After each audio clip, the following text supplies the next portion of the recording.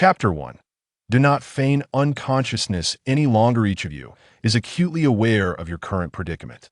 A voice as chilling as a blade of ice pierced through Mu Yi's eardrum, rousing him from his slumber amidst the encircling magic circle. Mu Yi slowly opened his eyes to a world shrouded in shades of gray and white. As he surveyed his surroundings, he beheld hundreds of individuals lying prostrate, each awakening from their own individual magical summons, much like himself. So, he has traversed realms once more. Mu Yi thought expressionlessly. The notion of his repeated transmutation elicited no surprise within him. Such occurrences become familiar with repetition, and one soon grows accustomed to them.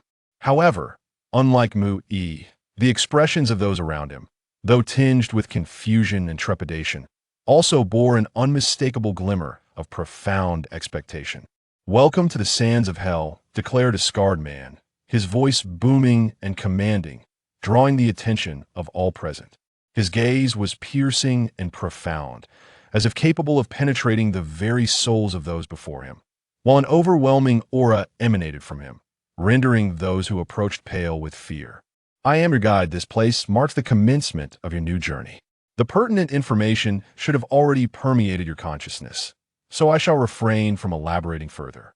The sole truth I can impart is that this is hell, the terminus of all life.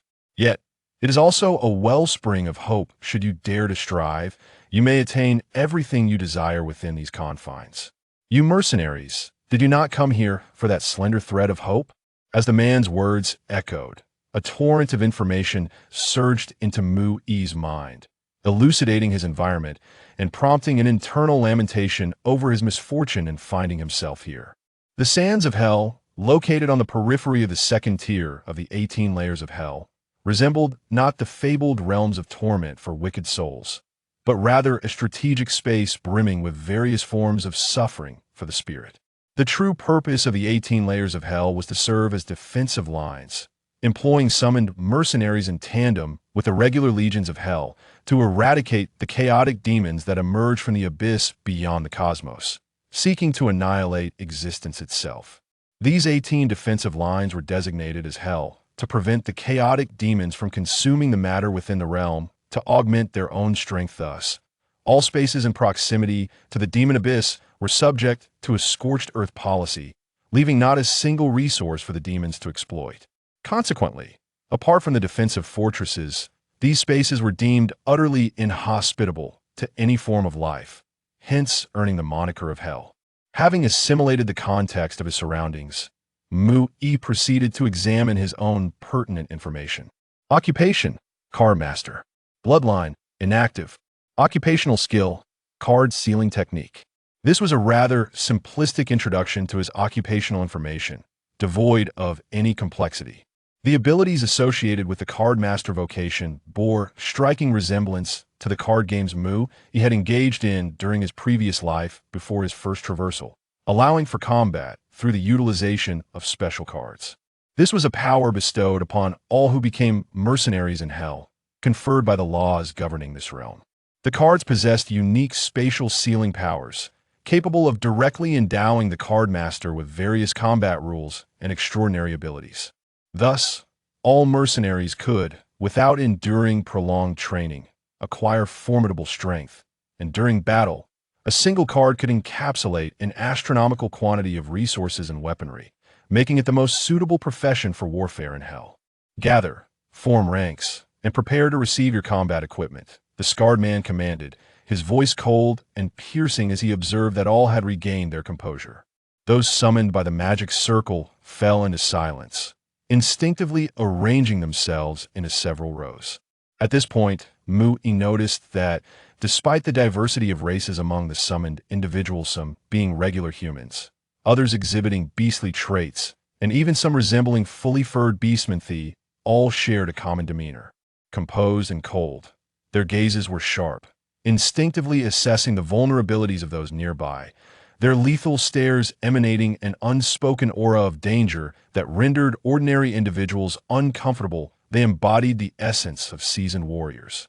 As for Mu Yi himself, standing at a height of 1.8 meters with a slender physique, he appeared almost comically disproportionate, his oversized head giving him the appearance of a matchstick figure. In a crowd of ordinary individuals, he would be utterly devoid of combat prowess.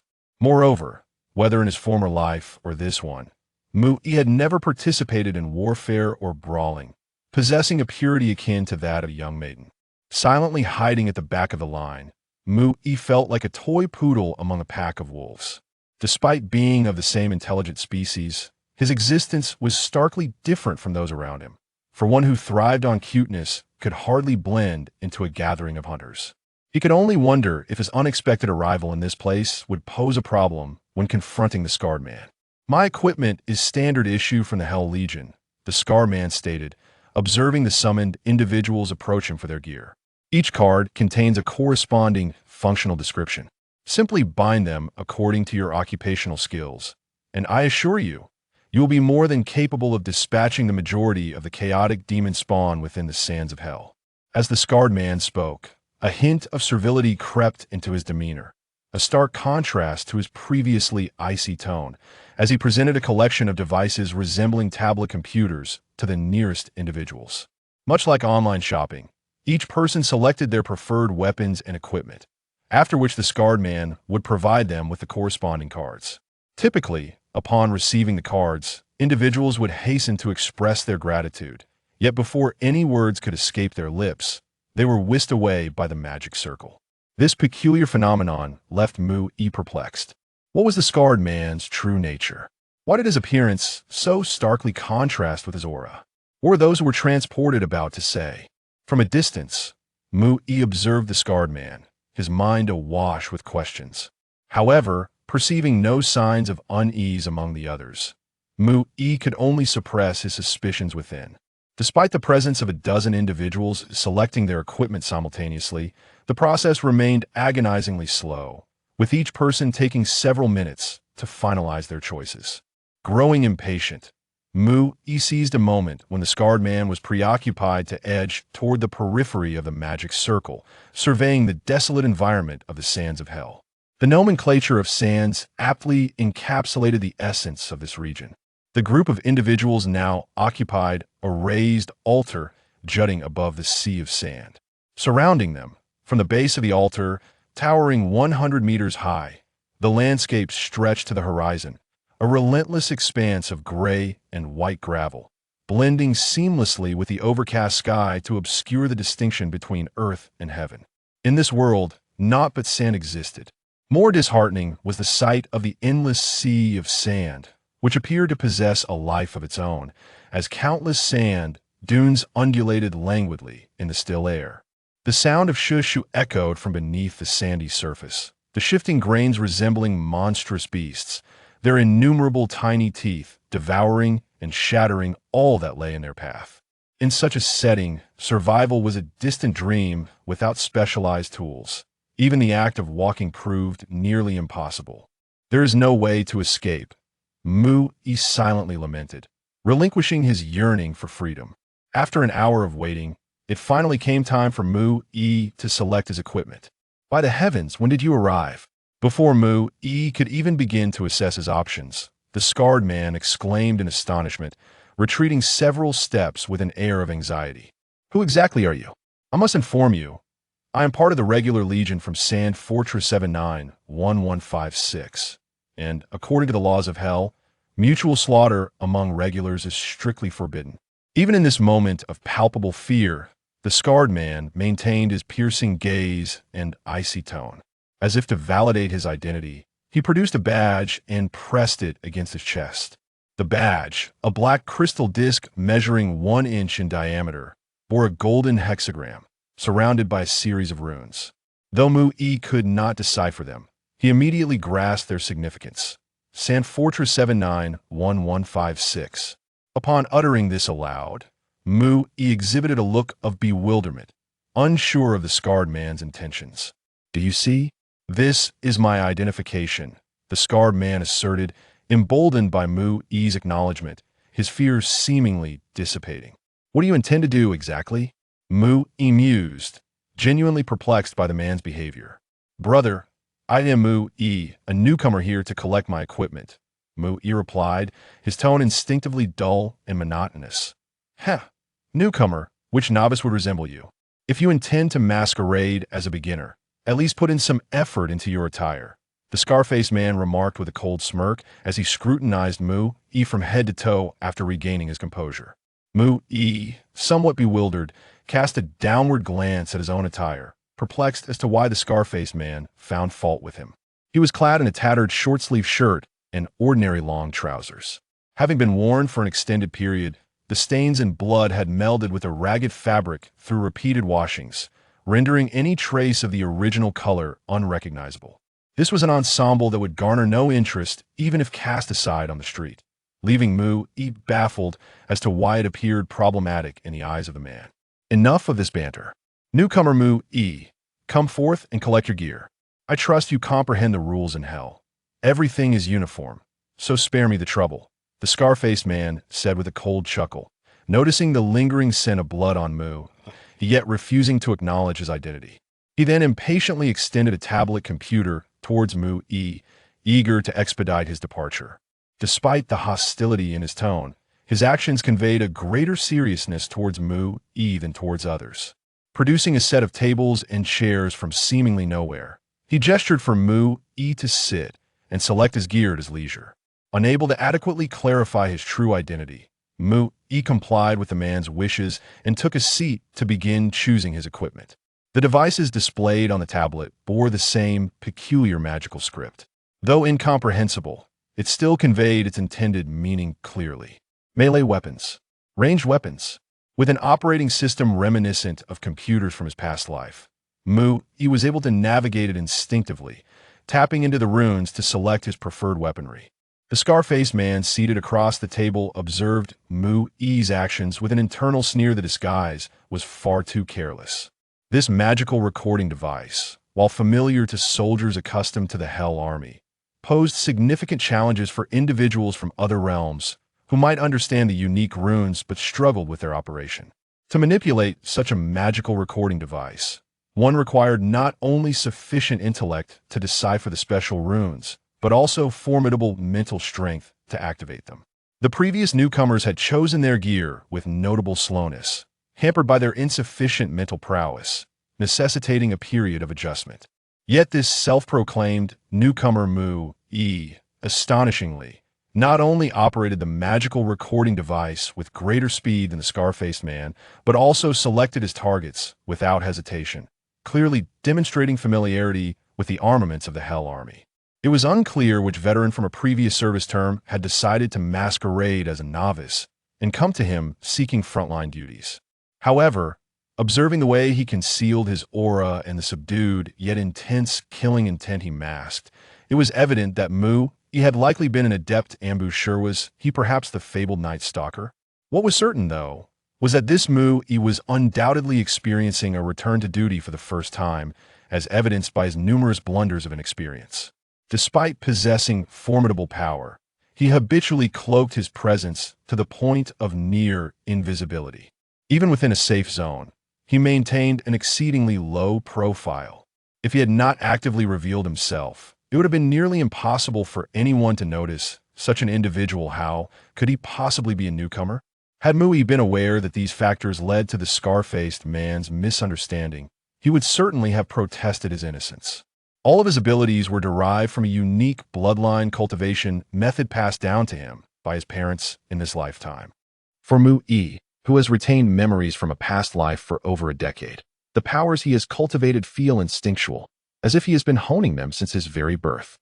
Naturally, he would not perceive anything amiss within himself. Thus, he has meticulously selected his equipment within the magical recording device, instructing the scar-faced man to retrieve his chosen gear. I had a premonition that, upon having his identity unveiled, the man had grown weary of concealing himself. Upon witnessing Mu Yi's selections, the scar-faced man internally exclaimed with fervor, "The Phantom Set, Infinite Magazine, Multifunctional Magic Magazine, and Fong Set, these constitute the foundational gear of the Nightwalker." Perfectly aligned with the uppermost limits of a novice's permissions, unbeknownst to Mu Yi, due to his lack of combat experience, the weaponry he selected, based on the prompts from the magical recording device, was the basic set of the so-called special profession, Nightwalker. His choice stemmed from the fact that it did not necessitate close-quarters combat. Phantom Set, originating from a particular dimensional universe. This specialized mech gear exhibits the following characteristics. Characteristic 1. Intelligent ammunition. Description: the specialized bullets fired from an electromagnetic rifle can autonomously adjust their trajectory to track targets. My bullets can curve, and that is no jest. Characteristic 2. Charged ammunition.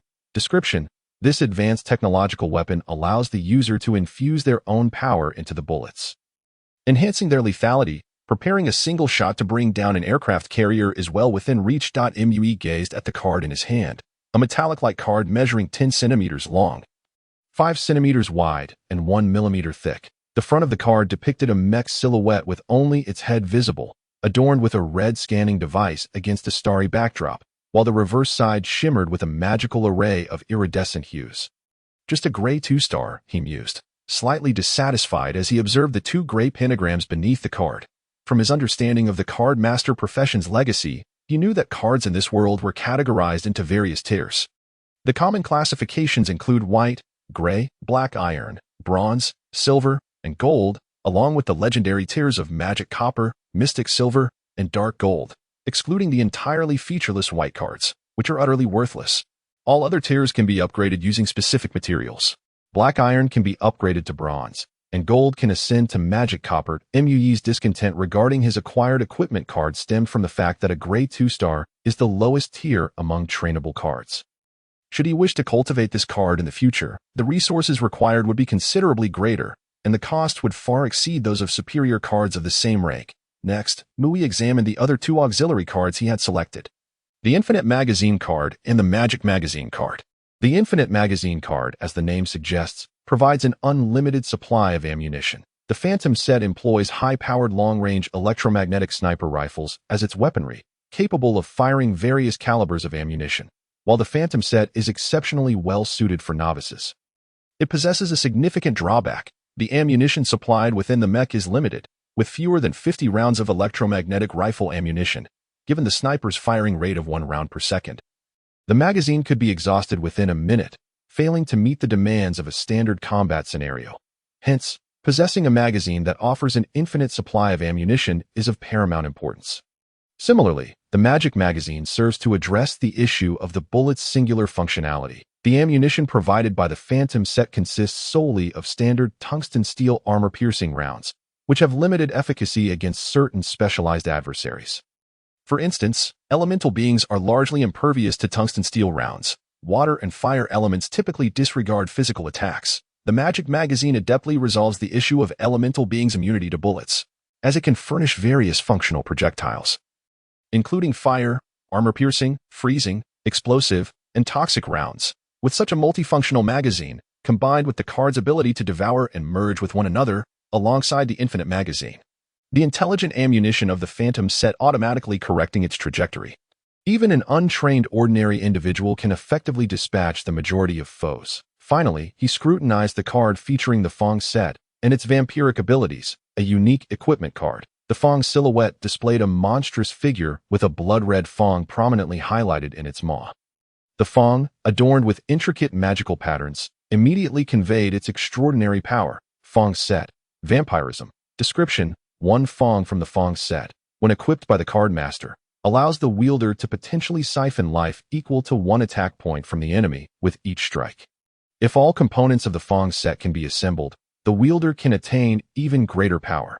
This card's ability is indeed intriguing, likely designed to prepare warriors for prolonged engagements, as each attack on an enemy could potentially yield a restoration of 1 life point.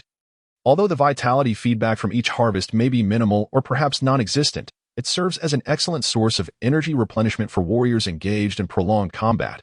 Should a warrior equip this card and find themselves fortunate, they may very well grow stronger as the duration of battle extends and the number of defeated foes increases. The next challenge confronting Mu Yi is the matter of card binding choices. According to the legacy he has inherited as a card master, one must bind a card to wield it. The knowledge contained within the legacy outlines 3 methods of card binding: bloodline binding, mental binding, and soul binding. Bloodline binding resembles a genetic lock for the authentication of biological energy. A card master can gain the right to use a card by simply letting a drop of blood fall onto the magical array on the back of the card. This method is straightforward and accessible, allowing even an ordinary individual, who is not a card master, to utilize the card after blood binding. This simplicity and convenience, along with its formidable capabilities, contribute to the widespread popularity of cards across various realms, as it does not interfere with one's own cultivation system. Mental binding, on the other hand, is somewhat more intricate. That it requires the card master to possess formidable mental strength. After activating the magical array on the back of the card with their blood, the card master must then perform a secondary binding through a unique mental authentication process. This method necessitates a significant level of mental prowess, making it unattainable without a certain level of cultivation. The advantage of mental binding lies in the ability to manipulate cards freely, without the need to expend additional effort to control the card's power during combat, unlike bloodline binding.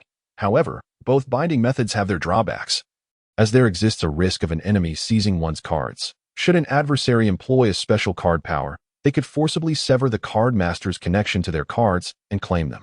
In fact, there exists an even simpler method to seize a card master's cards, by directly killing the card master, for regardless of whether it is bloodline or mental binding, upon the card master's death, all bound cards will automatically manifest nearby, becoming unclaimed cards. Thus, a final method of binding was established: the exclusive soul binding of the card master. This soul binding method directly merges the cards with the card master's soul.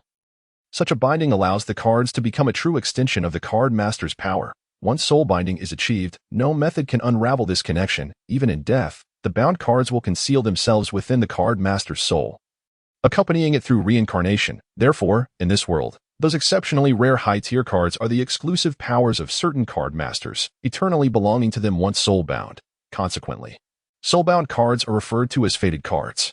However, soul binding is not without its drawbacks. The card master's soul must bear the burden of the card's power. Given that each soul has a limited strength, the number of soul-bound cards a card master can possess is subject to a fixed limit corresponding to their level. Moreover, once a soul binding is established, it cannot be undone. Thus, unless faced with particularly precious cards, few card masters would opt for soul binding. Unfortunately for Mu-Yi, the card master legacy he acquired lacked certain warning information, leading him to make the most detrimental choice. Fearing the loss of these weapon cards, he chose to bind them to his soul. In an instant, the 4 cards in Mu-Yi's possession vanished, merging into his soul space. Upon the completion of soul binding, a notification suddenly resonated within Mu-Yi's mind. Notification: Hell Mercenary Mu-Yi, due to your acceptance of rookie training guidance, and in accordance with the prompts provided, you have selected specific weapon cards. A deduction is now being made from your contract account.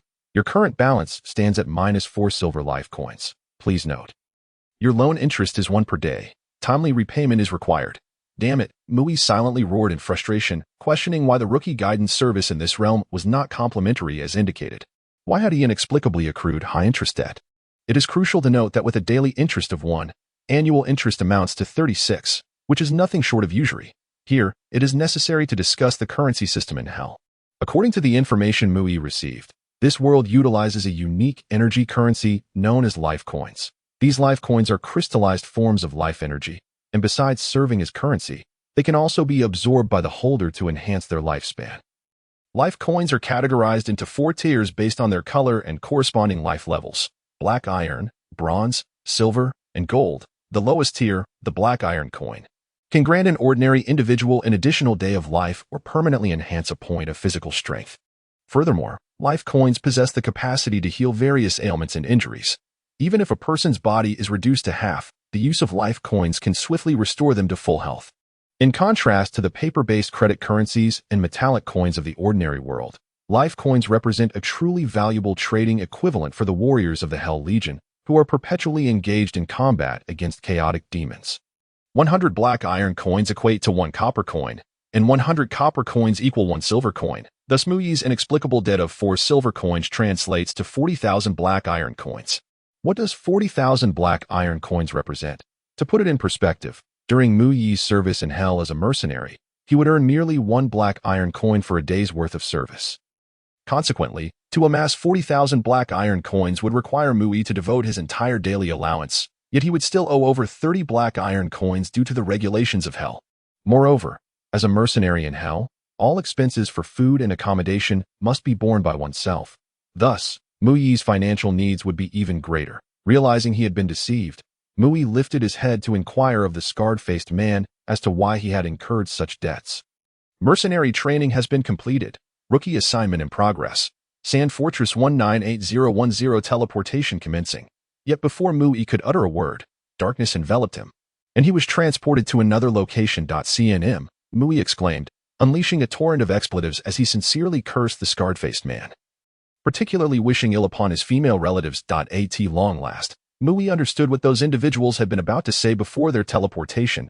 It was likely a heartfelt greeting directed at the scarred-faced man. After some time, Mui learned that such deceitful practices against newcomers had become customary in Hell, with those in the know employing disguise cards to conceal their identities and physical traits. Functioning as guides to swindle others. Mui sensed that the incongruity between the scarred-faced man's appearance and demeanor stemmed from the fact that his rugged visage and icy voice did not reflect his true nature. Sand Fortress 198010, an unremarkable low-level defensive bastion in the shifting sands of Hell, was constructed entirely from solidified granules of sand. Upon his arrival, Mui swiftly familiarized himself with all publicly available information regarding this place through the regulatory insights. One notable aspect of Hell is that to expedite warriors' acclimatization to the combat environment, all publicly accessible information is systematized, ensuring that every warrior feels at home in any location. Stepping out of the teleportation chamber, Mui found himself amidst a bustling crowd in the fortress, where individuals hurriedly transported supplies and tended to the wounded, none of whom paid any heed to the unfamiliar Mui. The personnel turnover at the frontline Sand Fortress in Hell is exceedingly high. Apart from the fixed combat teams within the regular military, no one pays heed to what a stranger ally is doing. Moreover, these individuals, much like Mui, are burdened with crippling debts due to the machinations of unscrupulous guides, desperately striving to fulfill the combat tasks issued by the Sandcastle battle system to earn a living. They hardly have time to concern themselves with others' affairs. Within each Sandcastle resides an intelligence system known as Talon in the Western magical realm, which combines the power of laws to command the mercenaries battling within its domain. Mui, gazing at the prompt information visible only to him, couldn't help but marvel at the advancements of this world. Treading upon the steps solidified from sand, he followed the guidance to the pinnacle of the Sandcastle, where he beheld the true battlefield of the quicksand hell. Amidst the endless sand dunes, countless black demon larvae, each 3 to 4 meters long and a meter thick, resembling writhing maggots, with their bodies covered in pulsating flesh, advanced menacingly. Their massive jaws, split into several parts and lined with sharp fangs, posed a terrifying threat, capable of swallowing a person whole as they crawled toward the Sandcastle. Bang, bang, bang, boom, boom, boom, viroom. Machine guns, rifles, cannons, and arrows erupted from the hellish mercenaries of various worlds, who valiantly attempted to slay those demon larvae straying from the Sandcastle. The firepower of these ranged weapons far exceeded what Mui had witnessed on television in his previous life. He watched as a 4-meter-long demon larva was obliterated by a single rifle shot, corrosive ichor splattering everywhere. Kill, roar. Below the 100-meter-high Sandcastle, some melee-oriented mercenaries donned their respective armors, wielding massive weapons to confront the demon larvae that had evaded the long-range assaults and approached the stronghold. Observing the battle beneath the Sandcastle, Mui felt a surge of relief at having chosen the right weaponry. The grotesque appearance of the demon larvae was not the only concern. Their combat prowess was formidable. The seemingly soft exterior of the maggots was, in fact, remarkably resilient, and combined with the elastic ichor within their bodies, ordinary weaponry lacked the necessary force to penetrate their defenses. A strike might only leave a dent, failing to breach the demon larvae's skin. Furthermore, despite lacking limbs and moving by wriggling, the demon larvae were not slow. Their powerful bodies could launch themselves in a spring-like motion, propelling several tons of mass faster than a supercar. A direct impact from a launched demon larva could easily spell doom. Even more revolting, these demon larvae had a tendency to self-destruct if their critical points were not breached in a single strike. A grotesquely human-like visage on their upper bodies would cause them to explode violently when severely injured. Many warriors fell victim to the corrosive ichor that splattered upon them during such detonations.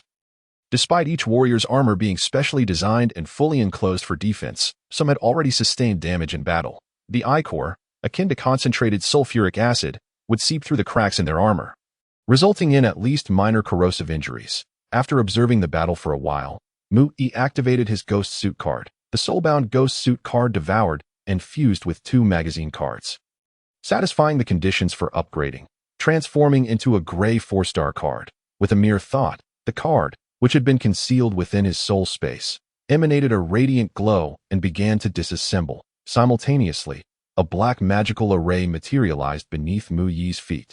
This unlit array flickered for less than 0.1 seconds before he was clad in a sleek, fully enclosed exosuit of technological sophistication. The exosuit bore a striking resemblance to the ghost operative armor from interstellar realms. Though the electromagnetic sniper rifle in his hands was considerably bulkier, boasting a caliber exceeding 20 millimeters, suggesting immense power. Ding. A notification chimed in Mu Yi's ear as various system information regarding the exosuit flashed across his screen. His gaze flickered momentarily, and all information vanished. It bore no relevance to him. As the abilities of the exosuit were soulbound, they became instinctual to Mu Yi, allowing him to comprehend all its capabilities and statuses without any prompts. Finding an unoccupied vantage point, Mu Yi raised his electromagnetic sniper rifle and aimed outward. It felt akin to playing a CS video game, as all demon larvae within the exosuit's field of vision were marked with red arrows. Bang! A barely audible shot rang out from the muzzle of the electromagnetic sniper rifle. The exosuit's automated control system alleviated the need for precise aiming. Mu Yi merely aligned his aim roughly at a demon larva and pulled the trigger. The intelligent projectile soared through the air, following a slight arc toward its designated target. Unlike conventional firearms, the unique operational principles of the electromagnetic sniper rifle enabled boundless acceleration of its ammunition, propelling bullets to a staggering 30 Mach supersonic speed. At such a terrifying velocity, even a projectile weighing mere grams could deliver devastating force. In an instant, a demon larva writhing 2 kilometers away appeared as though struck by a heavy hammer, its front end caving in dramatically before the entire creature was hurled backward, crashing heavily onto the sandy ground. The 1-meter diameter body of the demon larva, due to the ferocity of the impact, sent a plume of gray-white quicksand soaring over 2 meters into the air. 1. Mu Yi whispered excitedly. This marked his first kill of a demon larva in this world. According to the combat regulations of the hellish mercenaries, every 10 demon larvae slain would earn a black iron life coin as a reward, burdened by a staggering debt incurred from an underhanded scheme. And with the laws bearing witness to his predicament, Mu Yi had no choice but to earn money swiftly to offset his loans. Considering the interest on his debts, Mu Yi needed to slay at least 400 demon larvae daily to prevent his debts from spiraling further. While Mu Yi was quietly celebrating, he soon noticed an anomaly. He had not received any notification confirming the successful kill of the demon larva. The combat records of all hellish mercenaries were validated by the power of the laws. Even if 2 mercenaries targeted the same foe, the laws would fairly distribute rewards based on their respective contributions. The absence of a notification for Mu Yi indicated that the target he attacked had not perished, and thus he could not receive the life coin reward provided by the laws. Indeed, the demon larva that had plummeted to the ground, though severely dented, merely writhed a bit before restoring itself and resumed its crawling as if nothing had happened. Damn, Mu Yi cursed softly, astonished that the tungsten steel sniper round, capable of penetrating through 100 millimeters of homogeneous steel, failed to kill the demon larva outright. It appeared that the grotesque outer layer of the demon larva was more resilient than ordinary steel, and when combined with the highly elastic ichor that comprised its disgusting body, it exceeded the lethality of tungsten sniper rounds. In haste, Mu Yi switched to a more potent ammunition type, guided by the information provided by the ghost exosuit. The fusion of magical magazines and infinite magazines allowed the exosuit's sniper rifle to interchange various types of ammunition effortlessly. Without needing manual selection, the sniper rifle could automatically switch rounds with just a slight thought. Bang! The faint sound of gunfire resonated once more, aimed at the same struggling demon larva. Instantly, a concave dent appeared on its surface. The exosuit's display indicated that the magic incendiary armor-piercing round had penetrated the demon larva's skin, and its robust defenses were insufficient to withstand the magical incendiary round's assault. That a basketball-sized blue mass formed on the larva's surface, signifying the flames beginning to wreak havoc upon its body. However, this fiery mass extinguished in less than 5 seconds beneath the demon's skin. The demon larva, though briefly writhing in agony from the flames, resumed its crawling shortly after the fire dissipated. Little brother, you must be new here to afford a ghost suit. Allow me to offer a word of advice. Demon larvae belong to the abyssal elemental category of semi-energy beings. ordinary physical and chemical energy attacks inflict minimal damage upon them. To truly kill a demon larva, you must enhance your bullets with your mental strength or cultivated powers. Only then can you inflict genuine harm. Otherwise, even using mushroom bombs to bombard these demon larvae won't ensure their complete demise. Beside the stack, a mercenary was diligently using his rifle to eliminate the demonic larvae when he turned his head and kindly offered a word of advice. "Thank you for your guidance." Big brother, Muyi quickly nodded in gratitude, surprised at the mercenaries' enthusiastic mentorship of newcomers amidst the chaos of battle. Heeding the veterans' counsel, Muyi promptly adjusted his combat strategy, activating the second ability of his ghost mech to charge his ammunition.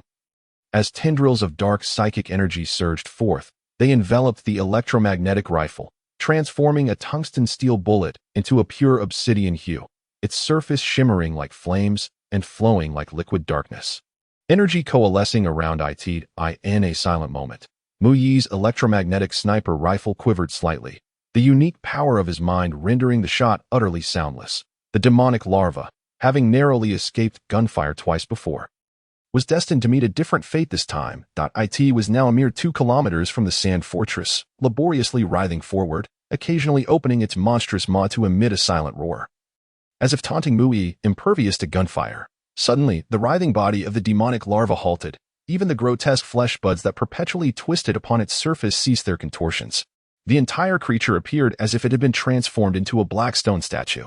With a ripple of shifting sands, the larva visibly transitioned from pure black to a pale gray, eventually collapsing into a heap of granules, merging seamlessly with the grayish desert of this world. Ding! 1 demonic larva killed. Reward: 0.1 life coins. The notification resonated within Muyi's mind, confirming that he had indeed slain a demonic larva.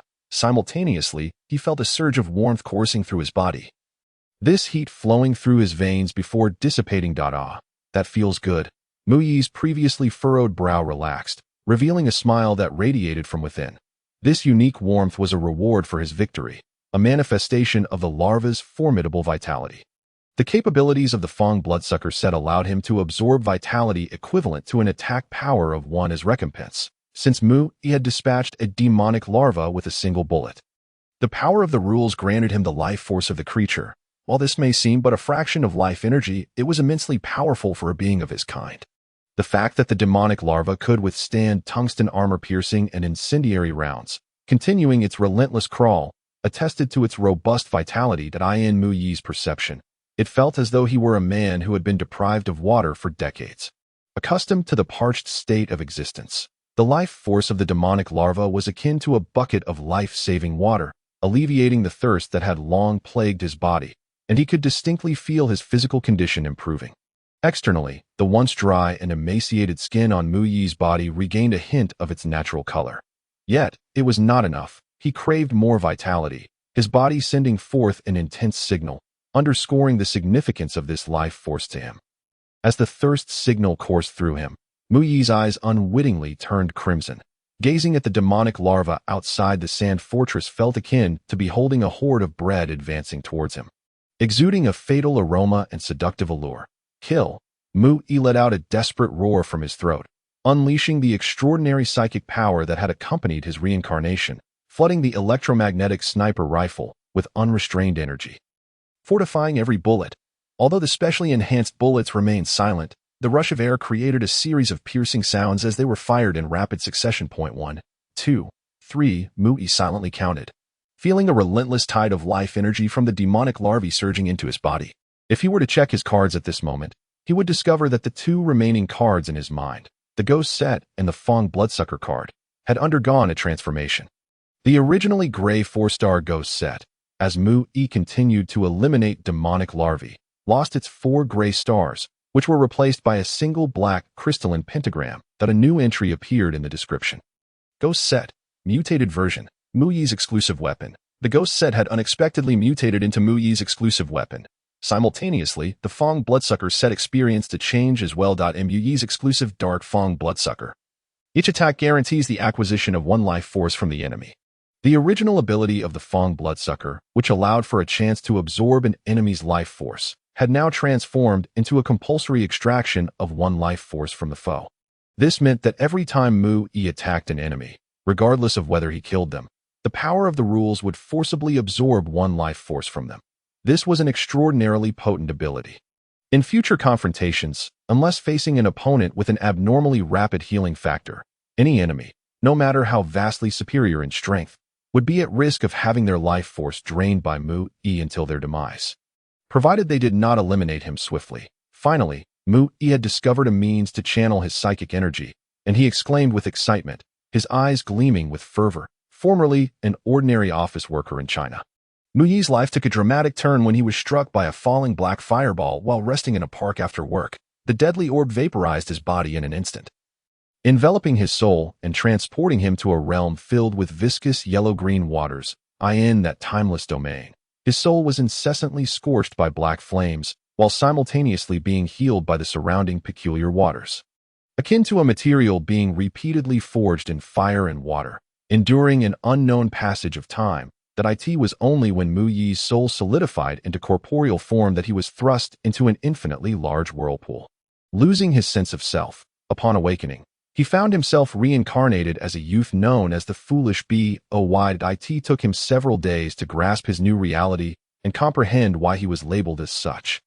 The reason was that Mu-Yi's powerful, solidified soul, derived from his reincarnation, was beyond the capacity of a normal body to endure. It wasn't until he reached the age of 16 that his physical development allowed him to regain his consciousness.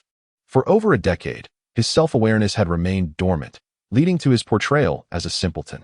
Once he managed to restore his consciousness, Mu-Yi recognized the challenges posed by his reincarnated soul's might. His psychic energy surpassed that of ordinary humans, and not only did this immense power render his body incapable of coping, but it also inflicted ceaseless, maddening pain as a side effect. Thus, Mu-Yi often appeared expressionless, his brow furrowed in perpetual distress. For the 6 months following his reincarnation, Mu-Yi struggled to find a way to diminish the overwhelming strength of his psychic energy, given the peculiar characteristics of his reincarnated soul. His psychic energy bore strange traits, such as the black energy causing devastating destruction upon contact with ordinary matter. Unwilling to become a subject of research due to his own powers, Mu-Yi sought to navigate his new environment without drawing undue attention. The burden of his overwhelming psychic energy had plagued him for an extended period, yet today he had stumbled upon a method to alleviate it.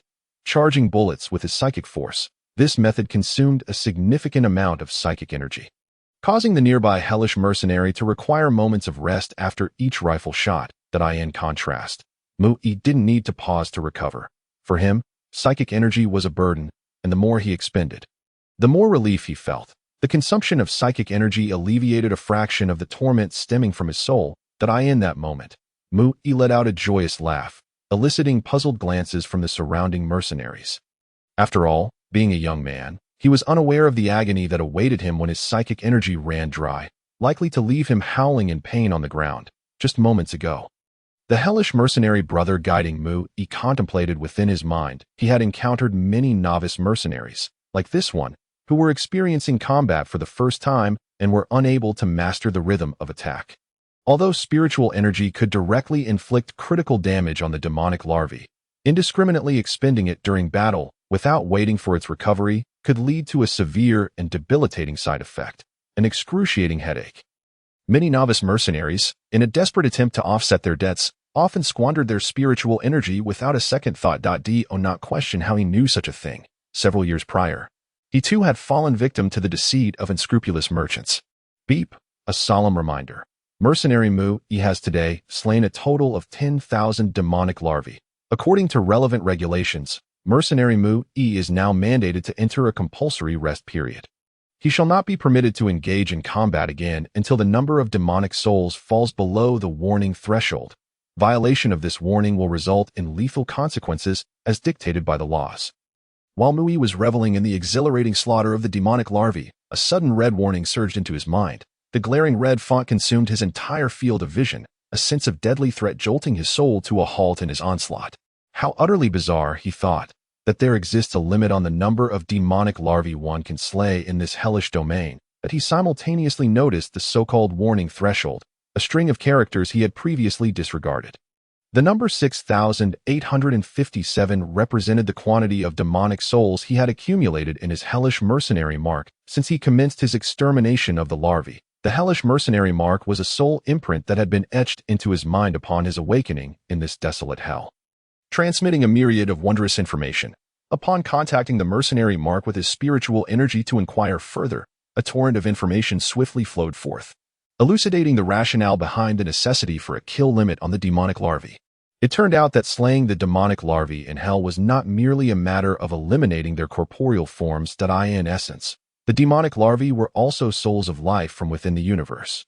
However, these souls had been severely mutated and distorted by the taint of abyssal energy. The river of the dead, a transcendent stream that traverses the dimensions of the cosmos, was infused with abundant life force and souls corrupted by abyssal energy, flowing from the normal cosmic space into the depths of the abyss. Among them, those souls only lightly tainted by abyssal energy would crawl ashore midway, becoming members of the demonic legions in hell. Conversely, those souls heavily afflicted by abyssal energy would plunge directly into the abyss, where they would be utterly eroded and transformed into demonic larvae by the chaotic energies of the outer cosmos. These demonic larvae instinctively yearned to return to the normal universe, crawling along the spatial barriers of the abyss. In their relentless journey, these abyssal demon larvae would consume one another, growing ever stronger until they ultimately became annihilators of all abyssal demons. The 18 defensive lines of hell relied on various spatial characteristics to disperse and eliminate demons of differing ranks. The mercenaries, including Mui, engaged in the extermination of demonic larvae through a two-step process. The first step involved the annihilation of the corporeal bodies of the demonic larvae, a task easily accomplished with various weapons and equipment. The second step entailed the purification of the souls of the demonic larvae. The larvae were not merely physical entities. Their souls, fundamentally corrupted by abyssal energy, were of far greater significance. When the material bodies of the demonic larvae were destroyed on the battlefield, their souls would, upon the destruction of their bodies, erode into the minds of their slayers through a unique causal energy trajectory. The souls of the demonic larvae would unleash their corruption, cursing and assimilating those who had harmed their corporeal forms. Ultimately, those who slayed demons would themselves become demons. A cruel irony faced by all warriors who dared confront the demonic forces in hell. That to safeguard the warriors of hell, the mercenary mark, a manifestation of cosmic law, became the ultimate defensive measure for all mercenaries. Each mercenary mark could seal the souls of up to 10,000 demonic larvae. Should the number of sealed souls exceed this limit, the souls would break free from their confines, inflicting the most lethal contamination upon the mercenary, transforming them into a newly formed abyssal demon. Thus, the number of demons each hellish mercenary could slay was inherently restricted. Mui could not engage in further combat until the number of demonic souls within his mercenary mark diminished to a normal level. The mercenary mark had the capacity to store the souls of demonic larvae, and there were two methods to purify these souls. One method relied on the power of the laws, continuously breaking down the chaotic contaminations within the souls of the demonic larvae until they returned to a normal state, allowing them to reincarnate. However, this method was exceedingly slow. With the first mercenary mark in Lu Lin's possession, it could purify only one demonic larva's soul every 10 minutes. Given that Mu Yi currently harbored over 6,000 demonic larvae souls within his mark, it would take 2 months to purify them all using the power of the laws, during which time Mu Yi would be barred from the battlefield.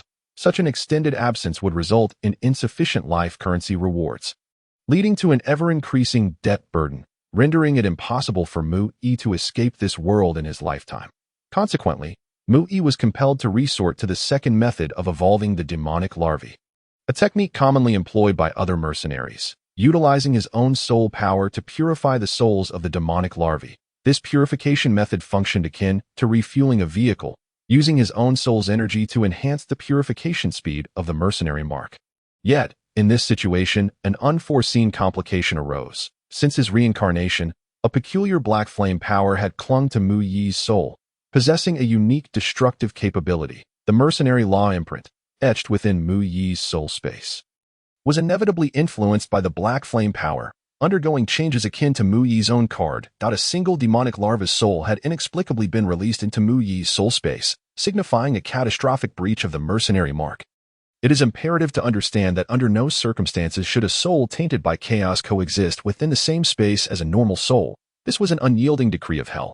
The chaotic energy's potent contamination would lead to the devouring or pollution of the normal soul when in proximity to that of a demonic larva. Yet now, The soul of a demonic larva had directly materialized within Mu Yi's soul space, placing his very essence in dire peril. Kill, kill, kill, eat, eat, eat. A grotesque blackened skull emitted a piercing, maniacal laughter, accompanied by a swirling mist of black chaos, howling wildly within Mu Yi's soul space. This skull was the manifestation of the demonic larva's soul. If an ordinary person's soul were to confront it directly, the inevitable outcome would be its consumption. The soul of the demon larva is equally peculiar, as it fails to comprehend the circumstances of its surrounding space. Were we to describe a typical soul's realm, the walls would be riddled with countless fissures. In such an exposed state, the souls within an ordinary person's space would have long since perished. Stripped of the protective barrier that the walls provide, it is akin to a chestnut's shell being marred with cracks of various sizes, leaving the delectable flesh within tantalizingly exposed for all to see. Logically, even in the absence of predators to devour the souls within this space, Mu Yi would be driven to madness by the relentless pain inflicted by the shattered walls of his soul realm. Yet, the demon larva's soul finds itself in such a fragmented soul space, leaving its limited intellect utterly bewildered by the situation. Regardless, it resolves to swiftly seize this corporeal form, rallying forth with a fervent desire to locate and consume Mu Yi's soul. However, as the demon larva's spirit traverses the confines of Mu Yi's soul space, it finds no sign of its intended target, apart from a massive black region occupying more than half of the space. There is no trace of Mu Yi's soul. Even if you conceal yourself, I can still locate you, the demon larva's soul shrieked, before plunging headlong into the inscrutable black zone. With a chillingly tragic cry, the demon larva's soul fell silent. Subsequently, a featureless, pure white orb of a soul emerged from the darkened region. This white orb ascended above the black expanse, vanishing into a circular, yellow-green pool. From the moment the demon larva's soul was released by the mercenary mark and appeared within Mu Yi's soul realm, to the final disappearance of the white orb into the pool, the entire sequence transpired in the blink of an eye. Instantly, the number of demon larva souls in Mu Yi's mind diminished by one. Help! Ah! Hell! Almost every second, the anguished screams of a demon larva soul echoed throughout Mu Yi's soul space. Yet, to Mu Yi, these cries felt entirely mundane. Over the course of more than a decade since his reincarnation, such inexplicable wails had frequently reverberated in his mind. Thus, he had grown accustomed to them, accustomed to the extent that he no longer perceived any abnormality in these soul-wrenching cries, with each passing second. The numbers of demon larva souls within Mu Yi's mercenary mark dwindled rapidly. Having received a notification indicating that he could no longer engage in combat that day, Mu Yi reluctantly departed from the uppermost level of the sand fortress, preparing to seek a place to rest. Having been in this world for several hours, it was time to address his personal physiological needs. Heeding the system's guidance, he descended several levels, leaving the combat area and entering a restroom located in the living quarters. Quick! I saw that kid enter the restroom. Clear it out and don't let anyone speak nonsense. A heavily muscled man with a fierce demeanor bellowed as he approached the restroom door, ignoring the disdainful glances from passers-by. He gazed eagerly inside. Boss, I've confirmed that this kid is a newcomer. He has nearly exhausted his mental energy, having hunted down thousands of demon larvae, and with his ghostly armored suit, he is undoubtedly a prime target. Another muscular man with a similarly fierce disposition reported, his eyes glinting with malice. Let us teach this plump lamb a lesson, so he understands the hardships of survival in hell. How dare he arrive without paying homage and fail to offer protection fees on the battlefield? We shall make him sign the strongest protection contract, ensuring that 90% of his daily battle rewards are transferred to me. The first man growled, his expression menacing. Fear not, boss. He is a first-day newcomer at the Sand Fortress. Unenhanced that I will ensure he comprehends the rules of survival in hell. The second man grinned wickedly. The two brutes then burst into the restroom, searching frantically. Minutes later, they re-emerged at the restroom entrance. Where is he? Where is he? Has he vanished into thin air? A living person cannot just disappear, the lead brute roared in frustration. Boss, I saw him enter with my own eyes. This restroom has no other exits. How could he just be gone? The subordinate said. Skepticism etched across his face as he peered into the restroom, bewildered. The restroom was not large, containing only 2 rows of 20 squat toilets. Every stall door had been flung open, revealing no sign of life. What is going on? Could he possess an invisibility skill? I refuse to believe he could escape right under our noses. The leader fumed, pacing angrily within the restroom. Boss, could it be that we encountered a returning newcomer? The astute subordinate suggested. a shiver running down his spine at the thought. These returning newcomers are the most dangerous entities in hell, disguised as novices to achieve their ulterior motives. The mere notion sent chills down the subordinate's spine. Surely, our luck cannot be that dire, the leader thought, his countenance darkening. Boss, we should leave. This is a safe zone where equipment cannot be used. He likely cannot deal with us directly. If we are targeted on the upper battlefield. The subordinate said, his eyes wide with panic, unconsciously backing away from the restroom door in search of a safer location. I just remembered. There is still an account to settle. Let us head to another newcomer instead. The leader said, instinctively stepping out of the restroom. The two men exchanged a glance before sprinting away in terror. Having failed to locate Mu-Yi in the restroom, where could he possibly be? Is it truly possible? Mu-Yi exclaimed in disbelief, gazing at the walls before and behind him. He found himself in a square space measuring 10 meters on each side, an expanse that felt remarkably open. Aside from a pile of cooking utensils in one corner, only a bed remained. The square space was flanked by pitch-black walls, while the opposite wall revealed a warehouse-like area filled with iron cages. Behind Mu-Yi lay the restroom he had just entered. This place felt eerily familiar to Mu-Yi, for it was one of the two abilities inherited from his parents in this lifetime, the Xuanwu technique, which he had instinctively practiced since birth. Furthermore, this was the 10-meter square subspace that could move freely with his will. Upon regaining his self-awareness in this lifetime, Mu-Yi had immediately recognized these two abilities.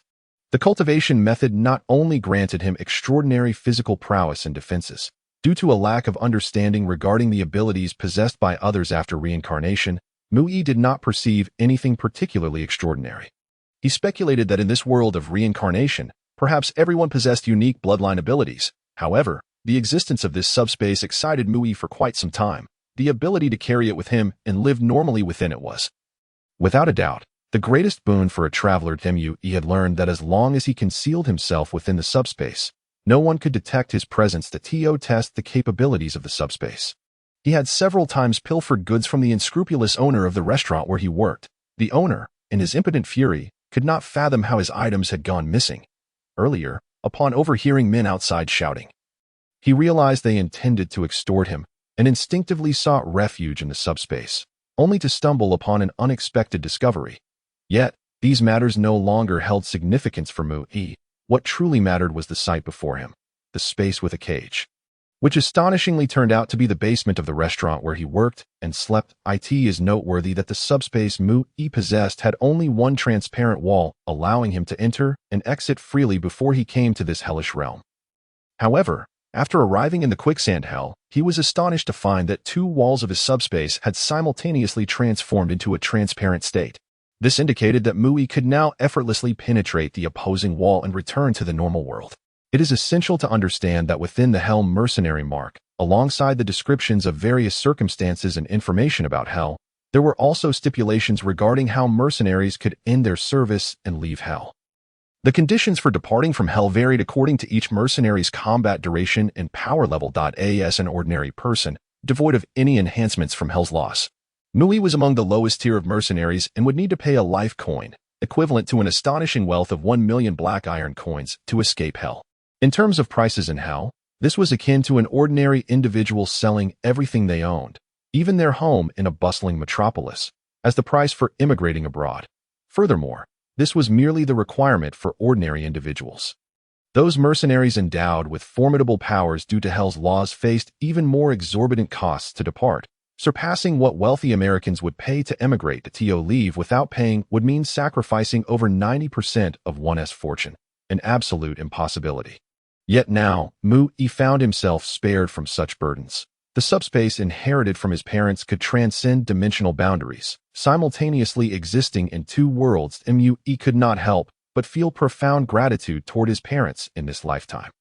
Despite lacking any information about them or understanding why he had become an orphan without even a household registration, he felt a deep appreciation. With a flicker of dim light, the ghostly mech that adorned Mu-Yi vanished, revealing his tattered, multicolored clothing. With a heart both thrilled and slightly apprehensive, Mu-Yi approached the wall before him and gently extended his hand to touch it. Without encountering any obstruction, he passed through the transparent spatial wall. Accompanied by a slight ripple of spatial fluctuation, the cacophony of terrified animal cries filled Mu-Yi's ears. Various creatures expressed their distress and agitation. The cage in the basement was far from empty.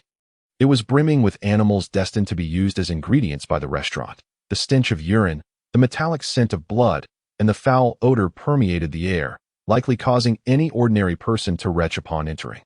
However, Mui displayed no signs of discomfort in this environment. After all, this was the basement where his body had resided for an indeterminate duration. In this world, he lacked even a proper name.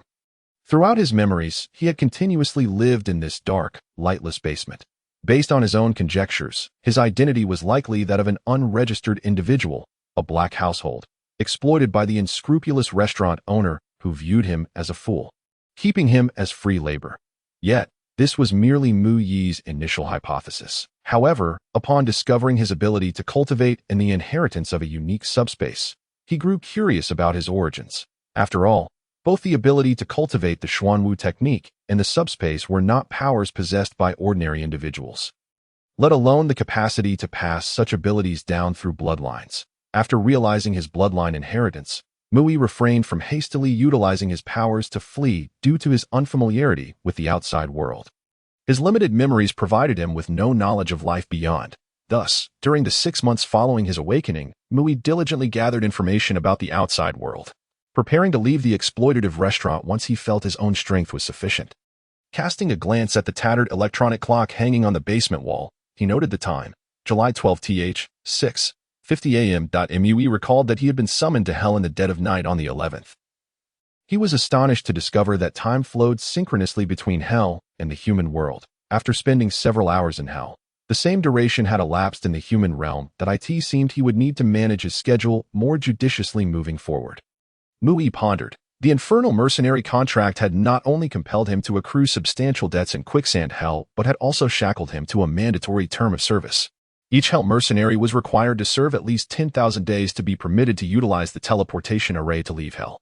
The service duration could be offset with life coins, with each bronze coin equivalent to 1 day's service, a far more predatory arrangement than any loan shark. A hell mercenary's daily stipend was merely 1 black iron coin. Yet departing from hell required a bronze coin as ransom, an exorbitant disparity that could only be devised by a devilish contract. Having already departed from hell, Mui naturally wished to avoid returning. Regrettably, the mercenary contract in hell was not like the contracts of the human world, which could be rendered ineffective pieces of paper reliant solely on the signatory's integrity and the power of national law for enforcement. In the human realm, a contract could be evaded in various ways once prepared. The mercenary contracts of the hellish realm, however, were enforced by the inexorable laws of the cosmos. Those who failed to comply would face obliteration by these laws. Even escaping hell proved futile, as the laws would continue to target the contracted individual. Indeed, just as Mui had exited the subspace, a 24-hour countdown appeared before him. It warned him that if he did not return to hell before the timer expired, the laws would deem him in violation of the mercenary contract, marking him as a deserter and subjecting him to annihilation. Thus, from this moment onward, Mui was required, in accordance with the mercenary contract, to report daily to the Quicksand Hell's Sand Fortress number 198010 to receive combat missions and eliminate a sufficient number of demon larvae, ensuring that the laws acknowledged his adherence to the mercenary contract. However, after having already toiled throughout the night, he decided to take a brief respite before the restaurant opened for business. Mui walked to the innermost corner of the basement, the furthest point from the door, where a single, dilapidated army cot lay, indistinguishable from the surrounding refuse. This was Mui's makeshift bed in this world. Disregarding the filth and odor of the cot, he laid down and began to feign sleep. A few hours later, a coarse voice belonging to a middle-aged man echoed from the basement entrance. "You fool, get your ass up right now. You useless piece of trash, get to work. The ingredients for the Longhu pot and Longhu chicken have run low." Prompting a man, whose face remained unseen, to curse vehemently at the entrance of the basement. Observing Mui, who appeared dull-witted as he clambered out of his military cot, the man turned away without a word. This man was Zhang Shuzong, the proprietor of this establishment, as well as its executive chef, who ran the southern Cantonese restaurant alongside his corpulent wife, Zhang Luju. Mui referred to Zhang Shuzong as a heartless owner, for he had toiled incessantly in the basement of the restaurant for several years, receiving no compensation other than food, to exert control over the docile, unthinking Mui. Zhang Shuzong forbade him from leaving the basement. Should Mui show any signs of attempting to escape, he would be met with brutal blows, leaving him bloodied and battered. Shaking his head, Mu Yi ambled over to a cage, opened its door, and reached in to seize the neck of a two-tailed creature. Ignoring the razor-sharp claws of the first-level exotic beast that could tear through metal, he dragged the half-meter-long, hefty two-tailed beast from its confinement. Sensing its impending demise, the creature began to thrash violently as soon as it was freed from the confines of its alloy cage, desperately clawing at Mu Yi's arm with all its might. Yet, the creature's sharp talons left no mark upon Mu Yi's skin. He remained indifferent to the creature's desperate struggle for survival, heading to a corner of the basement designated for processing ingredients. As he approached, the pungent, metallic scent of blood assailed his senses, prompting the two-tailed beast to thrash even more violently, emitting a piercing, despairing scream. Meow! The desperate cry of the two-tailed beast as it faced death sent a wave of terror through the other exotic beasts confined in their alloy cages, causing them to shriek in unison. Hiss! Oh! The cacophony of despair-inducing sounds echoed throughout the basement, capable of unsettling even the most composed individual. However, Mu Yi paid no heed to the beast's cries. He retrieved a sharp slaughtering knife from a hook on the wall, swiftly slicing the throat of the two-tailed creature before draining its blood on a specially designed cutting board. Before the still-twitching beast succumbed completely, he made another incision, this time tearing open its abdomen. With a swift motion, he peeled away its skin, cleanly removing it in one piece. Within 10 minutes, he had decapitated it, eviscerated it, and placed the prepared meat into a designated lift basket. With equal speed, he processed a horned python, another exotic beast capable of easily crushing a human S-arm. Thus, the ingredients for the renowned Cantonese dish Xuanwu dough were ready. This dish, also known as leopard cat and three snakes, Xuanwu Feng Dahu, or chrysanthemum Xuanwu phoenix, is a traditional Guangdong delicacy celebrated both locally and internationally. With a history spanning over 2 millennia, the dish, featuring snake meat, was once a royal delicacy in ancient times. In this world, Xuanwu dough employs the two-tailed beast and horned python, resulting in an exceptionally delectable flavor. Throughout the preparation of these ingredients, Mu Yi remained unscathed, despite the two-tailed beast's claws and the python's lethal constriction. The desperate struggles of both creatures had merely left faint white marks on his arms. Now, having absorbed a substantial amount of life force from the underworld, even the slightest scratch upon his skin was impossible. This was the result of Mu Yi's instinctive cultivation of the Xuanwu Ju, which had granted him superhuman defensive capabilities and strength. Despite his outwardly frail appearance, one of the reasons for the restaurant's success was Zhang Shuzong's realization that conventional means of beating Mu Yi were ineffective. Consequently, he forced Mu Yi to handle the processing of exotic beast ingredients. Other establishments required hefty doses of anesthetics to subdue these creatures, a practice that posed severe issues of drug residues and had been strictly legislated against. Nowadays, affluent restaurants invest in specialized slaughtering equipment, utilizing automated machinery to handle exotic beasts. However, such machinery costs millions, and the unscrupulous Zhang Shuzong lacked the financial means, thus setting his sights on Mu Yi. Before Mu Yi regained his self-awareness, he complied mindlessly with whatever he was told, having been trained for an extended period to become a kitchen assistant specializing in the slaughter of exotic beasts. This allowed Zhang Shuzong to save significant sums on slaughtering equipment, while the live slaughtering of exotic beasts made his restaurant exceedingly popular, simultaneously cutting costs on hiring skilled workers. These exotic beasts possessed not only physical prowess, but also remarkable intelligence and sensitivity. Those who have long engaged in slaughtering such sentient beings often experience inexplicable misfortunes, with instances of mental illness and insanity being commonplace. Despite his previous ignorance regarding these so-called misfortunes, Mu Yi came to understand their nature after his experiences as an underworld mercenary battling demonic larvae. He realized that the term misfortune referred to the souls of the slain exotic beasts haunting those who butchered them. The more beasts one slaughters, the more one becomes susceptible to the vengeful spirits, leading to madness. Much of the anguished howls and cries that occasionally echoed in Mu Yi's mind were the result of the souls of the exotic beasts he had butchered invading his consciousness. After spending over 2 hours processing a dozen exotic beasts, Mu Yi discarded the bloodied knife into a cleansing pool, concluding his half-day's work. The limited number of patrons at Zhang Shuzong's restaurant meant that a dozen exotic beasts sufficed to meet all their needs. After consuming a few bites of the greasy scraps sent down from the lift basket, remnants of meals left uneaten by customers, Mu Yi found the repast difficult to swallow. Zhang Shuzong certainly would not provide him with anything palatable. The oily food was merely leftover refuse from the diners. Generally, any leftover dishes of reasonable quality would be shared among the staff, with the remainder becoming Mu Yi's rations or sold to pig farms. After hastily washing the blood from his arms, Mu Yi stepped into the subspace. With a sense of contentment, he leaned against the transparent wall of the subspace. The scenery outside the wall began to shift. As though he were strolling from the basement, pausing briefly at the entrance. Glancing at the two surveillance cameras positioned above the door, he let out a cold laugh. This unscrupulous owner, Zhang Shuzong, took great precautions. He had invested heavily in an automated alarm system to prevent him from exiting the basement.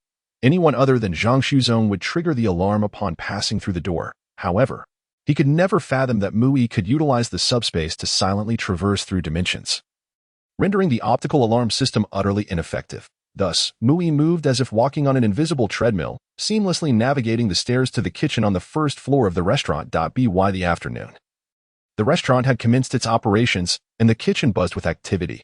After confirming no one would venture into the basement, Mu Yi departed the kitchen without concern. In truth, his apprehension was unwarranted. The basement, known as a place of slaughter and ill omen, was avoided by all, and even Zhang Shuzong only approached the entrance to hasten Mu Yi's work, refraining from entering the basement himself.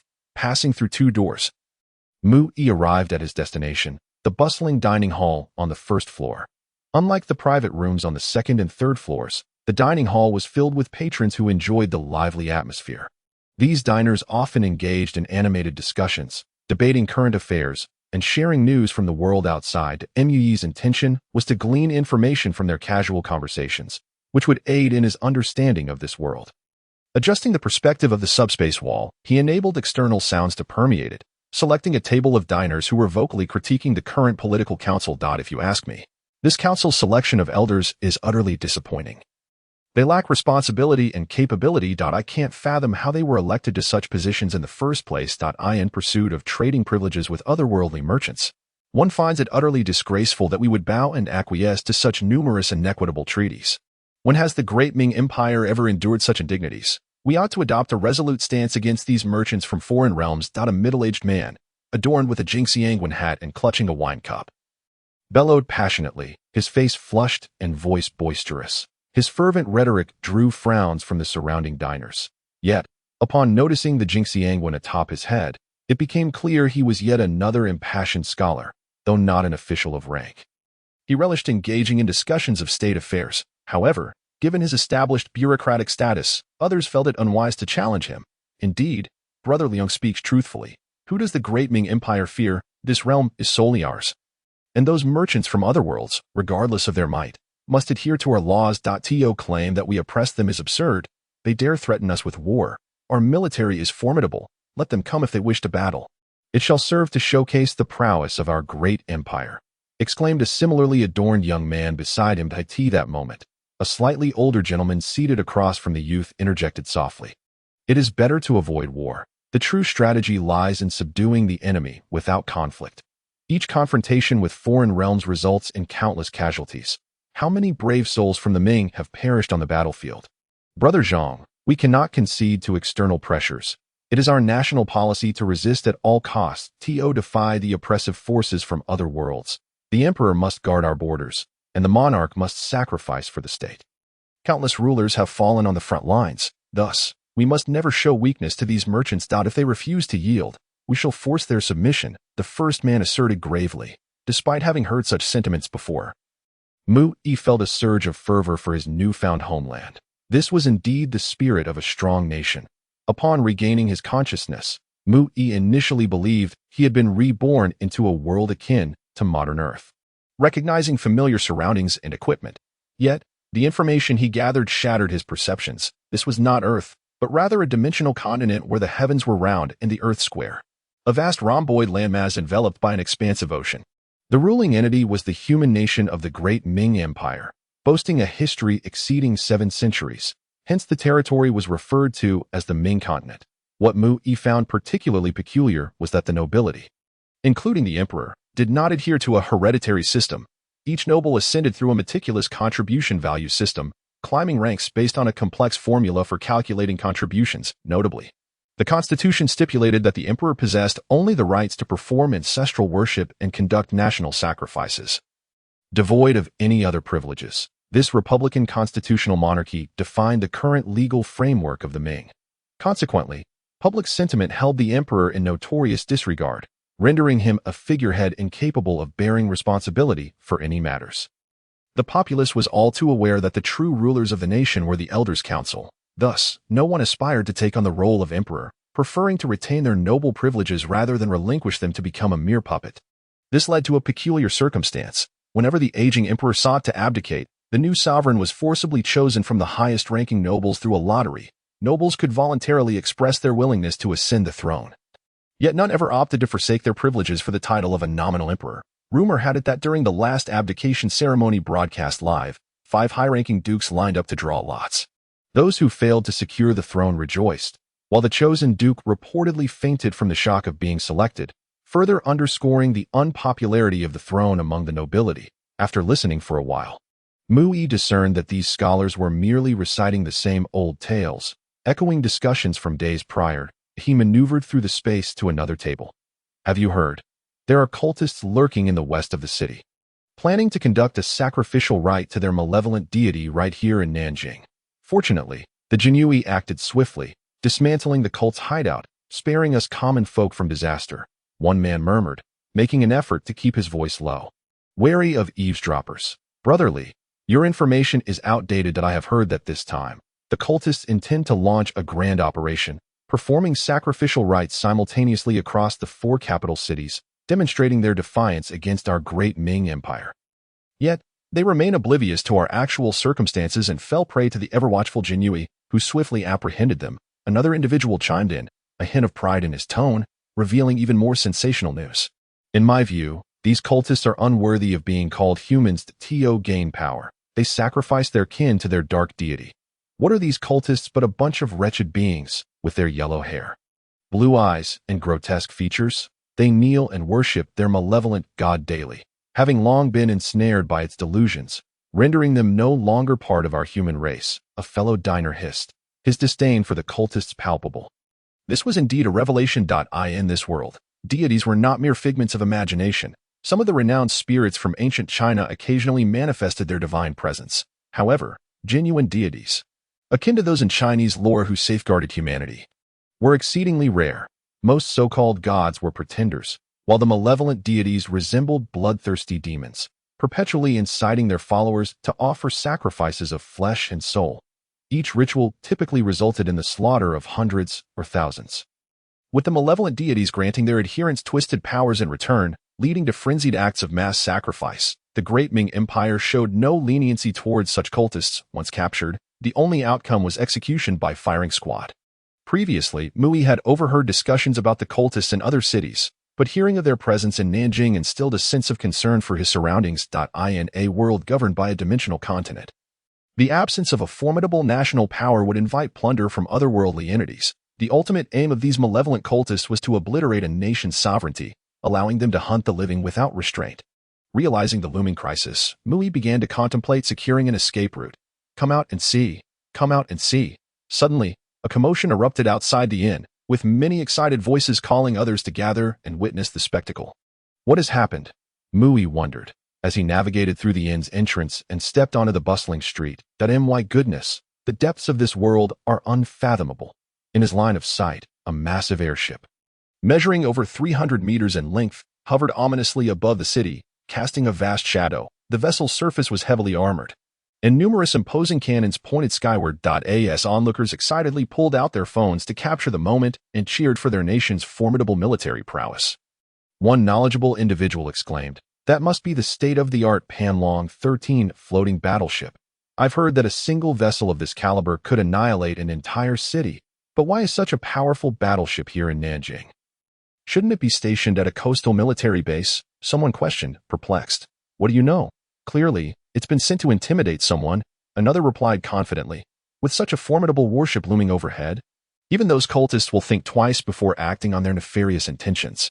While the sentiment held some truth, the arrival of the battleship indeed served as a deterrent for many. Within a modest home in the western part of Nanjing, a blue-eyed man with dyed black hair spoke through gritted teeth in halting Mandarin.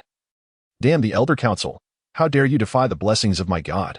Were it not for the greatness of my mission, I would prove my devotion to my master by using your wretched native blood and flesh for the grandest of sacrifices." The man's words were directed at the others in the room, and his speech incited a cascade of fervent praise in fluent Mandarin. Nodding slightly, he turned to gaze out the window, murmuring softly in his native tongue. "I've encountered a demon. This world astonishingly possesses floating magical battleships. With my limited power, how could I possibly contend with such formidable magical weaponry? It would be wiser to devise a sacrificial plan once the battleship departs. The depths of this world are unfathomable, concealing countless secrets beyond the perception of ordinary people." After the floating battleship slowly departed and the crowd dispersed, Mui returned to the basement, unable to suppress his exclamations. At a distance of 2 kilometers, the details of the floating battleship were imperceptible to the naked eye. Yet, Mui understood that a 300-meter-long steel behemoth required an extraordinary level of technology to hover silently in the air. The foremost challenge would be mastering anti-gravity technology, alongside resolving energy concerns and the engineering expertise necessary to construct such a powerful vessel, if these technologies were introduced on Earth in his past life. The planet's technological advancement would have surely surpassed the colonization of the solar system. This merely scratches the surface of the technological marvels Mu-Yi could speculate upon. The undisclosed technological armaments of the Ming Empire remain a mystery. Nevertheless, from the technology Mu-Yi could conjecture, one undeniable truth emerged. This Ming Empire undoubtedly possesses the capability to annihilate worlds. Having developed floating battleships, it stands to reason that strategic-grade atomic weaponry would also exist. Were it not for the spatial limitations of this world, devoid of any cosmic expanse beyond, Mui might have witnessed a true cosmic warship soaring through the void. However, this is perhaps for the best. His initial anxieties stemming from the presence of cultists have considerably abated. It appears that as long as he leads a life of routine and seeks a legitimate residency in this world, Mu-Yi could enjoy a prolonged period of tranquility. Speaking of residency, Mu-Yi felt a twinge of frustration. The household registration system, invented during the Ming Dynasty, strictly delineated individual identities. The system categorized households by occupation into civilian, military, artisan, and other classifications, with farmers obliged to pay agricultural taxes and fulfill corvée labor. Military households were required to serve in the army, while artisans were mandated to provide labor for the court. Government and state-run industries. Each household's occupation was hereditary and immutable. The offspring of farmers continued farming, the descendants of artisans remained craftsmen, and the progeny of military families served in the armed forces. Ming law dictated that agricultural workers could not stray beyond a mile from their homes, maintaining a mutual awareness of daily comings and goings. Anyone venturing 100 miles from home was required to possess a travel pass, which effectively served as proof of departure. The same holds true for the Ming Empire of this world. Although their household registration system has been refined to allow individuals to freely change their identities, surveillance over each person has become increasingly stringent. In conjunction with modern technological devices, a single identity card serves as both a national ID and consolidates banking information, transportation cards, diplomas, and electronic records, becoming an indispensable marker of identity for every individual. In every aspect of daily life, each person unwittingly reports their information countless times to the surveillance system of the Ming Empire. Moreover, due to the interdepartmental nature of the information encapsulated within the ID, the sheer number of independent information systems makes forgery virtually impossible. This hypersecure monitoring system has incited deep-seated animosity among the cultists in the Ming Empire. As outsiders, they find it nearly impossible to conduct covert operations. Without the cooperation of the unbrainwashed locals, even the simplest tasks like eating and sleeping become insurmountable challenges for these cultists. Yet, due to this very predicament, Mui, who has yet to see his own ID, has become an invisible entity within the Ming Empire. Should Mui wish to lead a normal life in this world, lacking an ID would render him susceptible to capture by patrolling officers at the slightest appearance. Originally, Mui had unexpectedly been summoned to the Sand Hell yesterday, becoming a hellish mercenary with the opportunity to wield extraordinary power. He envisioned leveraging this power to secure a normal identity in this world. Surely, a superhuman endowed with exceptional abilities would catch the attention of the elders of the Ming Empire. Yet reality delivered a harsh blow to Mu-Yi, the floating battleship. Did it not instill fear? The terrifying technological weaponry, did it not provoke dread? Only a physically robust Mu-Yi stood before the high-flying battleship, with no inclination to challenge it. He could merely bow his head and retreat to the basement. It would be wiser to acquire the strength to confront atomic weaponry in the depths of hell before revealing himself to the officials of the Ming Empire. In the afternoon, he dealt with several aberrant beasts. After discarding the empty cages into the elevator and, with the workers on the ground assisting, replenishing new creatures, Mu Yi completed his day's work in its entirety, closing the basement door behind him. He immediately stepped into the subspace. The subspace remained as tranquil as ever, with individuals occasionally entering and exiting the bathroom of the sand hell. The sand hell is perpetually bathed in daylight, its unchanging gray-white desert seemingly suspending time itself. Hellish mercenaries have no days off. They are tasked with exterminating demon larvae, supporting combat, transporting the wounded, and repairing fortifications, with endless tasks awaiting them. Each mercenary, whether compelled or self-motivated, pursues their goals with relentless fervor, devoting every moment to completing their missions aside from necessary rest. Upon exiting the bathroom, Mu Yi went unnoticed. Hellish mercenaries seldom concern themselves with matters beyond their assigned tasks. Mercenary Mu Yi meets combat requirements. Combat mission has been dispatched upon returning to Sand Fortress 198010. The red countdown warning in Mu Yi's field of vision vanished. Concurrently, the forces of law automatically detected that the souls of the demon larvae within Mu Yi's mercenary mark had been purified, prompting a new series of combat missions to be assigned to him. Without further ado, Mu Yi donned his ghostly mech and swiftly ascended to the top of the fortress to join the fray. For him at this moment, the acquisition of life currency through the extermination of demon larvae had become less significant. His eagerness stemmed from the vitality gained from slaying these larvae, having experienced the benefits of the demon larvae's life force. He likened it to an infant savoring maternal milk. The vitality of the demon larvae had become an essential sustenance he could not forsake, strengthening his body and enhancing his cultivation of the Xuanwu technique. Replenishing the qi he had expended in bearing the weight of potent souls, the demon larvae's life force had morphed into an invaluable resource for Mu Yi. With a whoosh, bullets, propelled at high speed from the barrel, traced various curved trajectories to strike dozens of demon larvae 15 kilometers away. Mu Yi discovered that with the enhancement of his mental power, even the slowest tungsten steel projectiles fired from his electromagnetic sniper rifle could effortlessly eliminate the demon larvae.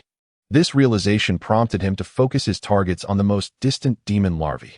There, he spotted a massive demon larva, 10 meters long, formed through mutual consumption, teetering on the brink of transformation into a true demon, a key target for the fortress's defensive forces. Typically, such 10-meter-long giant demon larvae would be swiftly dispatched by specialized long-range weaponry, never able to approach the fortress. However, the range of those long-range weapons barely exceeded 10 kilometers, rendering them vastly inferior to the several dozen kilometers of Mu Yi's electromagnetic sniper rifle.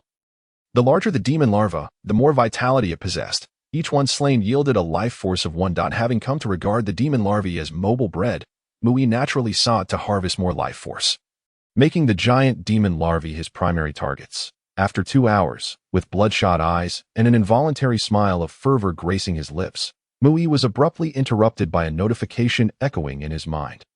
Shattering his frenzied desire to slay, biological energy threshold met, bloodline card activated. Bloodline of the terrifying upright ape activated. A card materialized in Mu Yi's consciousness. Binding directly to his soul. It was a gray 1-star card, the most rudimentary of all bloodline cards. Its front depicted a humanoid figure with arms raised high, roaring triumphantly. Terrifying upright ape, the most fearsome prehistoric mammalian predator. Although terrestrial mammals have boasted formidable predators like the saber-toothed cat and the giant short-faced bear, the terrifying upright ape reigns supreme. However, when compared to the terrifying upright apes, it is utterly insignificant. Note, the upright apes, endowed with a fearsome fighting instinct, possess extraordinary offensive power due to their liberated hands. With the emergence of the bloodline card, Mu Yi felt his body inexplicably strengthen severfold, and an involuntary desire for battle surged within him. Yet, this sensation was fleeting, quickly overshadowed by an excruciating pain emanating from the depths of his soul.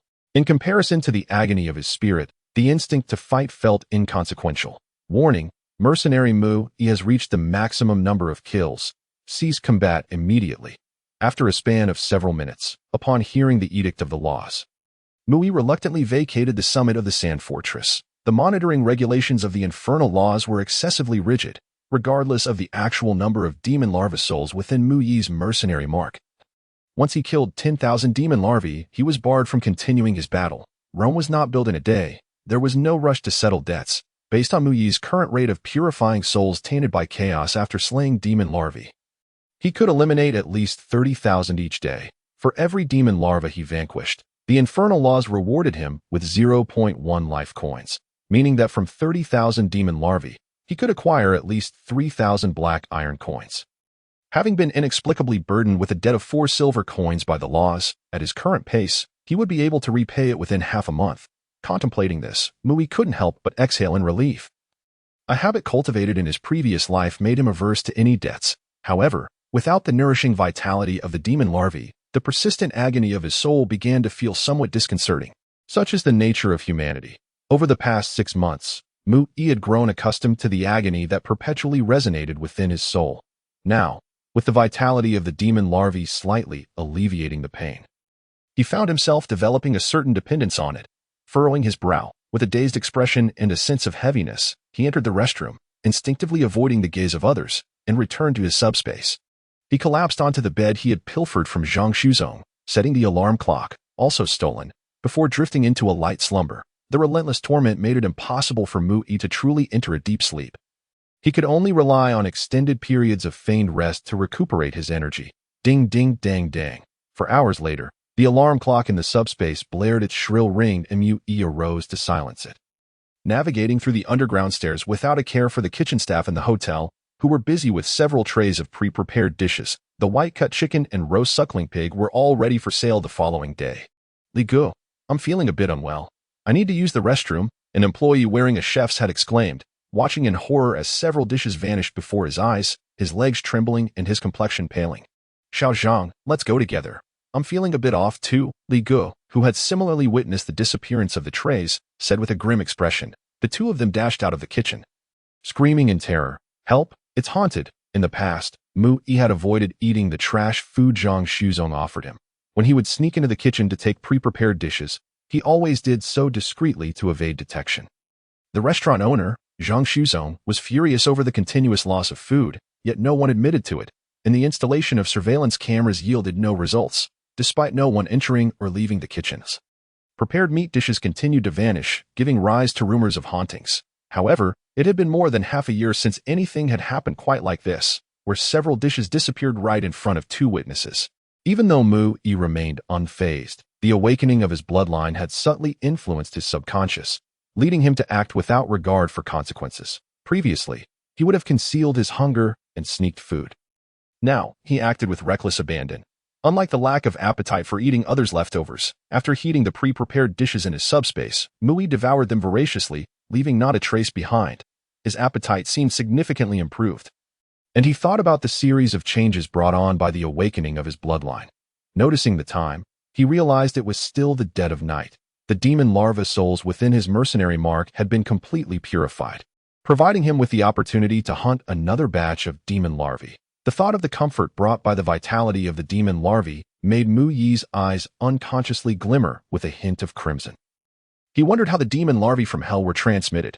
Their refresh rate was astonishingly rapid, regardless of the speed at which the mercenaries in the sand fortress fought.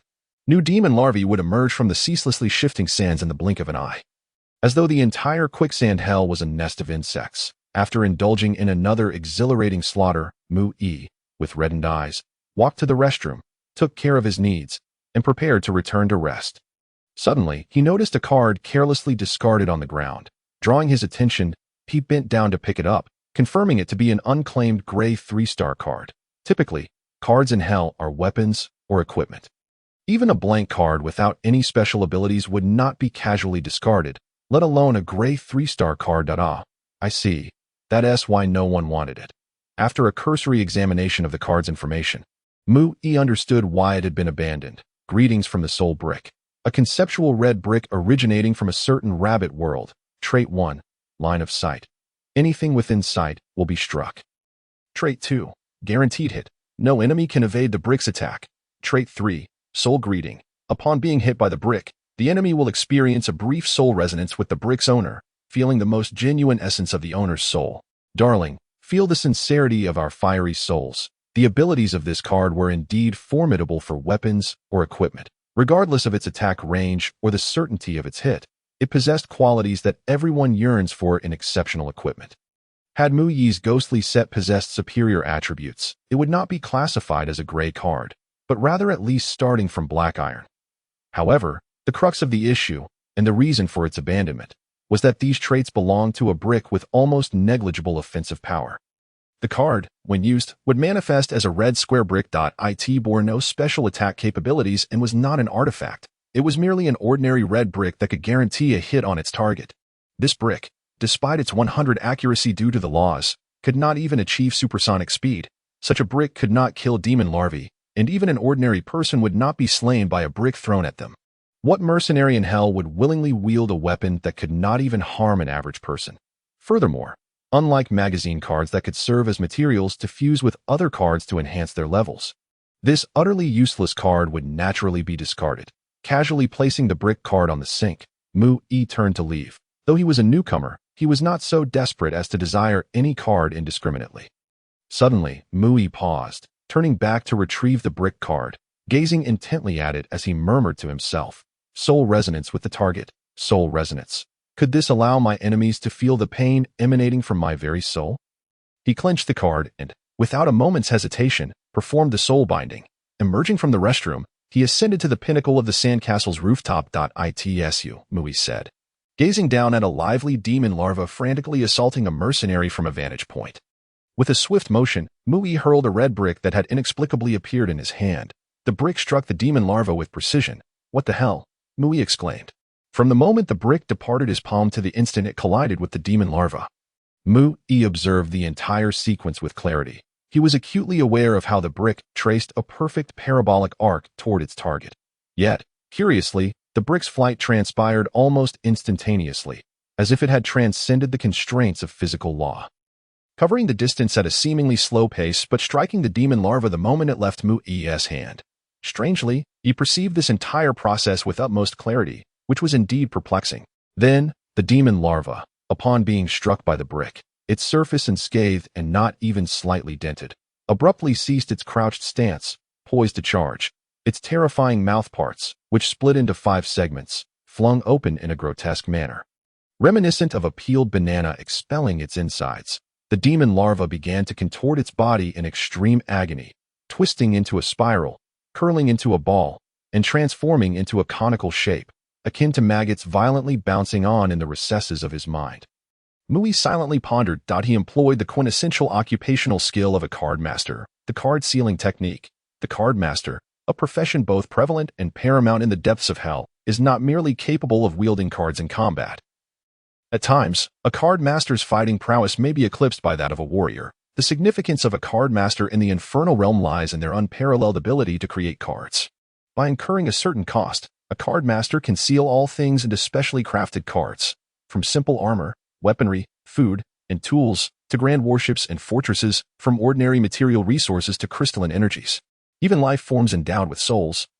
A principle, a world, or a star, everything in existence can be fashioned into portable cards, provided the card master pays the requisite price. However, Mu Yi's card master rank was still quite low, rendering him incapable of sealing formidable external entities into cards.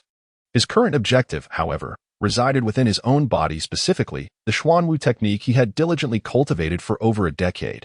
Since this was a power he already possessed, Mu Yi was able to encapsulate the Xuanwu technique into a card without incurring any cost, instantly manifesting a soul-bound Xuanwu technique card in his mind. Incomplete Xuanwu cultivation card. Gray 1 star. A rudimentary method of cultivation derived from a fragment of the Xuanwu technique discovered by a fortunate individual who supplemented it with their martial experience. Characteristics. Life consumption doubled. This flawed Xuanwu cultivation lacks a bottleneck period, and only those who are reckless would dare to practice it. Indeed, upon reading the card's description, Mu Yi immediately grasped the underlying issue. He also understood why his cultivation speed had surged dramatically after absorbing the life force of demon larvae in recent days, had he not fortuitously been summoned to hell. Given his physical constitution, he would likely have exhausted his life force in another 6 months due to the consumption inherent in cultivating the Xuanwu technique, leading him to reincarnate once more. Truly, my father seeks to ensnare me. Mu Yi lamented inwardly. He had not anticipated the significant flaws within the bloodline inheritance of the cultivation method. Nevertheless, he soon considered that had he not instinctively practiced the Xuanwu technique since birth, a normal person's body would have surely crumbled under the weight of his formidable soul. Now that he was aware of the problem's source, he needed to devise a solution. Mu turned and traversed the subspace to the sand castle of the Sandy Hell.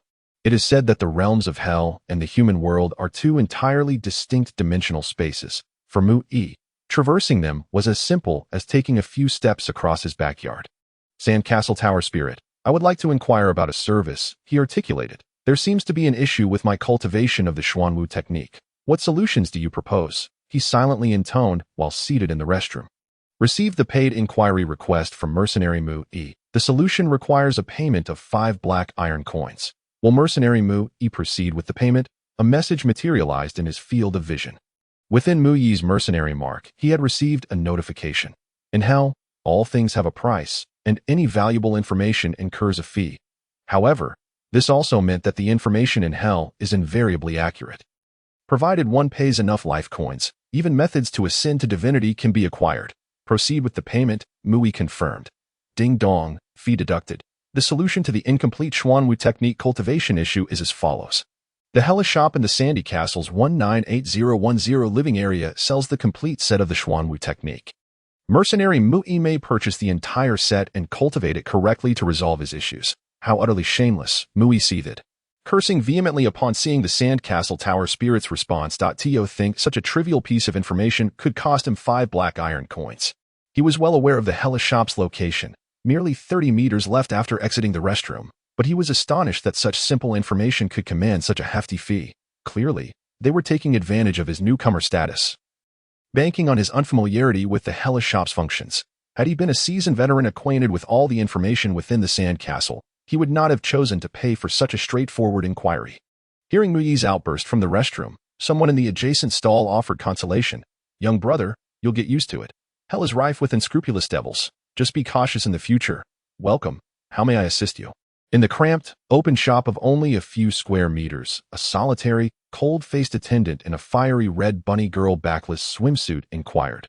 The attendant, a hellish demon, bore the youthful, vibrant appearance of a human girl, though 2 short black horns protruded from her forehead, betraying her true identity. According to human legends, the larger a demon's horns, the higher their status in hell. Yet Mu-E knew that such tales were mere fabrications. The reality of hell revealed that the size of a demon's horns did not equate to nobility.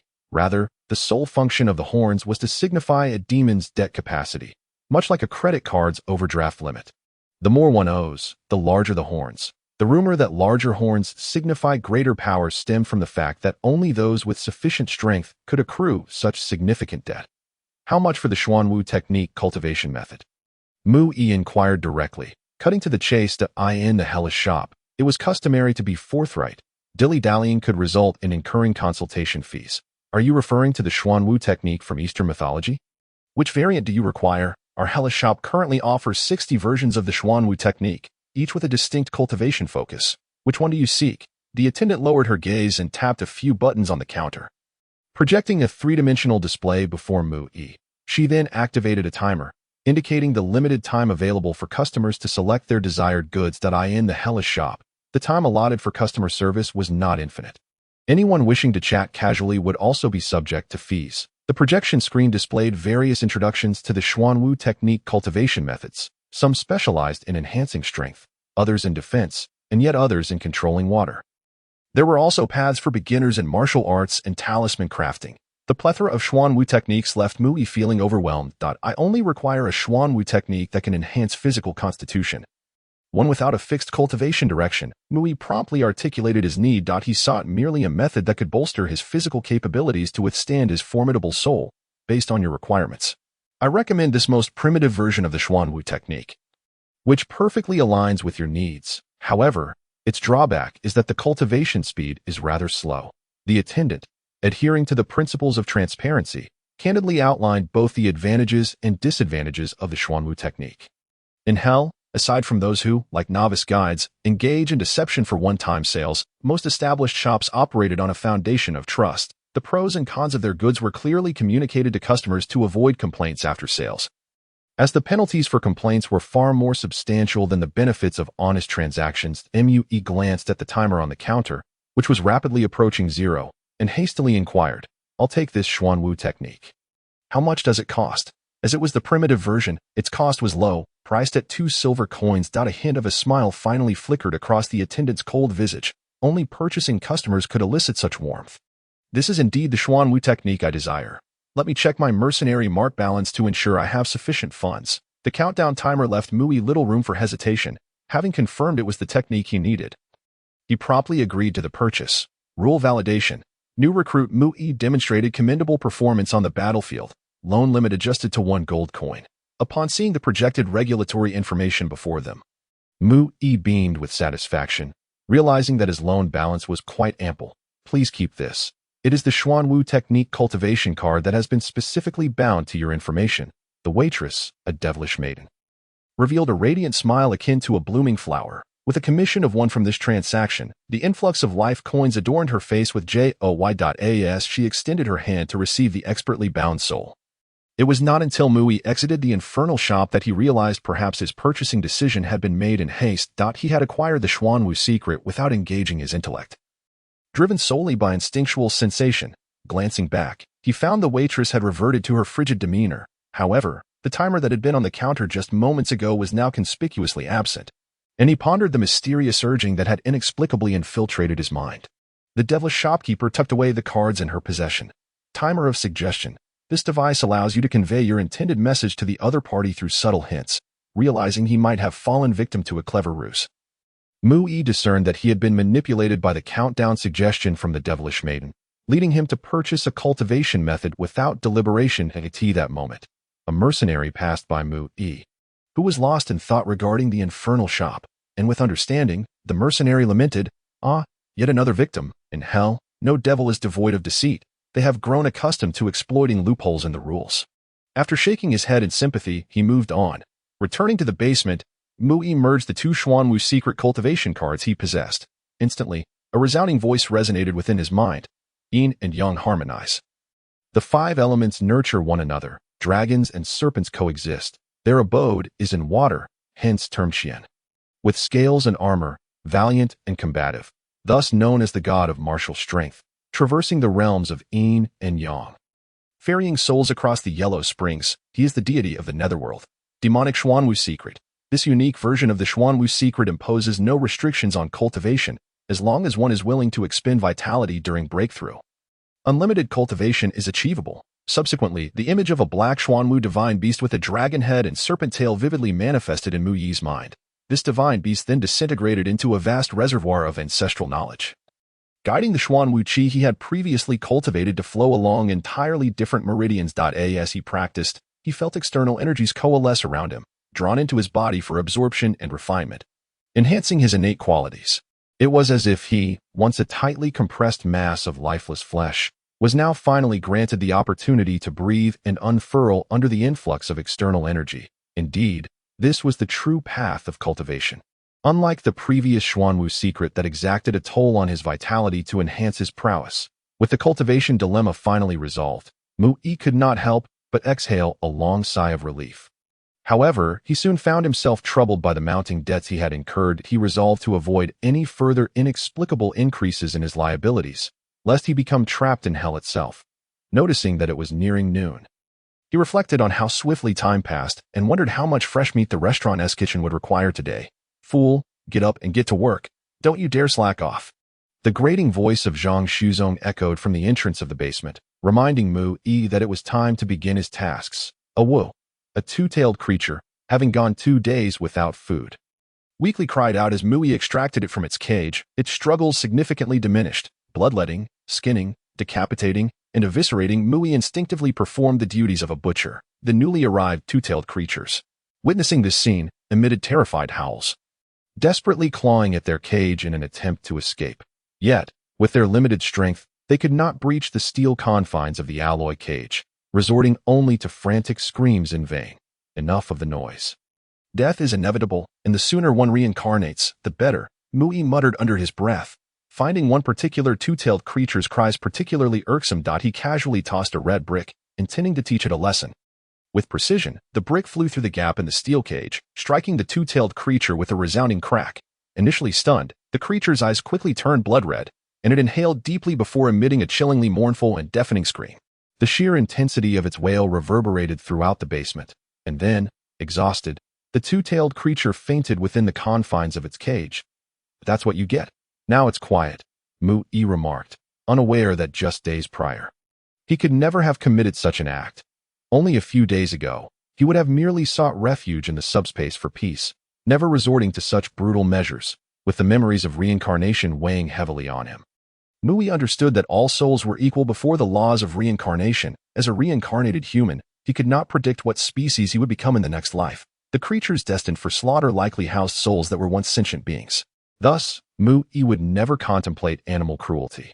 Yet, merely 2 days of combat in hell had unwittingly transformed him into a figure filled with aggression, his demeanor reflecting a latent ferocity that had significantly altered his behavior. After Zhang Shuzong's tirade, he lumbered up the stairs, his height barely reaching 1.70 meters, yet his weight exceeded 200 jin, with a body covered in flab that gave his fierce visage a distinctly menacing appearance. His unusually dark complexion earned him the moniker of Black-Hearted Ghost. As he staggered through the kitchen and into the restaurant's front hall, he suddenly broke into a sycophantic smile. 3 constables had entered through the front door.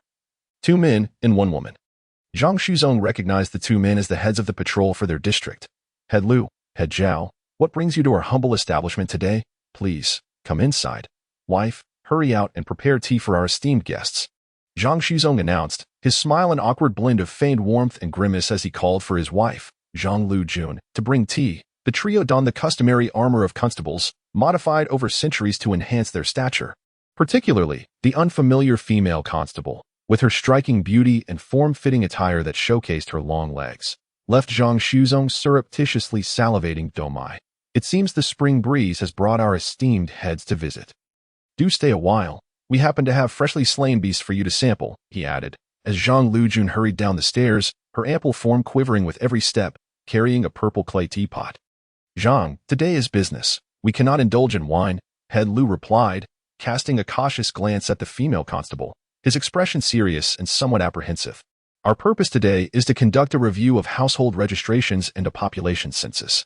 Recently, there have been reports of cultists infiltrating Nanjing. The authorities have mandated a thorough verification of everyone's registration to ensure that no cultist is afforded a moment's respite. Upon hearing Head Lu's words, Zhang Shuzong felt a wave of relief wash over him. As long as they were not scrutinizing his restaurant, he had no cause for concern. Cultists were of no concern to him, and if the constables wished to investigate, they were welcome to do so. Zhang, please have all your staff come forth so we may verify their registrations, Head Zhao instructed, taking a seat alongside the female constable at a table as they prepared to examine the restaurant employee's identification. Certainly, I will summon them immediately. Wife, quickly gather everyone, Zhang Shuzong replied, bowing and scraping, eager to expedite the departure of the 3 officials for his own peace of mind. As Zhang Lu Jun dashed upstairs to call the others, Head Zhao said, Zhang, you go first. Please present your identification for verification. Zhang Shuzong promptly produced his ID, rubbing it against his clothing before handing it over to Head Zhao. After receiving it, Head Zhao inserted the metallic ID into his specially designed slot on his laptop. Beep. Zhang Shuzong, male, 39 years old, the computer announced as soon as the ID was placed in the slot, providing a vocal summary of all the information contained within. Simultaneously, the screen displayed a full-body photograph of Zhang Shuzong alongside various identifying characteristics, allowing for easy comparison. Furthermore, it detailed his tax records, expenditures, travel history, and other pertinent information. Verification complete. Please keep your ID safe, Head Zhao instructed. Zhao Bantu swiftly perused the information, confirming its accuracy before returning the identification card to Zhang Shuzong.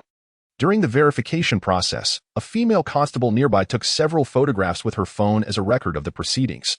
Following this, the identities of the other individuals within the restaurant were subjected to scrutiny. Zhang Liach, female, shop owner. Has your wife adopted your surname in accordance with tradition? It's Lu Bantu. My wife's original name was Lu Ju. She only changed her surname to Zhang after our marriage. That's a relief.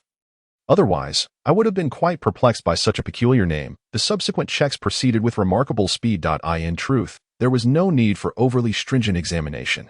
As long as the identification card could verify connections to various departmental databases, and the individual matched the description in the photograph, there would be no issues. Thus, the verification of over 20 individuals in the restaurant was completed swiftly.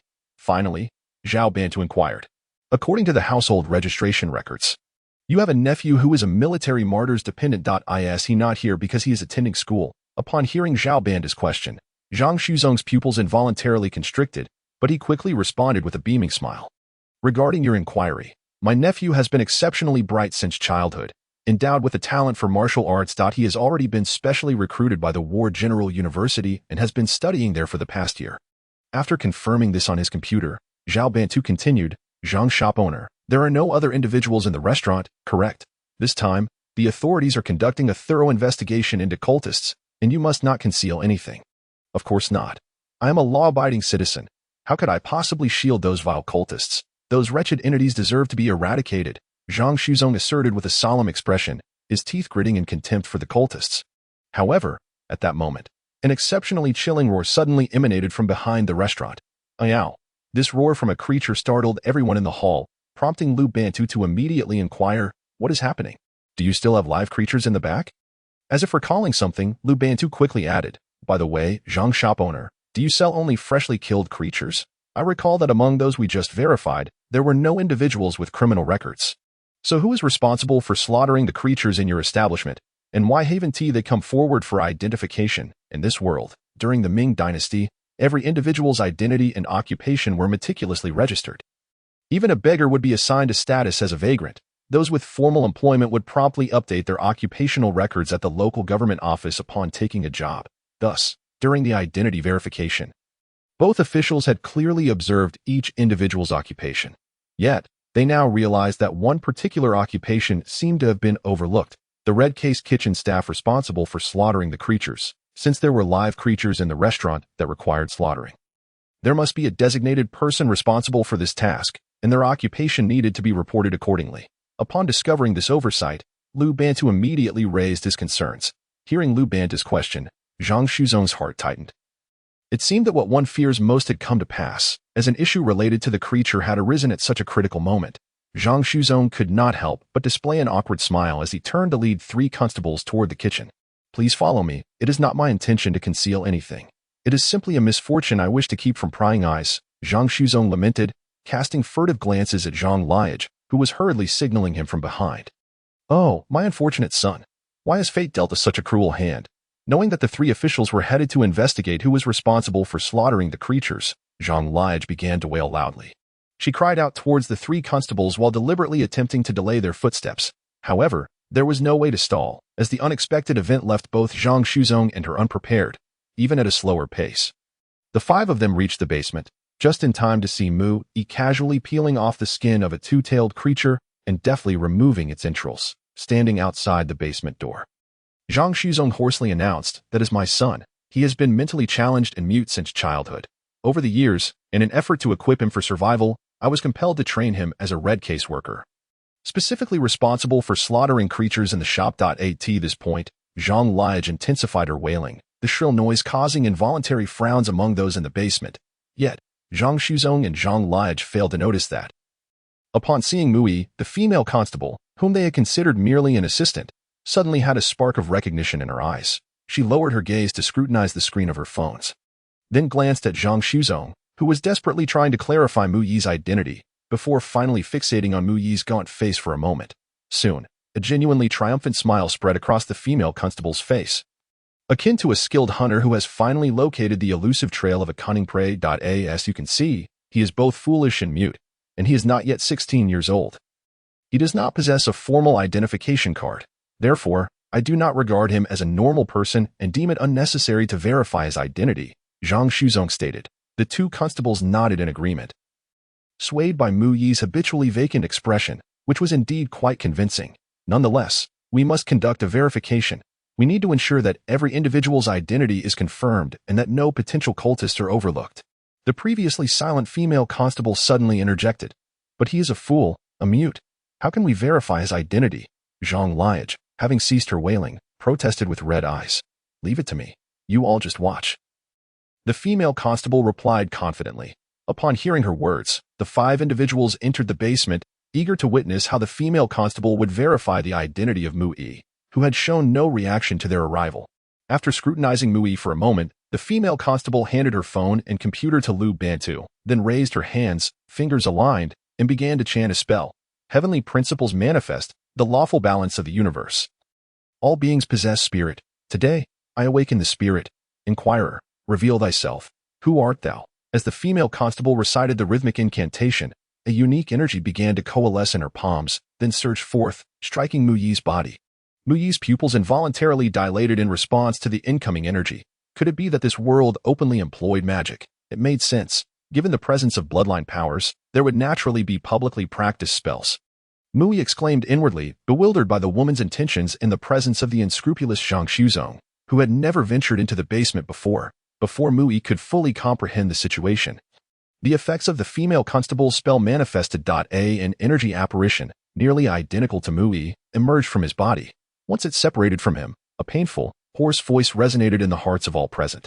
Wandering spirit of anguish, the inquirer asks, I am named Muyi. Upon hearing this response, a look of realization spread across the female constable's face. She had not anticipated that a mere casual visit would lead her to uncover such a significant case. Now, the prospects of promotion and recognition seemed promising, and she could hardly wait to address those who previously dismissed her as a mere ornamental figure. The strange voice of the energy apparition left everyone momentarily bewildered. Wasn't the young man claimed to be Zhang Xuzong's son? Why did the spirit of awakening identify itself as Muyi? Before the two constables could regain their composure, Zhang Xuzong suddenly rushed to Muyi's side.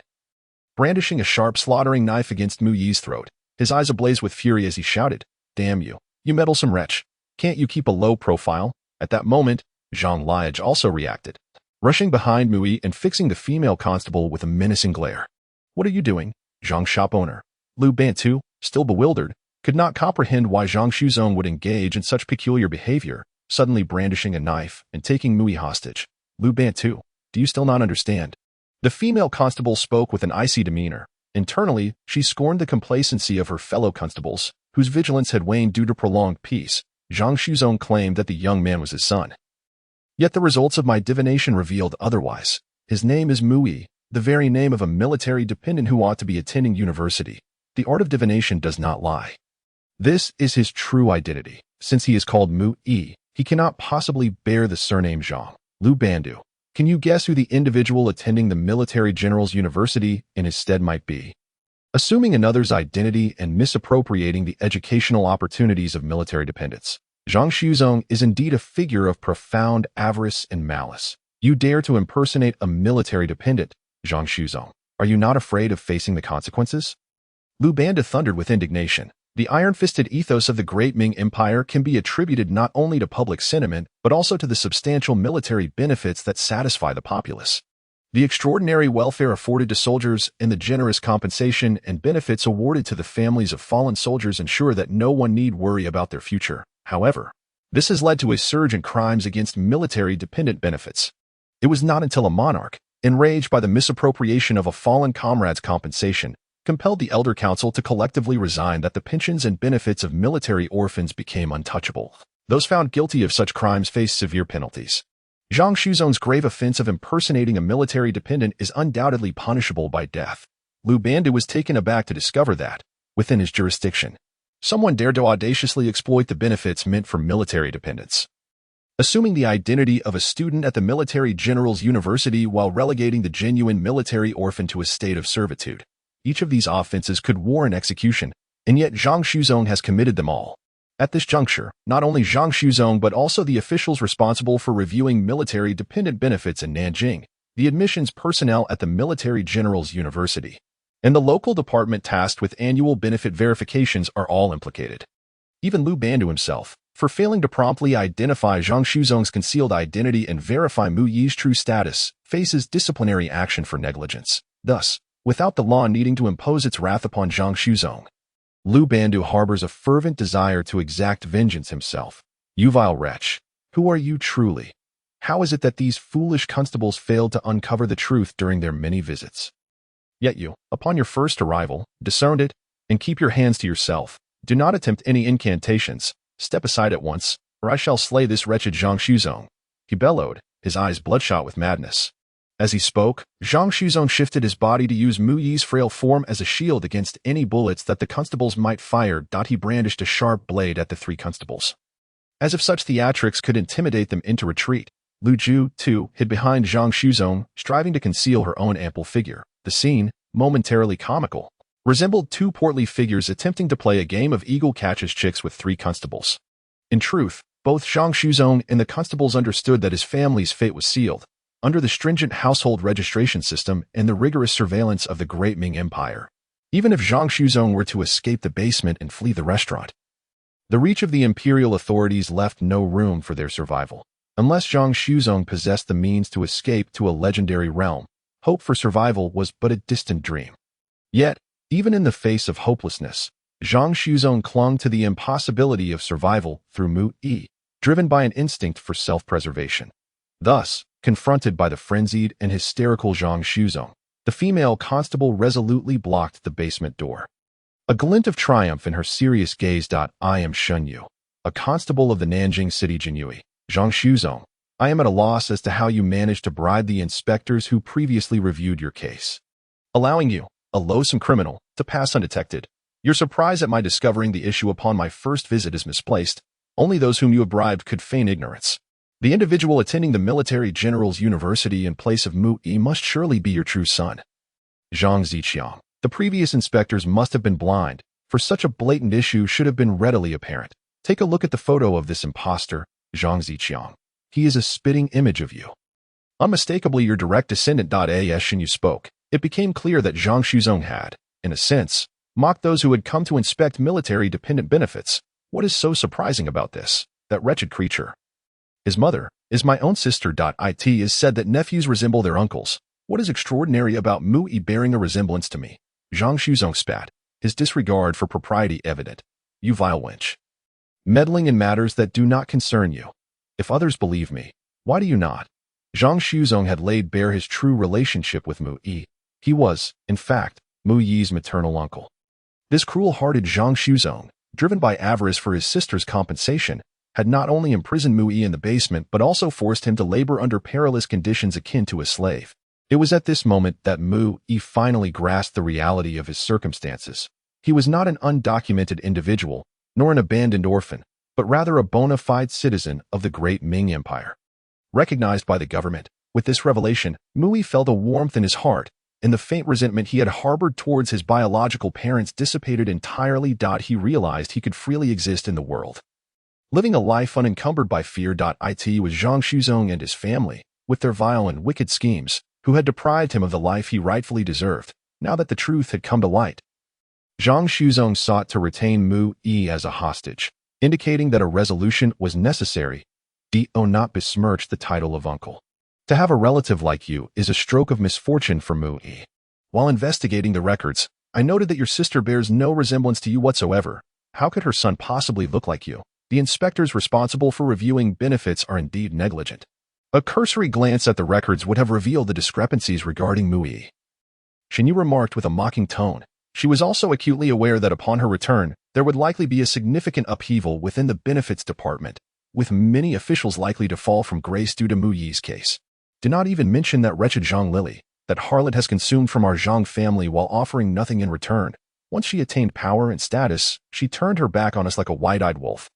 What of my son assuming the identity of that wretched Mu Yi? This is merely our family's due, and I have merely reclaimed a fraction of what is owed to us. The fact that I have not killed this foolish wretch is a testament to my familial ties.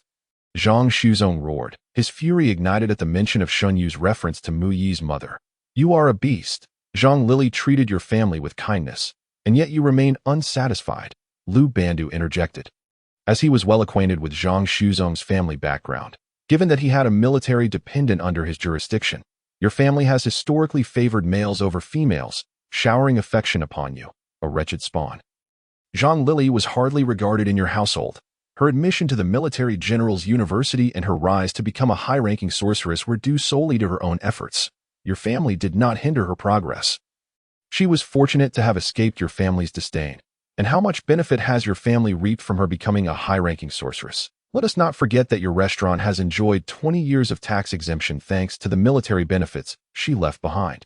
You ungrateful wretch. To think you would conspire to have your son impersonate your nephew. I have never encountered anyone with such a wicked heart, Lu Banda bellowed, mercilessly exposing Zhang Shuzong's true nature. Zhang Lili is nothing but a disgraced, a high-ranking sorceress. She should have been supporting our Zhang family. A burdened harlot who does not assist her natal family deserves her fate, Zhang Shuzong raged, revealing his long-held belief that Zhang Lili was merely a servant to be commanded, rather than a sister in any meaningful sense. Old man, stop wasting time with them. We must find a way to escape. Otherwise, we can charge at them together. With their physique, they cannot possibly stop us. At this moment, Zhang Liaj, who had been hiding behind Zhang Shuzong, noticed his persistent reluctance to devise an escape plan and anxiously urged him. The three constables had retreated to the entrance of the basement, intimidated by Zhang Shuzong's sporadic threats with a sharp knife. Yet, they displayed no signs of tension. Their expressions were a mixture of anger towards Zhang Shuzong's actions and a surprising ease in their movements. You are such a fool. Do you think I do not wish to flee? Zhang Shuzong scornfully remarked to his wife. I am unaware of the capabilities of that woman from the Jinyue. But those two squad leaders must be at least 5th or 6th rank warriors. Such strength means they can deliver a punch with a force of 500 to 600 kilograms. With such overwhelming power, how could we possibly withstand a single blow, let alone escape? He derided his wife for her ignorance regarding the strength of the constables. This lack of awareness was also why he had chosen to flee immediately upon revealing his crimes. He understood that as an ordinary person, there was nowhere he could run from these formidable martial warriors. Even if given a few minutes to escape, he would inevitably be caught by these superhuman constables. What do we do? I don't want to die. Zhang Liaj wailed in despair upon hearing her husband's response. This was not a feigned cry, but a genuine lament for their impending doom. Disturbed by her cries, Zhang Shuzong brandished the knife before her and shouted, "All you do is cry. You foolish creature. Can't you see how annoying you are? If you keep this up, I might just end your life myself." "All right, I will listen to you." Zhang Liaj quickly stifled her sobs, unwilling to meet her end just yet. She wished to survive, even if only for a little longer. After silencing his wife, Zhang Shuzong pointed the knife at the three constables by the door, declaring, "I have no time for idle chatter. You three, step aside immediately, or I will kill this wretch right here and demand a carriage without a tracking device." In truth, Zhang Shuzong was in a state of utter confusion. Uncertain of how to evade the pursuit of the Ming Empire's authorities, he could only resort to making demands to buy himself some time. However, the three men at the entrance remained unmoved, observing him like a trapped beast, engaging in a futile struggle for time. Just then, Mui took action. Having listened intently and grasped the situation, he recognized the prevalence of those with cultivation abilities in this world. Thus, he resolved to engage with this reality in his own manner. He raised his arm and seized Zhang Shuzong's, disregarding his desperate struggles and blows, and forcefully wrested the knife from his grip. Then, pushing aside the astonished Zhang Shuzong, he walked unperturbed to the nearby clean water basin to wash the knife, as if performing a routine task after butchering, completely indifferent to the presence of others. Zhang Shuzong and Zhang Liaj were initially taken aback, then filled with terror as they scrambled to find another weapon for a final stand at that moment. However, the two squad leaders swiftly approached. Lu, one of the leaders, kicked Zhang Shuzong in the stomach, causing him to double over in pain as he produced a pair of handcuffs and secured them to his wrists. Zhang Liaj suffered a similar fate, being knocked down and cuffed. Zhang Shuzong, Zhang Liaj, you were both arrested for embezzling military compensation for the families of fallen soldiers, Lu proclaimed with a righteous demeanor once everything was settled, after being handcuffed and forced to kneel. Zhang Liaj turned her head to Zhang Shuzong and cried, "It's all your fault. If it weren't for you, we wouldn't have ended up like this today." The three constables initially believed Zhang Liaj was expressing remorse for her crimes. However, her subsequent words revealed the venomous nature of her heart. "I have told you many times to dispose of that wretch sooner. If you had done so, none of this would have happened. Now look where we are. Our family is doomed. Oh, my poor child." Meanwhile, Zhang Ziqiang, who had impersonated Mui at the military university, was bound to face dire consequences as well, awaiting trial by military court. "You foolish woman. You truly are a complete fool. Do you think I didn't want to eliminate that wretch? Do you think I need you to remind me? Do you understand what blood binding is? That wretch's mother, my worthless sister, has long since bound his bloodline within the military. As long as that wretch is alive, it's fine. But if he dies, the blood binding will shatter, notifying the military that he is dead. What then for my son? If that binding shatters while my son is still alive, it will directly expose the impersonation. Not to mention, many benefits now require proof of bloodline. without that wretch's blood. How can we claim those benefits? Indeed, Zhang Shuzhong's malice was no less than that of Zhang Liach. Had it not been for Mu Yi's mother, Zhang Lili, having made preparations in advance, Mu Yi might have met an untimely end. Meanwhile, Xinyu paid no heed to the venomous exchange between the couple and had already informed the authorities, who would soon arrive to take over the apprehended criminals. Intrigued, she approached Mu Yi, observing him as he finished cleaning the butchering tools, then turned to Liu and said, "A martial artist must at least possess a postnatal realm. However, judging by his physical condition, it seems he has not utilized any resources to replenish his body, resulting in significant energy depletion. Although Mu Yi had cultivated the Xuanwu technique, his skin was no longer sallow, yet his emaciated state could not be restored in just a couple of days. I practiced the Xuanwu technique and am currently at the innate realm," Mu Yi responded calmly, surprising Xinyu. The one who answered her was none other than Mu Yi himself. "You're not a fool. You can speak." The 5 individuals present gazed at Mu Yi in astonishment, unable to fathom that the boy they had all perceived as a mute fool was, in fact, a normal person. "Of course I am not a fool. Nor am I mute. I merely react slowly, like a fool," Mu Yi replied, habitually displaying a silly grin as he spoke fluently. A term flashed through the minds of the 5 individuals present. LYB. A child had managed to masquerade for so many years, leading everyone to believe he was a fool and a mute. This could only be described as innate LYB behavior. This is impossible. If you are not a fool, how could you pretend so convincingly? After all these years, I hit you, and you never resisted? Zhang Shuzhong questioned incredulously, his face a mask of disbelief at having been outsmarted by someone he deemed a fool. "One reason is that I truly am rather dim-witted, and another reason is that if I hadn't feigned ignorance, would you have allowed me to live this long?" Mu Yi offered a fabricated explanation to rationalize his years of pretending to be a fool.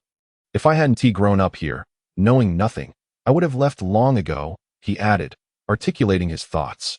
Instantly, the others began to envision a narrative, a child discovering the heinous deeds of his blood relatives, left with no choice but to assume a foolish persona to protect himself. Indeed, he was a born LYB, different from ordinary people from the start. "What about your cultivation? How have you managed to reach the innate realm?" Xinyu inquired, her curiosity piqued, while simultaneously signaling her 2 colleagues with sign language to be cautious, wary of the possibility of an ancient entity having seized control of his body. Such occurrences were not unheard of. Some powerful sorcerers would rely on their formidable souls to seize new bodies after unexpected deaths. "I have inherited knowledge from my bloodline. At least that's what the legacy of my bloodline has conveyed to me," Mu Yi quickly clarified, sensing the constable's growing wariness. "Your parents must have cared for you greatly, going to great lengths for your sake," Xinyu remarked, her expression softening as she pieced together the situation, allowing some of her caution to dissipate. In this world, all cultivators, upon breaking through to the Grandmaster level, or the 4th tier, if one is willing, they can pay a considerable price to pass on all their cultivation knowledge through the lineage to their descendants. The knowledge inherited through bloodlines is easily discernible upon investigation, which is why Xinyu trusts it. The levels are as follows: 1st stage acquired, 2nd stage innate, 3rd stage master, and 4th stage grandmaster.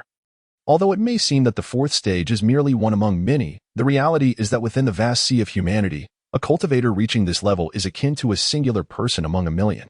Moreover, the cost of passing on cultivation knowledge to one's descendants is exorbitantly high, which is why few are willing to do so. In comparison, investing time to teach one's knowledge to descendants is far more pragmatic. As Zhang Shuzhong and his wife were escorted out by the arriving constables, the restaurant staff buzzed with speculation. What's going on? What crime did that blackface specter commit to be apprehended? You don't know? This blackface specter is utterly despicable. Are you aware of the fool in the basement? He is, in fact, the blackface specter's own nephew. His sister and brother-in-law are military personnel, unable to care for their child, so they entrusted him to the blackface specter. Yet, the specter's heart is as dark as his appearance. He embezzled his sister's pension and kept his nephew confined in the basement like a beast, making him a slave laborer. Isn't that infuriating? One employee exclaimed angrily upon learning the details, but it doesn't end there. I just heard that Zhang Shuzhong's sister's family had left a special admission quota for her son at the War General University. Yet, Zhang Shuzhong, undeterred by the risks, allowed his son to impersonate another to attend the university. Do you think that's not deserving of condemnation? Indeed, it is deserving of condemnation. The War General University is the foremost academy in the empire, a place where countless individuals strive to gain entry, Yet Zhang Shuzhong's son managed to do so under false pretenses. I hadn't seen that scoundrel's son in years.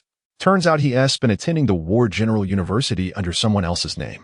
With a father as corrupt as the black-faced specter, the son is no better. This entire family deserves their comeuppance. Ignoring the crowd's chatter, Mui was led by Xuanwu to the third floor of the restaurant, where he first took a bath and changed into fresh attire. After washing away the stench of fish, he finally left the restaurant he had called home for several years. This was Mui's first time stepping onto the streets of this world, and the experience was entirely different from what he had glimpsed in the subspace. No matter how calm his demeanor, his curious eyes could not hide their intrigue. In the distance, towering skyscrapers, likely made of steel and concrete, were adorned with wooden facades. However, they appeared rather poorly maintained, with some buildings showing significant discoloration. Up close, a high-tech glass-walled building displayed three-dimensional laser projections of humanity battling bizarre beasts.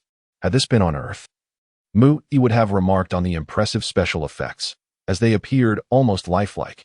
Yet in this world, the footage of the conflict between humans and strange beasts was undoubtedly a genuine record. It remained uncertain what level of cultivation the individuals depicted possessed, but one warrior seemed to leap through the air, engaging in fierce combat with the beasts, stirring a sense of fervor in the onlookers. Higher up in the sky, police airships, adorned with distinct armor, patrolled, guiding numerous civilian airships along designated flight paths. This world does not favor airplanes. The primary aerial vehicles are various forms of airships, just as Mui had observed the air battleship the previous day. The presence of anti-gravity technology in this world allows airships to outperform airplanes in many aspects. Despite the challenge of breaking the sound barrier, the airships excel in range, cargo capacity, safety, and comfort, far surpassing their aerodynamically reliant counterparts. Consequently, although airplanes have been invented, their low cost-effectiveness has hindered their development, relegating them to mere tools for a handful of scientists studying aerodynamics. Compared to the urban architecture, Mui found himself more engrossed in the pedestrians on the streets. Besides the scholars he had seen wearing traditional robes, many commoners donned leisure wear with ancient influences. The women's dresses exhibited elements reminiscent of the Song and Yuan dynasties, yet incorporated modern touches like small round collars and buttons at the neck. Some wore skirts that fell below the knee, while others sported contemporary attire as they strolled down the street. What truly captivated Mui was the entrance of a grand, multi-storied establishment, Xuanwu, where two beautiful women clad in sheer garments beckoned enticingly to passers-by. "Gentlemen, we at Xuanwu are having a grand sale today. You are all most welcome." At that moment, Xuanwu, who had been observing Mui, noticed his gaze fixated on the two alluring women and remarked with disdain, "What shameless individuals. Nowadays, merchants have no scruples, resorting to hiring courtesans to entice customers right on the street. It is utterly disgraceful. Mui, remember to keep your distance from such women. They are not virtuous." Mui nodded earnestly, eager to show he understood. The great Ming Empire of this world was truly not the modern society he remembered from the Ming Dynasty. In his recollections, the Ming Dynasty's philosophy emphasized strict hierarchies and moral codes, with a pronounced sense of rank and subordination that stifled personal freedom and development, while promoting male superiority. It also reinforced gender discrimination.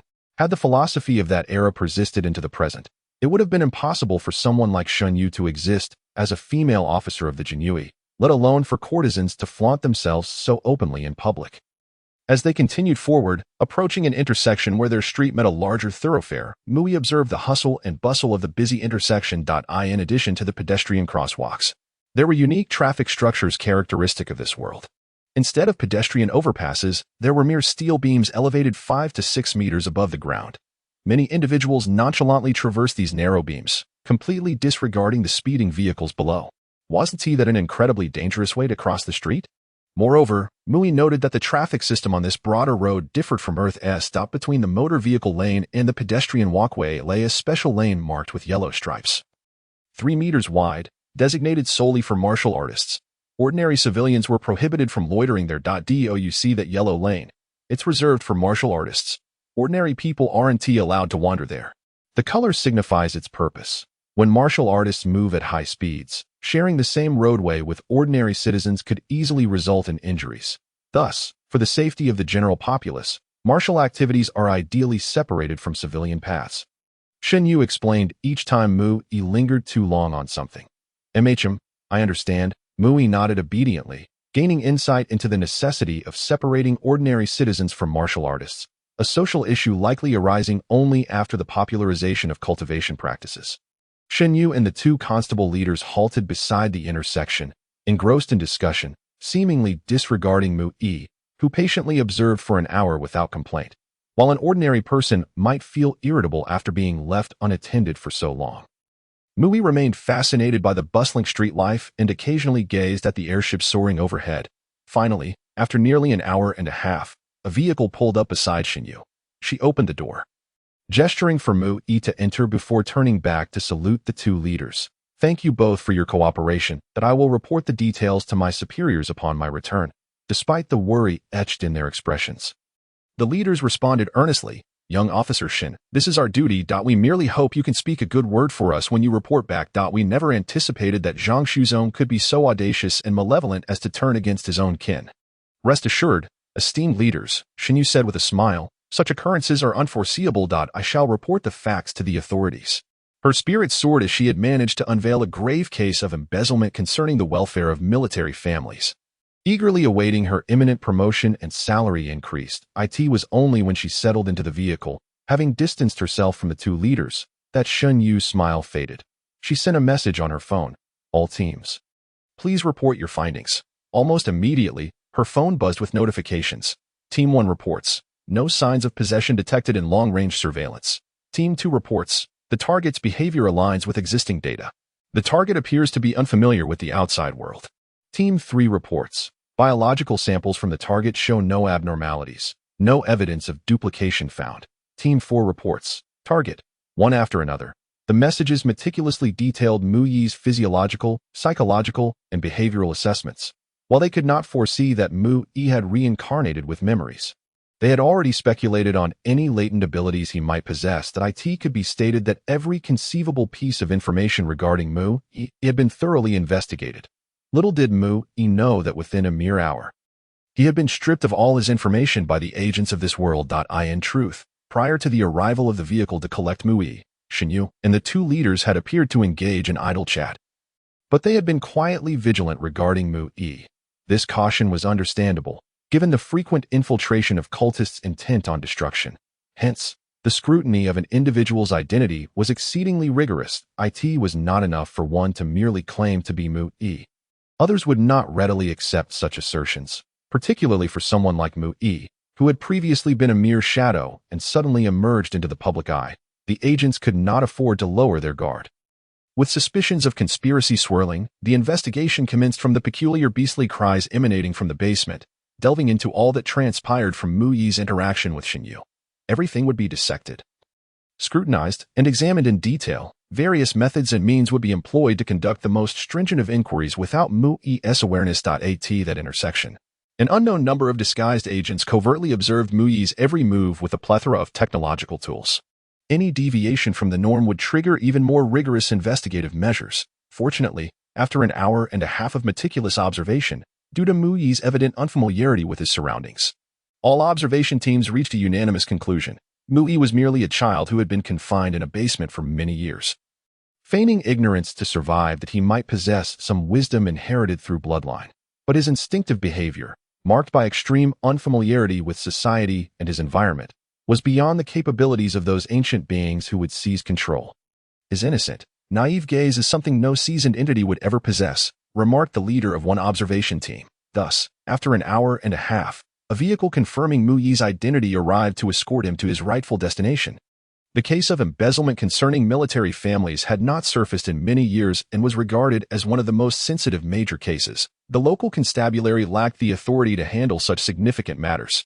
Moreover, due to the case's implications across various sectors, the Ministry of War and the local governor, entangled in the affair, were also barred from taking charge. Hence, only the Jinhui and Nanjing possessed the jurisdiction to address Mu Yi's case. Xuanwu's intention was to deliver Mu Yi to the Nanjing Jinyui's Qianhu office so that he could provide a formal statement as a party involved. "Come on in, Mu Yi. If you fancy the armor of a soldier, I shall apply for a set for you in due time," Xuanwu urged, pulling the curious Mu Yi into the Jinyui's office building. The two guards stationed at the entrance wore armor strikingly similar to that of the soldiers from the interstellar realm, leaving Mu Yi both intrigued and bewildered as he attempted to discern the technological level of this world. Half an hour later, Xuanwu emerged from the office, rubbing her forehead in exasperation. The recorder trailing behind her, visibly distressed, said, "Sister Shun, where on earth did you find this peculiar individual? Aside from his name and gender, we know nothing about his age, origin, family relations, or educational background. He seems utterly oblivious to basic life knowledge. How has he survived to this age?" Xinyu glanced at Mui, who was blissfully sipping milk tea in the office, a flicker of compassion crossing her gaze. "If you had been locked away in a basement since childhood, possessing his level of communicative ability would already be remarkable. Let us proceed with the documentation on Mui as it stands that I will report to the authorities afterward. In the meantime, coordinate with various departments to apprehend all involved parties, particularly the principal offender, Zhang Ziqiang. He must not escape." It appeared that Xuanwu wielded considerable power within the Jinhua as a junior flag officer. She had the authority to initiate cross-departmental arrests. Zhang Ziqiang, currently attending the War General University, had already had his household registration transferred to the Ministry of War and was now a formal soldier. Ordinarily, soldiers like Zhang Ziqiang would send a request to the Ministry of War for the military police to carry out arrests. However, Xuanwu directly commanded her subordinates to proceed with the apprehension, and the recorder seemed to harbor no hesitation whatsoever. "Yes, Sister Shun, I will immediately issue orders for the capital to make arrests." At 1400 hours in the afternoon, 4 hours after the formal arrest of Zhang Shuzong and his spouse, at the War General University in the capital of the Ming Empire, a grand educational building housing 100,000 students stood as one of the city's landmarks. Within a bright and tidy classroom, the instructor of exotic beasts was concluding the first lecture of the afternoon. That will conclude our discussion on the characteristics of the third-tier exotic beast, the flame tiger. The assignment for today is for each student to formulate a combat plan targeting the flame tiger based on their individual cultivation characteristics. Class dismissed. As the dozens of spirited students rose in unison, bowing in gratitude, they chorused, "Thank you for your teachings, esteemed instructor." Just as the students were preparing to exit the classroom in an orderly fashion, a series of knocks echoed from the door. Upon looking up, they were startled to see 4 heavily armored guards. 2 of them wore the distinctive armor of the Academy's military police, while the other 2 donned unfamiliar but evidently combat-ready attire. "What brings you here?" the instructor inquired. The military police seldom made appearances, and their sudden visit could only signify trouble. Is Mui present? One of the military police saluted and asked. Instantly, all eyes in the classroom turned toward a square-faced boy. Realizing the guards and strangers were seeking him out, the boy quickly stood and indicated his identity as Mui, attempting to mask his inner turmoil through the motion. "What has happened? Why would the military police be looking for me? Is it because of that item? It can't be. I left no trace after using it. Or has something gone awry back home? Even if that person went missing, they shouldn't be seeking me out." The 2 unfamiliar soldiers approached the boy referred to as Mui, first scrutinizing his laptop. After confirming his identity with utmost seriousness, they saluted and coldly declared, "Zhang Ziqiang, you are under arrest for fraudulently claiming military family welfare benefits. The evidence is irrefutable. We are investigative personnel from the Jinhui of the capital, and we are here to officially apprehend you."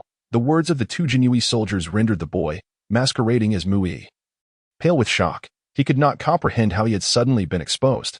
Yet, knowing that the Jinhui had come for him, they must have amassed concrete evidence. Even so, Zhang Ziqiang refused to relent. He swiftly recalibrated his mindset and boldly shouted at the 2 Jinhui soldiers. "Is the Jinhui so brazen now, making baseless accusations? I have been attending university for a year. Everyone knows I am Mui. You have no evidence whatsoever to unjustly label me as Zhang Ziqiang. Professor Wang, fellow classmates, we live in a society governed by law in the Ming Empire. We cannot allow the Jinhui to slander a student of the War General University without cause. There is no need for Zhang Ziqiang to defend himself." The other students in the classroom also expressed their astonishment at the sudden accusations made by the Jinhui. They whispered among themselves, questioning how the usually inconspicuous special recruit Mui had suddenly become a criminal masquerading under another's identity. However, as students of a military academy, they adhered to the requisite discipline. Despite their shock, no one dared to disrupt the order, yet all eyes remained fixated on the Jinhui, eagerly awaiting the presentation of evidence. At that moment, Instructor Wang, standing at the podium, spoke up. "Esteemed Jinhui, as agents of law enforcement, you possess the authority to apprehend criminals. However, as a lecturer at the military academy, I cannot allow you to detain individuals without substantiating evidence. Might you kindly present the evidence you possess so that we may comprehend the situation?" The expressions of the 2 Jinhui grew somewhat impatient. yet they were powerless in the face of the Imperial Academy's esteemed status. If they failed to satisfy these future pillars of the military, they risked facing repercussions upon their return. The Xuanwu, established as a secret organization by the founding emperor of the Ming Empire, had long been besmirched by their harsh methods and the relentless vilification by literati who controlled public opinion, resulting in a tarnished reputation over the centuries. Thus, even their legitimate enforcement actions were often met with skepticism and doubts regarding their impartiality. Had they known, they would have refrained from making the arrest during class hours, opting instead to wait until the break when everyone had left, simplifying the process significantly. Yet at this moment, the entire classroom was eager for them to present evidence. One of the Xuanwu soldiers approached the podium, conversing briefly with Instructor Wang before connecting his laptop to the projector. After a few simple operations, he began to explain the images projected onto the screen. Zhang Ziqiang, son of Zhang Shuzong and Zhang Liujiu, was confirmed on July 3rd of the imperial calendar to have embezzled welfare benefits designated for the military martyr Mu Yi, facilitating his son Zhang Ziqiang to fraudulently assume Mu Yi's special recruitment spot at the military academy. The projector then enlarged the images of Zhang Shuzong and Zhang Wenjiu, including a photograph of Zhang Ziqiang, clearly indicating their familial relationship. Following that, images of the genuine Mu Yi and his parents appeared, showcasing their past military uniforms. Instantly, the students recognized that their classmate Mu Yi bore no resemblance to the two military personnel displayed.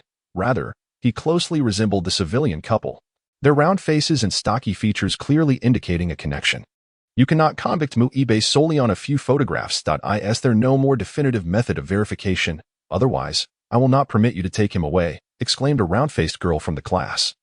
Rising anxiously, she was another special recruit, one of the only two in the class alongside Mu Yi, and their close relationship could be described as akin to that of a couple. Thus, when Zhang Ziqiang faced potential arrest, her distress was palpable. Should he be found guilty, Zhang Ziqiang would face a minimum sentence of life imprisonment.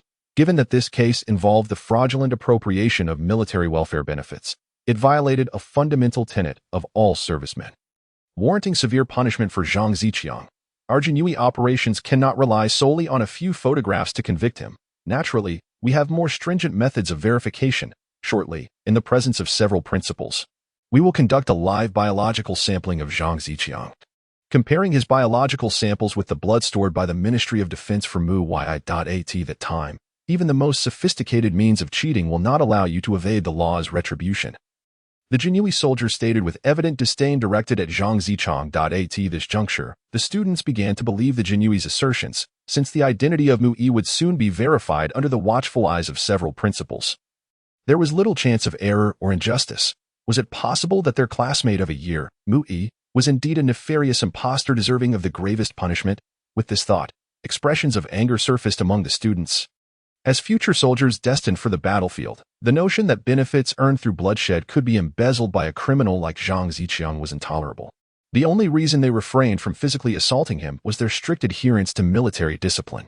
Observing that everyone had accepted the Xuanwu's claims and understanding that a bloodline verification was imminent, Zhang Ziqiang resorted to his last strategy. However, you cannot apprehend me. According to imperial military law, all crimes must be prosecuted by an accuser. Without an accuser, the case must be submitted to the local court for public prosecution. As Xuanwu, you are not authorized to detain me. You must summon the local constables.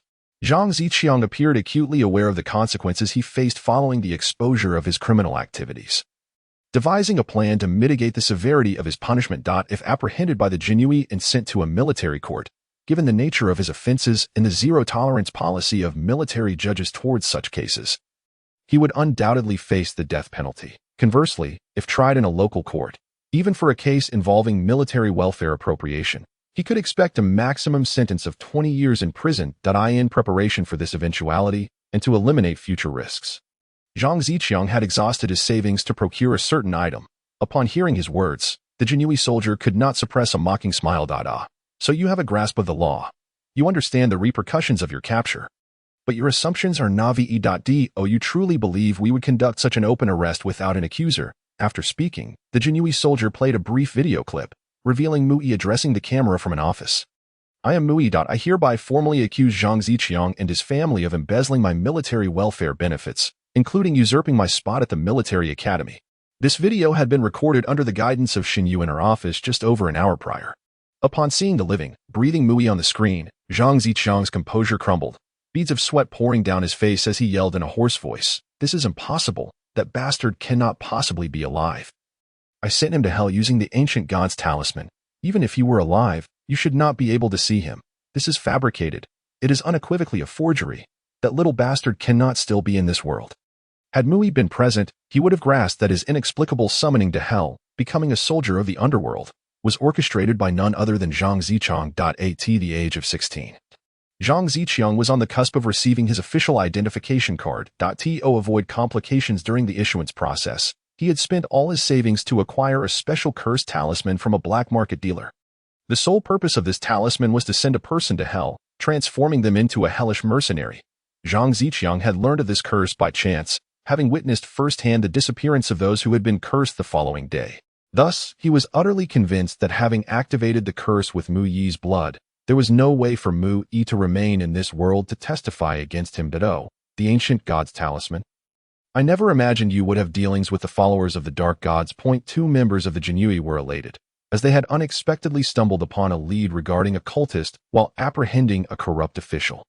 It is worth noting that recently, the Xuanwu had been in a frenzy, desperately seeking out cultists, yet their efforts had yielded little due to a scarcity of clues. However, today, fortune smiled upon them with this unforeseen discovery, making it even less likely for Zhang Ziqiang to evade justice at that moment. Upon hearing Zhang Ziqiang's words, no one in the classroom dared to obstruct the arrest any longer, under the gaze of all present. Zhang Ziqiang was handcuffed and escorted out of the classroom. During the apprehension, he contemplated resistance, but upon glancing at the two formidable warriors who had reached the pinnacle of innate mastery, he realized that as a mere novice in the realm, he had no choice but to submit to capture. Less than half an hour after Zhang Ziqiang's arrest, Xuanwu received the bloodline identification report concerning him, with all evidence meticulously gathered. Xuanwu organized the documents and accompanied Mu Yi to the entrance of an office. Before they could enter, they heard a man inside the soundproof office bellowing in fury. "What are you all doing? Just a handful of cultists, and yet after so many days, you have uncovered not a single lead. Are you all utterly incompetent? After capturing one cultist, you still cannot extract a confession? As Xuanwu, do you not feel ashamed? Speak up. Why has everyone gone mute? Others claim we Xuanwu resort to any means necessary in pursuit of leads, even extracting confessions from the dead, yet here you are, unable to even ascertain the name of a living person after 6 or 7 days. Is your knowledge of interrogation merely theoretical?" The man's outrage echoed for another 6 or 7 minutes. "Enough. I have finished my tirade. Now, you may resume your duties. However, I must warn you, I expect results within 3 days. If, after 3 days, you still have nothing to show for your interrogation efforts, we shall all be in for a reckoning." With that, he ordered everyone out to continue their work. Shortly thereafter, the office door swung open, and 6 or 7 expressionless Xuanwu officers, their eyes glinting with menace, filed out. Only then did Xuanwu and Mu Yi step into the office. "Lord Qianhu, I am the flag officer Xuanwu, here to report," she said, saluting the tall, square-faced man seated behind the desk. The man, appearing to be in his 40s, raised a hand to his forehead and then gestured for her to proceed. "Report, my lord. The evidence regarding the embezzlement of Mu Yi's compensation benefits is irrefutable. All relevant materials have been compiled, and I am now presenting the findings to you. Indeed, as the saying goes, a tiger begets no dog cubs. Xuanwu, you have done splendidly. That we Xuanwu require talents like you. It is well known that the benefits for military families are substantial and thus subject to scrutiny. Yet, in recent years, the auditing bodies have merely skimmed the surface, leading to rampant corruption. Your discovery has dealt a significant blow to those who would slander us as tyrants. You, a first-time investigator, have uncovered egregious embezzlement cases, while those at the Ministry of War have failed to notice such misconduct. This is dereliction of duty, and we must seize the opportunity to apprehend a number of individuals, demonstrating the prowess of the Xuanwu." The square-faced man praised Xuanwu loudly. There was no alternative but to commend her. The case involving Mu Yi provided him with an excellent excuse. Recently, he had faced immense pressure from the higher-ups due to the discovery of cultists lurking in Nanjing, with officials from the Ministry of War and the Ministry of Justice demanding that he resolve the cultist issue within a stipulated time frame.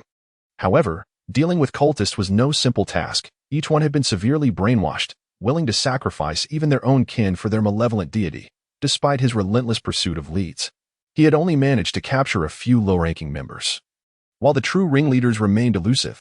This left him in a precarious position, with almost all the pressure resting squarely on his shoulders as others awaited the Jinyui's downfall.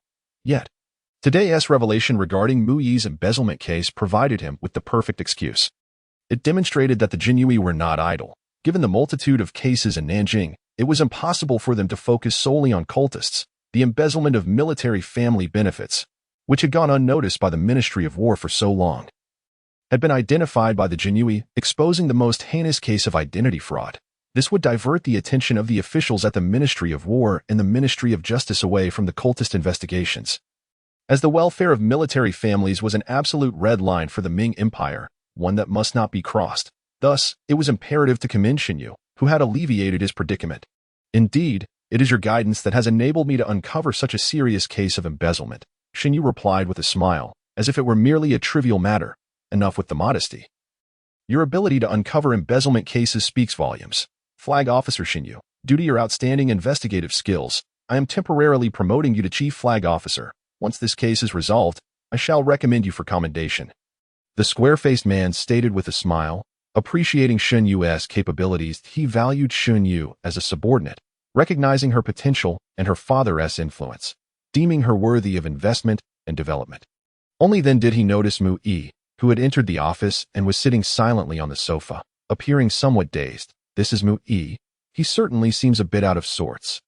Since the case materials are complete, and the corresponding legal procedures should be underway, why have you brought him to see me? The Qianhu inquired, somewhat perplexed. Typically, when faced with the Qianhu of the Jinyui, one would show utmost respect and deference. Yet, Mu Yi had entered the office and sat there in a trance, seemingly indifferent to the presence of the Jinyui Qianhu. Even now, as the Qianhu spoke, Mu Yi showed little reaction. His thin frame and habitual vacant expression made it evident that he was not a typical individual, according to the established procedures of the Jinyui in cases of embezzlement like Mu Yi's. Once all relevant materials and evidence were compiled, the case should be handed over to the appropriate law enforcement agencies, specifically the Ministry of War and the Ministry of Justice. Lord Qianhu. Mu Yi has been confined in a basement for many years by the criminal couple Zhang Shuzong. He lacks experience in social interaction. According to our observation team's assessment, his mental state is akin to that of a 5- or 6-year-old child. His thoughts as pure as a blank slate. Xuanwu explained Mu Yi's circumstances. She continued, furthermore, I must clarify why I brought Mu Yi here. Lord Qianhu, according to our Empire's laws, a normal person is considered an adult at 18. While cultivators are deemed adults at 16. However, given Mu Yi's developmental state, he cannot be classified as an adult. Therefore, he requires a guardian to take legal responsibility for his actions, since Mu Yi's parents, who were military personnel, have already perished. His closest living relatives are the Zhang family, who have now been imprisoned and cannot serve as his guardians. So, what are you suggesting? The Qianhu raised an eyebrow. Seeking clarity, Lord Qianhu, I have investigated this matter. In such circumstances, we Jinyui can fully assume guardianship of Mu Yi. By doing so, we would be able to represent him in requesting compensation from the Ministry of War, the Ministry of Household Affairs, and the Ministry of Justice. You often face accountability from officials in other departments, correct? Once we secure guardianship of Mu Yi, those officials might find themselves avoiding you altogether. Xuanwu cheerfully articulated her plan. In essence, she intended to leverage Mu Yi's identity as a means to exert pressure on the relevant departments. Upon hearing Xuanwu's proposal, the square-faced Qianhu immediately grasped her intentions and burst into hearty laughter. Indeed. It's no wonder you are a graduate of the War General Academy. Your intellect surpasses that of this old brute. I had not considered the potential use of Mu Yi in this manner. If that is the case, let us proceed swiftly and incorporate Mu Yi into our ranks. He is a child of misfortune, having lost his parents at a young age and been mistreated by ungrateful relatives. After he became a member of the Jinyui, I can assure you that as long as he does not break the law, no one will dare to bully him. The captain truly intends to solidify matters and make Mu Yi completely his subordinate. It is a rare opportunity to use the salary of a Jinyui to annoy individuals from other departments. The captain is indeed sagacious. Besides his identity, Mu Yi's innate abilities also deserve your esteemed attention. My lord, Xuanwu promptly articulated the second reason for bringing Mu Yi to meet the captain. Oh, what other talents does he possess that I am unaware of? Please enlighten me. The captain inquired with interest after glancing over Mu Yi's dossier. My lord, Mu Yi has survived in the basement for so many years. Apart from his early wit and feigning ignorance, another reason is that he has awakened his bloodline inheritance. relying solely on the martial arts knowledge imprinted in his blood by his parents. And without any cultivation resources, he has managed to reach the innate realm purely based on his innate talent for cultivation. From my observations, if he were to have sufficient resources to replenish his depleted vital energy, it is highly probable that Mui could attain the Grandmaster realm before the age of 20-5. Is that so? He reached the innate realm without any resources. No wonder he appears so frail. Like a mere reed. It is truly incredible, almost miraculous, the captain exclaimed with delight. Standing up and approaching Mui. In the midst of Muyi's puzzled gaze, he gently took his hand and rubbed it a couple of times. Indeed, his body is as strong as iron. With a force of 1,000 pounds, he is a true practitioner of the innate realm, the captain remarked with astonishment, although his gestures seemed casual as a fourth-stage Grandmaster. The captain's foundational strength was in the hundreds of tons. His gentle rub contained at least several tons of force. Anyone below the innate realm would be unable to withstand it. Truly remarkable. Xuanwu, your insight is no less than that of Lord Shen. Let us proceed today with formalizing Mu Yi's employment. I hope he will become a valuable member of our Nanjing Jinhui. The captain joyfully declared. For the enforcement agencies in this world, they frequently confront a variety of criminals, many of whom possess formidable martial prowess. To apprehend those highly skilled martial criminals, the Jinhui, as an enforcement department, must also have corresponding martial strength. However, for centuries, due to the relentless defamation propagated by corrupt officials, coupled with a past of lax supervision leading to a few rogues within the Jinhui, few martial practitioners were willing to join. Yet, the Jinhui is a specialized department overseeing martial criminals, often engaging in intense battles. Thus, there is a severe shortage of high-ranking martial practitioners. The requirement for a clean background in addition to exceptional skills makes recruitment exceedingly arduous. The Elder Council has recognized the difficulties faced by the Jinhui and has provided various supplementary personnel. However, not everyone possesses talent. The number of individuals who can reach the Grandmaster realm and are willing to join the Jinhui is exceedingly limited. Therefore, faced with an extraordinary talent for cultivation and an innocent mind like Mui, the captain could not allow him to leave. Sitting on the sofa, Mui rolled his eyes inwardly. Is it proper for you two to discuss my potential value in my presence? Urging me to sell myself to the Jinhui, if not for the need for a legitimate identity to integrate into this world, Mui would not have continued to feign ignorance. Come, Mui. Greet Captain Zhang, Xuanwu instructed with a smile.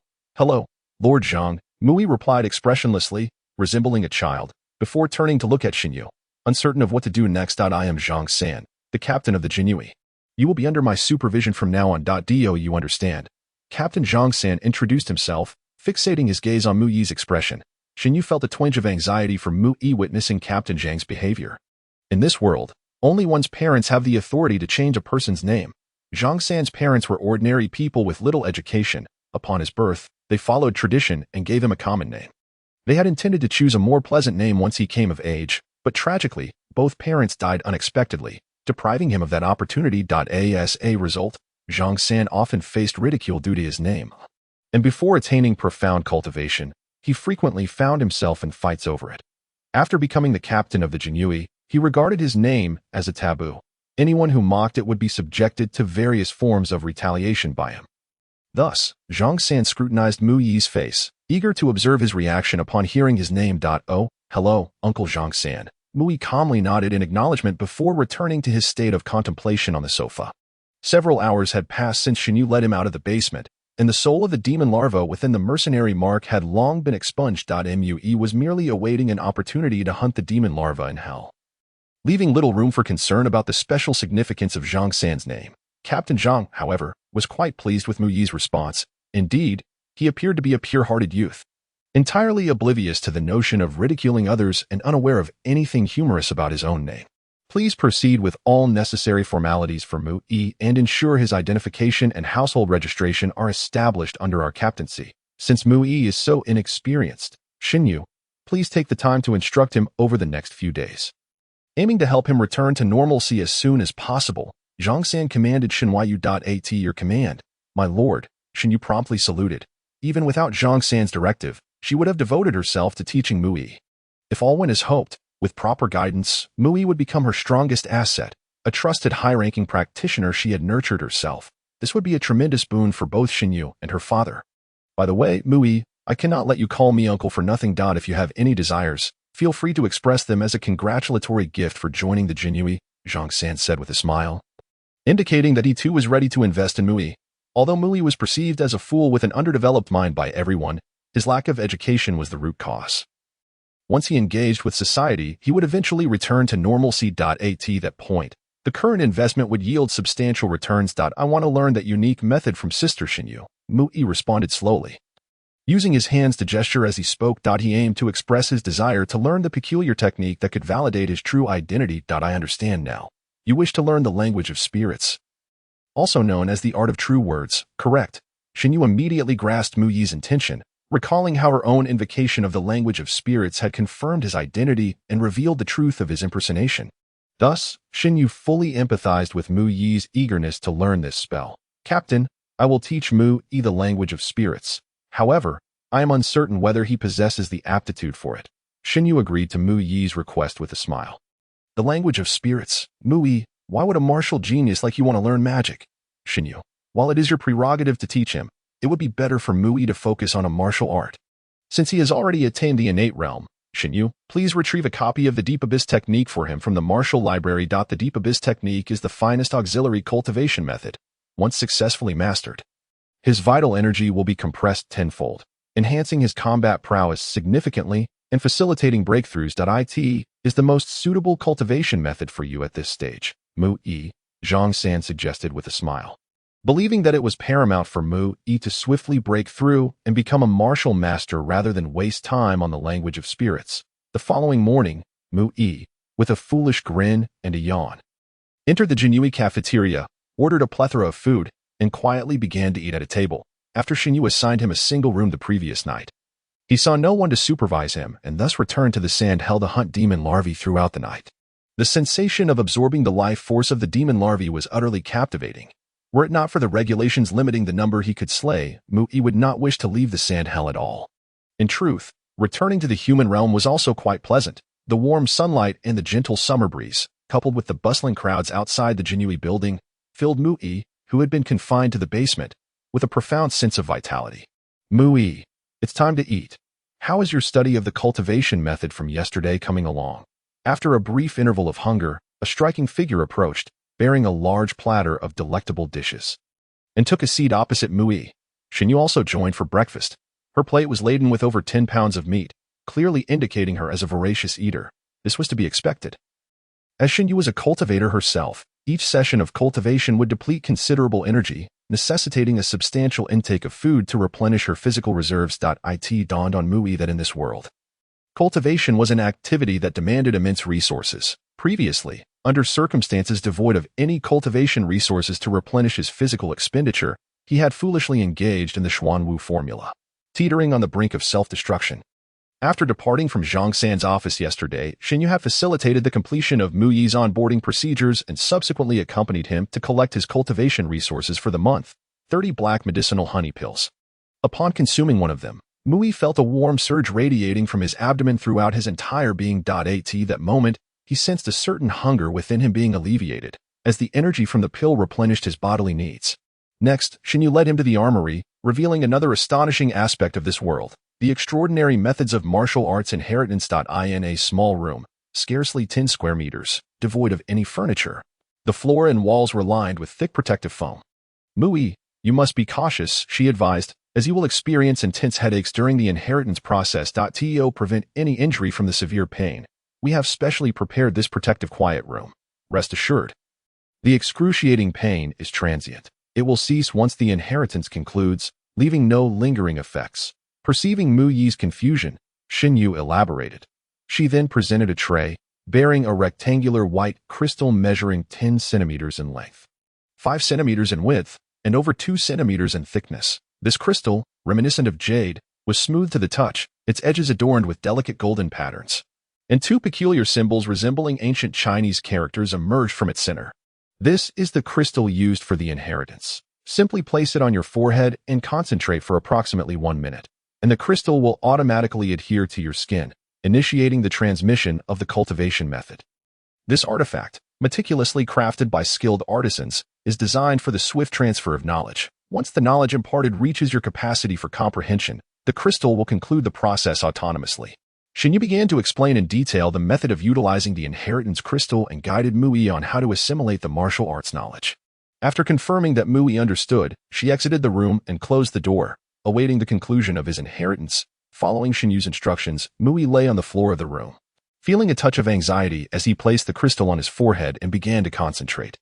In less than a few seconds, well before the 1 minute Xinyu had mentioned, Mui felt his consciousness connect with a profound entity. An ancient and grand voice resonated in his mind, speaking of unfathomable depths and boundless abysses. Subsequently, an image of an endless chasm materialized in his thoughts. A deluge of knowledge surged into Mui's mind, etching the most accurate concepts and understandings of cultivation into his memory. He grasped how to circulate the deep abyss formula within his body, compress his vital energy, and various cultivation methods following breakthroughs in realms. Ultimately, he absorbed the intricacies of the 9 layers of deep abyss formula and insights from predecessors who had practiced it. In less than 10 minutes, a vast reservoir of knowledge was indelibly inscribed in his consciousness. Impossible to forget. In a wonder, Zhang San had instructed Xinyu to teach Mui the cultivation methods without fearing that someone who had been locked away in a basement for over a decade, devoid of any formal education, would struggle to learn. This world possessed such miraculous pedagogical methods. Had such an efficient means of knowledge transmission existed on Earth, students would no longer toil daily memorizing formulas and texts. One could simply convert desired knowledge into a transmission artifact using a crystal, enabling the acquisition of an entire field of expertise in a single day, effectively graduating from university. In less than half an hour, Mui had assimilated all the cultivation inheritances of the Deep Abyss formula in the language spirit technique. Remarkably, regardless of the intensity of the pain he endured during the inheritance, he remained utterly silent.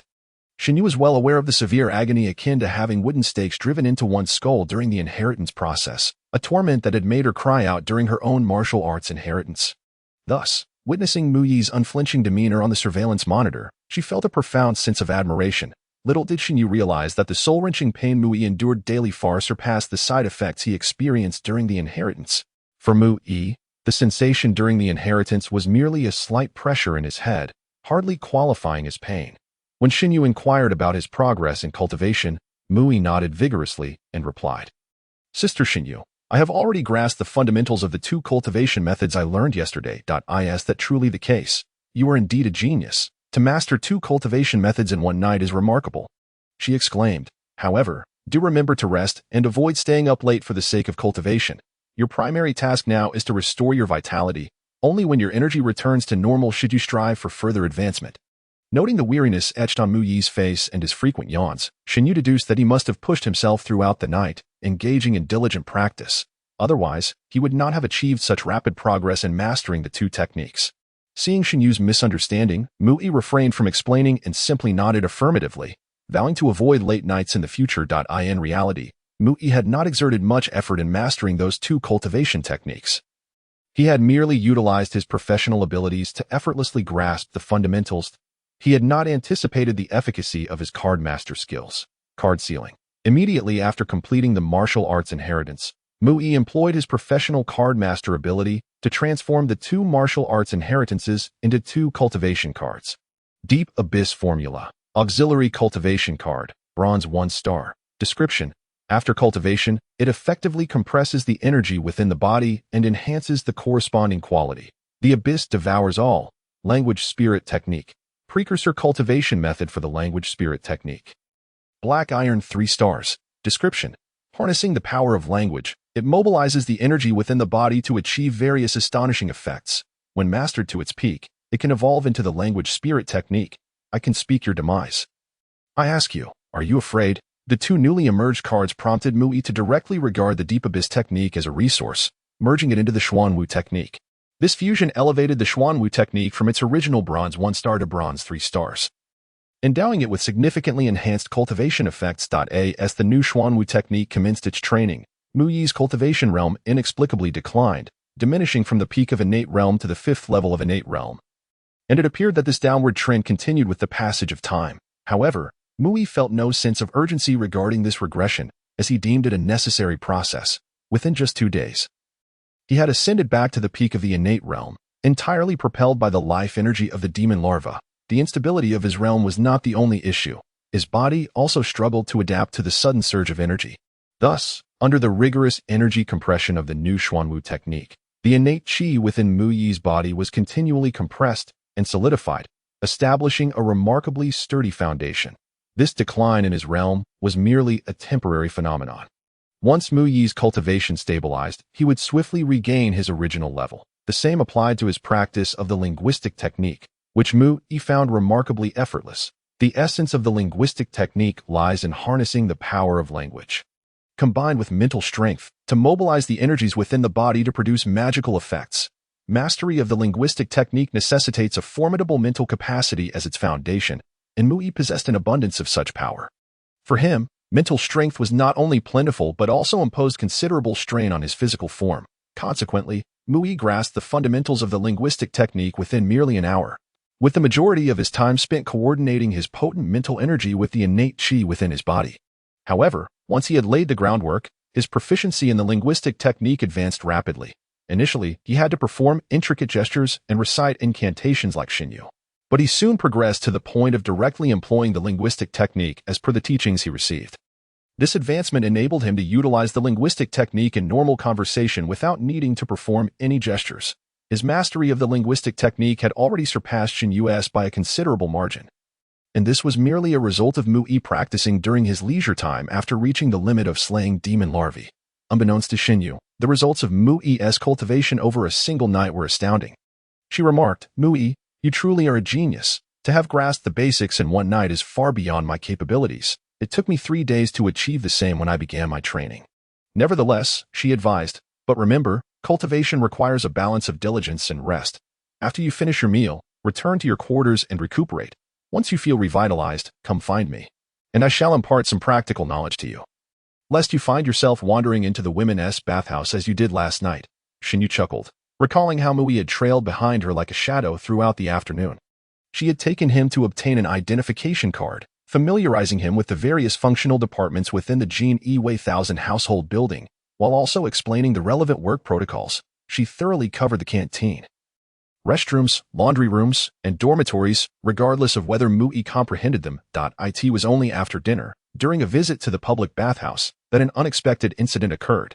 After Xuanwu instructed Mu Yi on how to change into bathing attire in a private room, she instinctively sought out a single room to don her bathrobe, intending to indulge in a soak at the communal bath. Unbeknownst to her, Mu Yi, having grown accustomed to following her, entered the public bathhouse alongside her. "Ah, a pervert!" a cry erupted, and a dozen female Jin Yi soldiers, who were rinsing off, hurriedly wrapped themselves in bathrobes and began to pursue Mu Yi. "Sister Xuanwu, save me!" Mu Yi, jolted awake by the scream, realized the predicament he had unwittingly stepped into. He dared not retaliate and could only circle around Xuanwu in a plea for help. Amused yet composed, Xuanwu quickly calmed her colleagues, explaining Mu Yi's situation, which quelled the ire of the female soldiers. Consequently, Mu Yi gained notoriety within the Nanjing Jin Yi 1000 household, as everyone became aware of the fool who could not distinguish between genders.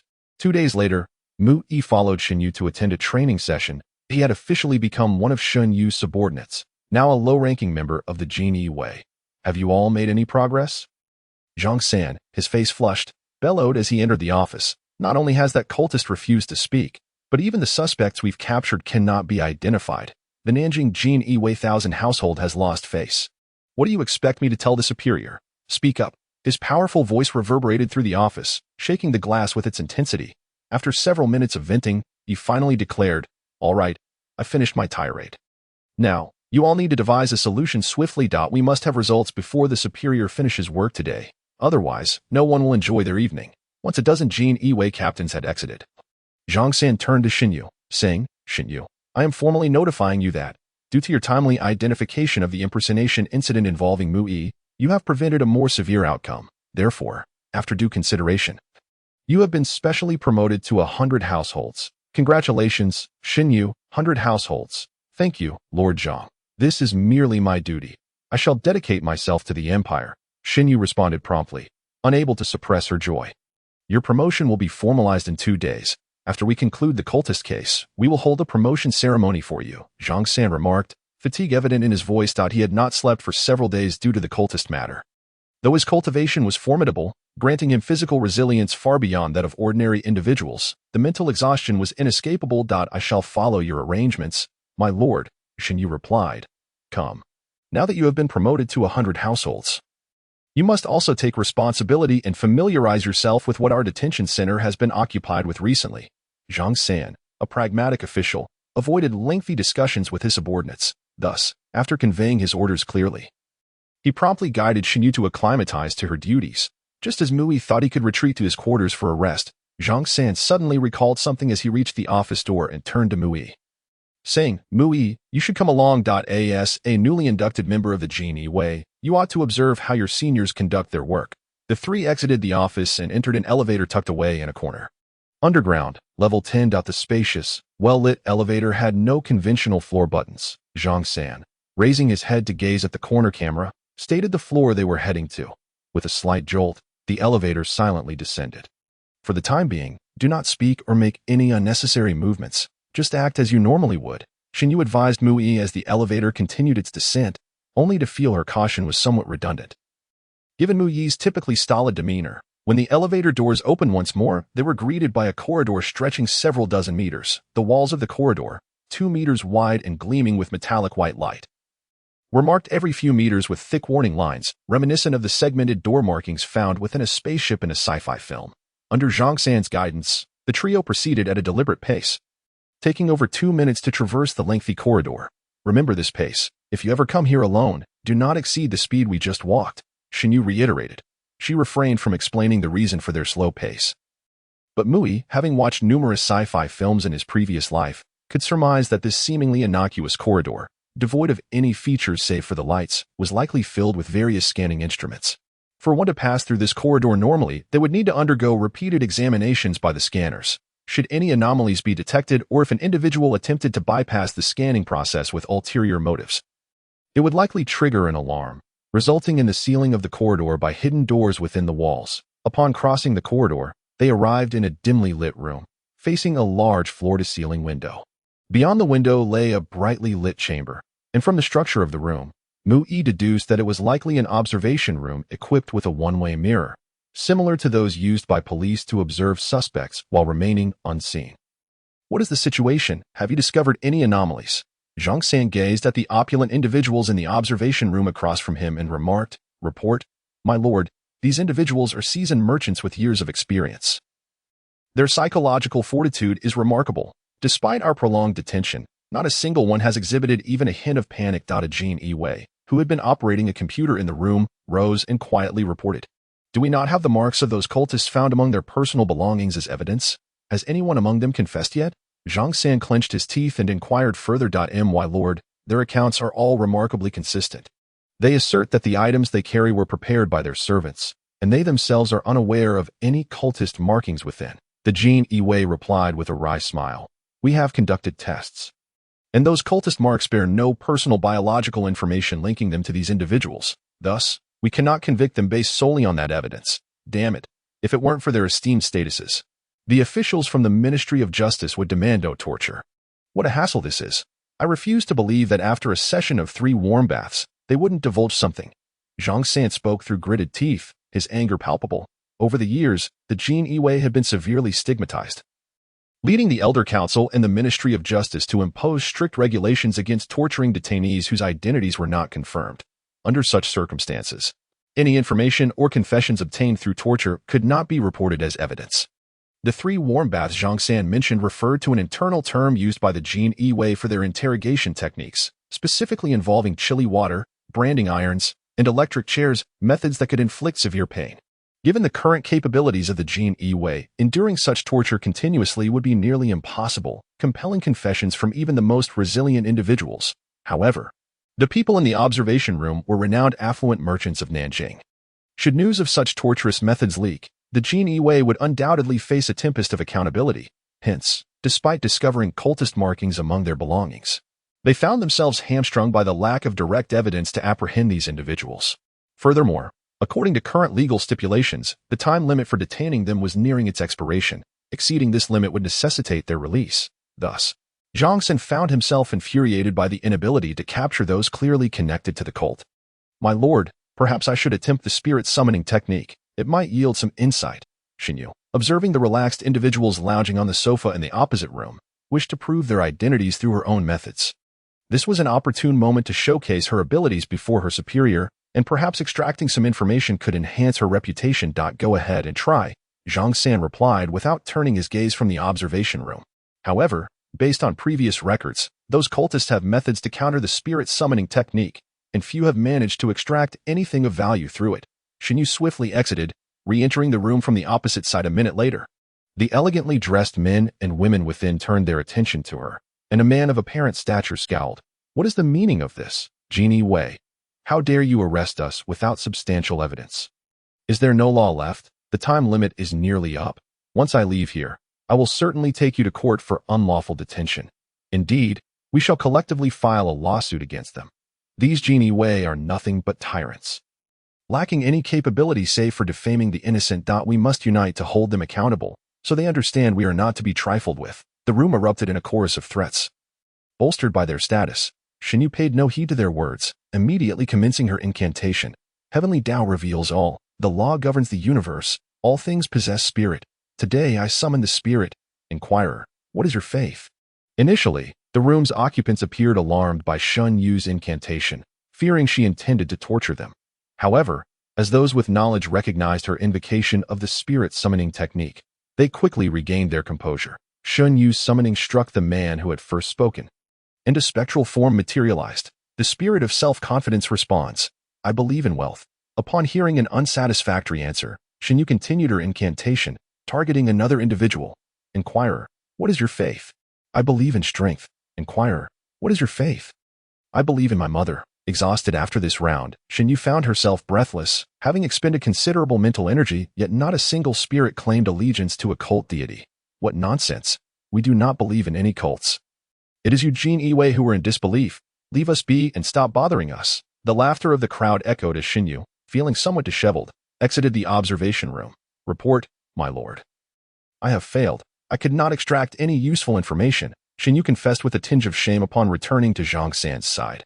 This is quite normal. After all, the spirit summoning technique is merely a form of magic, easily countered by those who are prepared. We must consider alternative methods, Zhang San replied, his tone devoid of emotion, calmly acknowledging the expected outcome. He had already mastered his emotions, understanding that rage would not resolve the issue, and began to sift through his memories in search of a solution. The room fell silent, Zhang San's figure looming in the stillness, inducing a sense of unease. After several minutes, he suddenly turned his gaze towards a corner where Mu Yi was curiously peering through the glass at the individuals in the opposite room. It was Mu Yi's first encounter with such an interrogation observation room, and curiosity was only natural. Mu, since you have officially joined the Genie Wei, you must take on responsibility. Tell me, do you have any ideas on how to make those inside admit to being cultists without causing them harm? Zhang San unexpectedly posed this question to Mu Yi, likely out of desperation to break the oppressive atmosphere. Mu Yi turned, gazing at Zhang San with wide-eyed innocence, pondering how a fool like himself could possibly compel those cultists to confess their identities. However, since his superior had asked, he felt obliged to respond. After a moment of thought, he asked, Uncle Zhang, what is a cultist? Xuanwu stifled a laugh at the naivety of the youth, who had evidently been out of touch with society for too long. The notorious cases of cultists were entirely foreign to him. Mu, a cult is an organization that brainwashes its followers through various means, compelling them to act according to the desires of their cult leader and worship a malevolent deity.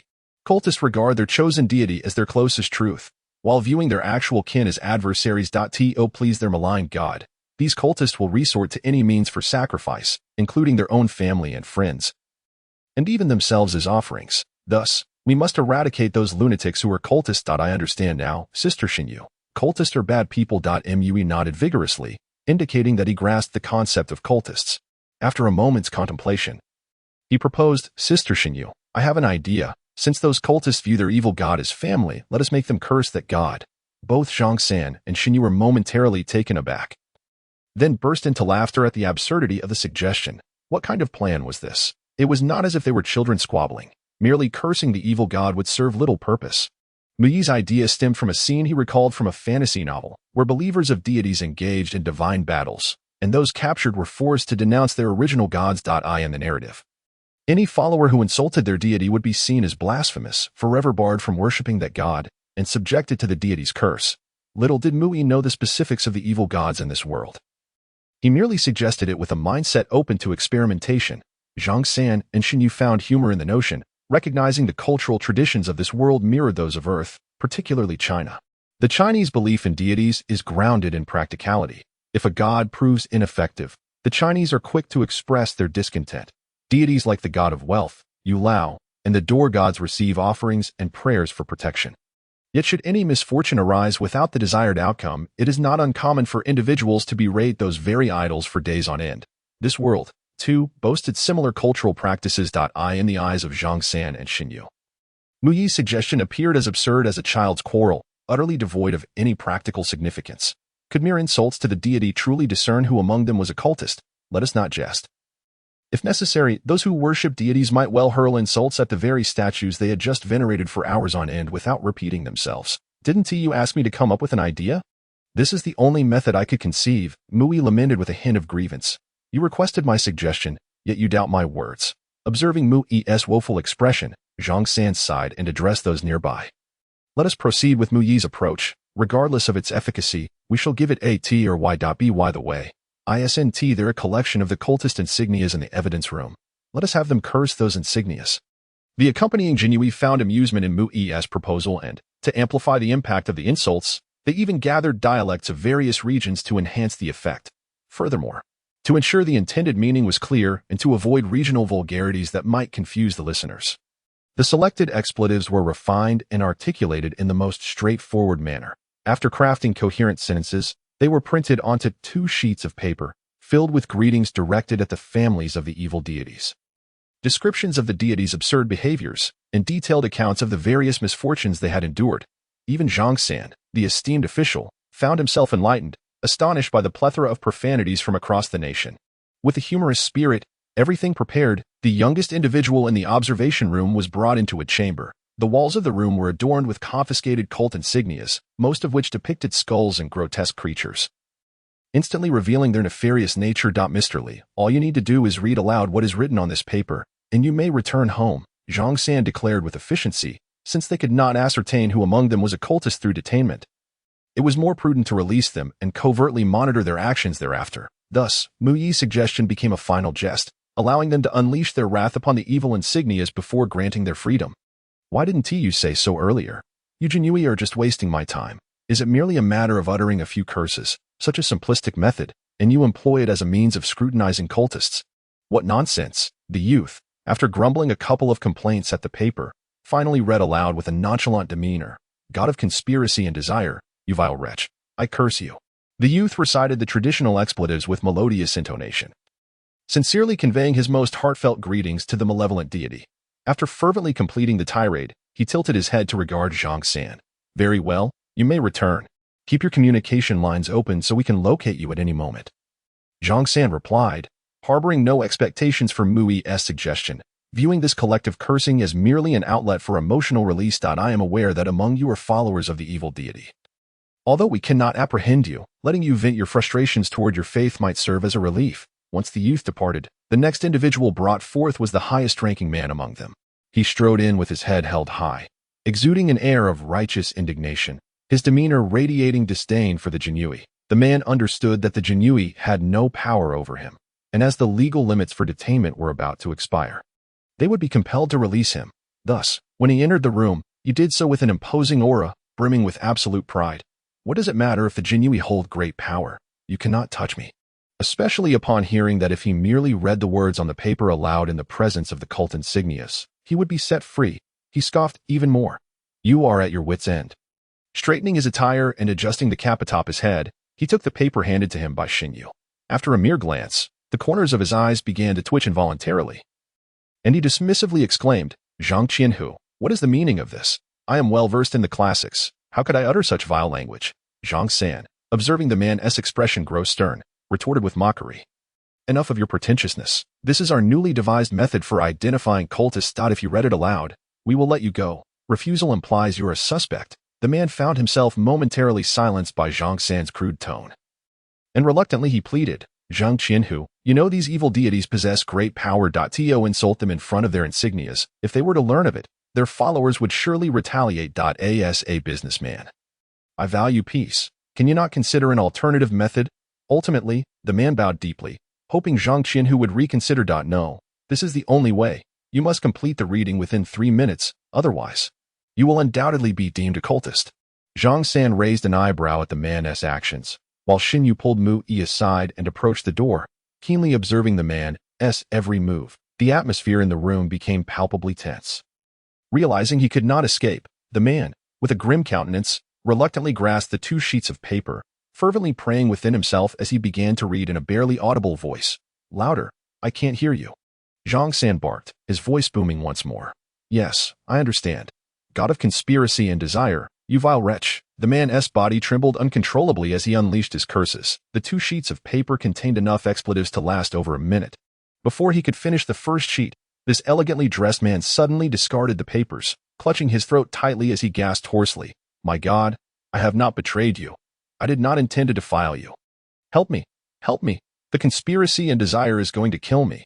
The man shrieked in agony, desperately clawing at his neck as if someone were attempting to take his life. In the midst of the astonished observations of the 3 individuals in the room, a sharp crack echoed from the man's neck. In an instant, his head twisted at an unnatural angle, collapsing to the ground, lifeless.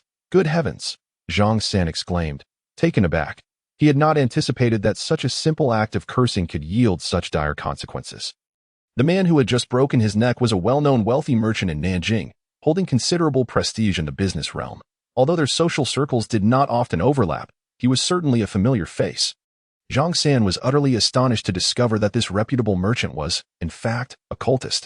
Even more shocking was the realization that Mu Yi just had inadvertently unearthed such a deeply concealed cultist. It was truly terrifying. Having faith in an evil deity meant one could not even govern their own life. Standing at the door, Xuanyu's eyes sparkled with shock. She had often heard tales of the irrationality of cultists. How once they embraced their malevolent deities, they would descend into madness. However, witnessing such an event firsthand was far more striking than any hearsay. This merchant, whom Xuanwu knew to be an ordinary individual, had, upon becoming a cultist, met his demise simply for cursing the very deity he worshipped, his own hand sealing his fate. Perhaps from the merchant's perspective, he believed he was slain by the deity's wrath due to his insults. Yet from the viewpoint of the bystanders, it was his own hands that had forcibly twisted his neck.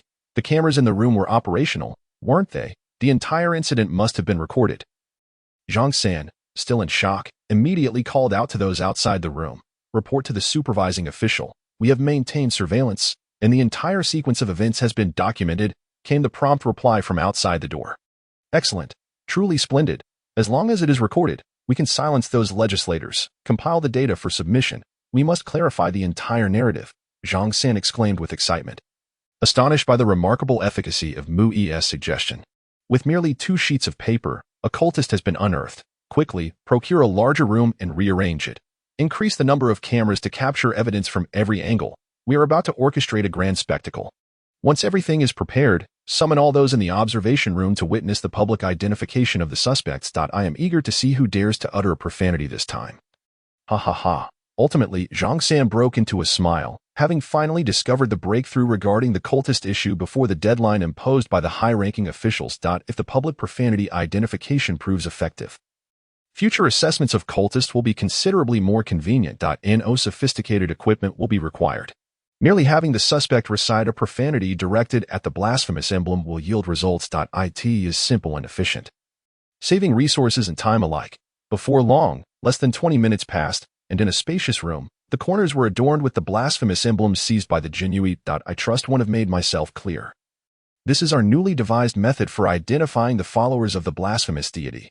You need only recite the words on the paper aloud, and you may return home. Once again, Zhang San reiterated this to the group of suspects. Upon hearing his words, many present exhaled in relief, while they had feigned calmness in the observation room.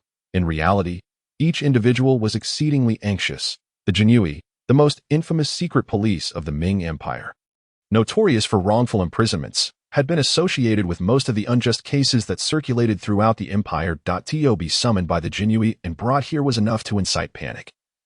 The fear of being coerced into false confessions loomed large. However, now the head of the Xuanwu had explicitly stated that as long as they recited profanities directed at the blasphemous deity, they would be allowed to leave. Consequently, someone immediately raised their hand to volunteer, saying, "My lord, allow me to go first. I have urgent matters at home."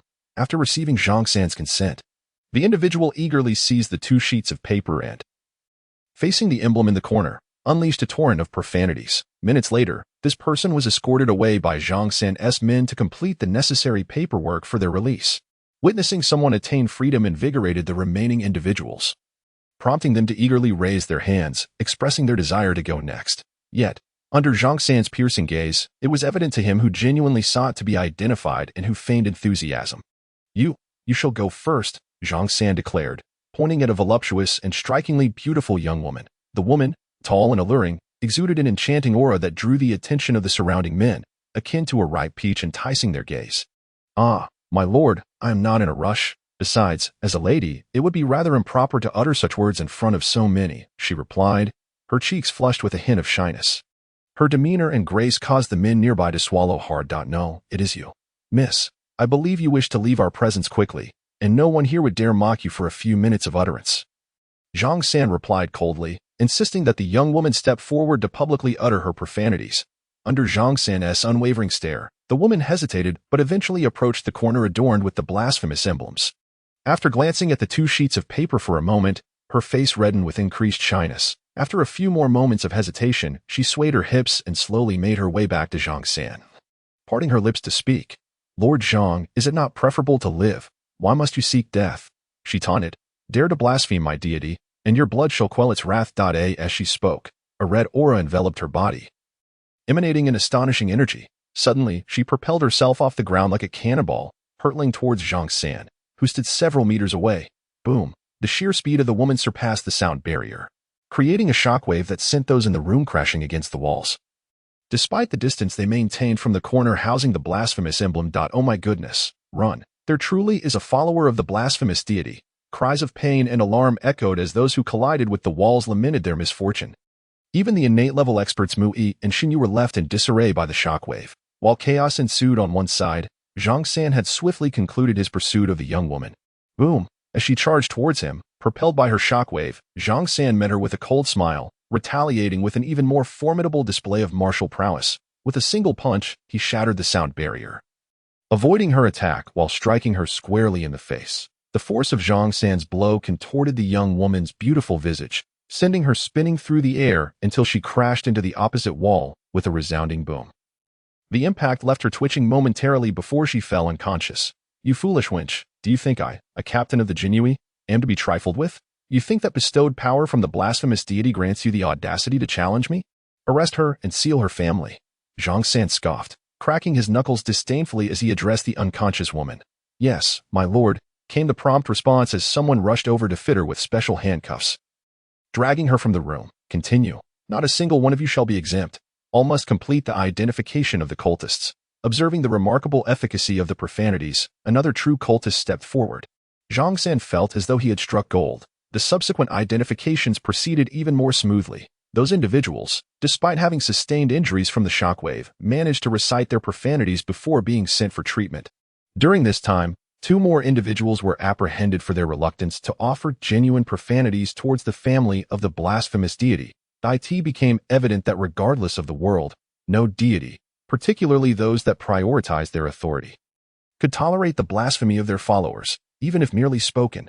Previously, the Xuanwu of the Ming Empire had misjudged the temperament of these blasphemous deities, believing that they would be indifferent to a few insults.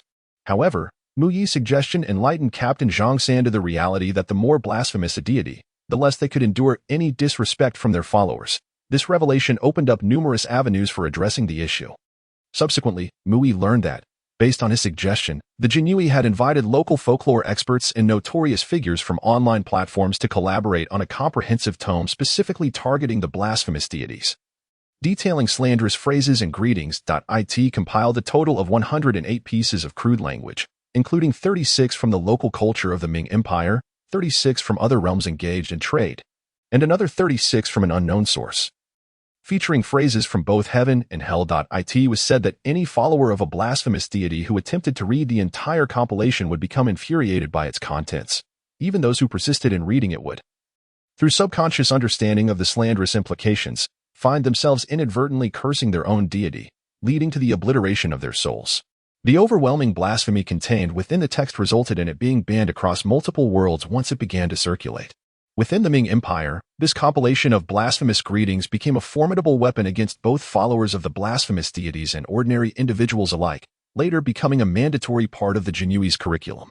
Thus, every member of the Jinyui became a master of profanity, inciting fury in anyone who dared oppose them. Eventually, it was unclear who had the audacity to place Mui in charge of editing this derogatory compilation, rendering his name one of the most loathed among all followers of divine beings. Well done. The Jinyui needs individuals like you. Should your methods prove effective against other cultists, according to our reward system, Mui, you could be directly promoted to a junior officer, Zhang San exclaimed, joyfully patting Muyi's shoulder upon discovering 4 genuine cultists among the suspects, despite his effort to temper his strength. His immense power caused Muyi's slender frame to sway back and forth. My lord, I have only just joined the Jinyui. Can I truly be promoted so soon? Upon hearing the praise, Mui smiled foolishly and inquired, astonished that he had been promoted and granted a raise merely 2 days into his employment. What does it matter? Our Jinyui is not like those other departments that adhere to seniority. In our ranks, as long as you possess the capability, you can continually achieve merit. It is not uncommon to be elevated to the rank of Qianhu within just a few months, let alone a single day, he proclaimed. Zhang Shan laughed heartily, expressing his hope that more young talents like Mu Yi would flourish under his leadership. Indeed, the Jinyui, unlike officials in other court departments, did not fear the accomplishments of their subordinates. For Zhang Shan, the challenges he faced were numerous. If only he had a truly capable subordinate, one who could not only address the myriad cases confronting the Jinyui but also bring him considerable benefits. Just as Mu Yi had offered a suggestion that resolved the issue of identifying cultists, once it received approval from the higher authorities of the Jinyui and proved feasible nationwide, Mu Yi would be awarded due recognition. And Zhang Shan would similarly be rewarded as his direct superior. Thus, Zhang Shan promptly promised Mu Yi a promotion and raise. However, a moment later, Zhang Shan furrowed his brow slightly, observing Mu Yi's tattered attire. A result of the shockwave from their recent skirmish with the cultists. With a hint of displeasure, he inquired, Mu Yi, what happened? Given your innate realm of cultivation, how could you be so thoroughly disheveled by a mere shockwave? Despite Mu Yi having attained a level of innate cultivation, which certainly did not allow him to effortlessly unleash shockwaves as Zhang Shan could, he should not have been so adversely affected. Unlike the nearby Xinyu, who had also been caught in the shockwave but appeared composed and tidy, Mu Yi could not comprehend Zhang Shan's displeasure. He had merely braced himself against the force of the shockwave. And for one whose physique was exceptionally fortified by the Xuanwu secrets, the impact should have felt negligible. It was merely his clothing that had succumbed to the shockwave's power, the outer fabric of his garb shredded by the force. My lord, what should I do? He asked directly, seeking guidance on how to cope with shockwaves. You cannot disperse close-range shockwaves using your martial skills. Must someone teach you such basics? Zhang Shan mused, realizing that Mu Yi might indeed be somewhat naive, requiring instruction even in self-protection. But I do not know any martial skills, Uncle Zhang. Where should I go to learn? It dawned on Mu Yi that while he had mastered cultivation and developed formidable physical prowess, he lacked any combat techniques. Zhang Shan, face-palming, glanced at the equally awkward Xinyu beside him and sheepishly admitted, It is my oversight. I forgot your circumstances. Here is what we shall do. Upon our return, let Xinyu fetch a set of suitable boxing techniques for you from the armory. Also, ensure you acquire a complete set of foundational martial skills and weapons appropriate for your training. Xinyu, assess what else Mu Yi should learn. He must at least reach the level expected for someone of his age. Mue. Dedicate yourself to studying and training to avoid further incidents of damaging your clothing. The talents Mu Yi had displayed over the past few days led Zhang Shan to unconsciously regard him as a promising young recruit in the Jinyui, entirely forgetting that Mu Yi had been imprisoned in a basement for many years. Many martial skills expected of him at his age and cultivation level were entirely unfamiliar to Mu Yi. Only upon hearing Mu Yi's question did Zhang Shan realize he was not dealing with a martial artist of ordinary experience. He promptly instructed Xinyu to ensure Mu Yi acquired the knowledge he ought to have. Upon receiving Zhang Shan's order, Mu Yi felt elated. He was not truly foolish, having made considerable efforts to disguise his ignorance. However, certain aspects of common knowledge still occasionally exposed him. For instance, though he feigned ignorance, he could not hide his ability to read the texts of this world, which employed traditional characters remarkably similar to those of his previous life in China. To familiarize himself with this new realm, Mu Yi had spent the past days frequently using illustrations and books as an excuse to read extensively, while he could use his bloodline heritage as a cover.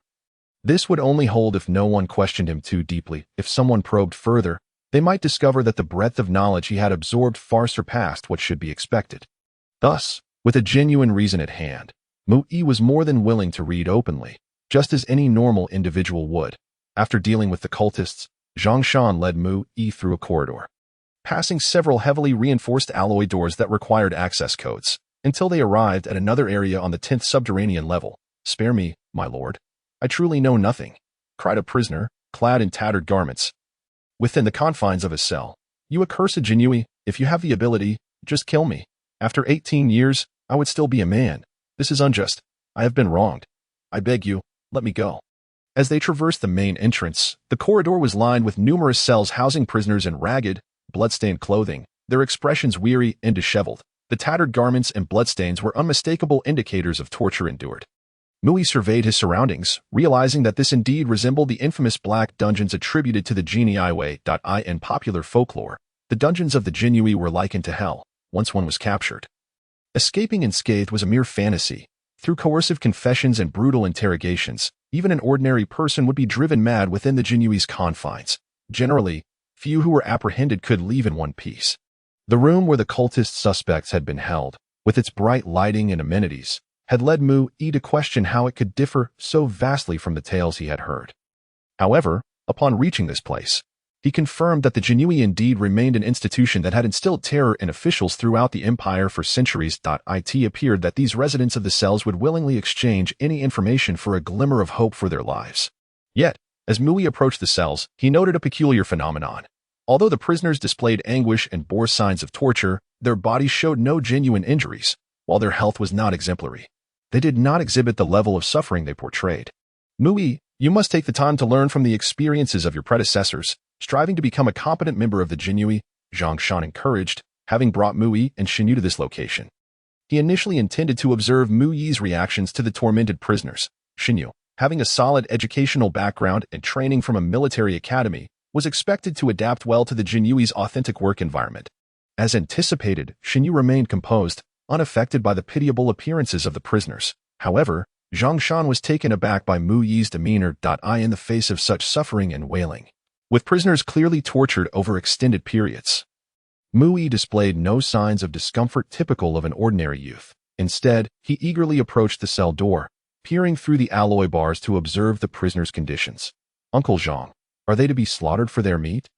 I am familiar with this type of work. They have no fur and should be easy to process," Mu-yi remarked, instinctively rubbing his hands as he turned to Zhang Shan with his inquiry. Hearing such a chilling statement from Mu-yi and witnessing the inhuman glint in his eyes nearly led Zhang Shan to apprehend him as a potential cannibal. However, he quickly regained his composure, casting Mu-yi a sympathetic glance before sternly instructing Xuanwu, "I am assigning you a task. You must instill in Mu-yi a proper worldview and value system as swiftly as possible.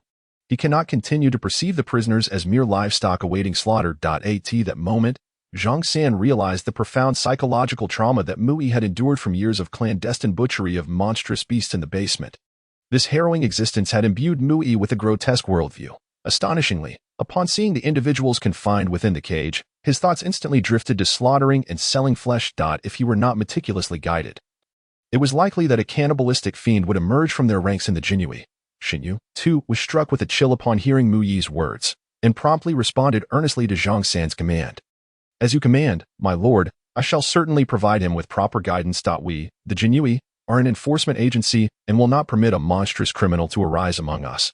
Over the past few days, she had observed Mu-yi's remarkable intelligence and quick learning, failing to discern the inhuman state of his psyche. Thus, her efforts in instructing him had been somewhat lackadaisical. However, upon hearing Mu-yi's recent utterances, Xuanwu finally grasped the gravity of the troubled child she was confronting. A youth who had grown accustomed to disregarding life itself, if not diligently guided, was quite likely to evolve into a formidable villain in the future.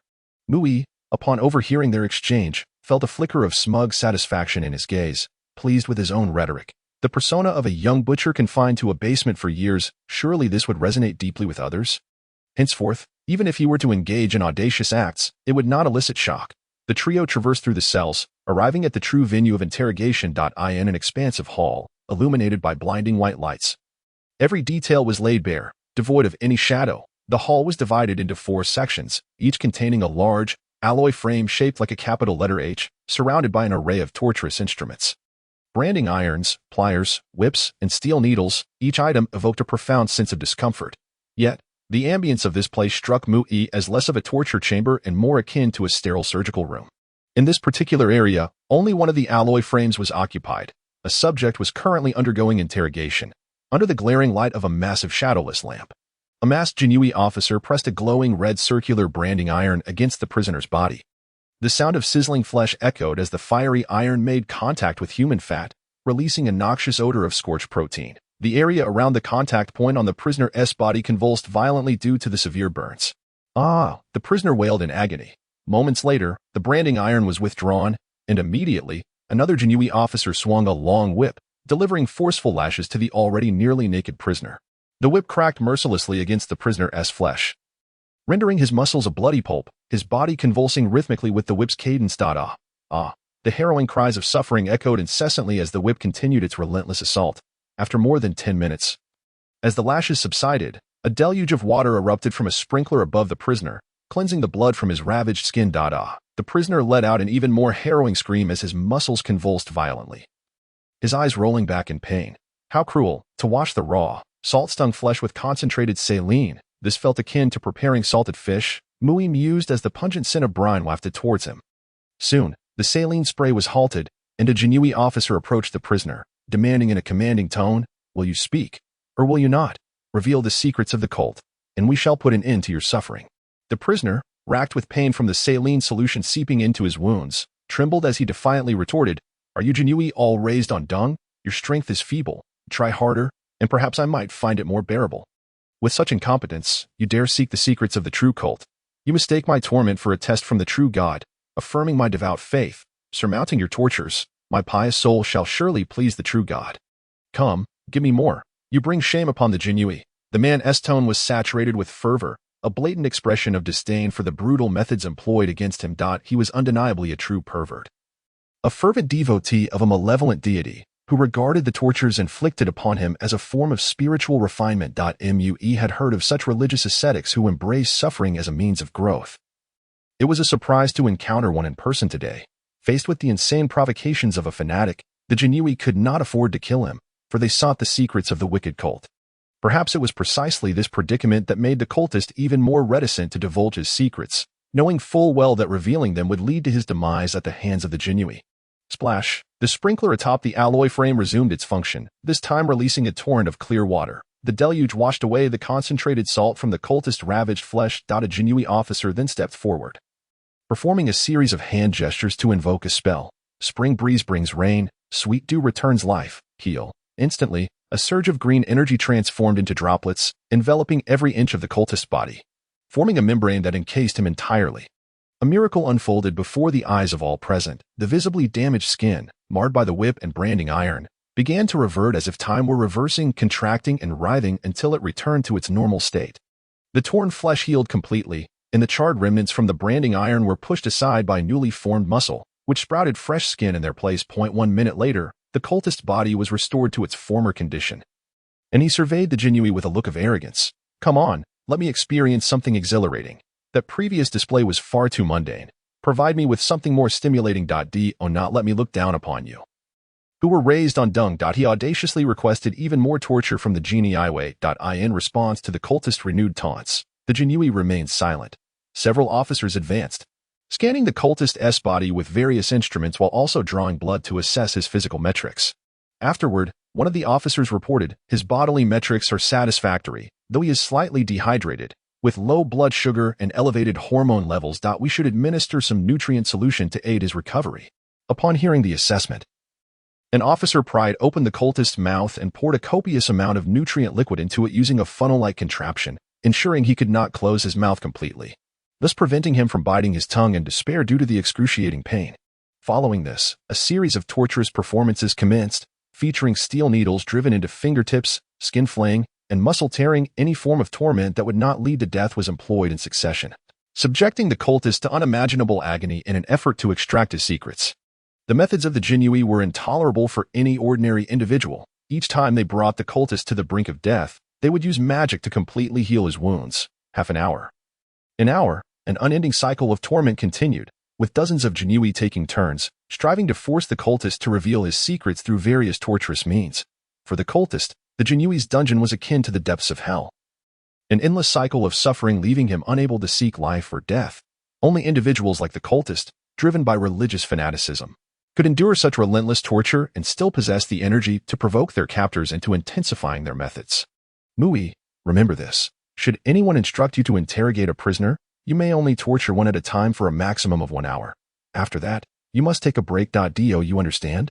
At this moment, Xuanwu quietly reminded Mui, so that he would not be taken advantage of in the future. Such torture is not only a torment for the prisoners, but the various agonies and physical reactions exhibited by them during their screams also serve as a psychological torment for the executioners. If one does not wish to become mentally warped and turn into a madman or a pervert, one cannot engage in such torturous work for extended periods. In the past, due to an insufficient understanding of psychology, the Xuanwu were unaware that torture could also impact the psyche of the executioners. The interrogators working in the Xuanwu's dungeons frequently developed various psychological issues due to prolonged torture and coercion. The insane and sadistic mindset of the Xuanwu in the prisons is largely attributable to psychological problems. Consequently, after the formal establishment of psychology, the Xuanwu soon realized that there were issues within the prisons responsible for administering punishments, leading to subsequent reforms in the torture system. The environment of the interrogation rooms has not only been improved, but is now required to be clean and bright, imparting a sense of uprightness. Each interrogator's working hours are strictly limited, and they are also mandated to wear specially designed masks to insulate themselves from the prisoner's screams while providing a psychological suggestion that no one knows who is inflicting the punishment.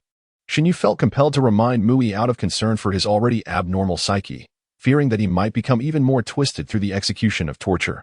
Thank you, Sister Shin. I understand, Mui replied with an innocent expression. In truth, among all present, Mui is the least likely to develop psychological issues, having experienced death and reincarnation, confronting the essence of mortality. His perspective on life and the soul is fundamentally different from that of ordinary individuals. He respects the significance of life and, having undergone reincarnation, harbors no fear of death. It is akin to him as a butcher of extraordinary beasts, while others might suffer severe psychological trauma from slaughtering sentient beings. To Mui, it is merely a matter of sending those creatures onto their cycles of rebirth. Death is not an end.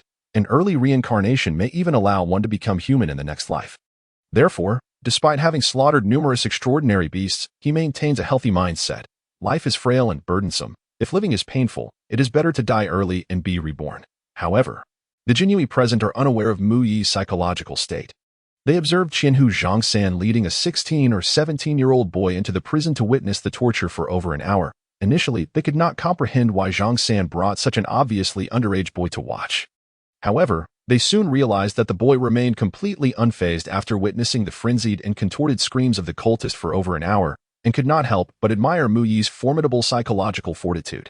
It is important to recognize that even with their specially designed masks, which muffled most of the cultist's screams, the Xuanwu still felt an inexplicable emotional response upon seeing the cultist's expressions of agony.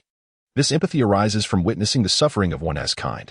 Even though these Xuanwu are the executioners, they know that the cultists deserve their fate, yet they cannot suppress their instinctual psychological reactions. In contrast, Mui maintained an innocent expression throughout the hour, as if they were engaged in a normal work activity rather than torture. All right, let us cease for now. He is a deranged fanatic, and our current methods have yet to compel him to speak. After several weeks of rotating tortures and even changing the executioners multiple times, Zhongsan finally spoke with a cold expression. Such fanatical cultists become increasingly deranged the more they are tortured. They believe that to protect the secrets of their church, they must prove their piety with their lives. If they die under the hands of heretics, their souls will surely ascend to enjoy eternal life with the true deity.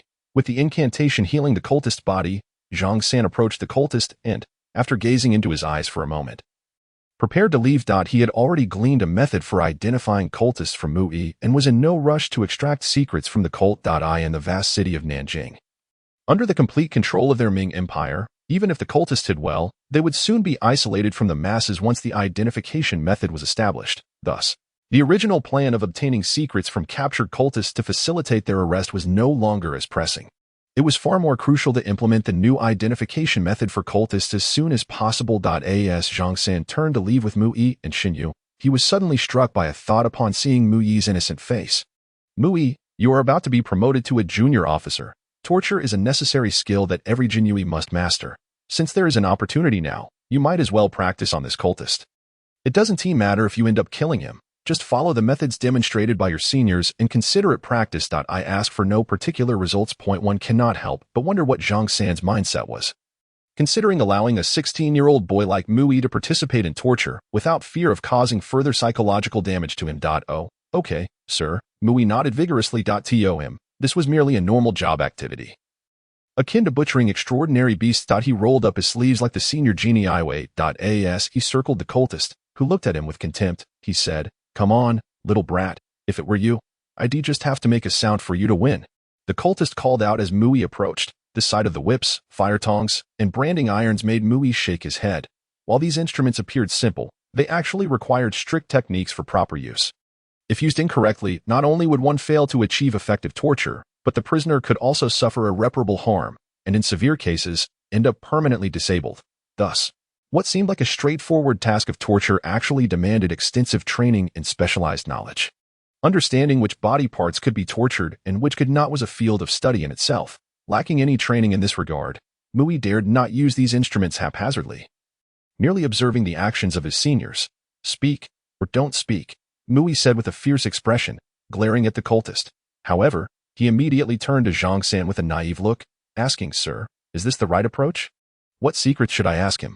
Mui's innocent demeanor caused the Jinui present to pause in surprise before erupting into laughter, lightening the previously tense atmosphere. "What a foolish boy," Zhang San chuckled, covering his mouth as he looked at Mui, amused by his antics. "Just ask him the names of the cultists he knows." "Got it, sir." Mui nodded vigorously, and suddenly, a piece of green brick appeared in his hand from who knows where. The original red brick, after Mui's use over the past 2 days and having toppled tens of thousands of demon larvae, successfully upgraded after meeting some mysterious criteria. The upgraded green brick had not undergone any significant changes in capability.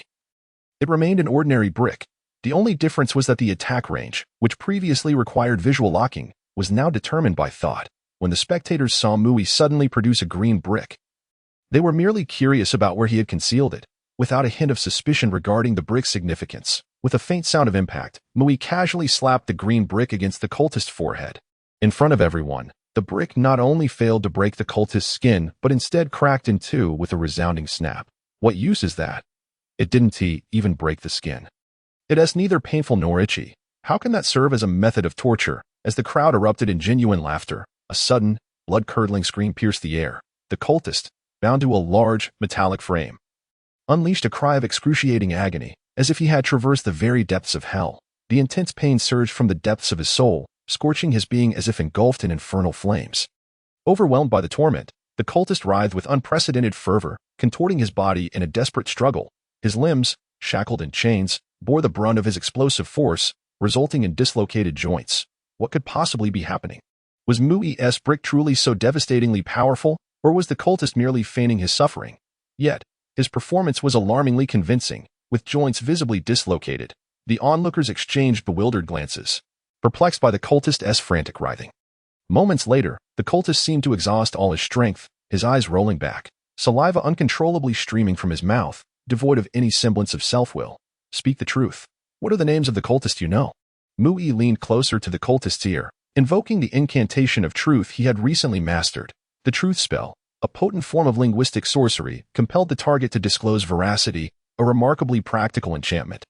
Its limitation lay in its ineffectiveness against those stronger than oneself. Having just acquired this skill, Mui seized the opportunity to employ it on the beleaguered cultist, whose spirit was on the brink of collapse from relentless torment. Under the coercive influence of Mui's incantation, the cultist's mind, now a blank slate, involuntarily confessed his innermost secrets. "Zhang Yichuan, a tenant in my neighborhood, Fan Xuanwu, and the owner of Tianwei Company, with whom I conduct business." As each name escaped the cultist's lips uncontrollably, Zhang San initially struggled to comprehend the revelations. However, upon grasping the implications, he leapt several meters in excitement. "Quick! Bring the recorder. We must not miss a single word he utters. Regardless of its truth or utility, we need to investigate immediately." Zhang San had never anticipated that the cultist, after enduring nearly 10 days of brutal torture, would crumble so easily under the gentle touch of Mui's brick. Not only did he divulge a plethora of names, but he also answered a series of inquiries regarding the cult's clandestine operations. This was an extraordinary stroke of fortune. "Come, Mui, savor this exquisite crispy duck. It is a culinary masterpiece." Should you require assistance in the future, do not hesitate to seek my aid. I still wield some influence in Nanjing, Zhang San cheerfully urged, continuously serving dishes to Mu Yi and the officer's mess. Zhang San's expression was one of sheer joy, realizing he had stumbled upon a treasure. Initially heeding Mu Yi's jesting advice, he uncovered a method to identify cultists. Subsequently, driven by a seemingly trivial notion, he invited Mu Yi to participate in the interrogation, leading to an unforeseen revelation. Zhang San could hardly fathom that Mu Yi, through such a simple act, could elicit confessions that had eluded others employing myriad methods. Once Mu Yi had pried open the cultist's mouth with his brick, Zhang San, in a state of exhilaration, summoned several notoriously tight-lipped prisoners from the local jails for interrogation. With a swift motion, Mu Yi conjured forth that miraculous brick once more. Each prisoner, having languished in confinement for no less than 6 months, succumbed to despair and willingly confessed their transgressions. Zhang San had resolved that, by any means necessary, he would ensure Mu Yi remained tethered to their ranks in the Xuanwu. A prodigious talent like Mu Yi, regardless of his combat prowess, could easily ascend to a specialized position within their ranks, solely based on his uncanny ability to extract confessions from cultists. Yet, the origin of Mu Yi's extraordinary talent remained a mystery. I am uncertain how I can manifest a brick, nor do I comprehend the extent of pain inflicted upon those struck by it. Mu Yi replied innocently, his wide eyes brimming with naivety. He explained that during his time in the basement, he had yearned to escape but lacked suitable weaponry. By chance, he discovered he could conjure bricks from thin air. He insisted he had never used the brick to harm anyone. More often, he utilized it to incapacitate formidable beasts. Zhang San and Xuanwu speculated that Mu Yi had been confined in the basement from a young age. While he had feigned ignorance to survive, his true desire was for freedom.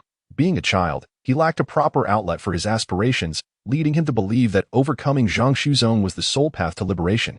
Thus, the brick had materialized as a manifestation of Mu Yi's fervent wish to inflict his suffering upon his adversaries. Such occurrences, though rare, were not entirely unprecedented.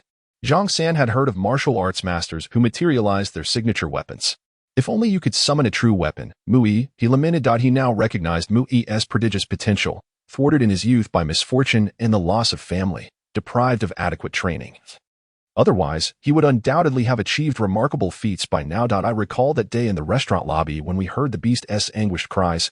It must have been you using that peculiar brick to strike it. How fortuitous. Had we not heard those cries, we would have remained oblivious to your confinement in the basement, Xuanwu remarked, her eyes sparkling with delight as she reveled in having such a capable subordinate. Mu Yi was her own rescue, and she had taken it upon herself to mentor him in the ways of life. With Mu Yi as her loyal confidant, she envisioned a future of success within the Xuanwu, bolstered by her familial connections and the formidable asset that Mu Yi represented. Consequently, both Xuanwu and Zhang San were elated, treating Mu Yi to a meal in the exclusive officer's mess of the Xuanwu to foster camaraderie. In the face of their overtures, Mu Yi feigned ignorance, his sole response a blissful grin as he devoured his meal with childlike enthusiasm. With Mu Yi's involvement, a multitude of cultists were unmasked and apprehended, leading to the Xuanwu's acquisition of vital intelligence regarding the inner workings of the cult. The Xuanwu's campaign against the cult in Nanjing was akin to a tempest sweeping away fallen leaves. Within a mere 2 days, they apprehended dozens of high-ranking cult members and hundreds of lower-tier adherents. Soon, a figure referred to as the Saint, a high-ranking cult official, fell within the Xuanwu's sights. They soon learned that the so-called Saint was the true core of the cult sent to infiltrate the Ming Empire. However, this individual was exceedingly cunning, always shrouded in layers of disguise whenever appearing before followers, never revealing their true identity.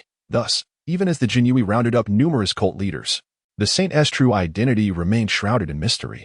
The members of the Xuanwu were tirelessly engaged in a citywide manhunt for the elusive cultists. Meanwhile, Mu Yi, being a newcomer, was spared from the battlefield yet found no respite during these tumultuous days. He exhaled heavily, shedding his helmet and collapsing onto the cold floor, drenched in sweat. Ever since he had identified the gaps in his training due to the shockwave, Xuanwu had embarked on a dedicated regimen to train Mu Yi. It was then that he realized the extent of his deficiencies as a martial artist. The path of a warrior in this world was not merely to acquire a tome of mystical arts and meditate in silence until mastery. Internal cultivation entailed refining one's breath, while external training focused on fortifying one's physique and resilience. Every martial artist must endure this arduous process. Internal cultivation referred to the practice of specific martial arts, such as the Xuanwu technique, which required consuming specialized nutritional supplements to cultivate unique martial energies from a young age. Conversely, external training began at the age of 12. involving rigorous physical conditioning to enhance one's strength and combat resilience. Though Mui had instinctively practiced the Xuanwu technique upon his reincarnation into this world, he lacked a comprehensive martial education. His external prowess was nearly non-existent, relying solely on the passive enhancements of the Xuanwu technique for his physical defenses. Compared to true warriors of equivalent rank, he was significantly lacking. The current strength of Mui is limited to bullying warriors who are merely one major realm beneath him. Any warrior of the same realm can easily defeat him. However, it is worth noting that Mui is not devoid of advantages. Due to his reincarnation, his original spirit, or soul, is extraordinarily robust. In a competition of pure soul strength, it is likely that no one could surpass Mui. The 3 steps in a warrior's cultivation: internal training of breath, external training of muscles and skin, and the arduous refinement of the original spirit correspond to the essence, energy, and spirit of a person. Presently, Mui has reached the innate realm in his chi cultivation, with his soul's power already exceeding limits, necessitating a means to diminish it. What Mui currently lacks is the development of his muscles and bones. However, there are no shortcuts to this. The only way to remedy years of deficiencies is through diligent practice. After receiving a legacy from the armory and learning a set of Tai Chi Bagua Fist, Mui embarked on a daily regimen focused on strengthening his physique. This martial art, Tai Chi Bagua Fist, is an exceptionally profound fighting technique in this world, akin to a blend of Earth's Tai Chi and Bagua. Due to the extraordinary powers of this realm, it can be cultivated to remarkably advanced levels. Centered on yin and yang, grounded in the 5 elements, and incorporating the principles of Bagua, Tai Chi Bagua Fist encompasses not only advanced punching techniques but also intricate body movements and steps. According to Xuanwu, once mastered at a high level, this martial art integrates offense and defense, allowing powerful strikes to evade attacks that exceed one's own strength by at least a factor of 2. It even possesses effects akin to short-range teleportation, enabling one to maneuver away from enemy strikes during openings. Of course, Xuanwu chose this set of techniques for Mui not solely for its combat prowess, as Tai Chi Bagua Fist, like its earthly counterpart, serves not only for fighting but also as a means of health cultivation for individuals of all ages. Similarly, in this world, both ordinary individuals and true warriors utilize this technique for health improvement. After being confined in the basement for many years and due to his practice of the Xuanwu technique, Mui's physique is notably frail compared to warriors of his level. Thus, he cannot engage in the more vigorous martial arts and must resort to Tai Chi Bagua Fist, which resembles a form of health cultivation yet possesses formidable combat capabilities. Moreover, to enhance Mui's training efficacy, Xuanwu procured a set of training armor from the equipment repository, which resembles external mechanical skeletons and features a thin layer of armor plating.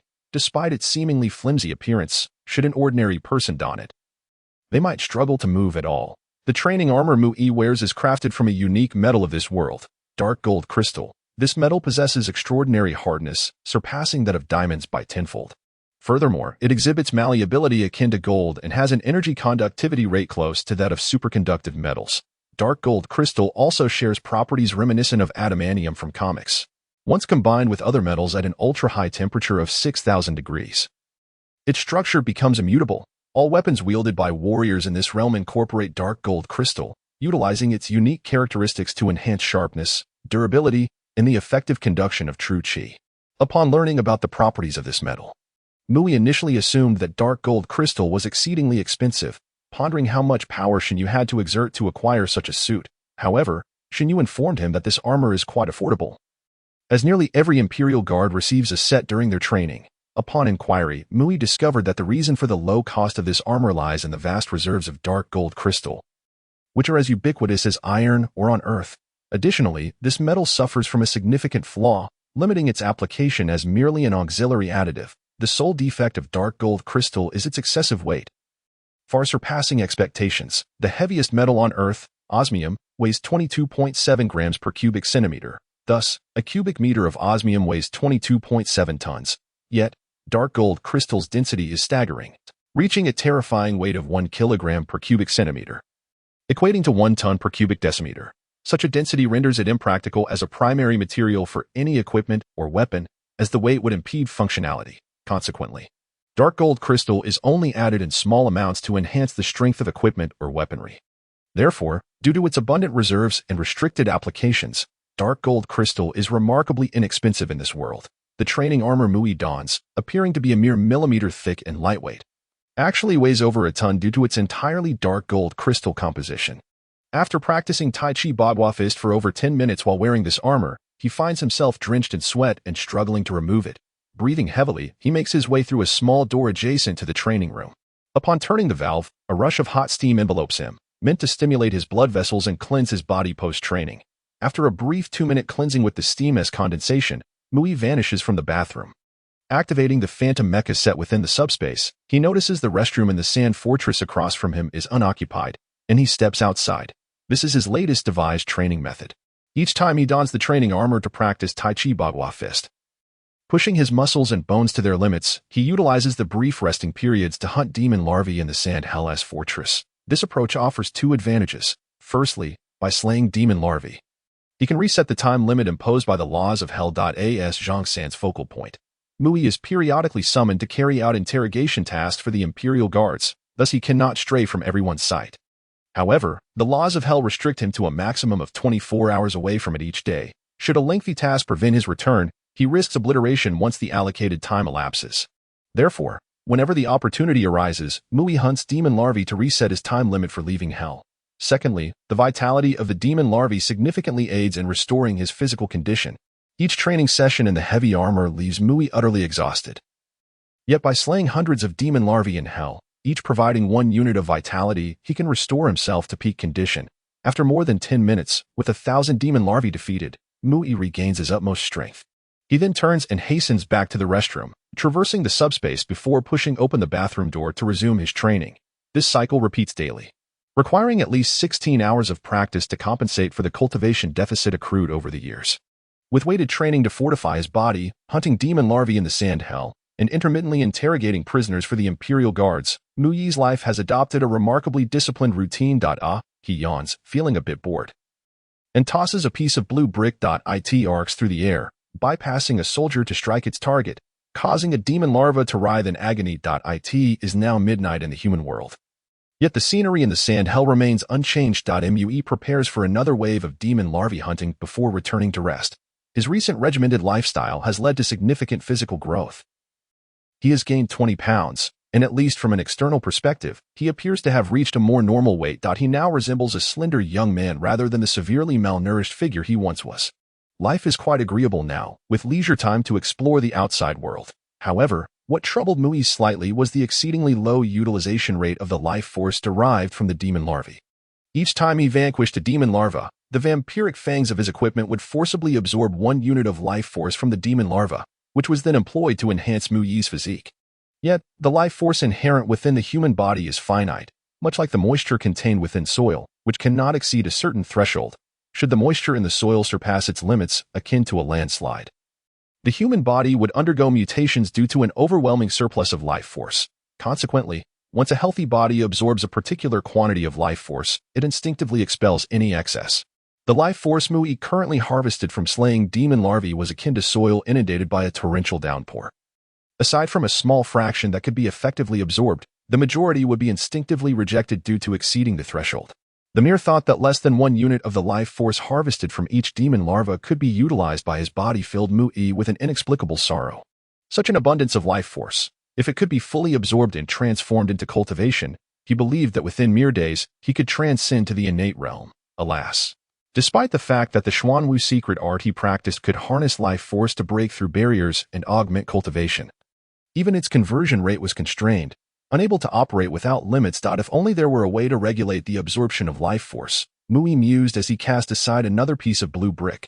Perhaps it was in that moment that his desire surged too intensely, or perhaps his physical condition had finally met the requisite standards. Bloodline of the soul meets requirements, will and desire unified.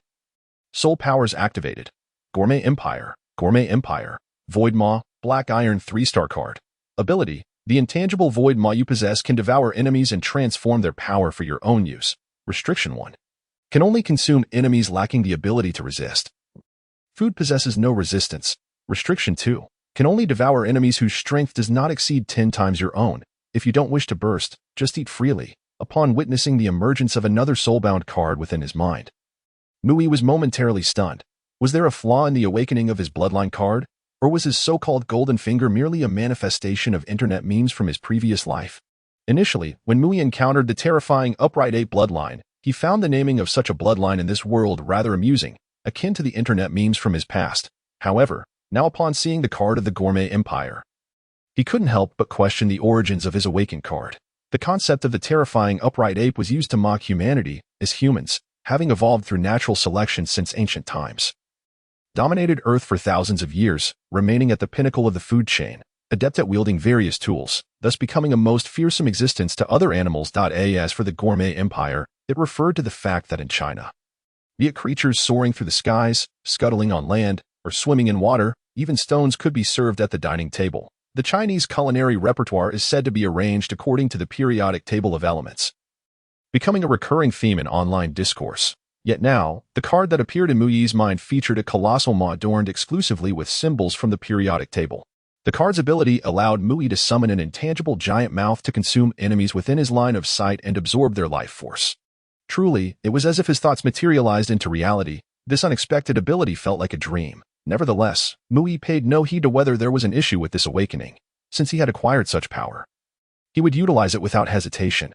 With a swift motion, the blue brick flew from Mu Yi's hand, striking a demon larva several kilometers away. After a brief 3-second wait, the frantically convulsing demon larva lay motionless upon the gravel surface, devoid of the ability to resist, void maw, devour. Without any forewarning, the weakened demon larva abruptly vanished from Mu Yi's sight. He felt as though he had gained an additional mouth and stomach as he began to absorb its abilities. Unlike the sensation of being inundated with water when slaying demon larvae, Mu Yi only felt a gentle stream of pure life force flowing into his body from the void. It was akin to the refreshing waters of a mountain spring, perfectly nourishing every cell within Mu Yi's being. This life force was precisely at the threshold he could endure. Simultaneously, Mu Yi discovered that he had acquired an auxiliary energy source. As his body expended energy, he would draw an equivalent amount of life force from the void maw. Until the energy consumed from the demon larva devoured by the void maw was completely depleted, Mu Yi need not concern himself with further sustenance.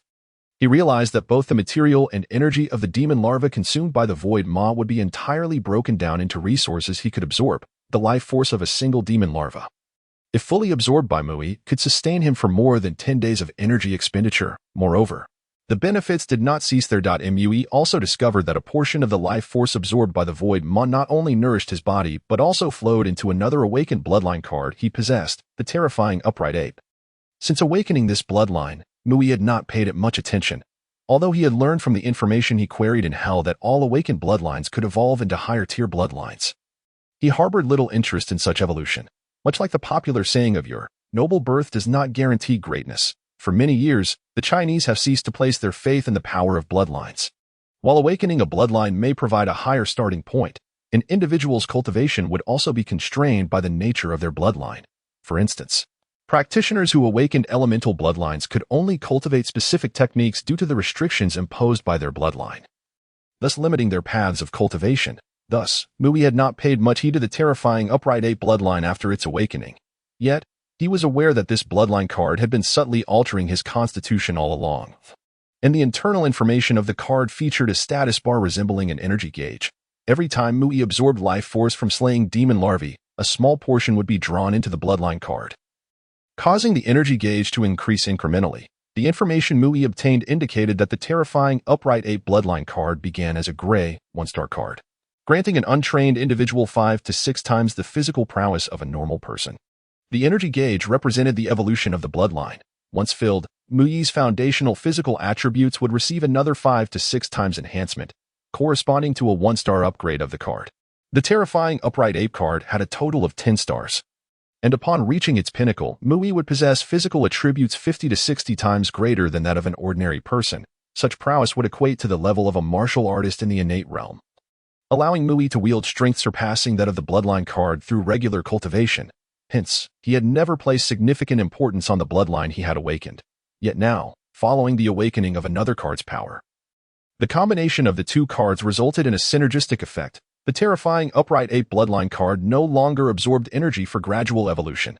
Instead, with the infusion of life force, the card began to grow exponentially. At the current rate, Mu Yi estimated that it would take merely half a day for his bloodline card to upgrade. The entirety of the terrifying upright ape bloodline card could potentially evolve within no more than 5 days. By that time, even without any cultivation, his foundational physical attributes would be equivalent to that of a martial artist in the innate realm. excited by the continuous influx of life force following the awakening of another bloodline card. Mui swiftly returned to the human realm and plunged into the training chamber. Again and again, he practiced the weighted fist technique at his utmost speed, fervently training for an hour. Exhilarating, Mui whispered in delight. After an hour of intense training, he remarkably felt no fatigue whatsoever. Due to the slightest exertion of his body, any energy consumed during his training would be instantly replenished to optimal levels by the Void's Maw. Simultaneously, Mui discovered that his practice of the Xuanwu art was also progressing under the rejuvenating effects of his life force, allowing his cultivation, previously compressed to the first level of the innate realm, to begin advancing once more. By the dawn of the following day, Mui returned to his dormitory from the sand hell, invigorated and full of spirit, after a frenzied night of training fueled by his newfound abilities. His vitality did not wane. Rather, it grew even stronger. In merely half a night, with an endless supply of life force, Mui's cultivation ascended from the first to the second level of the innate realm. Furthermore, he had just uncovered a new method of utilizing the Void's Maw. With the life force enhancement, his bathing body remained in a state of utmost vigor. However, Mui still habitually rose early to grind against the demon larvae in the sand hell. The new application of the Void's Maw was discovered during this endeavor. Whoosh, whoosh, whoosh. A series of faint electromagnetic sniper rifle shots rang out, causing the demon larvae, located over 10 kilometers from the sand castle, to collapse in droves as if struck by pesticide. Under normal circumstances, the life force extracted from the demon larvae would flood into Mui's body like a tidal wave out of the life force from the 99 demon larvae. Most would spin within his body a few times before dissipating and being expelled, leaving only one to be retained. However, this morning, the life force absorbed from the demon larvae was not directly infused into Mui's body. Instead, it was intercepted by the Void's Maw. Just as Mui had once wished, he had gained the ability to preserve the life force of the demon larvae. The Void's Maw now functioned as an invisible stomach, consuming and storing the life force that surged forth from the demon larvae. Moreover, the Void's Maw did not merely store the life force, it also purified it in some manner, making it easier for Mui's body to absorb.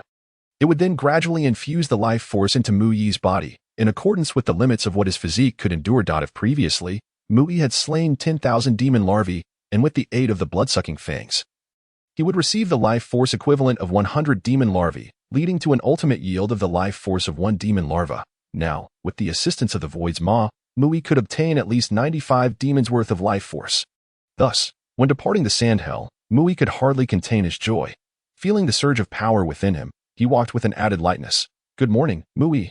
What brings you such joy this early?" Xuanwu exclaimed with a smile upon spotting him in the cafeteria. With no ulterior motives, his emotions were evident. Mui never concealed his thoughts or feelings. "Sister Xuanwu, my cultivation has begun to advance again. I estimate that in a few days, I will break through to the next realm and become a master-level warrior," Mui replied cheerfully.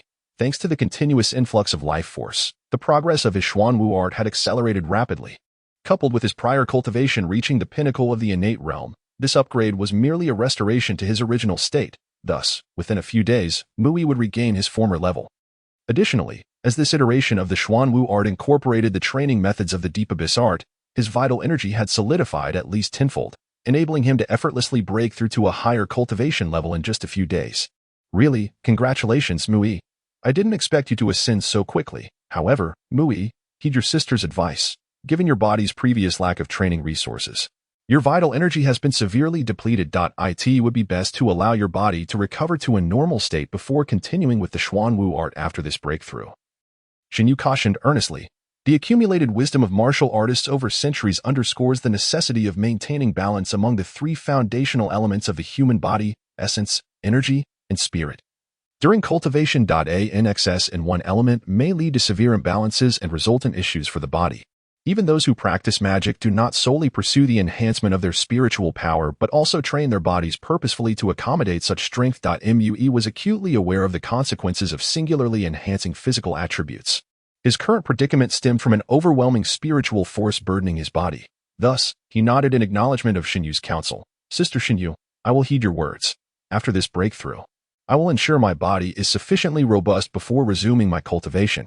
As they conversed, Xuanwu inquired further about Mui's studies and diligently questioned him about his training status. However, after a brief discussion, she couldn't help but furrow her brow in concern. Mui, is everything all right?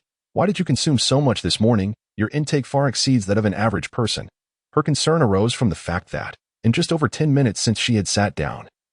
Mui had returned to the buffet 3 times. The cafeteria, catering to the well-trained members of the Imperial Guard, offered high-energy meals from the early hours, from the ordinary meats to the more extravagant exotic beast flesh. Every dish was packed with energy. Even a practitioner could feel satiated after consuming a considerable amount, yet Mui seemed to devour an entire feast in mere minutes. In just 15 minutes. He returned each time with a heaping plate full of food, pork knuckles weighing 2 to 3 pounds, large chunks of fatty meat, and whole chicken legs vanished rapidly down his throat. The specially designed plates held over 50 pounds of food, all of which Mui polished off within 5 minutes. The most astonishing aspect for Xuanwu was that Mui was now consuming meat, bones and all. He chewed through the thick leg bones of the pork knuckles without making a sound, swallowing them as if they were mere crispy morsels. After consuming upwards of 50 pounds in just 2 to 3 sittings, Mui had already exceeded his body weight in food. Thus, Xuanwu could not restrain her inquiry. Upon hearing Xuanwu's reminder, Mui became aware of his peculiar behavior. He glanced at the half-eaten leg bone in his hand, swallowed it in a few bites, and replied, "Sister Xuan, I don't know what's happening. I just feel insatiably hungry. No matter how much I eat, I never feel full. Mui feigned ignorance, realizing that his newly awakened ability, the Void's Maw, perfectly aligned with his body's needs. It seemed that the ordinary food he consumed at the cafeteria was not merely entering his mouth. Instead, the moment it crossed his lips, it was being devoured within the space of the Void's Maw. If the Void's Maw could silently consume a demon larva measuring 1 meter in diameter and 10 meters in length, there was no doubt that it could handle the ordinary food he was consuming. These low-energy foods, upon being absorbed by the Void's Maw, were instantly transformed into pure energy that his body could assimilate, with the remaining matter discarded through the spatial interface. Thus, at the current rate of consumption, no amount of food could ever satiate Mui's appetite. Unaware of Mui's newly awakened bloodline, Xuanwu watched as he stood up for a 4th helping. Noting his unchanged physique, she quickly interjected, "Mui, you must stop eating for now. Let's head to the medical department to check your health. Consuming so much without feeling full, and with no visible changes to your body. Something must be amiss. We need to have you examined thoroughly." Without waiting for a response, she took Mui by the arm and hurriedly led him to the medical department of the Imperial Guard. In the medical department, the doctors, without any instruments, conducted an inquiry and observation. After a moment, one of them smiled and said to Xuanwu and Mui, "Congratulations, the child," the doctor began, but quickly stopped himself. Then apologized. "My sincerest apologies. I meant to say that Mui, the young officer, exhibits no abnormalities. Based on my assessment, it seems he has awakened a bloodline akin to that of the divine beast Tao Dai, which explains his heightened appetite. Awakened the bloodline of the divine beast Tao Dai. How is this even possible? We have investigated the direct descendants of Mui, and none possess any extraordinary bloodline. Moreover, to my knowledge, those who awaken the bloodline of Tao Dai experience an insatiable hunger, often descending into madness over food, needing to consume incessantly to stabilize their mental state. Yet, look at Mui.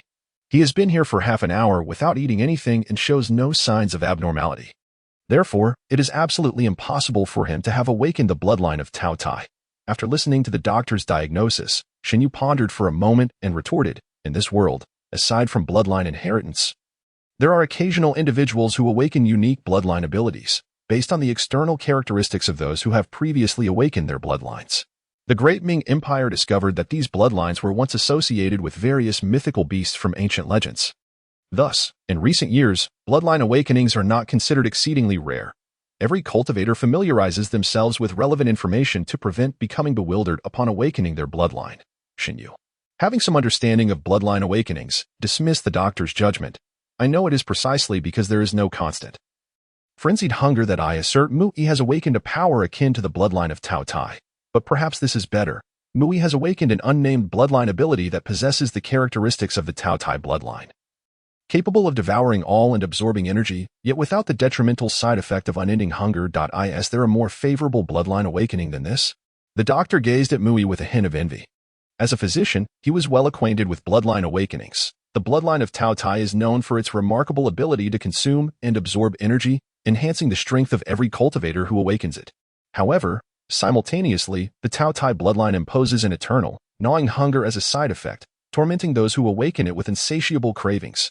Initially, this hunger can be somewhat appeased by consuming certain high-energy foods, but as one's cultivation deepens, the insatiable hunger only intensifies, ultimately rendering any consumption ineffectual. Thus, cultivators who awaken the Taotai bloodline inevitably face the grim fate of becoming frenzied gluttons. Consequently, in this world, cultivators regard the awakening of the Taotai bloodline, with its severe side effects, as a curse. Those who awaken it are often dispatched to the front lines against mythical beasts by the Great Ming Empire to ensure a more dignified conclusion to their lives, fighting as warriors rather than ending their lives as ravenous demons. The reason the doctor now envied Mu Yi's awakened bloodline was that it possessed the endless devouring ability of the Taotai bloodline without any adverse effects. A truly divine bloodline power. Is that true? How wonderful! Mu Yi is indeed a genius. That wretched Zhang Shuzong is no true son. Had he not mistreated you, with your talent, you would have already reached the Grandmaster realm by now, Xuanwu remarked, pulling Mu Yi out of the medical department, continuously lamenting his talent while cursing Zhang Shuzong for hindering him. What could Mu Yi say to that? He could only grin foolishly. His current abilities were a result of regaining consciousness, inexplicably acquired, and not due to any innate talent. Yet, this was advantageous. All the blame could be placed on Zhang Shuzong's abuse, allowing the condemned Zhang Shuzong, executed shortly after his sentencing, to bear all the burdens. The case concerning the embezzlement of the compensation funds was clear-cut, pursued through a military tribunal. After merely 2 days of hearings, all related personnel were identified, due to the sensitivity of the case. Zhang Shuzong and his spouse were sentenced to immediate execution in court. Zhang Ziqiang, far away in the capital, remained unaware of the verdict. Just the day before, Mu Yi received notification that Zhang Shuzong and his wife had been executed. 2 bullets ending their greedy, sinful lives. Thus, whenever Mu Yi encountered any unusual issues, particularly concerning his secrets, he would attribute them to his parents, who had already been reincarnated, or to Zhang Shuzong, who had just met his end. This made resolving his issues exceedingly simple. After all, the deceased could not contest him. All it appears that the communication between Xuanwu and the 2 officials has been exceedingly poor, as she audaciously uttered the word scram. The cultivation materials are right outside the door, guarded by designated personnel. However, due to the recent stringent scrutiny by our military department regarding the distribution of benefits, the cultivation materials cannot be handed over to you until Mu Yi's identity is confirmed.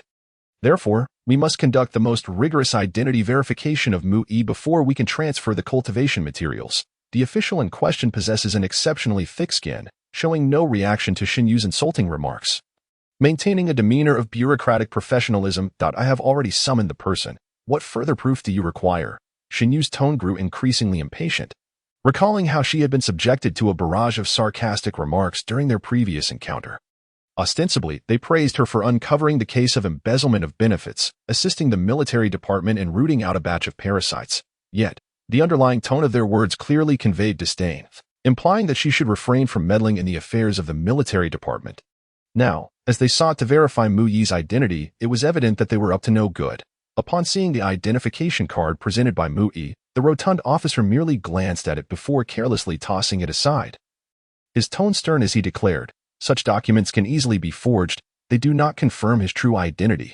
Anyone could usurp the identity of a living person, and one must consider the possibility that this Mu Yi could be a clone. After all, some individuals would go to great lengths for the sake of embezzling benefits." This official began fabricating absurdities, insinuating that the Xuanwu were engaged in a scheme to pilfer Mu Yi's benefits. His tone dripping with sarcasm. "How then do you propose to validate his identity?" Xuanwu, now on the brink of fury, replied with a darkened expression. These officials from the military department were ostensibly following protocol.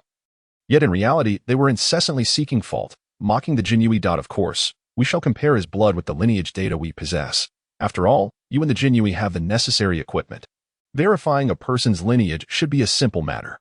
Upon hearing the demand for his blood, Mu Yi realized that these 2 bumbling officials from the military department were deliberately creating trouble, given that the Xuanwu is an enforcement agency, and with the Xuanwu's validation along with the newly issued identification card, Mu Yi's identity should be beyond reproach.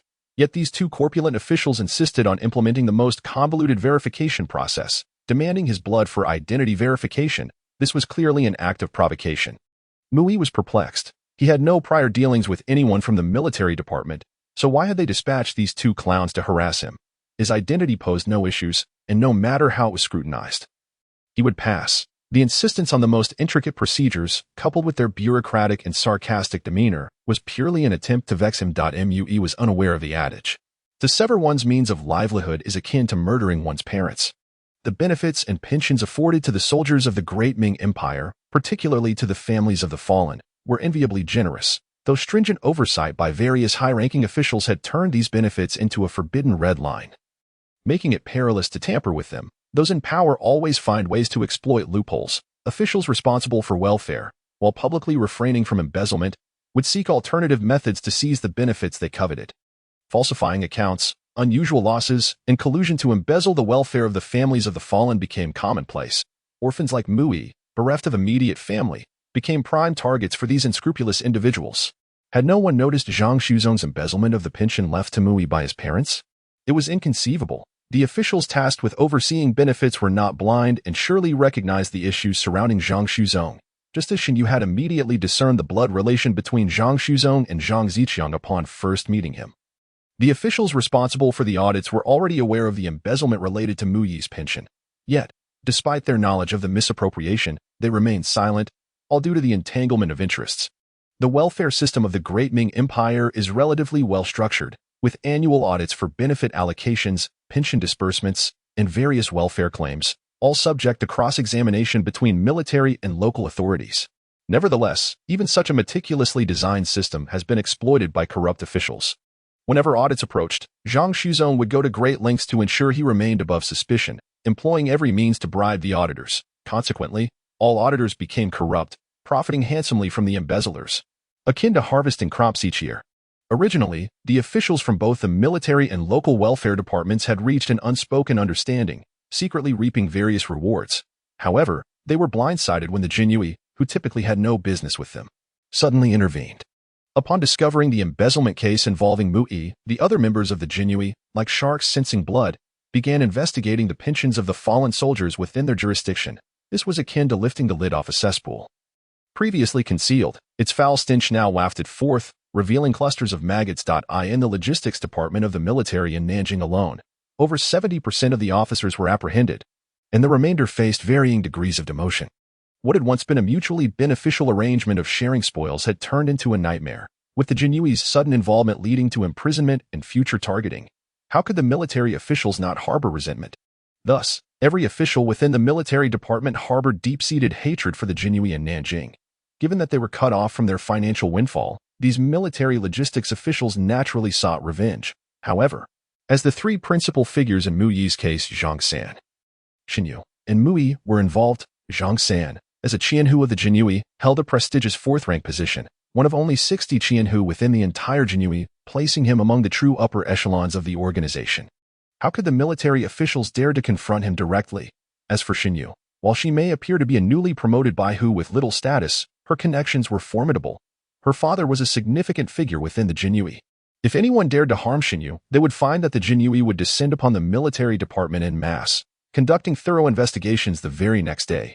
Currently, the logistics department of the military had become a haven for the offspring of officials, each with their own questionable dealings. Should the Xuanwu genuinely pursue a rigorous investigation, both these individuals and their influential relatives would face dire consequences. Thus, the collective ire of the military logistics department could only be directed at Mui, a seemingly innocuous individual lacking any substantial background. Mui, as a victim of embezzlement, found himself inexplicably targeted by the military department. Now, to verify his identity, they even demanded a blood test.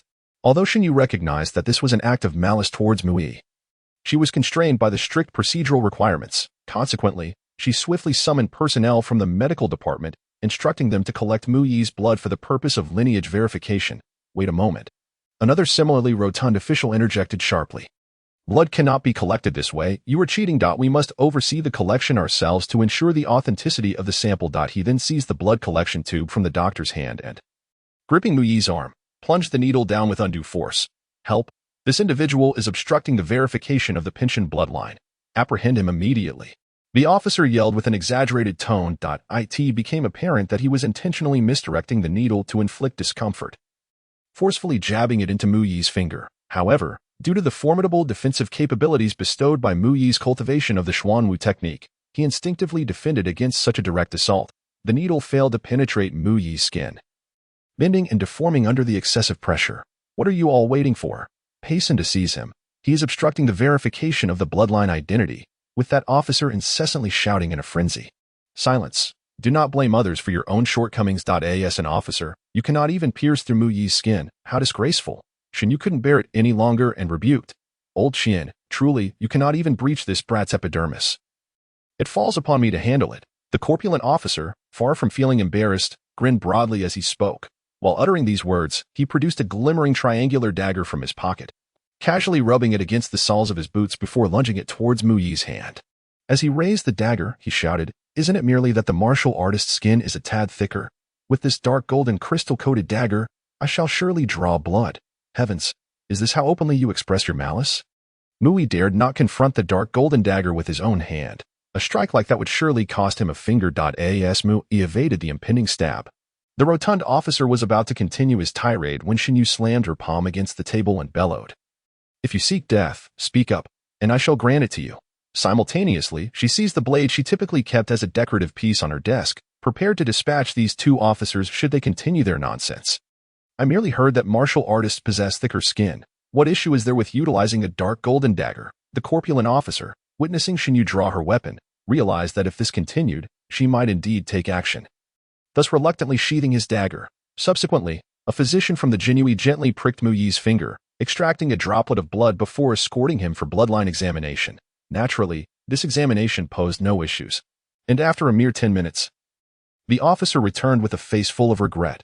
"There is no problem. It is indeed Mu Yi himself. We can proceed with the transfer of cultivation resources," the Ming officer drawled, his tone reflecting the reluctance of someone owed thousands. "According to regulations, our military department provides martial artists who are dependents of deceased soldiers with monthly benefits of 10 chi replenishing pills and 1 essence nurturing pill over the span of 10 years. The dependents will receive a total of 1,200 chi replenishing pills and 120 essence nurturing pills. The pills are here. Please verify the quantities to ensure we have not embezzled anything," the corpulent official, with a smug expression, presented Xuanwu with 2 secure briefcases containing over 1,000 pills the size of longan fruits. He then added with great pride, "Our general has stated that due to our department's oversight, resulting in harm to the dependents of the deceased soldier Mu Yi, after Mu Yi consumes these pills, we shall compensate him according to his regular cultivation needs. This promise from our general will remain in effect until Mu Yi reaches the age of 18. This means that Mu Yi will enjoy great fortune. Prior to his 18th birthday, the military department will supply him with however many pills he requires." Xuanwu took the pills handed to her by the officer, disregarding his seemingly cordial words. First, she inspected the quantity within the briefcases. The count was accurate, indeed matching the corpulent officer's claims, but as she scrutinized further, her expression darkened considerably. "What is the meaning of this? Military department, presenting me with 1,000 pills set to expire in a month as a benefit. What are you attempting to achieve? Oh dear, Chief Shen, how can you blame us? We have delivered the pills according to standard benefit distribution requirements. As for the expiration issue, that is of no concern to us. The military regulations do not stipulate that the benefits must consider the shelf life of the pills. Regardless, I have delivered the pills. Whether you can consume them is your problem." The corpulent officer smirked, his demeanor exhibiting a sense of triumph, as this was a scheme they had devised over several days. Mu had already joined the Xuanwu. These individuals had no legitimate means to trouble him. After all, the military department and the Xuanwu are entirely separate entities, without direct hierarchical ties. Although these individuals wield significant power and influence, they could not impose upon Mu Yi. Thus, they concocted this plan to severely punish him. For a martial artist, consuming 30 chi replenishing pills and 1 essence nurturing pill within a month is already quite challenging. After joining the Xuanwu, Mu Yi had been receiving resources according to this standard. These logistics officers had devised a method to collect over 1,000 soon-to-expire pills and deliver them to Mu Yi all at once. Naturally, it would be impossible for Mu Yi to consume all these pills in a short time, leaving him only to watch as they expired and became waste. "All right, consider yourselves cunning, but do not revel too much. I have my methods." Xuanwu glared at the 2 officers for a moment before a cold smile crept across her face. As she had already conceived a solution to the dilemma, she then lifted the 2 cases of pills and addressed Mu Yi. "Let us head to the logistics equipment depot to exchange these pills." "What are the soon-to-expire ones? There are alternatives, with so many individuals in the Xuanwu. At least several thousand cultivation pills are required each month. As long as Mu Yi's 1,000-plus pills are exchanged in the equipment depot and distributed evenly, the issue of expiration will naturally be resolved. Chief Shen, I must earnestly warn you against exchanging the pills designated for Mu Yi's use. Otherwise, we will prosecute you for misappropriating military supplies. Our general has emphasized this." declared the corpulent officer with an air of self-righteousness. To ensure the distribution of benefits to the military-dependent MUI, the strictest procedures and utmost vigilance must be applied to this batch of welfare resources.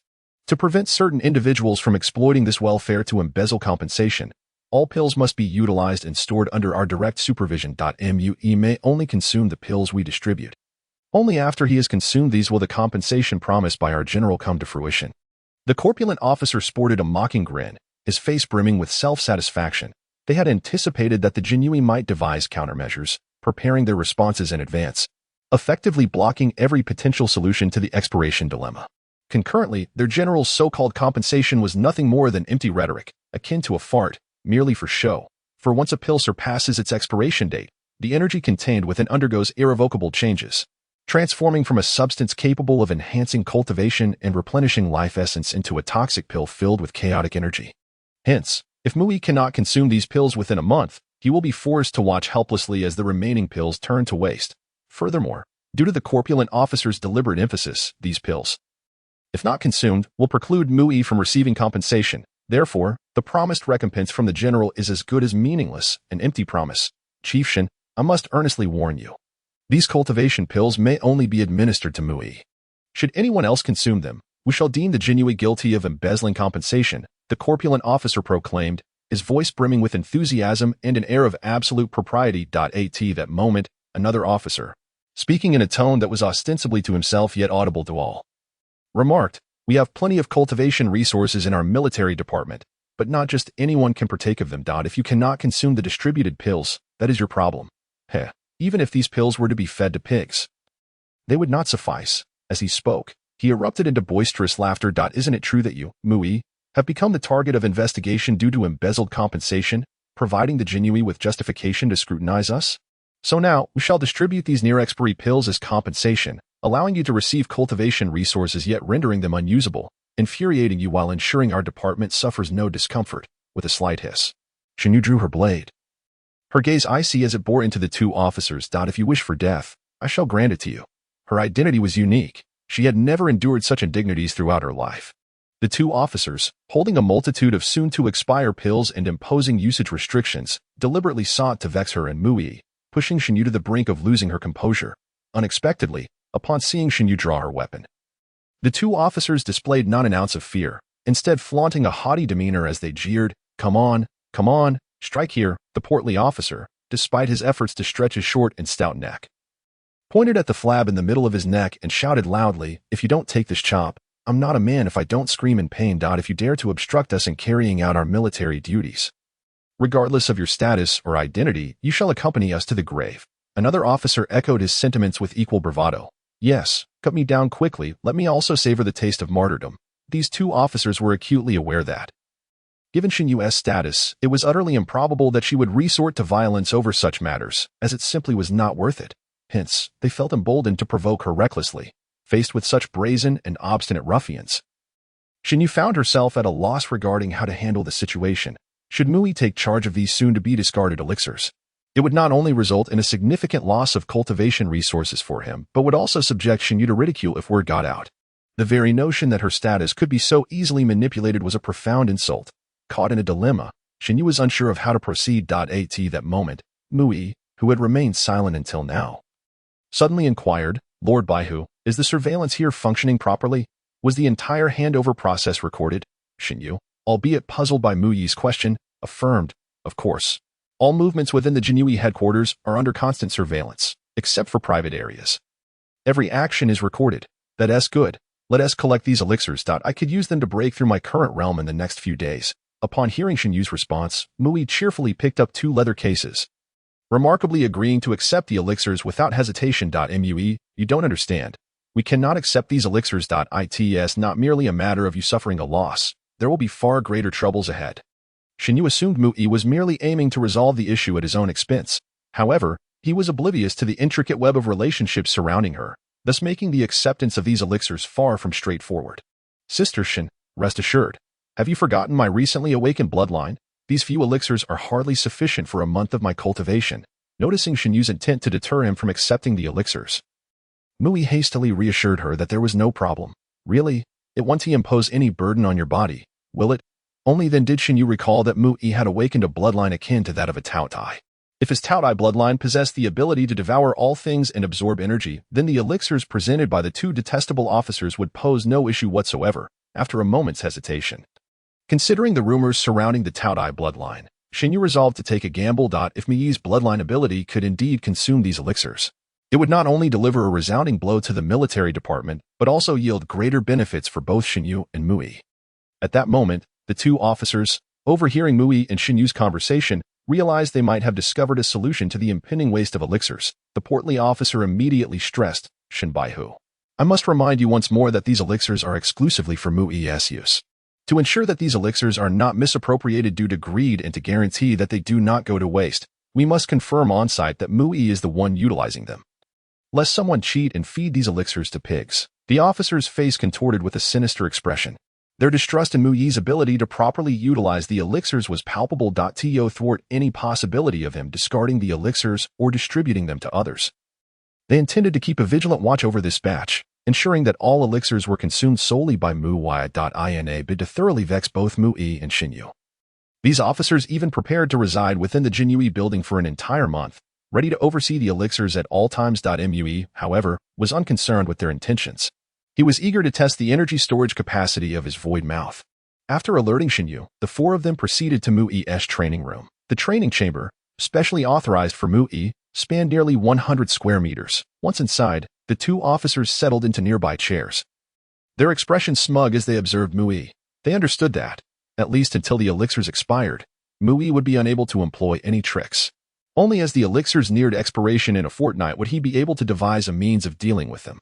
Upon opening the specially designed packaging, 10 qi replenishing elixirs gleamed with a dark luster, and a fragrant aroma, mingled with the scent of traditional Chinese medicine, enveloped the AI in the realm of the Ming Empire. The elixirs consumed by martial artists were less akin to mere concoctions and more akin to specially crafted high-energy sustenance, given the immense energy required for martial artists to enhance their physiques. Conventional food could no longer meet their needs. Thus, elixirs crafted from the blood and flesh of formidable beasts emerged as the optimal means for martial artists to replenish their energy during training. The qi replenishing elixirs allocated to Mu Yi were derived from the flesh of third-tier exotic beasts. Each one, the size of a longan, contained energy equivalent to several hundred kilograms of ordinary food. While ordinary food could provide similar energy, it would merely incur a time delay. The crux lay in the fact that these elixirs, forged from the flesh of exotic beasts, harbored superior energy that could elevate a martial artist's energy levels, which was precisely why they were coveted.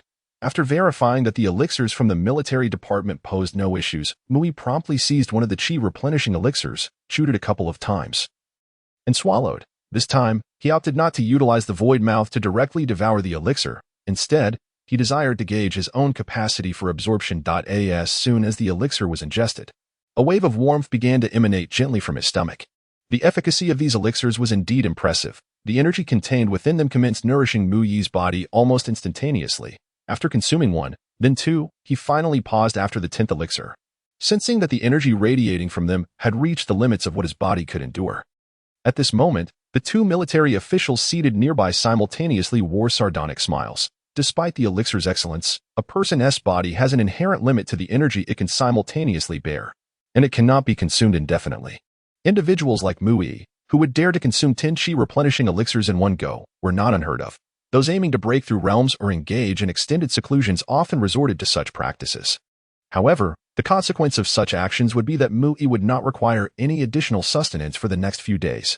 Each elixir equated to hundreds of kilograms of food energy, and consuming 10 would amount to several tons of food. No matter how robust a martial artist's physique, it would take days to digest such an excessive amount of elixirs. As for Mu Yi's reckless consumption, it was indeed feasible, provided he could withstand the aftermath of such a surge in energy that could potentially rupture his meridians. Noticing Mu Yi's slight pause, Xuanwu felt a surge of anxiety.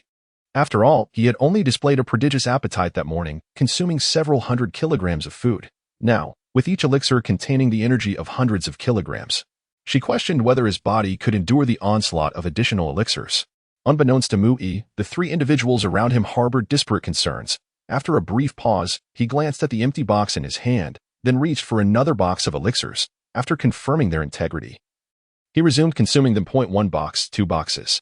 It was only after finishing the 10th box of chi replenishing elixirs that he retrieved a box of exquisitely packaged essence cultivation elixirs from the nearby leather case and unceremoniously poured them into his mouth.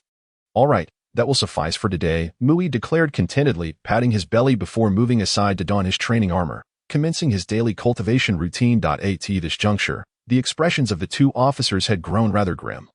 They had not anticipated Mu Yi's capacity for absorption to be so formidable. 100 chi replenishing elixirs and 10 essence cultivation elixirs. This was already 10 times the limit for an ordinary person. Yet Mu Yi had consumed them all in one go. Was he even human? Without delving into the immense power of 100 chi replenishing pills, even the mere 10 Puan pills are far beyond what an ordinary innate realm warrior could endure. Puan pills are concocted from the essence of higher-tier exotic beasts, and each pill contains energy equivalent to 10 times that of a chi replenishing pill. Typically, Puan pills are utilized by innate realm warriors during their attempts to break through to a higher level. Under normal circumstances, no one would dare consume them. This is primarily due to the potent energy derived from the 4th-tier exotic beast flesh used in their creation, which innate realm warriors find exceedingly difficult to digest. Only when facing a breakthrough do they resort to the higher-tier energy encapsulated within these pills. Yet, astonishingly, the frail 16-year-old youth, Mu Yi, devoured 10 Puan pills upon stepping outside, exhibiting no adverse reactions whatsoever. After consuming such a substantial quantity of pills, he appeared entirely unfazed, donning his training armor and commencing his martial practice. While he may possess a robust constitution, the sheer volume of pills ingested would undoubtedly require several days for proper digestion. A rotund officer wiped the cold sweat from his brow, attempting to maintain composure as he spoke. Yes, let him revel in his triumph today. Come tomorrow, we shall see how he manages to consume more. Another officer, visibly perturbed, fixed his gaze upon Mu Yi as he practiced, murmuring to himself for encouragement. Frankly speaking, Mu Yi's method of consuming pills had genuinely startled the two of them. If Mu Yi were to consume such quantities daily, it would not take long, perhaps 10 days or half a month, before their supply of pills was depleted. This was not aligned with their original plan to vex Mu Yi. Unbeknownst to Mu Yi, had he been aware of their thoughts, he would surely have scoffed. This was merely the beginning.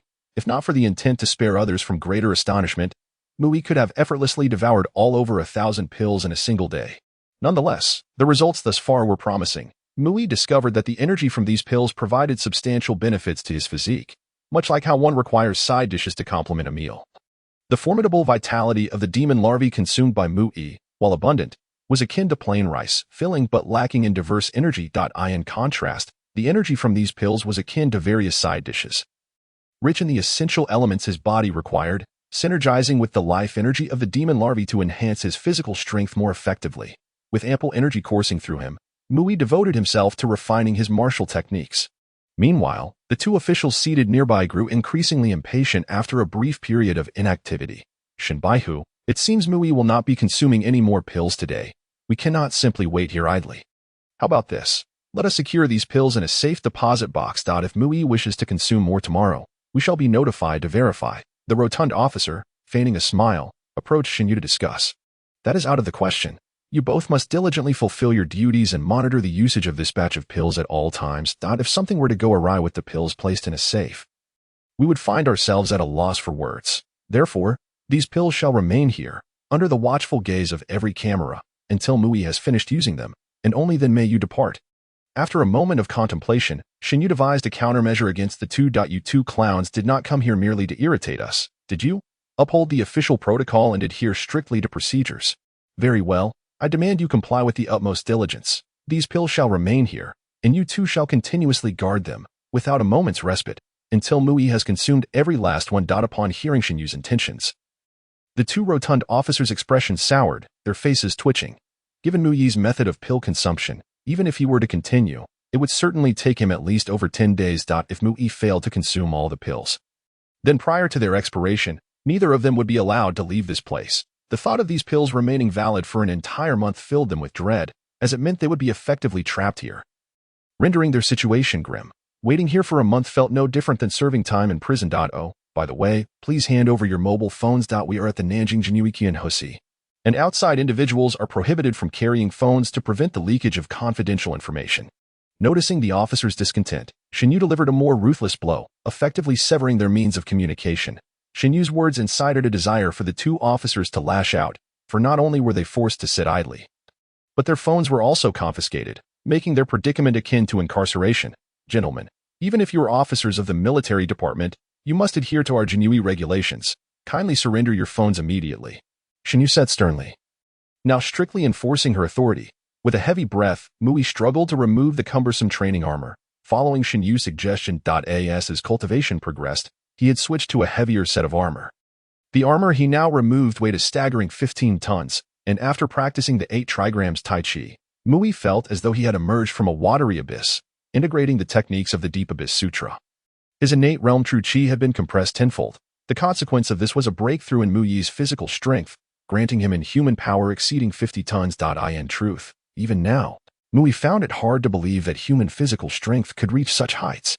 He recalled a theory from his past life, which stated that the total muscle strength of a human could achieve 25 tons. Yet, due to the limitations of human skeletal endurance, one was compelled to utilize only a fraction of that strength. To his astonishment, in this world, Mui, merely an ordinary innate realm warrior, could wield a terrifying 50 tons of power through cultivation. One could only wonder how immense the strength of those at the master and grandmaster levels must be. At the very least, Mui understood that a genuine martial arts master could unleash sonic booms with a single punch. The shockwaves generated during the clash between Zhang San and the cultists could injure any ordinary person who ventured too close. Of course, the strength Mui possessed was still not his limit. Theoretically, the maximum strength of the innate realm is 10 tons, but after compressing his true chi through the new Xuanwu Sutra, the theoretical limit of Muyi's strength should be 100 tons. However, due to his own circumstances, his physical condition had yet to return to normal, with his muscles still underdeveloped, rendering him rather frail and possessing less than half of his theoretical strength. Simultaneously, Mui noticed another issue. The efficiency of his body's energy absorption and utilization was waning. Initially, he estimated that with just one more day of cultivation, he would reach his peak innate realm and be ready to attempt a significant breakthrough. Yet, reality proved to Mui that his aspirations were overly optimistic. Cultivation was not a simple endeavor. Now it was already the morning of the second day. Mui's Xuanwu Sutra true chi had returned to the peak innate level. Yet the anticipated sensation of breakthrough remained elusive. He felt as though he were a bottle, originally capable of holding 1 liter of water. Now, the bottle had become sturdier, and the contents had been replaced with mercury. Yet it still only held a liter, failing to expand its capacity with the change in contents. What was the underlying problem? Why was it not aligning with his expectations? Mui pondered as he lay on the floor, contemplating why his cultivation had stagnated. Was it due to the rapid elevation of his realm exceeding the cellular limits of his body? Or was it that the life force of the demon larvae he absorbed was unsuitable for cultivation? As a novice in the realm of cultivation, Mui found it challenging to discern his current state. Oh, how long has he been cultivating? And he is already exhausted. Truly, a toad among frogs. Indeed, indeed. I thought you would be quite formidable. Yet after consuming so many pills, you falter by the second day. Those pills would be better suited to feed pigs. In the adjacent resting area of the training room, the 2 military officials exchanged mocking glances.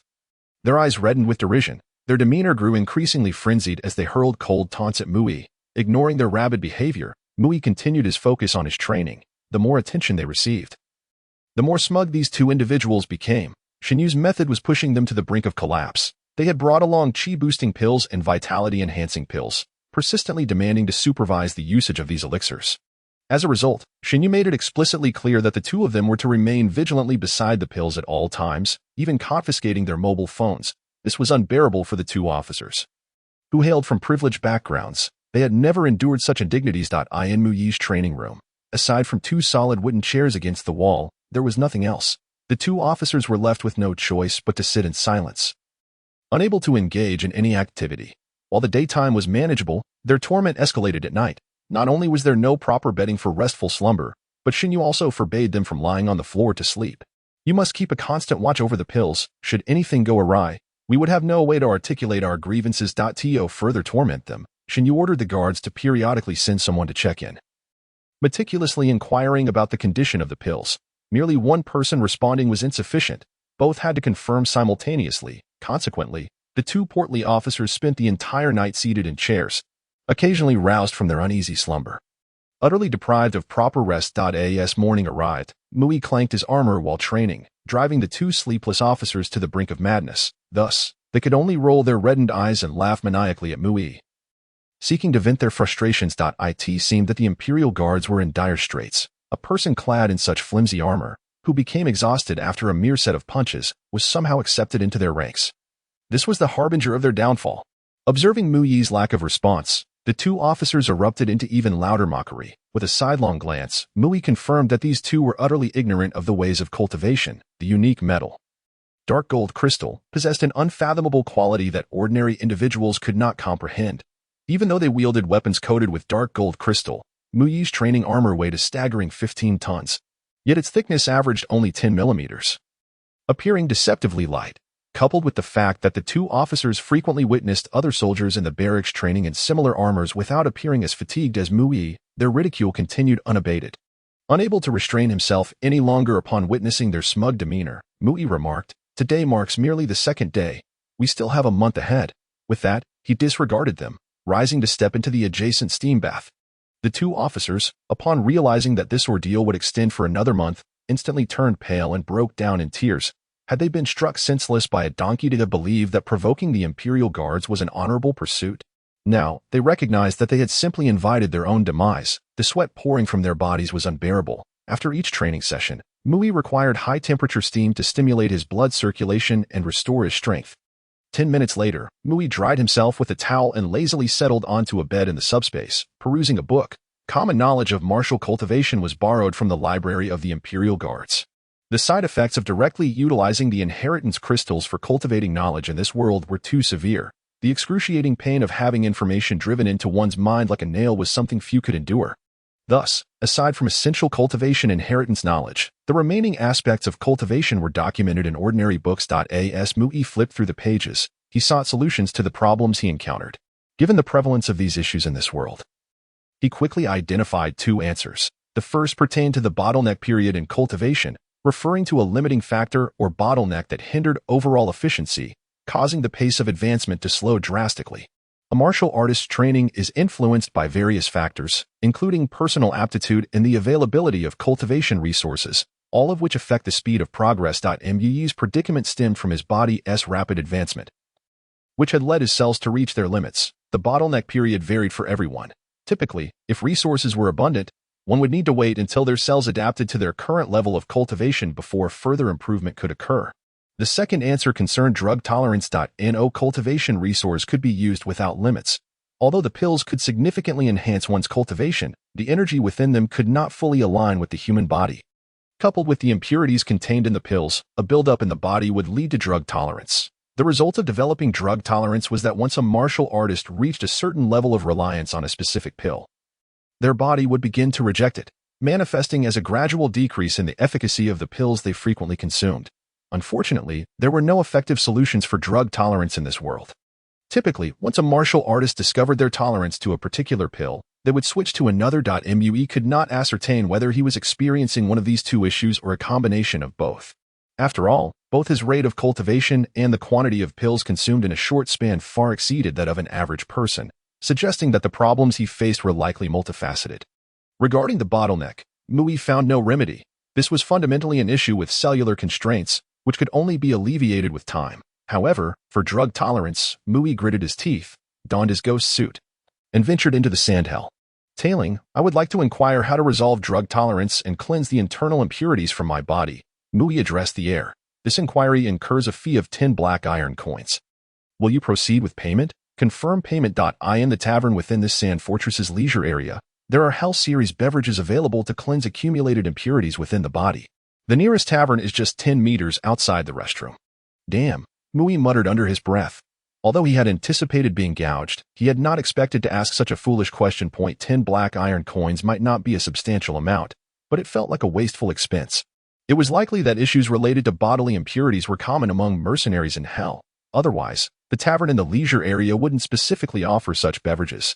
Irritated, Mu Yi exited the restroom and followed the directional arrows guiding him to the tavern across the corridor. The Devil's Shop likely shared the same characteristics. The tavern, merely a few square meters in size, was similarly located at the corridor's edge, with a female devil serving behind the bar. In Hell's taverns. Due to their functional nature, mercenaries typically made purchases and left immediately after consuming their beverages. As it was his first visit, and he was unfamiliar with the setup. Mu Yi observed for a moment and discovered that the drinks were all publicly priced. On the wall of the display cabinet, Transparent bottles contained a vibrant array of beverages. Below them were simple descriptions of their functions, with prices ranging from the lowest at zero point 0.1 black iron coin to an expensive silver coin. After scrutinizing the options for a while, Mui chose an empty seat at the bar and pointed to a yellow-green beverage in the far corner of the display. I'll have a cup of yellow spring water. What kind of customer are you? Are you certain you really want yellow spring water? The female devil, who had been pouring drinks for another customer, paused in disbelief, her tone laced with incredulity. Nearby, several hellish mercenaries preparing to drink halted their movements. Turning to Mui with expressions of astonishment, "You young lad, what's driving you to such despair that you wish to drink yellow spring water? Take my advice, if you're feeling down, you should have something else instead," urged a weathered mercenary seated adjacent to Mui. "What is yellow spring water? It is merely diluted yellow spring. Yellow spring, the mother river of life, the river of the dead, the river of souls, these different appellations all refer to the same river. This endless river, the embodiment of the laws governing life and souls, possesses an unparalleled power that transcends time and space. In Eastern mythology, the yellow spring is the river of death, the final resting place for all souls. All souls, upon the cessation of life, must traverse the yellow springs before they can reincarnate anew. In Western mythology, deities, when forging covenants, vow by the river Styx to ensure the binding nature of their agreements. Even the gods are powerless against the might of the Styx, underscoring the formidable essence of this river of life. The water sold in hell, known as the Yellow Springs water, is simply a diluted beverage derived from the waters of the Yellow Springs. It has been previously noted that in this world, the Yellow Springs serve as both the terminus of life and the genesis of the soul. Upon death, a soul that descends into the Yellow Springs undergoes a cleansing of all memories while simultaneously healing all spiritual wounds. The Yellow Springs water embodies a fragment of the laws governing the Yellow Springs. Within the ranks of Hell's mercenaries, if a soul suffers irreparable harm, such as being tainted by the chaotic forces of demons, they resort to consuming a cup of Yellow Springs water to purge the chaotic energy and prevent their soul from becoming irretrievably corrupted. However, this method is merely a desperate measure following such contamination. The Yellow Springs water, imbued with a portion of the laws of the Yellow Springs, invariably erases at least a year's worth of memories from anyone who consumes it. One must ponder. Who would willingly forfeit an entire year of their memories? It is only those mercenaries whose souls have been tainted by chaos that would opt to drink the Yellow Springs water before their souls are utterly lost. Yet, there exists a minority of exceptions. Those who have suffered emotional trauma, seeking to forget their past pains, may also partake of this elixir. Hence, a saying circulates in hell: drink a cup of Yellow Springs water, and your beloved becomes a stranger. Presently, the mercenaries seated in the tavern observe Mui, whose demeanor appears untroubled, unlike that of a soul tormented by chaotic energies. They speculate that Mui may be grappling with emotional suffering. Thus, the weathered mercenary advises him to take heart and not to resort to the dual-edged Yellow Springs water simply to escape transient emotional anguish. "Young man, heed my counsel. What is it that troubles you so? All suffering is but ephemeral. We must keep our gaze forward." The elderly mercenary, with his haggard visage, seems a well-meaning individual, persistently urging Mui to refrain from drinking the Yellow Springs water. Yet, Mui's mind is elsewhere. Fixated on the bottle containing the Yellow Springs water, a singular voice echoing in his thoughts. "I must drink it. After such a long time, I have finally found it." Mui remains oblivious to the name of the Yellow Springs water in hell. Yet he is intimately familiar with its essence. In his past life, after his body was reduced to ashes by a black fireball, his soul entwined with the dark flames lingered in this very Yellow Springs water for an indeterminate duration. Upon reincarnation and the restoration of his will, Mui had long sought knowledge of the whereabouts of this Yellow Springs water, for it possesses remarkable analgesic properties, capable of alleviating the profound torment that permeates the depths of one's soul. However, for an extended period, he had been unable to uncover specific information about the Yellow Springs. As the Yellow Springs manifest the laws of life's cycle, only pure energy souls may approach this river of life and death. Now, as a living being, Mui finds himself incapable of approaching it without facing annihilation and subsequent reincarnation. To his astonishment, he discovers the Yellow Springs water within the Sandcastle Tavern of the Sandhell. Although the Yellow Springs water in the tavern has been significantly diluted, its essence is unmistakable to Mui, who had once been immersed in it for an unknown length of time. "Thank you for your advice. Bring me a cup of Yellow Springs water." Promptly, Mui expresses his gratitude to the mercenary, then turns resolutely to the devilish waitress and states, "Please charge me 0.1 black iron coins." Observing Mui's steadfastness, the waitress refrains from further commentary, recognizing that it is the customer's prerogative to consume whatever they desire, and she has no authority to intervene. Naturally, she does not offer Mui any semblance of warmth. As the Yellow Springs water is the most affordable beverage in the entire tavern, a fact that does not sit well with the money-minded devils, with a thud, a cup of peculiar yellow-green liquid, resembling the eerie hue of the Yellow Springs water, is placed before Mui. He raises it to his nose and inhales gently. Indeed, it is this very scent, a blend of the law's essence, bearing the withering touch that obliterates all, intertwined with the tender green vitality that heals all. The juxtaposition of these two inherently incompatible colors within a single cup embodies two diametrically opposed forces of law, leaving no room for misinterpretation. Ignoring the mercenaries' protests, Mui tilts his head back and consumes the Yellow Springs water in one swift motion. Refreshing, Mui silently exclaims within, the moment the liquid enters his mouth. The latent energy of the laws begins to take effect. Initially, the withering power of the law, which erases all, sweeps through his body, commencing from his mouth. This force resembles autumn winds sweeping away fallen leaves, purging the impurities of energy within Mui's being. He feels as if a cleansing stream, imbued with purifying power, has washed over him, even reaching the depths of his soul, where normal energy cannot tread. For a typical life form, such cleansing would result in the eradication of all impurities, including memories. However, the potency contained within this single cup of Yellow Springs water is limited, sufficient only to cleanse a year's worth of memories and some energy impurities.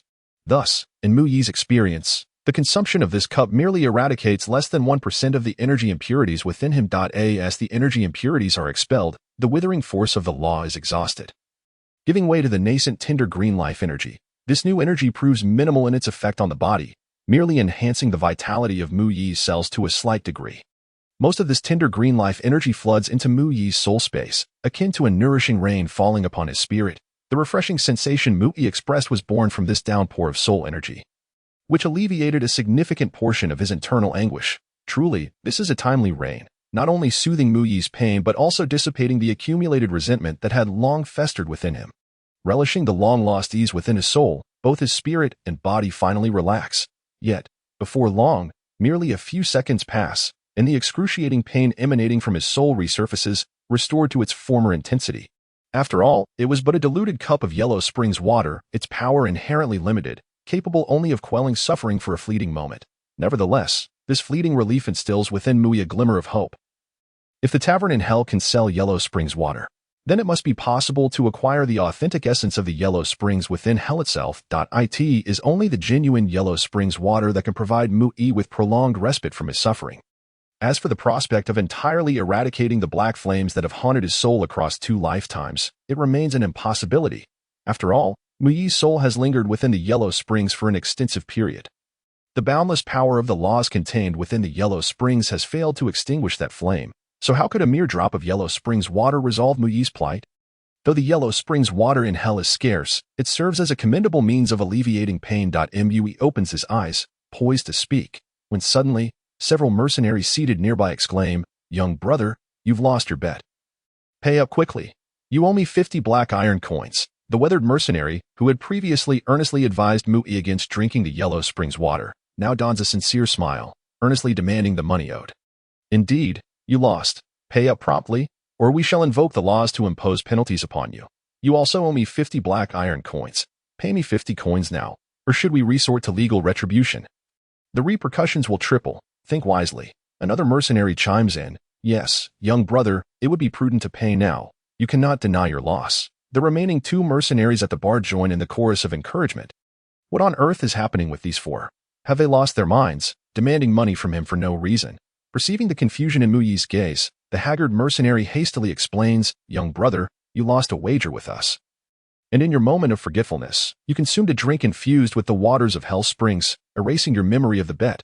Thus, you are now obligated to pay us." Observing the mercenaries who had appeared sincere just moments ago, now transformed into fraudsters, Mui couldn't help but lament that indeed, none who come to hell are virtuous. Ignoring the clamorous 4 mercenaries, Mui turned to the devilish bartender and inquired, "Might I ask how fraud is punished in hell? Could you serve as a witness? These 4 have deceived me, and I seek compensation." The 4 mercenaries, still chattering away, realized that Mui's memory had not been cleansed by the waters of the underworld. What were they to do? To have their deceit exposed in such a manner would surely incur punishment in hell. They quickly understood that they had inadvertently entangled themselves with someone far beyond their league. In hell, Those who can drink from the waters of the underworld and retain their memories are undoubtedly formidable figures, not to be trifled with by mere mercenaries like themselves. As the gravity of their predicament dawned upon them, the expressions of the four mercenaries darkened significantly. Previously wearing a frosty demeanor, the devilish bartender suddenly broke into a smile upon hearing Mu Yi's query. She glanced at the bar briefly, then responded, "Greetings, mercenary Mu Yi. According to the laws of hell, should you request me to serve as a witness, I will require a 10% commission as my fee. Firstly, each of them has defrauded you of 50 black iron coins. And under local law, they are liable to compensate you tenfold for your losses. Furthermore, since their deception occurred after you consumed the mineral water, it constitutes a drug-related crime, which warrants additional penalties. According to the laws of hell, this can be converted into a fine. Additionally, they have caused you mental distress, for which you are entitled to further compensation. As expected of a devil, upon hearing the prospect of profit, she swiftly outlined the advantageous conditions. By her calculations, each of the four mercenaries would owe Mu Yi at least 50 bronze coins. Unjust. Little brother, we merely intended to jest. We never intended to defraud you. One of the weary mercenaries exclaimed desperately. Attempting to bribe Mu Yi with a single bronze coin to settle the matter. Be advised, your current actions constitute bribery of the victim. Should you not cease immediately, I shall impose harsher penalties upon you. The devilish bartender interjected loudly, issuing a stern warning to the mercenaries. Moments later, the four mercenaries departed the tavern, their faces etched with despair. They had never anticipated that a fleeting whim to extract a few coins would lead to the loss of half their fortunes. For mercenaries in hell, 50 bronze coins are by no means trifling. It may well represent the accumulated wealth of many over several years. This further exacerbated their already precarious financial situation. Mu Yi held no sympathy for the four. Had it not been for the fact that he was unaffected by the waters of the underworld and retained his memories, he would have suffered an unwarranted loss of 2 bronze coins today. It later became evident to him that these mercenaries were well versed in the laws of hell. Their act of defrauding Mu Yi of 50 black iron coins was calculated. Should the amount exceed 50 black iron coins, it would trigger the regulatory mechanisms of hell's laws, necessitating no report from Mu Yi for justice to be served. Conversely, an amount of 50 black iron coins would not activate such a reporting mechanism. Had Mu Yi not exposed their deceit on the spot, he would have found himself powerless to seek retribution afterward, merely left to bear the brunt of misfortune. Having procured the waters of the underworld and mysteriously alleviated a debt of a silver coin, Mu Yi felt an uplift in spirit. Another 10 cups of the underworld water, please. A single cup proves insufficient. I must consume more to cleanse my body of impurities. Mu Yi also discovered that despite his belief in his own cleanliness, his body was, in fact, rife with energetic impurities. No wonder the efficiency of absorbing the pure energy emanating from the void's mouth had diminished. After just 1 cup of the underworld water, Mu Yi noted a significant enhancement in his body's energy absorption. With a few more cups, he surmised he could resolve the stagnation in his cultivation. Upon hearing his request for more underworld water, the devilish bartender scrutinized Mu Yi with newfound respect, recognizing him as a disguised powerhouse masquerading as a novice. This time, the service was expedited. With only Mu Yi at the bar, 10 cups of the underworld water were swiftly placed before him. Refreshing, Mu Yi exclaimed with satisfaction. However, after downing the 10 cups, his expression suddenly contorted with concern, and he dashed into the restroom across the way. The waters of the underworld are indeed effective for cleansing the body's energetic impurities, yet they also possess certain side effects. Not only do they wash away energetic impurities, but they also dislodge other accumulated substances within Mu Yi's body. After consuming 10 cups, he felt a tempest brewing within him, as the impurities sought release through natural means. 20 minutes later, Mu Yi returned to the bathhouse of the Genie Way, his body reeking of an unpleasant odor, and turned on the steam valve to cleanse himself. A thick, greasy layer had formed on his skin, remnants of the detoxifying power of the underworld water that had expelled waste from within. How is your cultivation today? Did you experience any adverse reactions? In the training room, Xuanwu had been awaiting Mu Yi's return, her concern evident as she inquired. Mu Yi had consumed over 100 pills in one sitting the previous day. Although Xuanwu knew that Mu Yi's awakened bloodline could handle such a quantity without issue, she still wished to confirm his state. No problems, Sister Shin. I feel splendid and am ready to consume more pills. Mu Yi replied, his face appearing cleaner and more sincere after his purification. He then approached the 2 officers, who looked as though they had lost their parents, and asked earnestly, "May I proceed with taking the pills? I wish to continue my usage." To prevent any further altercations with them, Mu Yi was adamant about adhering to protocol. If they refused, he would not dare touch the pills. Go ahead, eat as you please. Just don't bother us. The two officers muttered, slumped in their chairs, their expressions weary and impatient. Just moments earlier, they had contacted their superiors, hoping to have someone sent to replace them. To their dismay, upon hearing about the events at Xuanwu, their superior insisted on trusting their oversight, instructing them to strictly monitor Mu Yi's use of the pills. They were forbidden from leaving until the pills had expired, and their superior lamented the busy state of the department, indicating that no one could come to replace them for at least a month. The prospect of enduring such a life for another month felt like a death sentence. Realizing the predicament they were in, the two officers belatedly understood that they had become expendable pawns of the Ministry of War. Indeed, given their actions, it was only a matter of time before their misconduct would reach the higher echelons of Xuanwu. Regardless of what Xuanwu might choose to do, the two officers would inevitably find themselves blacklisted, under the watchful eye of the organization. Hence, their superiors had decided to abandon these two incompetents as soon as they learned of their assignment. After exchanging a few words, Mu Yi felt sufficiently rejuvenated and donned his training armor once more to resume his practice. While Mu Yi was training, Xuanwu naturally could not remain idle and turned to leave. At that moment, the two exhausted officers exchanged weary glances, their eyes reddened.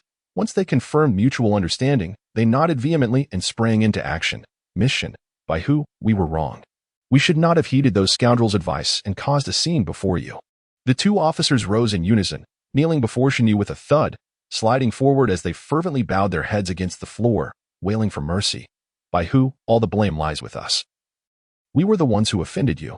You can see for yourself that we are but lowly wretches, mere clowns discarded by others. I beseech your esteemed self to overlook the transgressions of the insignificant and simply regard us as inconsequential.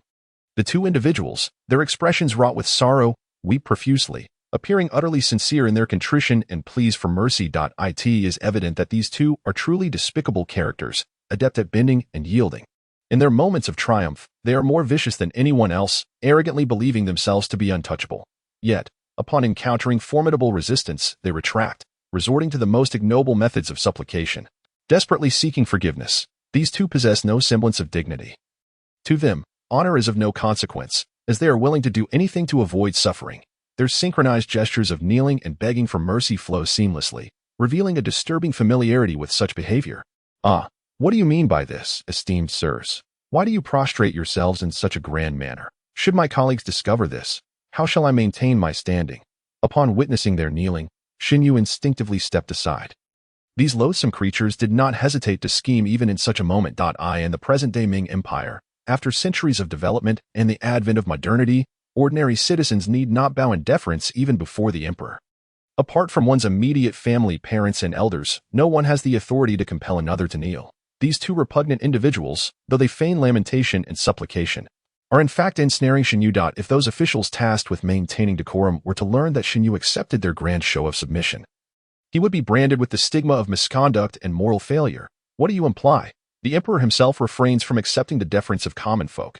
How dare you, a mere 100-man of the Xuanwu, impose such demands on your colleagues? Fortunately, Xuanwu's rigorous upbringing instilled in him a heightened vigilance against such antics, thus thwarting their scheme. Had another individual faced the sudden supplication of two former adversaries, the temptation to accept their kneeling could have led to a cascade of troubles. Observing that Xuanwu remained unfold, the two vile figures could not hide their embarrassment upon their plans unmasking.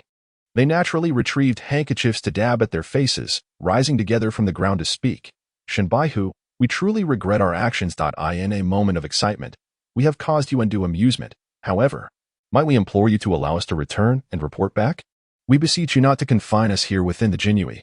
Xuanwu regarded these two genuine knaves with a glint of coldness in his eyes. It appears that mercy cannot be extended towards such rogues. For a moment's inattention could lead to their machinations succeeding. What utter nonsense you speak.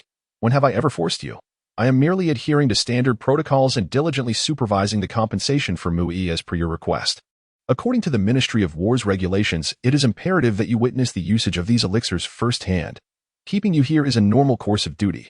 How has this transformed into an accusation of coercion from the Xuanwu in your mouths? Rest assured, we in the Xuanwu staunchly uphold principles of transparency, fairness, and stringent enforcement of the law. Every official action is meticulously documented. Shall I produce the recordings?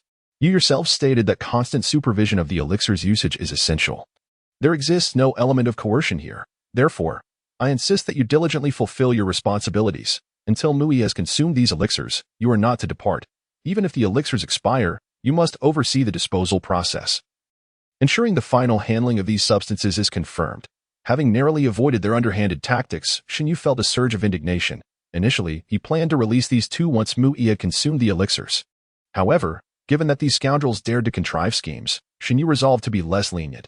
You sought confirmations for every step of the elixir's usage, did you not? Initially, once the elixirs expired or were consumed, you would have been free to leave. Now, I shall be even more stringent, demanding that you witness the disposal process of the expired elixirs. As for when the Jinui will dispose of these soon-to-expire elixirs, that shall depend on my whims, be it months or even longer. Upon grasping Xuanwu's intentions, the two officials felt their corpulent forms tremble in unison, their previously feigned expressions of despair crumbling into genuine dismay. Xuanwu's intent appeared to be a deliberate ploy to ensnare them. The very thought of their fates hinging upon this batch of elixirs, entirely reliant on Xuanwu's decree, filled them with dread. The two despicable clowns could hardly suppress the urge to strike themselves in frustration. What madness was this? They had presumed Xuanwu to be a mere youth, seeking to employ their well-worn tactics against him. Yet, in their attempts to deceive, they found themselves ensnared instead. With that, Xuanwu disregarded the two loathsome figures and departed the training chamber with a stern countenance. During his practice of martial arts, Mu Yi, seizing the opportunity presented by the steam bath, ventured into the sands of despair to hunt demon larvae, subsequently quenching his thirst with several cups of hell spring water to cleanse his body's energy impurities. With the aid of the yellow springs water, Mu Yi discovered a remarkable enhancement in his training efficacy. Previously, his body had reached a plateau, with energy absorption slowing to a crawl. Yet, as the impurities were steadily eradicated, he felt as though his body was gradually returning to the state experienced during his initial encounter with the life force of the demon larvae. The cells within his body hungrily absorbed the life energy, while the true qi circulating through his meridians was purified by the yellow springs water, continuously approaching the limits of what his meridians could accommodate, practicing martial arts amidst the slaughter of demon larvae in hell, and consuming yellow springs water in a ceaseless cycle. By evening, when Xuanwu returned to observe Mu Yi once more, he sensed that the true qi within his meridians had finally reached a state of saturation. This compressed true qi, tenfold in volume, effortlessly breached a certain threshold, circulating through newly established pathways as per the teachings of the Xuanwu secret. Under the watchful gaze of Xuanwu and the two Ministry of War officials, a faint yellow-green flame suddenly enveloped Mu Yi's body as he practiced his forms. Despite its delicate hue, the flame was distinctly visible to all three observers, the manifestation of true qi, a sign of reaching the mastery realm. Three voices resounded in unison. In this world, martial artists exhibit distinct characteristics at different levels of cultivation. Practitioners at the acquired stage develop internal energy, which allows them to transcend the physical limitations of ordinary humans, enabling them to absorb greater amounts of energy from food to enhance their bodies. Each advancement in an acquired martial artist realm strengthens their physical attributes, manifesting as an increase of 100 kilograms in punching power with each level gained. Upon reaching the pinnacle of the acquired stage, martial artists can draw ambient energy from their surroundings to further fortify their bodies. Concurrently, the internal energy absorbed from the environment transforms into innate true energy. At this juncture, the martial artist shatters the confines of human limitations, with each innate martial artist wielding immense power measured in tons. Mu Yi's cultivation level is that of an innate martial artist. However, due to the unique nature of his training method, his physical capabilities and strength far surpass those of an ordinary innate martial artist. Now, Mu Yi has ascended to the next realm, achieving the status of a grandmaster. The hallmark of a grandmaster is the ability to utilize innate true energy, which was previously confined to enhancing their physical form, to extend beyond their corporeal limitations. Once true energy is released from a grandmaster's body, it manifests as a formidable aura surrounding them, bolstering their defenses and granting them the capacity for ranged attacks and supersonic speeds. A grandmaster martial artist resembles the cultist woman captured a few days prior. In combat, her crimson aura not only deflected bullets but also endowed her with a speed that surpassed sound, wielding shockwaves as weapons. Against a grandmaster-level martial artist, conventional lightweight firearms lose their efficacy. Only large-scale destructive weapons, such as cloudburst bombs, stand a chance of slaying a swiftly moving grandmaster. Yet, those who cultivate to such heights are not fools. Their reflexes exceed those of normal individuals by hundreds of times, allowing them to evade danger with incredible speed. Thus, while theoretically capable of dispatching a grandmaster, the practical application of cloudburst bombs remains exceedingly difficult. Furthermore, considering that martial artists now reside in urban environments, no faction would dare deploy such devastating weaponry in a city, mindful of civilian casualties. Consequently, once martial artists of the grandmaster level arise within the Deming Empire, they inevitably ascend to an invisible elite. achieving a remarkable leap in their social standing. If Mu Yi was once an ordinary member of the Jinhui, his status has dramatically transformed following his breakthrough to the Grandmaster level. Congratulations, Mu Yi. For attaining the Grandmaster level at the age of 16, you are destined to become a great master in the future, Xuanwu proclaimed, her face alight with joy. A 16-year-old Grandmaster is a rarity within the empire. A prodigy that typically emerges only after ancient noble families devote their utmost resources to cultivation. Little did anyone expect that a youth rescued from a basement would possess such remarkable talent for cultivation. The thought of having a steadfast Grandmaster confidant in a few years filled Xuanwu with elation. While Xuanwu rejoiced, the two officials from the Ministry of War appeared as though they had lost their closest kin. Their expressions grim. A 16-year-old Grandmaster would undoubtedly advance to the Great Master level in a few years. Coupled with Mu Yi's status as a member of the Jinhui, he would surely ascend to a position of authority. Perhaps even commanding a city. The realization that they had offended a future Jinhui commander over trivial matters left the two officials in despair, particularly as they had been cast aside by their superior, Xuanwu. They regretted their earlier decisions, lamenting the folly of their actions. Mu Yi's breakthrough was a boon for him, yet a calamity for the two officials. Xuanwu approached them with a mocking smile. Brandishing a document. Gentlemen, according to the Ministry of War's regulations regarding the compensation for the bereaved families of military personnel, Mu Yi, as a martial artist, is entitled to 10 years of training resource support. Thus, you have provided him with 1,200 energy recovery pills and 120 essence cultivation pills, correct? Xuanwu inquired with a smile, observing the cold sweat on their brows. Indeed, the official stammered, trembling at the prospect of what Xuanwu might demand next. However, a question arises. As per my understanding, the compensation for different levels of martial artists varies. This means that the financial support for innate martial artists and grandmasters is distinct. Yet, the resources you supplied are suited for innate martial artists, while Mu Yi has now ascended to the Grandmaster level. Therefore, you ought to replace the unused pills with resources appropriate for his current cultivation stage. The resource allocation for Grandmasters consists of 10 essence cultivation pills and 1 great recovery pill per month, while you may retain the essence cultivation pills you have provided. And I request that you bring 1,000 essence cultivation pills and 100 great recovery pills as compensation for Mu Yi. Xuanwu concluded, not pausing for their response. You may disagree, but as the guardians of Mu Yi, the Jinhui possess the authority to secure appropriate compensation on his behalf. Do not say I did not warn you. She chuckled, releasing the pent-up frustration of the past few days. It's impossible. You might as well kill us. The two officers cried in despair, replacing energy recovery pills with essence cultivation pills, along with an additional 100 great recovery pills.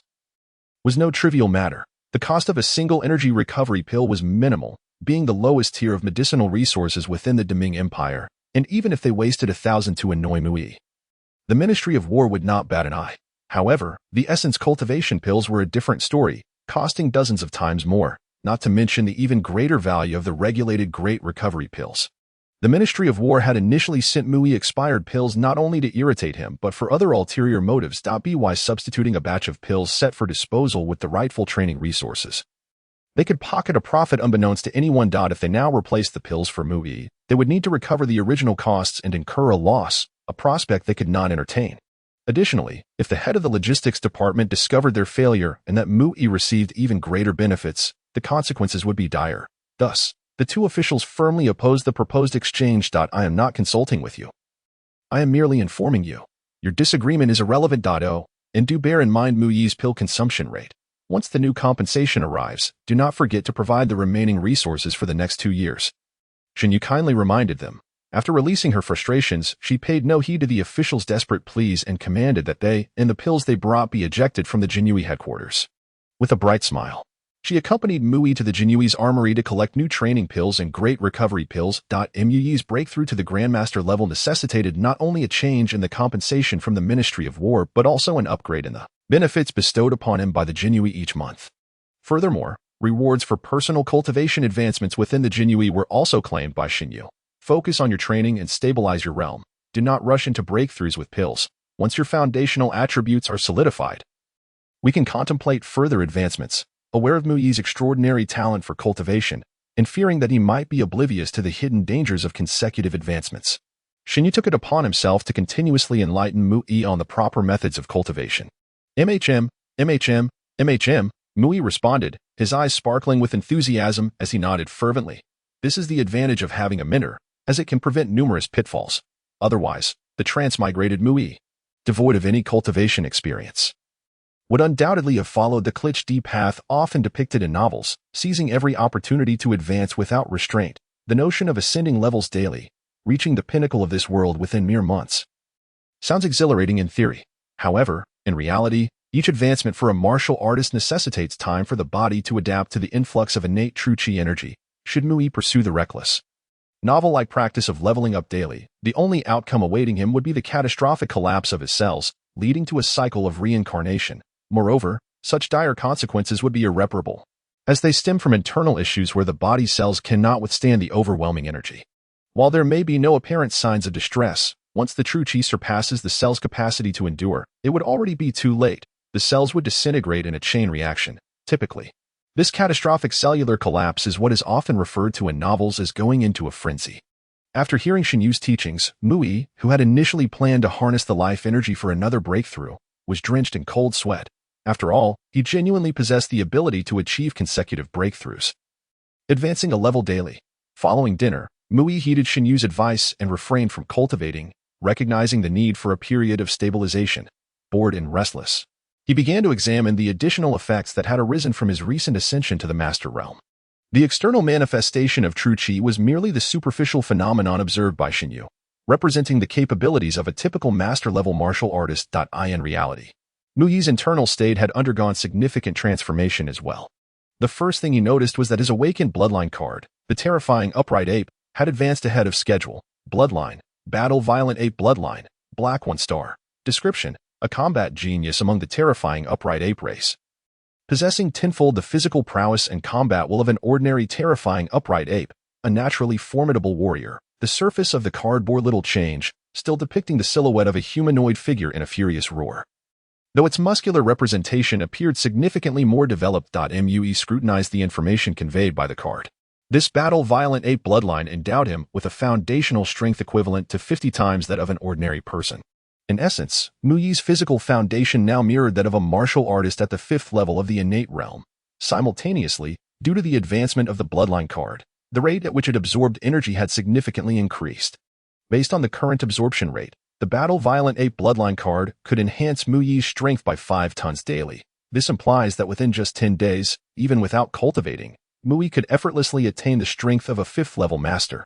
Once he possessed the physical prowess of a 5th-level master, considerations regarding the physical endurance required at the 1st level of the master realm would become irrelevant. He believed that with a brief period of simple cultivation, he could soon embark on the path to breakthrough into the Grand Master realm. The mere thought of achieving such a breakthrough in half a month's time brought a joyous smile to Mui's face.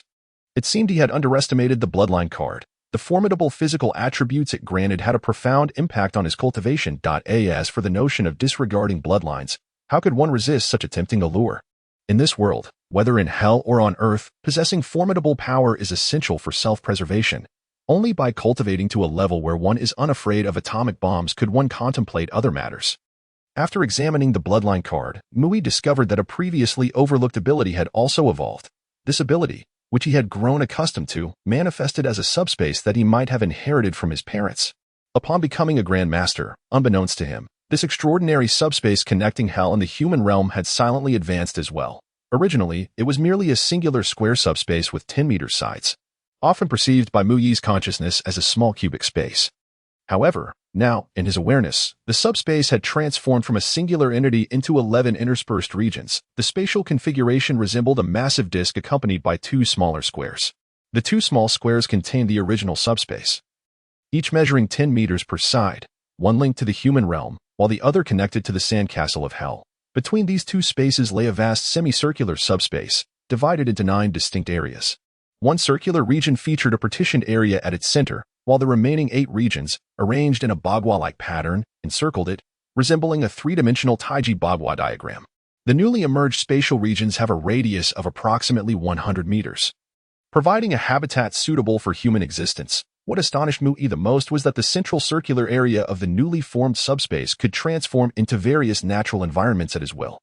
The true location of the subspace remained a mystery, yet above the circular region, a semblance of the natural sky from the human realm could be manifested. A radiant sun illuminated every corner of the subspace.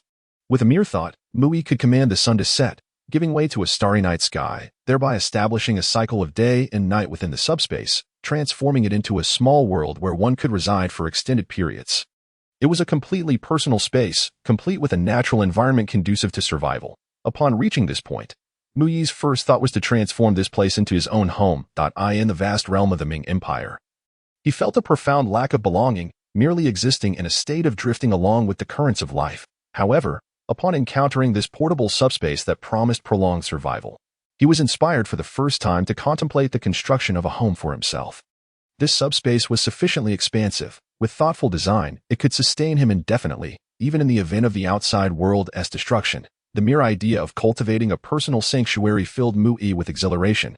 Coincidentally, during this period of stabilizing his realm, he found himself with ample time on his hands, which he could devote to the development of this subspace. After finishing dinner and once again clearing the dining hall of its meat and vegetables, Mu Yi left with satisfaction, completely ignoring the resentful glances cast by the older women behind him. With no need for cultivation and no one seeking him for tasks, he returned to his dormitory early to rest. Once he confirmed that no one would come looking for him, Mu Yi ventured for the first time into the upgraded subspace. Initially resembling the original square subspace, it appeared unchanged, featuring merely a collection of cooking utensils and a bed. After a cursory glance, Mu Yi strode towards the opposite wall, passing through the former connection to the netherworld, and entered a vast cylindrical chamber. Instantly, he was enveloped by an aura of purity. This newly formed subspace contained nothing but exceptionally clean air. The cylindrical chamber, with a diameter of 100 meters, was dominated by black walls, forming the primary color of the subspace. Surrounding the walls of the cylindrical space were 8 transparent portals, each leading to a fan-shaped area measuring 50 meters per side. A simple calculation revealed that this subspace boasted a volume of 300,000 cubic meters under Mu Yi's control. Gazing at such an immense space, he could not help but let out a joyful roar after a brief survey. It felt akin to acquiring a blank slate of a house, leaving one overwhelmed with hope in the face of the empty rooms. He fantasized about how to utilize and decorate such a vast space, envisioning the creation of a sanctuary that would unequivocally belong to him. A night passed uneventfully, and after 2 visits to the sand hell, Mu Yi harvested 20,000 demon larvae, reducing his debt to 2 silver and 40 copper coins, which further lifted his spirits. In both his past and present lives, Mu Yi had adhered to the Chinese principle of never incurring debt. Regardless of the circumstances, the mere thought of owing money made him profoundly uncomfortable. Rising in the morning without the need for cultivation, he hurried to the library within the Jin Yiwei Qianhu office to explore materials related to architecture. The Jin Yiwei Qianhu office in Nanjing stood as a towering 100-story skyscraper, adorned with modern glass curtain walls and fortified with defenses beyond the imagination of ordinary individuals. The 2-meter-thick alloy armor of the outer walls could withstand assaults from Grandmaster-level warriors, complemented by an array of heavy weaponry that could transform the entire Qianhu office into a fortress of both offense and defense in times of necessity. The interior of the Qianhu office was also arranged according to the standards of an apocalyptic stronghold, equipped with a complete suite of living facilities, independent energy systems, and a corresponding resource recycling system, ensuring that its inhabitants could survive independently for a year in the event of external resource depletion. In truth, when Mu Yi first learned of the configurations within the Qianhu office, his initial reaction was not one of astonishment, but rather amusement. Why were the people in this world so fearful of death? A department renowned for its brutality within the empire had converted its office building into a war fortress. Had they misjudged their own identity? Shouldn't the Jin Yiwei be a terror to corrupt officials and criminals alike? Why had it transformed into an organization that constantly feared attacks from offenders?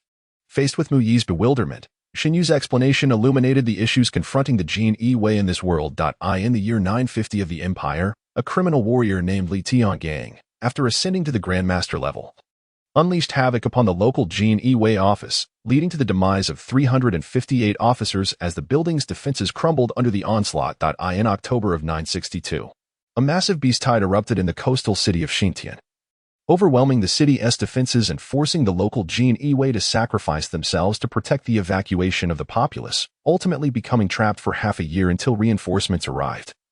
Thanks to a newly constructed resource recycling system. In November of 980, cultists attacked Tokyo, paralyzing nearly all of the city's defensive installations.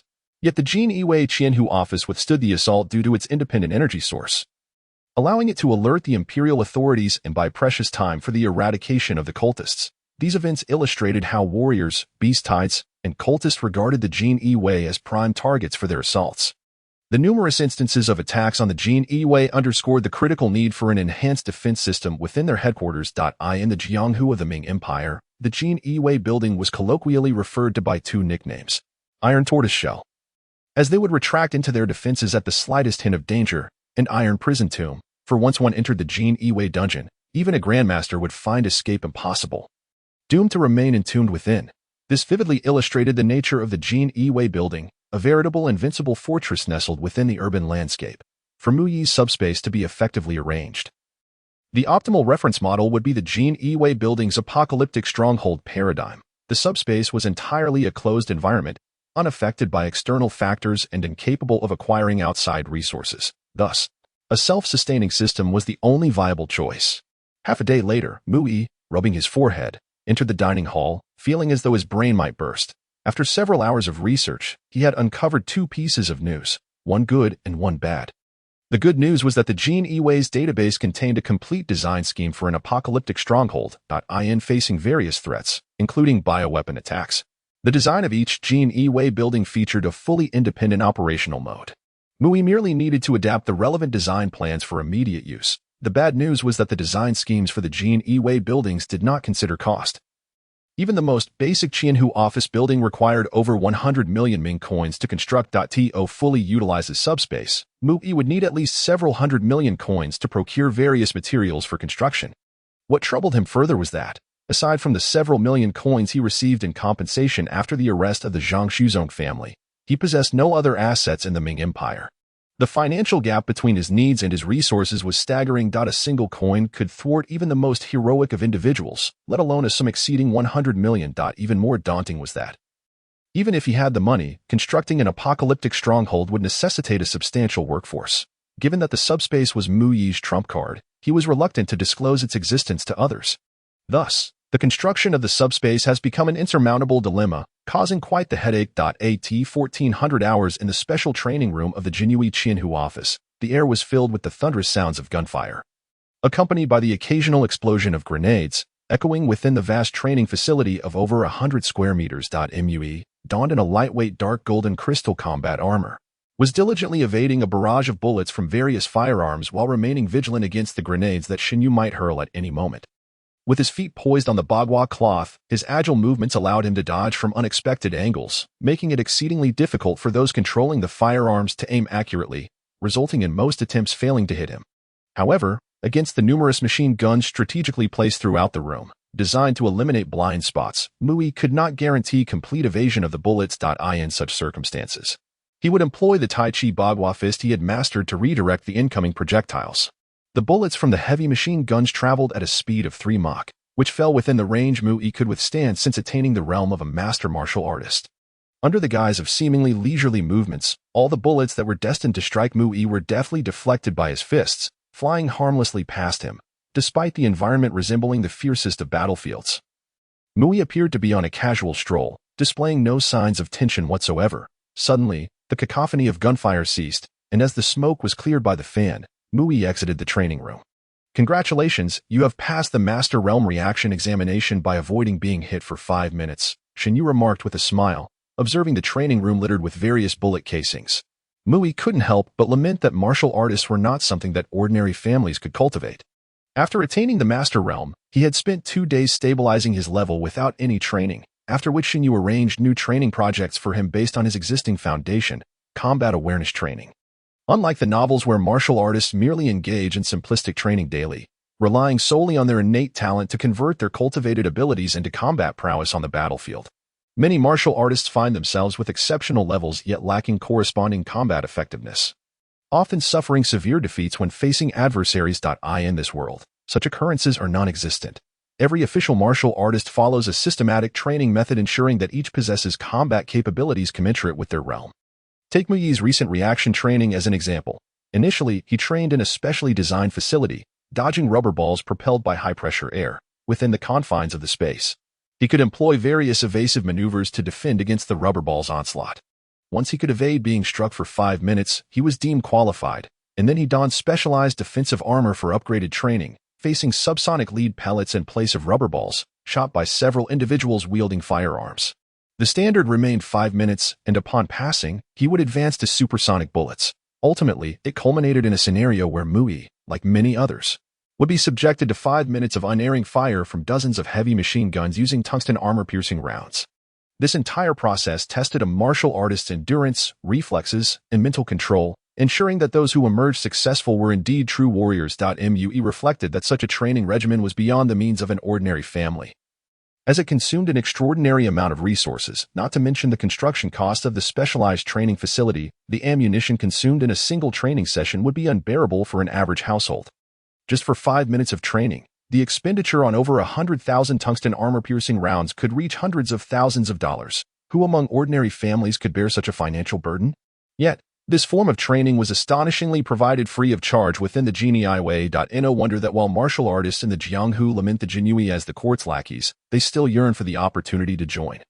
After Mui cleaned himself and washed away the scent of gunpowder, Xuanwu spoke up. Mui, this afternoon, I need you to accompany me for a task. A wanted master-level martial artist, the Dragon King of the Jiang. Xuan has infiltrated our Nanjing city. The intelligence department has confirmed his location, and we need to apprehend him. Xuanwu began to outline the mission. In truth, such a task of capturing a master-level martial artist should not fall to her. She was a newcomer recently promoted to the position of Qianhu, essentially a practitioner at the innate level, and lacked the capability to execute such a mission. Under normal circumstances, it would require 2 experienced Jinyi Qianhu of the master level to collaborate in the capture, one taking on the primary role while the other provided support, with additional personnel managing the surrounding situation to prevent severe destruction during the operation. Each master-level martial artist possesses destructive capabilities comparable to that of a cruise missile. If the combat area is not adequately controlled, it could result in catastrophic casualties. However, due to a fortunate coincidence, the intelligence department had discovered the whereabouts of the cult leader's saint, and Zhang San had mobilized everyone to capture him as a precaution. Consequently, the Nanjing Jinyi Qianhu office was left with only a handful of personnel, leading to the unavoidable assignment of this task to Xuanwu.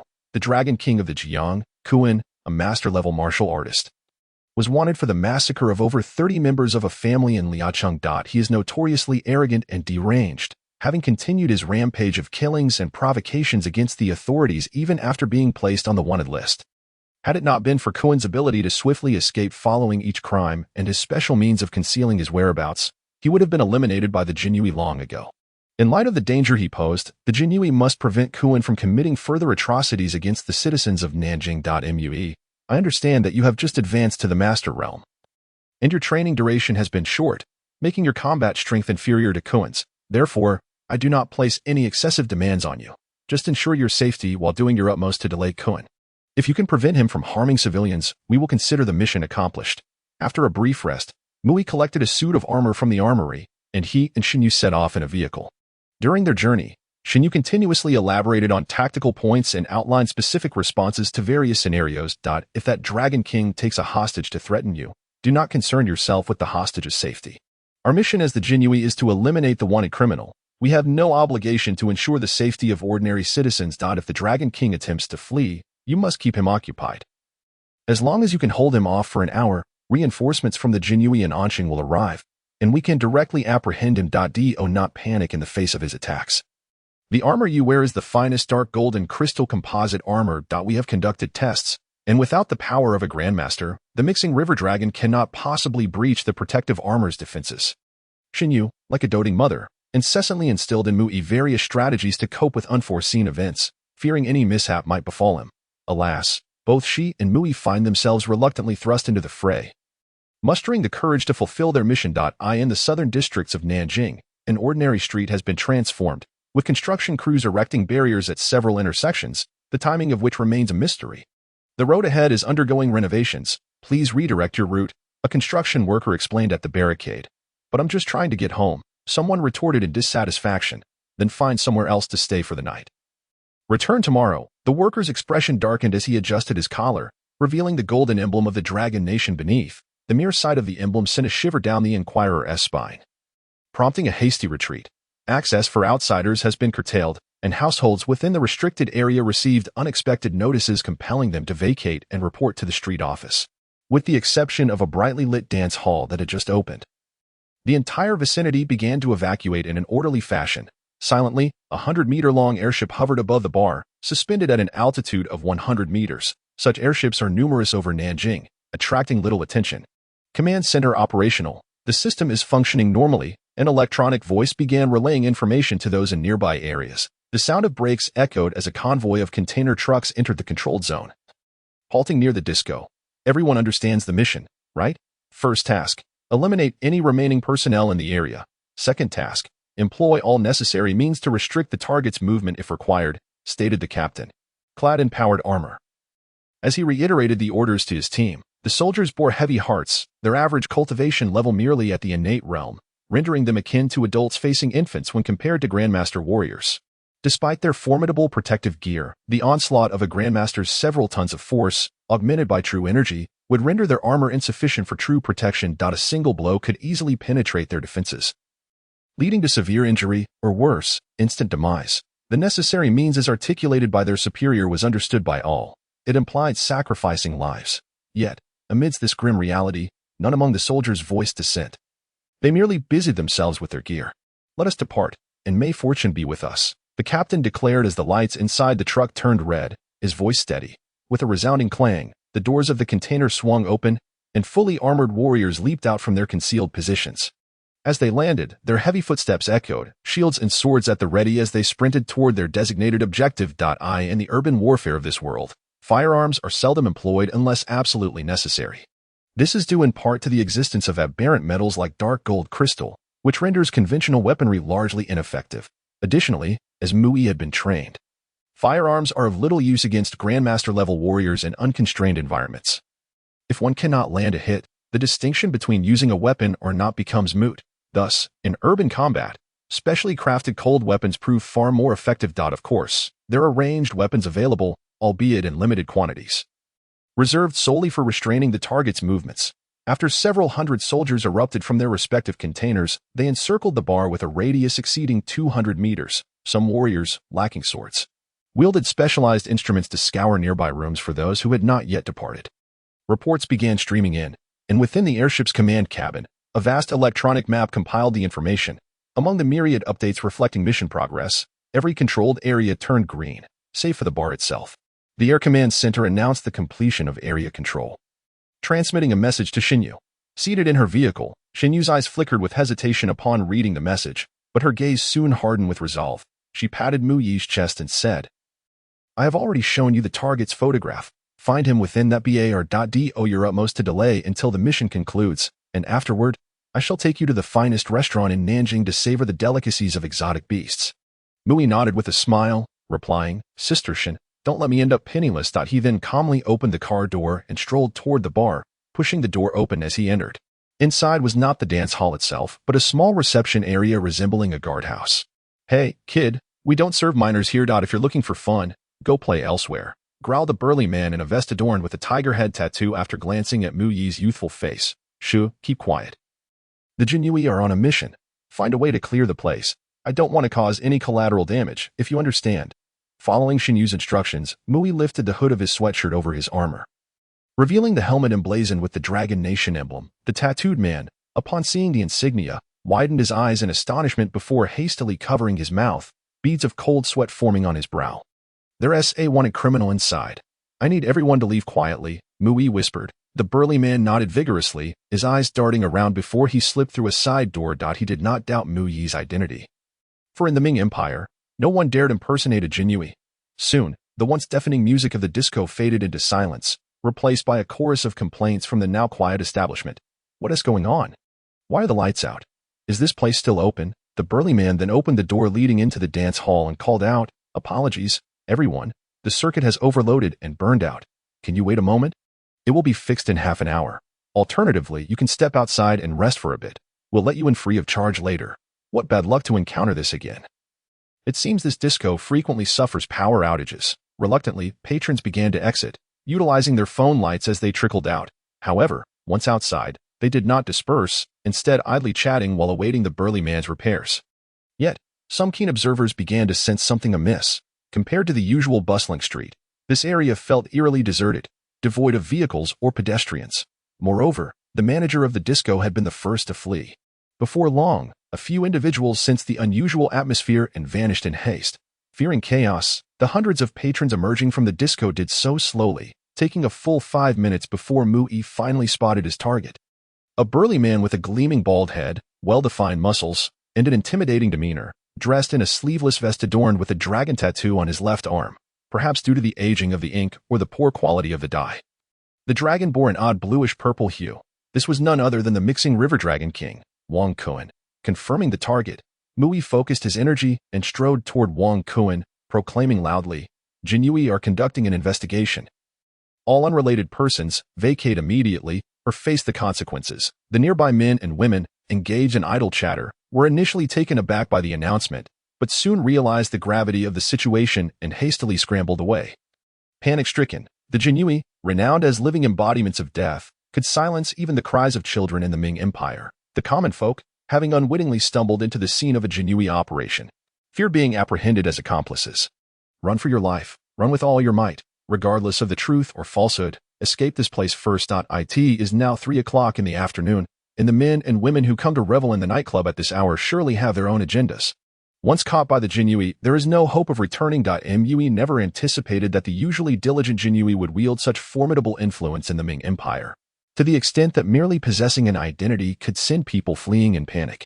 In contrast, his target, Wang Kuan, showed no reaction upon hearing Mu-Yi's shout. He disdainfully surveyed the surroundings, spat on the ground, and arrogantly proclaimed, "Jinyui's lackeys, has the Nanjing Jinyui run out of men?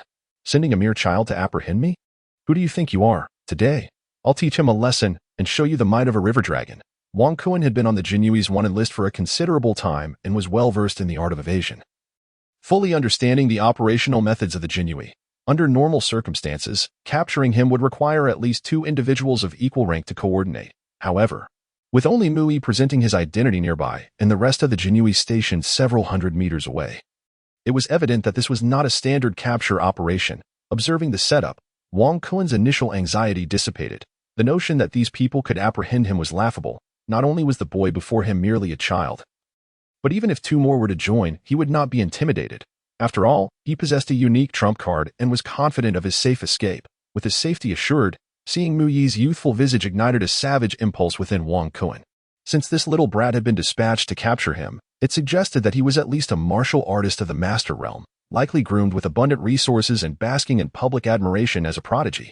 In comparison, Wang Kuan felt like a rat in a filthy gutter, wary of revealing his identity. This realization birthed a singular, brutal thought in Wang Kuan's mind. He must eliminate Mu-Yi, inflicting pain upon the Jinyui. Under the watchful eyes of all the Jinyui, he resolved to employ the most ruthless means to slay this talented youth. Thus, after surveying his surroundings, Wang Kuan did not flee. Instead, he approached Mu-Yi with a cruel smile. "Kid, let me show you what it means to be the nail that sticks out," he taunted. With that, a white aura enveloped Wang Kuan as he unleashed a punch, breaking the sound barrier and aiming for Mu-Yi's face. Rather than panic, Mu-Yi regarded the incoming fist with a hint of confusion, pondering why Wang Kuan's punch seemed so slow, compared to the 3 Mach speed of bullets during his reaction trainings. Wang Kuan's punch barely reached just over 1 Mach, approaching 2 Mach at best. Such speed was hardly swift for Mu-Yi. He effortlessly extended his hand and lightly tapped, causing Wang Kuan's punch to miss. "You've got some skill, kid. Now you'll taste my power," Wang Kuan growled in frustration, launching a flurry of attacks. His strikes were straightforward, employing basic techniques such as jabs, swings, and hooks, all combined with agile footwork and swift kicks. As it was Mu-Yi's first formal battle, he opted for a conservative strategy, focusing solely on defense, utilizing the fundamental techniques of Taiji Bagwazang, warding, pulling, pressing, and so forth. He adeptly deflected Wang Kuan's fierce onslaught. In no time, the two engaged in a supersonic clash, the shockwaves from their battle wreaking havoc on the nearby road. From a bulletproof vehicle 100 meters away, the anxious Xuanwu finally exhaled. Issuing a command, "Snipers, disregard Plan A, switch to Plan B." Although Xuanwu was aware of Mu-Yi's rapid progress in recent days, she understood that his opponent was a seasoned master, having cultivated his skills for many years. It was implausible for Mu-Yi, with his limited training time, to match Wang Kuan. Thus, Xuanwu had prepared 2 contingency plans. Plan A involved Mu-Yi confronting Wang Kuan directly, with a dozen snipers lying in ambush nearby. Should Mu-Yi falter against Wang Kuan, these snipers would employ specially designed rifles to target him. Given that battles at the master level reached supersonic speeds, precise sniper shots would be nearly impossible. According to Xuanyu's Plan A, the order was for indiscriminate area attacks, regardless of Mu Yi and Wang Kuen's fighting status, ensuring comprehensive fire coverage over their vicinity. Xuanwu surmised that if Mu Yi were to struggle against Wang Kuen, such an attack could disrupt their conflict, providing Mu Yi an opportunity to escape. This was one of the plans they had previously discussed, although there was a risk of accidentally injuring Mu Yi.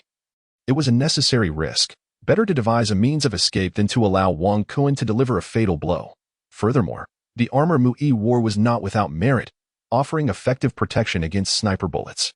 The second plan, now in effect, focused on the sniper's primary objective, to restrain Wang Kuen and prevent his escape. The snipers needed only to fire a few shots along his escape route whenever he exhibited intentions to flee, thereby granting Mu Yi the chance to re-engage Wang Kuen. Observing the standoff between Mu Yi and Wang Kuen, Xuanwu felt a measure of relief and adjusted the combat strategy. However, Mu Yi, amidst the skirmish, sensed something amiss. Was Xuanwu intentionally matching him against a formidable opponent? It was a testament to Xuanyu's goodwill. Wang Kuen, in her description, was a powerful and troublesome adversary. Having evaded capture by several Xuanwu squads and requiring Mu Yi to engage him with utmost seriousness. Yet, within a minute of their encounter, Mu Yi realized he had been misled. Despite Wang Kuen's bluster and arrogance, his combat prowess was not nearly as formidable as anticipated. In fact, it could be considered quite weak. Wang Kuen's cultivation level was merely that of a second or third-tier master, barely able to maintain supersonic combat. Initially, his strikes might have reached a speed of 1.5 Mach, but after a minute, fatigue reduced him to the cusp of breaking the sound barrier. It appeared that Xuanwu had deliberately chosen this fugitive as a safe combat partner, allowing Mu Yi to adapt to the Xuanyu's fighting style.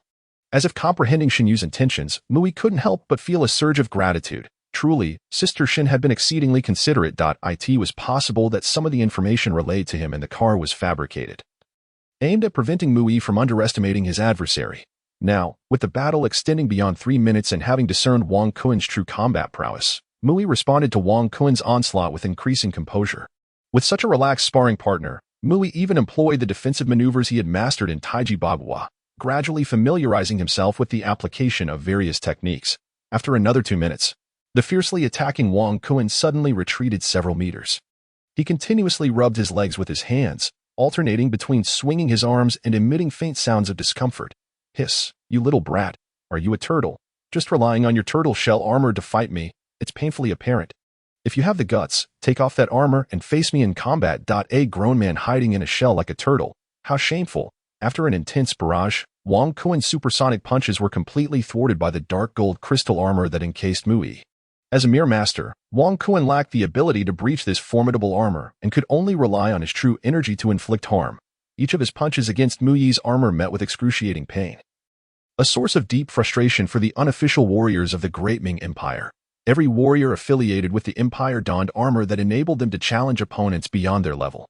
However, due to the empire's historical strict regulations on armor, compounded by the fact that the dark gold crystal armor could not be manufactured with modern high-tech means, these martial artists found themselves envious, resentful, and utterly helpless. Now, Wang Kuen found himself in a similar predicament. To him, Mu Yi's combat capabilities seemed minimal, relying solely on the impenetrable armor for protection. Thus, in his frustration, Wang Kuen sought to provoke Mu Yi into removing his armor. He believed that a young man like Mu Yi might, in a moment of impulsive pride, shed his armor for the sake of honor, providing Wang Kuen with an opportunity. However, Wang Kuen was destined for disappointment. Having been tempered by the trials of the online world in his past life, Mu Yi was unperturbed by moral coercion and held no regard for glory in battle. I practiced the Xuanwu technique, not a turtle's way of fighting. Isn't it only natural to wear armor while practicing Xuanwu?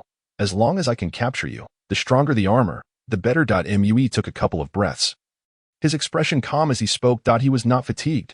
Rather, he was simply adjusting his breathing rhythm after the initial tension of combat. You little brat. You've lost all shame. A person like you is unworthy of being a warrior. Let me show you what a true fighter is. Wang Kuen was enraged by Mu Yi's earnest retort. He had not anticipated such thoughts from the youth. You're so cautious, like a turtle, using equipment to bully me. How can someone like me survive? Fueled by anger, Wang Kuen launched into another tempest of attacks, intent on overcoming the armored Mu Yi through sheer endurance. Minutes passed, 5, 10. And Wang Kuen himself was left panting. Yet Mu Yi's breathing remained steady, unfazed as he effectively defended against all of Wang Kuen's strikes. Realizing the situation was dire and that Mui showed no signs of fatigue, the experienced escape artist Wang Kun prepared to flee. Unwilling to allow himself to be worn down by Mui. I'm done playing with you. With a swift kick, Wang Kun turned to make his exit. This, however, could not be allowed. Xuanwu had tasked Mui with delaying Wang Kun. He could not let him escape. Thus, Mui swiftly sidestepped, employing the Bagua step to block Wang Kun's path with a speed surpassing his own. "You little brat, are you not finished yet?" Upon seeing himself blocked, Wang Kun roared and threw a punch. At this moment, Mui felt that his practical training had reached a sufficient level. He could no longer focus solely on defense. Therefore, he altered his combat strategy and employed a common fighting technique from Taiji. He extended his hand to intercept Wang Kun's punch, guiding it in an arc, redirecting the supersonic force back to its origin. Just as Wang Kun unleashed his punch, he found himself bewildered as his fist was drawn by an unseen force, striking him squarely in the face. Ouch! His own supersonic punch shattered Wang Kun's nose, causing his head to ring painfully. Fortunately, as a master-level warrior, his resilience was formidable. Upon realizing the precarious situation, he had retracted much of his force, preventing severe injury from his own blow. Shaking his head to regain clarity, Wang Kun was wholly consumed by rage. "You little brat, how dare you play me?" He retaliated with a fierce roundhouse kick aimed at Mui's waist. In response to Wang Kun's attack, Mui executed the correct application of Taiji Bagua, gently deflecting the kick in the direction of Wang Kun's leg. The force of the kick sent Wang Kun spinning like a top. Mui then fully embraced the playful aspect of the fight, leaving Wang Kun dizzy and unable to discern his attack's trajectory. Every punch and kick Wang Kun attempted was deftly redirected by Mui, often causing him to inadvertently strike himself. The harder Wang Kun attacked, the greater his self-inflicted damage became. Within a minute, as Wang Kun finally stopped attacking, his head had swollen to such an extent that he was nearly unrecognizable. "You little brat, just wait." Wang Kun, his speech slurred, realized he had encountered a formidable opponent today. If he did not escape soon, he might very well be defeated. Yet, despite this, he showed no signs of fear, for he possessed a guaranteed trump card, a means by which he had often evaded capture by the Xuanwu. After issuing a menacing threat, Wang Kun narrowed his swollen eyes and glared at Mui with malice before activating his secret technique. "What is going on? Where did Wang Kun go? Where has he vanished to? All units, hurry and locate him." Before Mui could comprehend the situation, Xuanwu's voice echoed in his ear, filled with alarm. This was soon followed by urgent communications from various units, all conveying the same message. They had lost their lock on Wang Kun. Wang Kun had seemingly vanished beneath everyone's noses, right before their very eyes. This was Wang Kun's secret weapon, the technique that had allowed him to escape the Xuanwu's pursuit time and time again, a bloodline ability that granted him the power of invisibility, deceiving all observers and devices.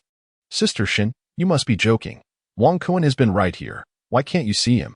As the crowd gasped and scrambled to find their target, Mui expressed his confusion. In his line of sight, Wang Kun had not disappeared at all. Not only did Wang Kun remain visible, but he also swaggered up to Mui, mockingly gesturing in a crude manner, continuously taunting him. "Mui, can you see Wang Kun?" The data indicates that Wang Kun possesses a unique form of invisibility, one that our current methods cannot detect. "If you can still see him, seize him immediately," Xuanwu exclaimed, her voice laced with surprise. Mui's earlier combat performance had already astonished Xuanwu, but now she was even more amazed to discover that Mui remained unaffected by Wang Kun's invisibility skill. "All right, Sister Xin, I was just about to conclude this little game." Observing Wang Kun's continued provocations, Mui reached into his pocket and retrieved a brick. With a resounding smack, the brick struck Wang Kun's face, and moments later, a limp, disoriented figure collapsed to the ground like a defeated fish. As Wang Kun lay there, his form reappeared within the crowd's view. Witnessing the fallen Wang Kun, who was still twitching in pain, Xuanwu quickly ordered for his capture. The Xuanwu, positioned 100 meters away, rushed over in excitement. Initially prepared to sacrifice themselves for the mission, they were taken aback by how effortlessly they had accomplished their task today. Those dispatched for the capture were seasoned veterans, well-versed in how to completely subdue a master-level warrior. Specially designed dark gold crystal handcuffs and shackles bound Wang Kun's wrists and ankles behind his back, contorting his body into a crescent shape. Coupled with several specialized joint restraints, Wang Kun found himself unable to move even slightly. "Congratulations, Mui, for capturing such a notorious fugitive." Xuanwu hastened over to compare notes on her computer, and upon confirming Wang Kun's identity, her face lit up with a radiant smile of congratulations. She had not anticipated that her inaugural mission with Mui would yield such bountiful results. Capturing Wang Kun, a figure whom the Jin Yi Wei from other cities found utterly perplexing. Sister Shin, do refrain from jesting. Wang Kun is not nearly as formidable as you claim. Surely, you intended to bring him here for me to practice on, Mui remarked, devoid of any joy, believing it was only natural to apprehend Wang Kun. In truth, Wang Kun's actual combat prowess was merely at the second level of the Master Realm, lacking any extraordinary abilities, placing him at the bottom tier among Master Warriors. His demeanor alone hinted at his nature. A purely wild warrior. Untouched by any formal training. Upon entering the Master Realm, a warrior's physical capabilities are not only enhanced by the elevation of their realm but also significantly influenced by the martial arts they practice, which is outwardly manifested in the color of their aura. For instance, the female cultist captured a few days prior, having gained unexpected powers through her sacrificial offerings to a malevolent deity, emanated a blood-red aura, replete with an aura of wickedness. Although the precise capabilities of that cultist remained unknown, her audacity to engage in combat with a grandmaster like Zhang San underscored her confidence in her own strength. Mui's aura in the Master Realm was a vibrant yellow-green, influenced by the Xuanwu technique, infused with the attributes of water, earth, and wood, bestowing him with formidable defense and strength. Conversely, Wang Kun, the target of today's capture, exuded only the most rudimentary white aura, devoid of any enhancements to his combat capability. The quantity of his aura suggested a remarkably low sustainability. As for Mui, his Blood 8 bloodline card, supported by the life force he devoured from demon larvae at the Void's Maw, had significantly augmented his bloodline strength. Over the span of 4 days, his physical attributes experienced daily enhancements. His raw physical power alone exceeded 20 tons without any aid from true energy.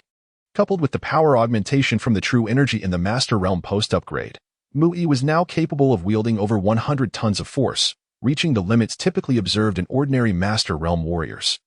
Moreover, his strength was rapidly ascending with the passage of time. This upgrade to the Master Realm not only elevated his martial prowess but also, following the integration of the Qin Yuan technique with the Xuanwu technique, allowed for a staggering 20-fold compression ratio of his true energy. Consequently, Mui conjectured that with each breakthrough to a higher realm, his true energy would undergo a proportional compression. In the Master Realm, this was a 20-fold compression. In the Grand Master Realm, it would likely escalate to a 30-fold compression. The implication of this was that each time, Mui would possess at least dozens of times more combat power than his peers within the same realm.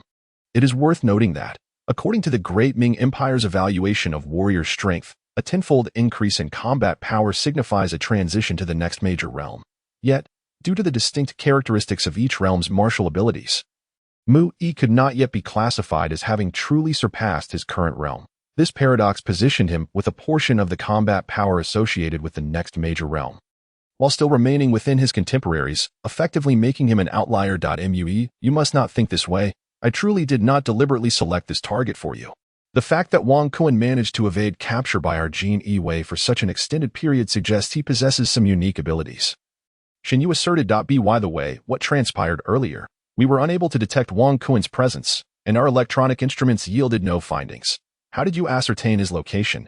Xuanwu inquired, her brow furrowed in confusion. Wang Kun's elusiveness was attributable not only to his Master Realm status but also to his remarkable ability to conceal himself, evading all forms of detection. His stealth was such that without direct contact, it was impossible to discern his presence, leaving those tasked with capturing him unable to pinpoint his whereabouts. I'm not entirely sure.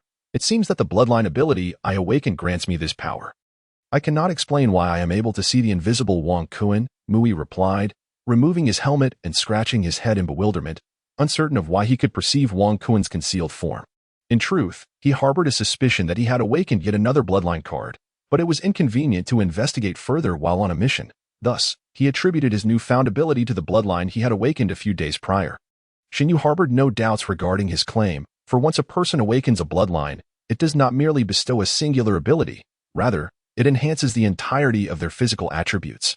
Individuals who awaken the bloodlines of divine beasts, for instance, not only gain unique powers exclusive to those creatures but also experience significant enhancements in their fundamental physical qualities, often accompanied by additional abilities.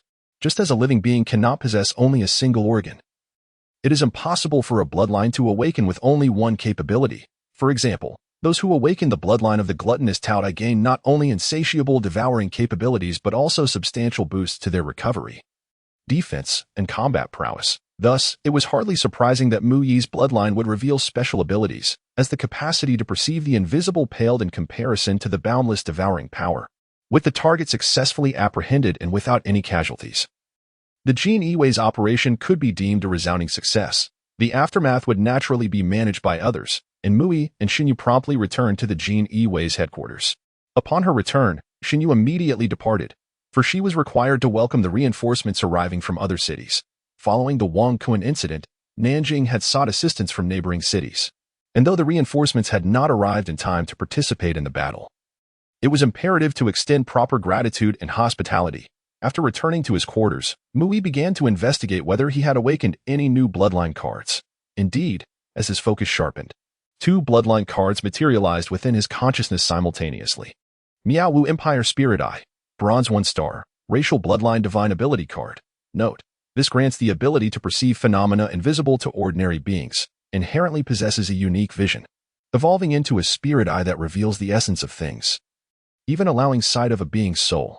Miaowu Empire Ninetails, One-Tail State, Silver 1-star Bloodline Card. Note: Nine-tailed fox, one tail signifies one life. By sacrificing one tail, one can unconditionally revert to their peak state.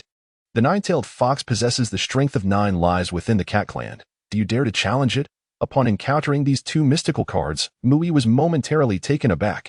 He could not fathom why he was able to awaken the powers of his clan. His understanding of the cards was entirely derived from the legacy of his profession. The knowledge imparted through this vocational inheritance elucidated that an individual could indeed awaken corresponding cards and abilities from their soul and bloodline. Just as Mu Yi himself was human, often said to have descended from monkeys, awakening the terrifying lineage of upright apes seemed plausible. As for the gluttonous empire's powers, they were remnants of memories from his previous life, thus providing some rationale for the awakening of such a card. However, the simultaneous awakening of 2 bloodline cards related to his clan was utterly confounding. In both his past and present lives, the only significant exposure he had to his clan was during the years spent confined in a basement, shrouded in darkness, where he slaughtered countless double-tailed beasts. Could it be that the excessive killing of these ethereal creatures left an indelible mark on his soul, manifesting today? Yet, Mu Yi was more inclined to believe that the lingering essence of those double-tailed spirits should be a curse rather than a transformation into his bloodline powers. Why that logic? Would he next awaken the dragon lineage, given that he had not spared the serpents? Nevertheless, he found solace in the unexpected acquisition of 2 new card abilities. The Lingtong card, while notable for its extraordinary vision, possessed little combat prowess and could merely be classified as a rudimentary support card. In stark contrast, the Ninetails card from the Miao Empire represented one of the most renowned abilities in legends. With 9 lives and the capacity to sacrifice a tail in place of death, what could be more fitting for a warrior? Although Mu Yi retained memories of his past life post-reincarnation, rendering him fearless of death, he had no desire to undergo reincarnation again. After all, who could ascertain whether he would regain his memories in the next cycle? Thus, remaining alive was preferable. The cards he had awakened might have sensed Mu Yi's thoughts, leading to the emergence of 2 combat supportive cards. The mere contemplation of engaging in battle without reservations filled Mu Yi with immense joy. Upon examining the cards more thoroughly, he discovered that the Ninetails life replacement card was not to be employed unconditionally. It functioned akin to a reservoir of vitality at the cost of immense life force, capable of restoring oneself to optimal condition upon facing a fatal blow. This restoration was not akin to direct resurrection after death. Rather, it resembled an extreme form of healing, allowing one to reconstruct their body even after sustaining severe injuries. Nonetheless, this was still advantageous, providing 9 opportunities for ultimate healing and thus expanding the possibilities in combat. If confronted by an adversary capable of inflicting multiple fatal wounds, it would be foolish not to flee. Moreover, according to the laws governing cards, if a card displayed a star rating, it signified potential for level enhancement and greater abilities. With the presence of a silver Ninetails card, it was reasonable to assume that a golden Ninetails or even higher cards existed. It was not beyond the realm of possibility for the Ninetails card to evolve into one possessing genuine resurrection capabilities. Feeling the immense vitality stored within the void's mouth, it flowed ceaselessly into the Ninetails card. Within the span of less than an hour, the card's status escalated from 1 tail to 2, and its star rating increased by 1. Evidently, once sufficient life force was acquired, the upgrade rate of the Ninetails card surpassed that of the bloodline cards. This invigorated Mu Yi, who, noting that it was still before dinner, promptly made his way back to the sand hell, finding solace in harvesting life force from the demon larvae. At dinner, Zhang San returned with 100 men, their expressions grim, having once again failed to capture the heretical saint. This saint was exceedingly arrogant and cunning, having deliberately revealed traces of his presence on multiple occasions, allowing the Xuanwu to gather information. However, all the intelligence was but a ruse orchestrated by the saint, leading the Xuanwu on a wild goose chase throughout Nanjing. Consequently, Zhang San's mood had soured significantly in recent days, often erupting in anger, although he had apprehended most of the cultists lurking in the city. The elusive saint remained at large, prolonging the resolution of the Nanjing cultist incident. Entering the cafeteria with a heavy heart, Zhang San's spirits lifted upon receiving a report from Xuanwu regarding the capture of Wang Kuan, providing him with unexpected delight. Excellent. Truly splendid. Mui is indeed a boon to our Nanjing Xuanwu. Who would have thought that the notorious Wang Kuan, who had left so many feeling helpless, could be brought down? His crimes were appalling, mercilessly slaughtering entire families, causing us great distress for quite some time. You must be duly rewarded. You've just been promoted to a minor officer, and I shall seek approval for your elevation to 100 households. For now, let it be noted that you've merited recognition, and I will submit your promotion for next month. Zhang San lavished praise upon the two, expressing his intention to officially commend them. He was genuinely elated. Yet another fugitive, who had wreaked havoc in other cities, had been apprehended under his command, a source of great pride. Following the large-scale capture of cultists, now they had also captured a renowned wanted criminal.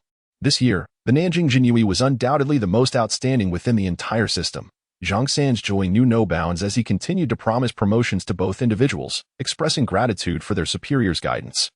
Xuanwu beamed with delight, while Mui maintained his persona in silence, sporting a foolish grin of satisfaction. By the way, Xuanwu, do not forget to transfer the reward to Muyi's account. The bounty for Wang Kuan's family slaughter is substantial, 2 million. Ensure that all of it is deposited into Muyi's account. After a brief exchange, Zhang San recalled another matter related to Wang Kuan and promptly spoke up. It was then that Mui learned that in this world, Xuanwu not only received commendations from their superiors for capturing criminals but could also claim bounties on those criminals. This implied that a Xuanwu officer executing their duties could simultaneously garner unexpected income. No wonder the officers exhibited such enthusiasm in their cases. They reaped both fame and fortune with each undertaking. In contrast to Xuanwu's ambition for advancement, Muyi's focus lay elsewhere. 2 million. Who would have imagined that capturing Wang Kuan would yield such significant benefits? If he were to apprehend a few hundred more criminals of this ilk, would that not provide him with the funding necessary to develop his subspace? The thought of his rudimentary subspace filled him with a profound yearning for wealth. Having discovered a means to earn extra income, the following day, upon concluding his training, Mui logged onto a website he had not visited since joining the Xuanwu, the Ming Dynasty's wanted list. This internal platform provided all Xuanwu with access to information on wanted criminals, including not only the bounty amounts but also their general areas of activity. In this world, with both martial artists and mystical sorcerers, specific spells could predict an individual's general whereabouts if detailed information about them was available. While it could not pinpoint a location with GPS precision, it could reasonably predict within a kilometer radius. Thus, in this realm, lawbreakers without suitable countermeasures faced an inescapable fate of relentless pursuit until they were captured and imprisoned. What a revelation! As Mui opened the wanted criminals list for the Nanjing city area, he was greeted by a multitude of wanted posters dotting the electronic map on his phone.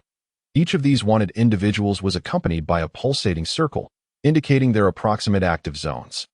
Such advanced technology made it nearly impossible for these fugitives to evade capture by the Xuanwu. If only the police system of his previous life had access to such capabilities. Not a single wanted criminal would have escaped the stringent consequences of the law. What piqued Muyi's curiosity was the fact that the Xuanwu of this world had already discerned the general activity zones of these fugitives, yet the wanted list remained filled with notices of their unapprehended status. Was it possible that the members of the Xuanwu were colluding with the criminals, accepting bribes to turn a blind eye? Such a notion seemed implausible. Not only is the internal enforcement of the current Xuanwu strict, but even if the fugitives attempted to bribe them, no one would accept. The rewards for capturing these criminals and the promotions that followed far outweighed any meager bribe the fugitives could offer. With these questions in mind, Mui sought counsel from Xuanwu, who addressed him in a tone of guidance. Mui, I understand that you have recently joined our esteemed Xuanwu and are eager to make your mark. However, you must also comprehend the realities we face. The area of Nanjing, under our jurisdiction, is simply too vast for us to manage effectively. You see, Nanjing is one of the 5 capitals of the empire, boasting a staggering population exceeding 10 million, not to mention an equal number of transient residents. Yet, our Xuanwu in Nanjing comprises fewer than 2,000 personnel. meaning each of us is tasked with ensuring the safety of at least 10,000 individuals. As you may have observed over the past few days, we are not only contending with various criminals but also facing malevolent cult organizations that defy humanity. The 2,000 of us are woefully inadequate. Moreover, the criminals listed on the wanted posters are exceedingly cunning. Each possesses a unique method of concealing their identity. In the sprawling expanse of Nanjing, unless we mobilize a considerable force to conduct a thorough sweep of a specific area, it is exceedingly difficult to uncover these fugitives who have hidden their identities. Thus, apart from gathering resources to apprehend those with severe violent tendencies, such as Wang Kuan, we primarily remain on alert for the others. Xuanyu's words illuminated Mu Yi's understanding of the operational state of the Jinhui in Nanjing. It was a matter of prioritizing significant threats to societal safety before addressing lesser offenses. Given the impossibility of ensuring the safety of 20 million people with just 2,000 operatives, the only feasible approach was to resolve critical cases first and then attend to secondary ones. Besides, the Ming Empire is not solely reliant on the Jinhui for crime prevention. Naturally, we do not encroach upon the duties of other departments. The criminals lurking within Nanjing are seldom pursued unless they cross paths with the Jinhui in the act of crime. Noticing Mu Yi's partially confused expression, Xuanwu assumed he had heard disparaging remarks about the Jinhui and continued, "Mu Yi, do not heed the slander directed at us, claiming that we are tyrants who engage in wrongful accusations against the loyal. Those who speak such words fail to realize that if they truly had nothing to hide, would the Jinhui cast their gaze upon them? As you have seen, we are perpetually occupied with an unending workload. Ever ready for battle. Even someone like you, a newcomer who may seem to have little responsibility, must be prepared to risk your life when necessary. The Jinhui is not like other departments, where high-ranking officials issue orders from the rear while subordinates rush to execute them. We are a directly controlled military authority under the Elder Council, where one's rank is determined by merit. Those with greater abilities ascend to higher positions, simultaneously facing greater dangers. Take Zhang San, for instance. As the foremost figure of the Jinhui in Nanjing, he is compelled to personally engage in frontline operations dozens of times each year, and his injuries over the years surpass those of anyone else. Therefore, Mu Yi, you must not put stock in the rumors circulating outside. Do not believe anything that lacks personal verification." Xuanwu was genuinely concerned that the external gossip might mislead Mu Yi and cause unwarranted discord with the Jinhui. "Sister Xin, rest assured, I shall not heed their words," Mu Yi replied, nodding obediently, fully trusting Xuanyu's assurances. Not only was Xuanwu his savior in this world, but even if it were someone else, Mu Yi would still choose to believe in the Jinhui. Throughout these past few days, he had come to recognize that the Jinhui in this realm was indeed committed to upholding the law, with all tasks meticulously recorded for accountability. Though there were certainly shortcomings due to various reasons, they had nonetheless performed commendably. The tarnished reputation of the Jinhui within the Ming Empire could be attributed solely to the slander they faced. Tasked with overseeing officials, it was only natural for bureaucrats to harbor animosity towards the Jinhui. In the eyes of those officials, how could the Jinhui ever gain a good name, with centuries of relentless defamation from bureaucratic circles? Even the most upright institution could be perceived as a den of corruption by outsiders. By the way, let us not dine at the cafeteria after work today. As promised yesterday, I shall treat you," Xuanwu said as she called out to Mu Yi before departing. It seemed that Xuanwu was quite impulsive. When she stated her intention to treat, she would fulfill that promise the very next day. After lunch, during a brief respite, Mu Yi gazed at the bustling streets outside the Jinhui building, momentarily lost in thought. As Xuanwu had mentioned, finding a few hundred hidden criminals among millions was an impossible task without an immense expenditure of manpower. Alas, if only the awakening of his bloodline card could be controlled. How wonderful it would be to awaken an ability that could identify targets. Currently, the Miao Empire's spirit eyes he had awakened allowed him to perceive things beyond the ordinary, yet offered no assistance in discerning an individual's identity. If only those spirit eyes could be upgraded to possess identification capabilities, then he could instantly recognize whether someone was a target for capture. As Mu Yi pondered the prospect of upgrading his spirit eyes, a knowing smile graced his lips. It was not beyond the realm of possibility. Suddenly, he recalled that as a bloodline card, specific resources could be used for cultivation, leading to the evolution of distinct abilities. Although the environment in Hell was harsh, it was abundant in various wondrous items and capabilities. With sufficient funds, one could procure virtually any ability. With this thought in mind, Mu Yi found himself devoid of interest in resting and hurriedly made his way to the Sand Fortress of Hell. Store number 198010. He was once again greeted by the female demon clad in a bunny outfit. This time, Mu Yi had come well prepared. Having thoroughly reviewed all the regulations pertaining to the Sand Fortress store in Hell. He would not fall prey to a simplistic psychological trap. hastily purchasing the Xuanwu secret. "Welcome. What do you require?" the female demon asked coldly, placing a 3-minute countdown timer on the counter.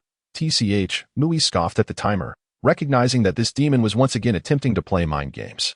He was now aware that the stores in hell imposed time limits, but they were not the 3 minutes set by the female demon. The standard shopping duration for hell mercenaries was 10 minutes.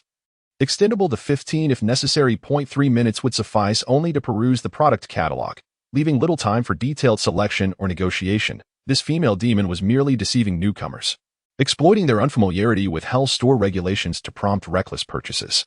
Now fully cognizant of the rules, Mui disregarded the demon's frigid gaze and leisurely picked up a magical recording device resembling a laptop that lay on the counter, browsing through it at his own pace. He meticulously added his criteria for spells related to reconnaissance magic and visual abilities that could discern identity, quickly arriving at an array of results. Camp identification spell can identify the faction to which a target belongs. Useful for distinguishing friend from foe. Price: 50 copper coins. Low-level identification spell can identify basic identity information of a target. Price: 50 copper coins. Intermediate identification spell can identify detailed identity information of a target. Price: 1 silver coin. High-level identification spell can identify all relevant information about a target. Price: 1 gold coin. A series of spell options appeared before Mui, all tailored to his needs.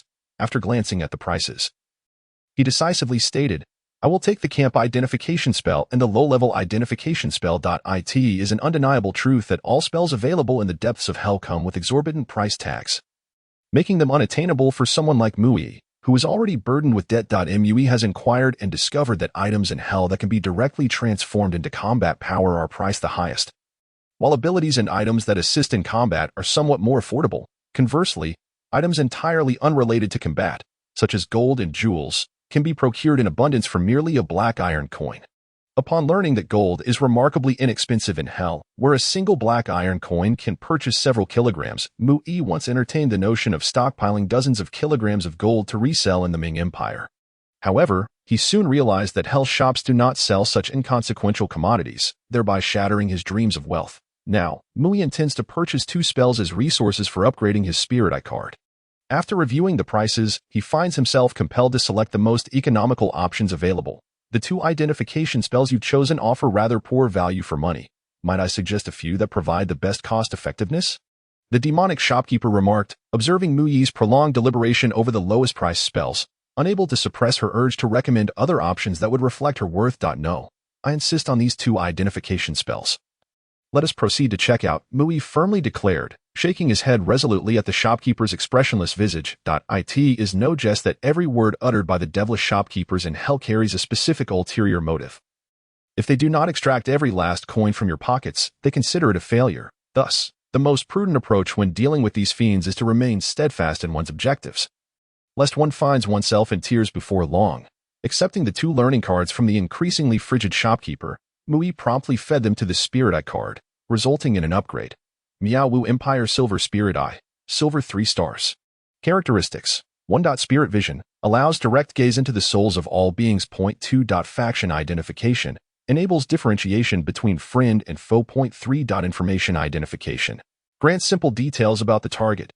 Upon the upgrade of the Spirit Eye card, Mui noticed that a colorful inverted arrow now appeared above the heads of all individuals within his line of sight. The bustling hell mercenaries in the sandcastle corridor were marked with green arrows, indicating their identity as allies. The cold-faced female demon behind the shop counter bore a yellow arrow, signifying her status as a neutral unit unrelated to Mui. As Mui ascended to the pinnacle of the sandcastle, within the view of his ghostly mech, a massive black arrow loomed above each demon larva, seemingly to ensure that he would not overlook them, accompanied by a designation reading enemy of all. Infusing the bullets in his firearm with spiritual energy, Mui pulled the trigger, obliterating thousands of demon larvae before contentedly departing from the shifting sands hell. Upon returning to the Xuanwu office of the Xuanwu, while interrogating prisoners in the dungeon, Mui discovered yet another new color of arrow. Above the heads of these prisoners were red hostile markers, along with their simplified identity information. Mixing River Dragon, Wang Kuan. Prisoner. Li Chang'an, cultist, prisoner. The identities of Wang Kuan, whom Mui recognized, and Li Chang'an, a cultist he had never encountered, were laid bare before his eyes. This newfound ability to effortlessly distinguish friend from foe was splendid. In the future, whether capturing fugitives or engaging in battle, he would no longer fear mistakenly harming an ally. Eager to test his new capability, Mui was keen to experiment with the upgraded Spirit Eye. Hoping to uncover any hidden fugitives, according to the regulations of the Xuanwu, upon discovering a fugitive, Mui need not personally apprehend them. Merely reporting the fugitive's information would suffice to earn him a corresponding reward. Mui had resolved that during this period, he would frequent crowded locales, as he might just encounter one or two fugitives on the wanted list. At 5 in the afternoon, the Xuanwu officers finished their shifts. Unlike ordinary staff, as an official, Xuanwu possessed her own parking space in the underground garage of the Xuanwu office. Xuanwu's vehicle bore resemblance to an SUV from a past life, albeit considerably larger, with broad bulletproof tires and a robust composite armor body, coupled with a powerful propulsion system. It could withstand the onslaught of a master for a time.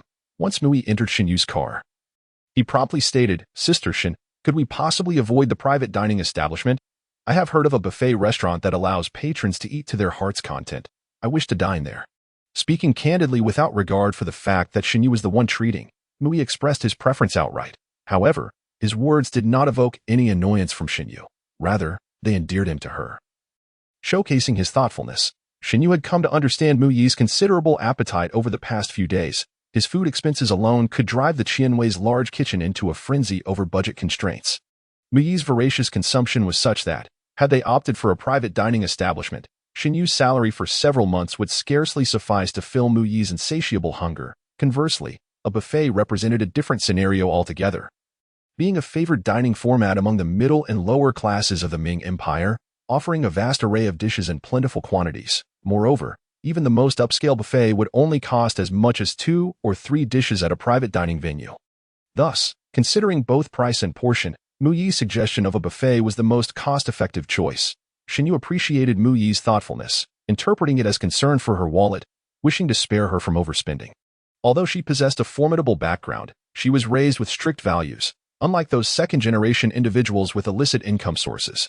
Hence, after a moment's hesitation, she smiled and replied, "All right, since I am treating you to a meal, it is only natural that you should be satisfied. We shall go for the buffet." With that, she started the car, exited the garage, and activated the navigation system, selecting the finest buffet restaurant in Nanjing. In truth, Mui was not motivated by concern for Xuanwu. He was purely eager to find a densely populated area to test his Spirit Eye, hoping to fortuitously encounter a wanted fugitive. Private dining establishments cater to the elite, offering a quiet and refined atmosphere devoid of others, making them unsuitable for experimentation. Where else would one find a bustling crowd but at a buffet, where individuals from all walks of life might dine? Perhaps a wanted criminal would show up there, allowing Mui to save Xuanwu the cost of a meal. Capturing a fugitive was a public duty, and all expenses incurred during the process could be reimbursed, including the cost of the meal shared with Xuanwu. As it was the end of the workday, the sprawling city of Nanjing found itself caught in the throes of rush hour. Consequently, Xuanwu's car moved at a leisurely pace, frequently stopping and starting with the flow of traffic. If it were an ordinary individual, one might seize the opportunity to cultivate a rapport with their superior over dinner. However, since Mui entered the vehicle, he had not initiated any conversation, resembling a taciturn figure devoid of any desire to engage. Instead, he observantly surveyed the bustling throngs on either side of the street, occasionally fixating intently on pedestrians crossing above on the overhead steel beams. Mui had come to understand that these narrow, elevated steel beams spanning the street, only a foot wide, were not accessible to just anyone. At the very least, they required practitioners of the postnatal realm, possessing exceptional control over their bodies, to traverse the perilous heights of 5 to 6 meters without danger. Moreover, the surface of the overhead beams was not smooth but riddled with various depressions, enabling those traversing them to secure their footing in the event of danger. Nothing yet, still no sign of hostile factions. The public safety in the Ming Empire is astonishing, Mui mused. The streets are bustling with pedestrians, yet not a single thief in sight, let alone any robbers. After observing the passers-by without detecting any suspicious individuals, Mui belatedly realized that under the stringent household registration system of the Ming Empire, anyone who committed a crime would bear a lifelong mark. Furthermore, the laws of this world are far less lenient than those on Earth regarding crimes such as scams. Any act of wrongdoing would be traceable through various means. Unless one possessed the means to evade capture, merely daring to commit a crime would lead to inevitable consequences. Otherwise, those petty thieves and borderline crimes would inevitably be recorded in personal files. Consequently, Individuals with criminal records find themselves devoid of any space to thrive in bustling metropolises, relegated instead to remote areas to make a living. Moreover, in the contemporary Deming Empire, where mobile payment systems have become ubiquitous, people stroll about without any cash, leaving would-be criminals with little opportunity to act. This has resulted in streets bustling with pedestrians, all of whom are law-abiding citizens. Mue, filled with enthusiasm, gazes at the passers-by, yet remains silent like a sullen gourd. While Xuanwu occasionally casts a look of pity in his direction, she reflects on the plight of this unfortunate child, who lost his parents at a tender age and was confined in a basement by malevolent relatives for many years. Upon his rescue, he had reveled in the joy of his first outing, his curious eyes revealing how astonishing the ordinary sights of the world are to him. Thus, as Xuanwu drives, she takes it upon herself to introduce the buildings lining the streets, momentarily lifting the somber atmosphere within the car. The Seafood Buffet, with its straightforward name, is the most popular and largest upscale buffet restaurant in Nanjing, with an average cost of 1,000 yuan per person. Only those with considerable wealth can afford to dine here occasionally. Since Xuanwu and Mui decided to visit spontaneously without a reservation, they had to wait nearly an hour for a table during the peak dining hours. This was Mui's first experience at such a buffet, and the expansive selection area truly opened his eyes. A 2-meter-long giant crab had its shell opened, allowing patrons to select the rich crab roe directly. Similarly, a 2-meter-long prawn, with its head and tail skillfully removed, presented its succulent white flesh for grilling. Even the exotic beast meats, familiar to Mui, were displayed in a limited selection area, perhaps due to the unique characteristics of the dimensional world. The seas surrounding the Deming Empire are populated with enormous creatures and wildlife, all boasting exceptional physiques. Moreover, for reasons unknown, these creatures reproduce at an astonishing rate, resulting in annual waves of beasts invading human habitation along the coast. Thus, there are no wildlife protection laws in this world. The government actively encourages the hunting of these beasts. Consequently, what would be considered protected species on Earth, such as giant prawns and crabs, are relatively inexpensive ingredients here. As Mui gazed at these delectable offerings, his eyes sparkled with delight, eagerly transporting dish after dish to his table. He couldn't help but voice his complaints. Sister Shen, I never anticipated that the vendors here could be so cunning.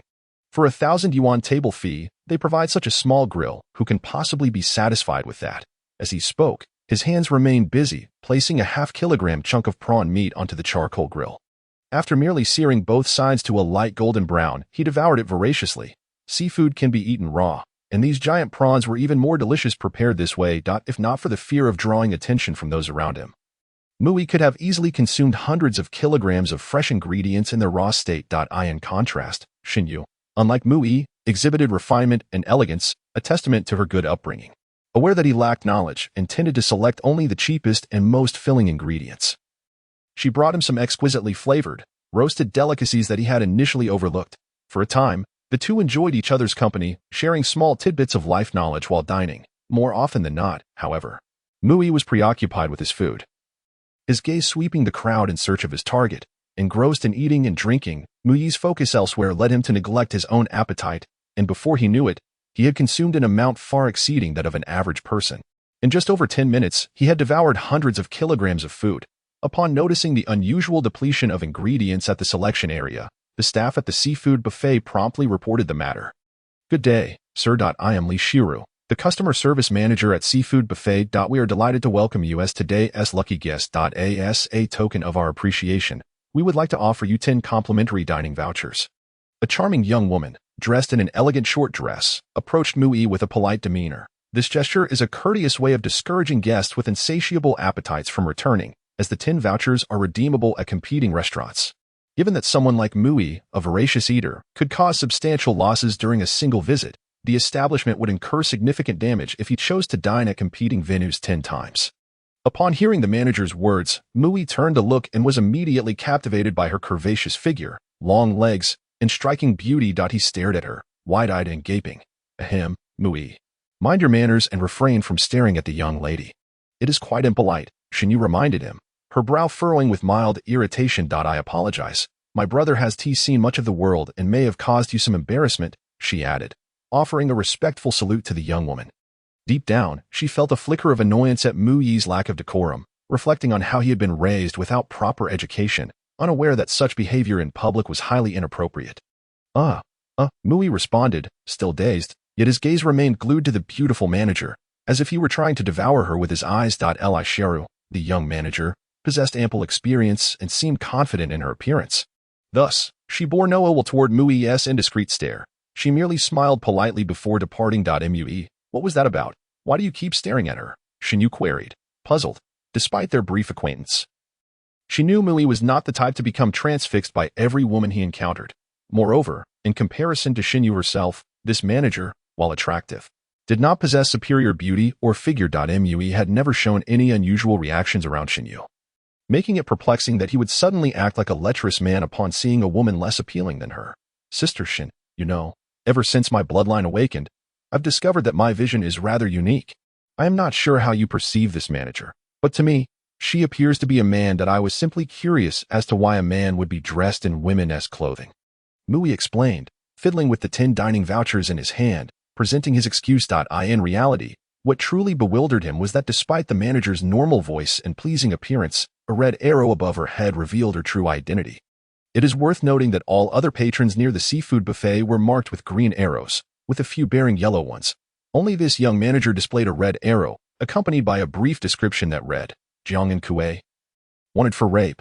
This was indeed peculiar. Jiang Kue was evidently a masculine name, and it was hard to fathom why such a strikingly beautiful woman would resort to raping men, surely, with just a hint of her allure. Countless men would eagerly vie for her attention. Thus, it was apparent that this was a cross-dressing individual, concealing their identity to evade capture. What puzzled Mui further was how someone could maintain such a disguise in the Deming Empire, where the household registration system is meticulously stringent. During the identity verification process, individuals undergo rigorous examinations, making it implausible for anyone to confuse genders. Furthermore, how could a wanted criminal operate normally under the guise of a woman? This beautiful manager was undoubtedly suspicious, yet Mui found himself lacking the ability to discern the truth. Therefore, when Xuanwu inquired, he offered the excuse he had prepared, hoping to leverage the resources of the Jinyui for further investigation. What, in your vision, she appears to be a man. Upon hearing Mui's response, Xuanwu was taken aback, utterly unprepared for such an answer from him. Yet, as a specially trained operative, she immediately contemplated a possibility: someone might be impersonating another. Such incidents were not unprecedented. In this world, alongside a multitude of martial artists, there existed many sorcerers endowed with extraordinary powers. Among those who wielded magic, some possessed the ability to transform, allowing them to masquerade as others and usurp their identities. Could it be that Mui's unique vision enabled him to perceive the essence of things beyond ordinary observation? Xuanwu now speculated whether Mui had discerned the magical disguise of a sorcerer, uncovering their true identity. With this thought in mind, Xuanwu discreetly opened her phone, navigated through several pages, and after a few taps, smiled as she remarked, "It seems we can save on today's meal expenses. Let us dine leisurely, for they shall arrive shortly." It sounded as though someone would soon come to treat them, prompting the two to wait here. Mui merely nodded in response, choosing not to focus on the surrounding individuals.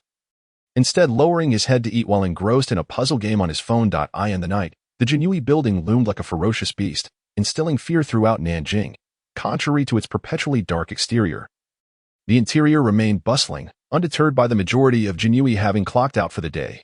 Various functional departments maintained a 24-hour watch, ever ready to respond to emergencies. In a vast room, an array of large monitors adorned the walls, while a central electronic sand table depicted the entirety of Nanjing City.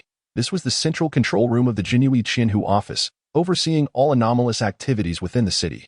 Suddenly, a rhythmic, low-pitched buzzing sound echoed through the room, and a conspicuous yellow marker arrow appeared on the electronic sand table. The Jinyui officer on duty immediately shouted, "Yellow alert! Coordinates at 152 Pan Mountain Road, Seafood Buffet Restaurant. Xuanwu has identified an individual with a suspicious identity and is requesting assistance." Xuanwu issued an alert on the Jinyui intranet via her phone, prompting all relevant information to swiftly materialize at the Qianhu office's control center. The armed patrol airship promptly arrived in the designated area to investigate the individuals present.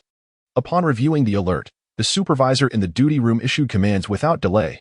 According to the operational protocols of the Jinyui, once Xuanwu raised the alarm, an energy scan would be conducted on everyone within her vicinity.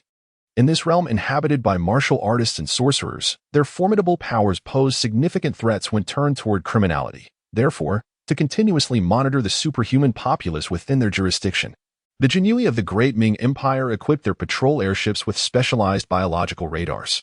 If an individual was detected by the radar, their approximate cultivation level could be assessed. The modern Xuanwu adhered to the principle of never engaging in an unprepared battle. They would first deploy floating airships to scout the enemy's strength within the targeted area, subsequently dispatching appropriate combat forces based on the reconnaissance results. Within mere minutes, a floating airship silently hovered above the seafood buffet restaurant. Shortly after Xuanwu's alert, a reconnaissance report was delivered to the commander in the Xuanwu office's control room. The order was given for the assault team aboard the duty airship to directly parachute down, following Plan 2 to apprehend the target, Li Shiru, aside from Mui, a junior officer at the master level. No other martial artists of that caliber were detected in the target area, indicating that the assault team's combat capabilities should suffice. After meticulously reviewing the reconnaissance report, the commander issued the orders. Following the command, the floating airship hovering above the seafood buffet lowered its altitude. When it was just over 10 meters from the building's rooftop, dozens of figures leapt from the open hatch beneath the airship. Clad in simple protective armor with full-cover helmets obscuring their faces, each individual brandished a half-meter-wide round shield in their left hand and a dark golden crystal-coated sword in their right. They were not equipped with heavy power armor but wore lightweight combat suits. Faced with a potential innate-level martial artist, this assault team's equipment was deemed adequate. Plan 2. Capture the cult suspect. Await further instructions from Xuanwu, the 100 officer, commanded the assault team's leader through the communication system. Xuanwu, a wanted criminal charged with rape. The warrant discovered on the phone confirmed that Muyi's spiritual vision was not mistaken. Xuanwu indeed existed and was a highly sought-after fugitive with a bounty of 3 million, surpassing even that of Wang Kuan. Such a lofty reward for a charge of merely rape left Mui perplexed. What influential figure had Xuanwu wronged, or what powerful entity had he offended to warrant such a substantial bounty? Upon reviewing Xuanwu's criminal record, Mui understood, deeming the 3 million reward rather insufficient. While Xuanwu's crimes were limited to simple rape, he harbored a repugnant psychopathic tendency to satiate his perverse desires. He recorded the entirety of each crime with a camera and subsequently uploaded the footage online, brazenly flaunting his malevolence. The explicit nature of his recordings, capturing the victim's intimate privacy, led to the mental collapse and suicides of each individual he wronged due to public exposure. Xuanwu's actions egregiously violated moral boundaries, thereby inciting a joint manhunt by women's rights organizations and the families of his victims, rendering him a detestable fugitive sought by all within the Great Ming Empire. The warrant meticulously detailed Xuanwu's profile: a height of 1.85 meters, an unremarkable appearance, and an innate cultivation level, an archetypal male martial artist. Yet, this profile left Mui in a quandary. For the individual he had previously encountered, the cross-dressing Xuanwu, clad in high heels, barely reached 1.8 meters, and in reality stood around 1.7 meters, a full 10 centimeters shorter than Mui. Furthermore, the skeletal structure and physique bore stark differences, conforming to standard female proportions. Such discrepancies could not be attributed to mere cross-dressing, as no amount of makeup could diminish one's height or alter the inherent skeletal distinctions between genders. The warrant's depiction of a 1.85-meter-tall Xuanwu starkly contrasted with the department manager, who outwardly appeared as a beauty, making it inconceivable to associate her with Xuanwu. Soon there will be individuals conducting checks here under the guise of investigating cultists. You are responsible for identifying them, including the female manager you suspect. We need to apprehend at least 10 individuals, Xuanwu remarked, glancing at her phone, aware that the assault team was in position. I understand. Sister Shin.to avoid raising suspicion from the target. We must capture several individuals, Mui responded, albeit somewhat incoherently, hastily clearing the table of ingredients while time was still on their side. Before long, 2 shield-bearing assault team members secured the restaurant's entrance, prohibiting anyone from entering or exiting. The Xuanwu is conducting an investigation into cultists. Please remain still and cooperate with our efforts, several operatives announced in unison as they entered, showcasing their proficiency in such operations. Subsequently, a team of Xuanwu members entered, with 2 officers monitoring each section, scrutinizing the actions of every patron within the restaurant. The diners at the seafood buffet, initially taken aback, were left to process the unfolding scene. However, they subsequently halted their actions, their expressions turning icy and filled with disdain. Some individuals nearby whispered to one another, "What a stroke of bad luck, encountering such matters while merely trying to have a meal. It seems misfortune follows us everywhere, even among these lackeys." Upon overhearing their murmurs, Mui couldn't help but lament, "Truly, one is born into fortune yet remains oblivious to its value. Were it not for the constant efforts of the Xuanwu, which instill fear in those martial artists of the rivers and lakes. The societal environment of the Ming Empire would undoubtedly be far from tranquil, from the information Mu Yi had gathered. It was evident that if the martial artists and sorcerers of this world were transported to Earth, they would at least occupy a privileged status. Without the Xuanwu, it could be surmised that the ordinary patrons of the restaurant would have long been living lives worse than that of pigs or dogs.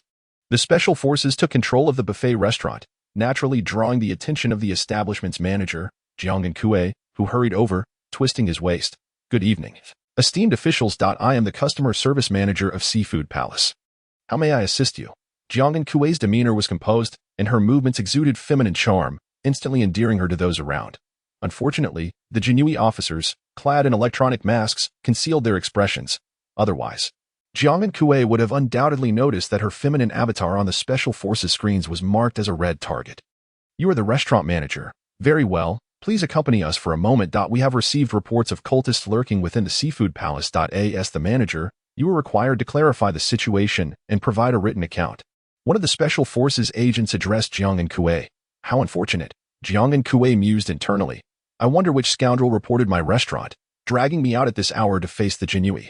However, she was relieved that her own abnormalities had not been discovered. These Xuanwu are truly something. Do they truly believe cultists would come here? Xuanwu silently complained, yet wore a radiant smile on her face. "I will certainly cooperate with your duties, esteemed officials." Mu observed the performance of the cross-dressing figure from a distance, feeling a strange sense of revulsion upon realizing she was a man. "It's your turn. Mu Yi. Tonight, among the 10 individuals in this restaurant, you shall decide their nocturnal fates," Xuanwu remarked with a smile, a subtle dominance evident in her tone. This was how the Xuanwu operated, whether the common folk cursed or loathed them. It would not alter the Xuanwu's authority over life and death. Mu, however, was oblivious to Xuanwu's dominance and failed to grasp her unintentional hints of power, recently awakened to his past memories and regaining his normal faculties. He felt a sense of detachment from this world. His previous memories of the indifference of the common people towards authority, combined with his newly awakened spiritual perception that identified factions, made Mu Yi's perspective akin to that of a player immersed in a virtual reality game. As long as he lived comfortably, he paid little heed to the implications of other suggestions and certainly did not consider how power could be of use to him. Mu was solely focused on capturing Xuanwu to claim the bounty. Entirely disregarding the implications of Xuanwu assigning him to lead the apprehension. He intended to take him, her, and him back for questioning. Upon confirming that Xuanwu, who was under the alias Li Xiaoru, would also be taken away, Mu Yi approached the Special Forces agents, identifying 10 men and women within the restaurant for examination. The patrons, upon witnessing a youth who had just been dining pointing fingers, began to murmur among themselves. "See that? The Xuanwu's undercover agents are everywhere. Who would have thought a diner among us was one? Indeed, it's surprising. Who could have guessed that an ordinary-looking fellow was actually a Xuanwu agent? Perhaps he was disguised as a diner to conduct reconnaissance." The individuals identified by Mu Yi were thrown into disarray, as anyone summoned for tea by the Xuanwu in the Ming Empire was well aware that it rarely ended well. The bureaucratic vilification of the Xuanwu had made it common knowledge that their investigations often involved framing and entrapment. Even the innocent would find themselves burdened with numerous charges upon being apprehended. Furthermore, among those identified, several genuinely harbored guilt. Now, upon being pointed out by Mu Yi, they felt their secrets had been exposed. Hesitating for a moment, they flushed with panic and attempted to flee. In a chaotic rush, they shoved past those in their way, colliding with tables and chairs, their expressions twisted with fear as they sought to escape the restaurant. The sudden movement startled the Special Forces agents momentarily, but their training quickly kicked in, prompting them to apprehend the fleeing individuals. Unexpectedly, among those selected as mere decoys, several indeed posed genuine threats. Mu, taken aback, realized that the 10 individuals he had identified were not chosen randomly. Each bore the yellow neutral arrow insignia in his faction identification, a stark contrast to the majority who exhibited a green alignment. Such neutral factions were exceedingly rare. Thus, Mu Yi aimed to bring these identified individuals back for further investigation into the reasons behind their neutral status. It was essential to understand that in this world, only the Ming Empire existed, dominating the entire dimensional realm. Even formal documents regarding other realms referred to themselves as the Ming world. Therefore, aside from those insane cultists and criminals who opposed the empire, Mu Yi should not have encountered individuals from neutral factions, and if he did, they would be exceedingly few. Asa Xuanwu, all citizens of the Ming Empire should be considered as allies. However, the current situation was peculiar. These individuals were indeed citizens of the Ming Empire, yet their faction identification revealed them as neutral. Wasn't that strange? Under normal circumstances, such a scenario would only arise from the encounter between individuals from two different nations or races, resulting in neutral faction identification.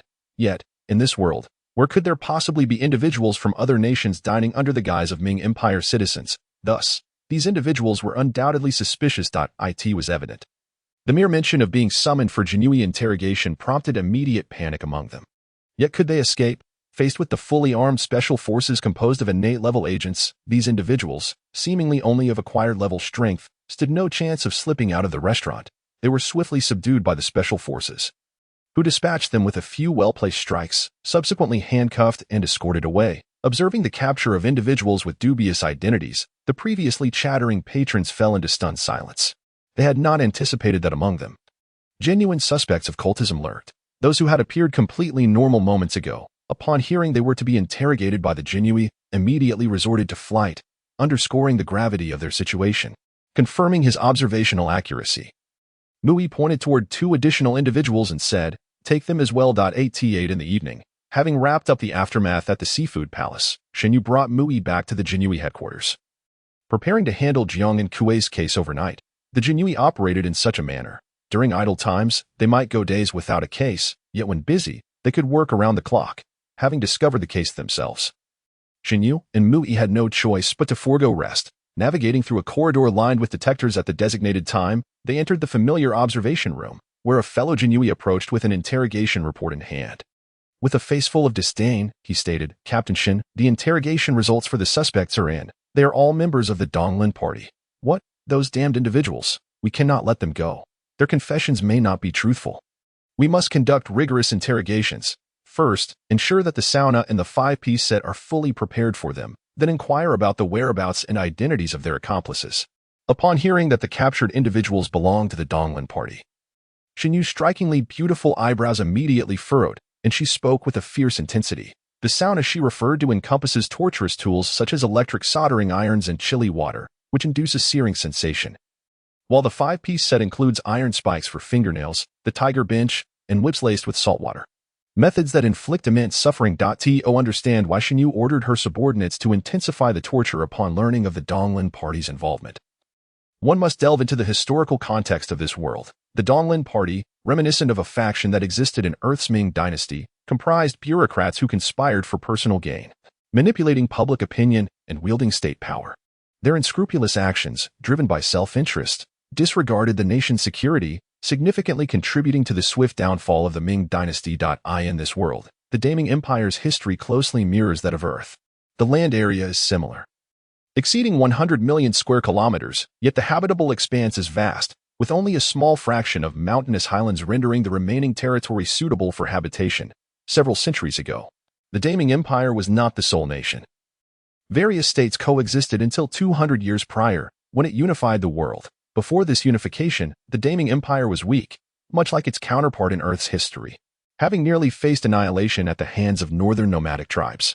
These nomadic tribes proposed a policy of total destruction to eradicate the Ming Empire's men, seize its wealth, and obliterate its cultural heritage. This existential threat compelled the surviving classes of the Ming Empire to unite, leading to the establishment of the original prototype of its political system through urgent deliberations. Land ownership was relinquished for the sake of communal ownership, while the aristocracy abandoned their ancestral privileges, instituting a merit-based system where contributions determined nobility, even extending to the emperor. This peculiar, quasi-republican system fostered unity among the ancestors of the Ming Empire, culminating in an extraordinary surge of strength that enabled them to eradicate the nomadic tribes within merely a few months. However, a pressing question arises. If the ancestors of the Ming Empire could vanquish their foes so swiftly, why had they once been nearly obliterated? This brings us back to the Donglin party, which held significant sway over the Ming court. When the nomads invaded, the emperor's resolute call to mobilize the nation against them was thwarted by the Donglin party, which, in a bid to assert its control, obstructed any proposals for resistance. They downplayed the threat, claiming the invasion was trivial and that the nomads would retreat in due time. As the nomads reached the capital, these wretched individuals abandoned the emperor and chose surrender instead.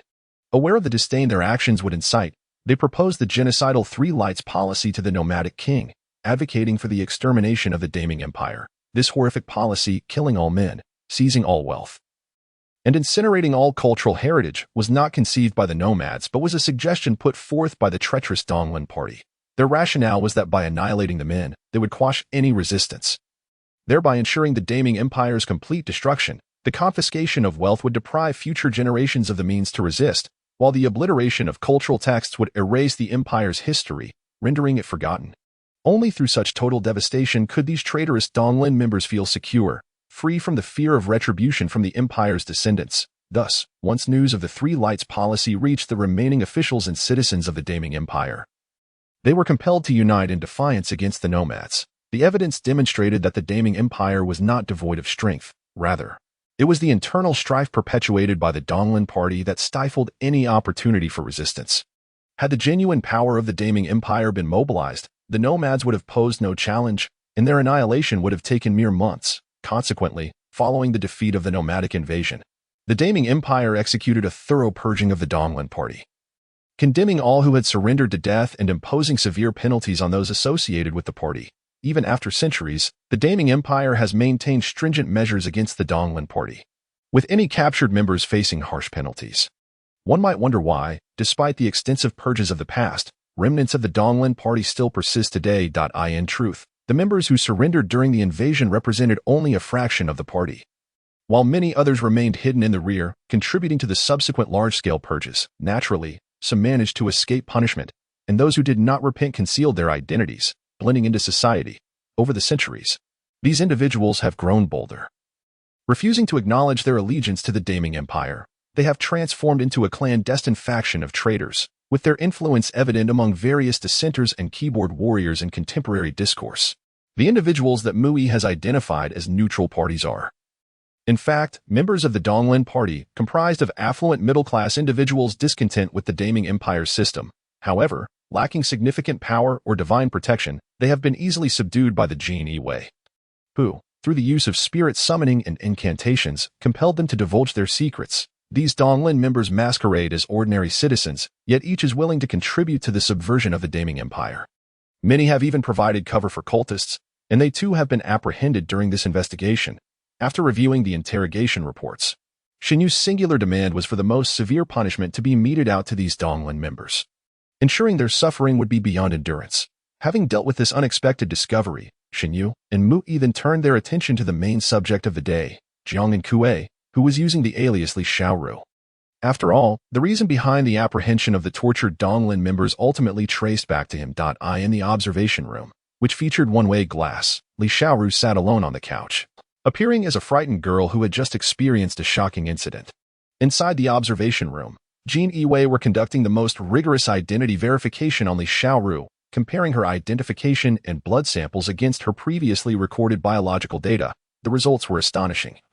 Not only did Li Xiaoru possess comprehensive identity documentation from childhood to the present, but her genetic material also matched the blood samples taken during her youth. This was indeed perplexing. Based on his assessment of the Donglin party, Mui was confident that his evolved silver spiritual pupils would detect any identity anomalies. However, the identity information of Li Xiaoru revealed no discrepancies, presenting the greatest conundrum. What could possibly explain the perfectly normal identity documentation of Jiang and Kue, who was masquerading as Li Xiaoru, allowing her to evade the scrutiny of the Jin Yi? After reviewing Li Xiaoru's identity records multiple times, Mui could not help but exclaim, "Sister Shin, there is undoubtedly something amiss with Li Xiaoru, yet I cannot pinpoint any anomalies in her documentation. She appears to be a man. How can we prove her true identity?" Mui lamented, struggling to devise a means to validate his suspicions without alarming Li Xiaoru. "That's simple," Xuanwu replied. "You are merely being overly cautious and adhering too rigidly to conventional investigative methods. There are numerous ways to verify her identity. Just watch me. Since you perceive her as a man, we shall conduct the most detailed physical examination." With the discovery of the 10 members of the Donglin party by Mui, it is evident that he possesses a unique perspective, thereby bolstering Xuanyu's confidence. Is it not the case that although it is clear she has issues with her identity, there is no way to verify it? In that case, the most forceful means must be employed, utilizing various technological instruments to meticulously and thoroughly examine her, piece by piece, leaving no room for anomalies to escape detection. "Bring her a cup of strong bitter tea to invigorate her," Xuanwu commanded the person beside her. The individual understood immediately, responding with a smile, "Yes, Lord Baihu. I assure you the tea will be potent enough to ensure her mental faculties do not interfere with her work." Soon, the door opposite the observation room swung open, and a female Jinui entered carrying a pot of strong tea, placing it beside Li Shiru, and then cheerfully remarked, "The individuals apprehended are all members of the Donglin party. They have provided shelter to cultists. Therefore, I must trouble you to remain here overnight as we need to ascertain why the Donglin party chose Xuanwu as their meeting place. Your testimony is essential." Upon hearing that those arrested were from the Donglin party, Li Shiru, Jiang and Kue felt a wave of relief wash over her. Wasting a night is merely a minor inconvenience, akin to stepping into a pile of dog waste, just my misfortune. She thought, "I shall fully cooperate with the esteemed officials in bringing the Donglin party members to justice." As her mind relaxed, after being questioned for an hour, she inevitably felt parched and raised the strong tea to her lips, only to immediately furrow her brow. "I apologize, but we do not serve sweet tea here. All our beverages are designed to refresh and awaken the mind," the female Jinui said with an apologetic smile. Having understood the working methods of the Jinui, Li Shiru refrained from any complaints, merely grimacing as she drained the cup. After 5 or 10 minutes, feeling somewhat fatigued, Li Shiru naturally reclined on the sofa in the observation room and fell asleep. "Sister Shin, is it appropriate for us to proceed in this manner? We have yet to confirm her true identity before employing such measures." Mui expressed his unease, aware that all procedures were being recorded. With cameras capturing every moment, her identity is undoubtedly problematic, even in the absence of direct evidence. "I must subject her to the most rigorous scrutiny. Do you know that the cup of spiked tea Li Shiru just consumed would cause an ordinary person to fall into a deep stupor within a minute? Yet, this ordinary Li Shiru took 10 minutes to succumb, indicating her cultivation level is at least that of the pinnacle of the innate realm. Only with formidable physical constitution can one withstand the effects of the tea drug." Shinyu proclaimed excitedly, focusing intently on Li Shiru sprawled on the observation room sofa. What could be the truth behind someone whose real strength diverges so significantly from their records? A cultist? An undercover member of the Donglin party? Or another individual with questionable motives? All must be thoroughly examined. "Come, let us investigate what issues this Li Shiru may possess," Shinyu suggested with a smile. She was unperturbed by the prospect of encountering complications. The more challenging the criminal, the more invigorated she felt. However, as they approached the observation room, Mui blushed and said, "Sister Shin, perhaps I should step back for a moment. I should not be near the door to the observation room." Two female Jinui were lifting Li Shiru onto a stretcher, proceeding to remove all her clothing, leaving her exposed before all. Having been educated by Shinyu, Mui felt compelled to avoid the awkwardness inherent in such situations. At this moment, what are you avoiding? For us, all criminals are devoid of gender distinctions. You cannot shy away simply because she is a woman. This is an opportune moment for me to instruct you on how to examine a female suspect's body, ensuring you are well prepared for similar tasks in the future," Shinyu calmly asserted. Disregarding Li Shiru's privacy. 10 minutes later, within the Jinui examination room, surrounded by several instruments, the cold examination table was illuminated by a large shadowless lamp, revealing every detail. Li Shiru, Jiang and Kue, with voluptuous curves and delicate skin, lay on the examination table in a bold manner, exposing her entirety like a newborn. Mui, who had prepared to encounter a rather large and naive young woman, was taken aback by the sight of a delicate and compact figure. Confused, Mui pondered whether his enhanced spiritual eye was malfunctioning, leading to an erroneous assessment of her identity, or if Jiang and Kue was indeed a formidable individual who had undergone extreme measures to disguise her identity as a wanted criminal, transforming herself into a genuine woman. However, the bloodline test results indicated that her genetic lineage was indeed that of a female. While surgery could alter one's external appearance, it could not change one's genetic makeup. Momentarily, Mui found himself engulfed in profound confusion, unsure of how to proceed. Shinyu and the others, however, were undeterred by Mui's doubts, swiftly conducting a thorough examination of Li Shiru's body, leaving no detail uninvestigated. The X-ray examination revealed no abnormalities in the skeletal structure, aligning with physical characteristics. The reproductive organ examination found no signs of surgical alterations, confirming her virginity. The magical examination detected no traces of magical disguise, and cellular activity testing indicated slightly elevated levels compared to an ordinary person, yet not reaching the threshold for martial artists. Based on the accumulated testing data, the target was determined to be an unmarried ordinary woman aged between 24 and 26. Glancing at the detailed Jinui report in her hands, Shinyu could not help but smirk. This was undoubtedly the most valuable target discovered in recent times. Mui's awakened spiritual eye could not be mistaken. It had detected the anomalies in Wang Kuan and the members of the Donglin party, affirming Mu Yi's reliability. Similarly, all of Li Shiru's test results indicated she was an ordinary individual, yet she possessed the innate resistance to succumb to the spiked tea for 10 minutes. Thus, it was clear that Li Shiru had employed some method unknown to the Xuanwu to deceive their testing instruments. Prepare the testing agent for her. First, we must secure her with heavy shackles to prevent any loss of control later.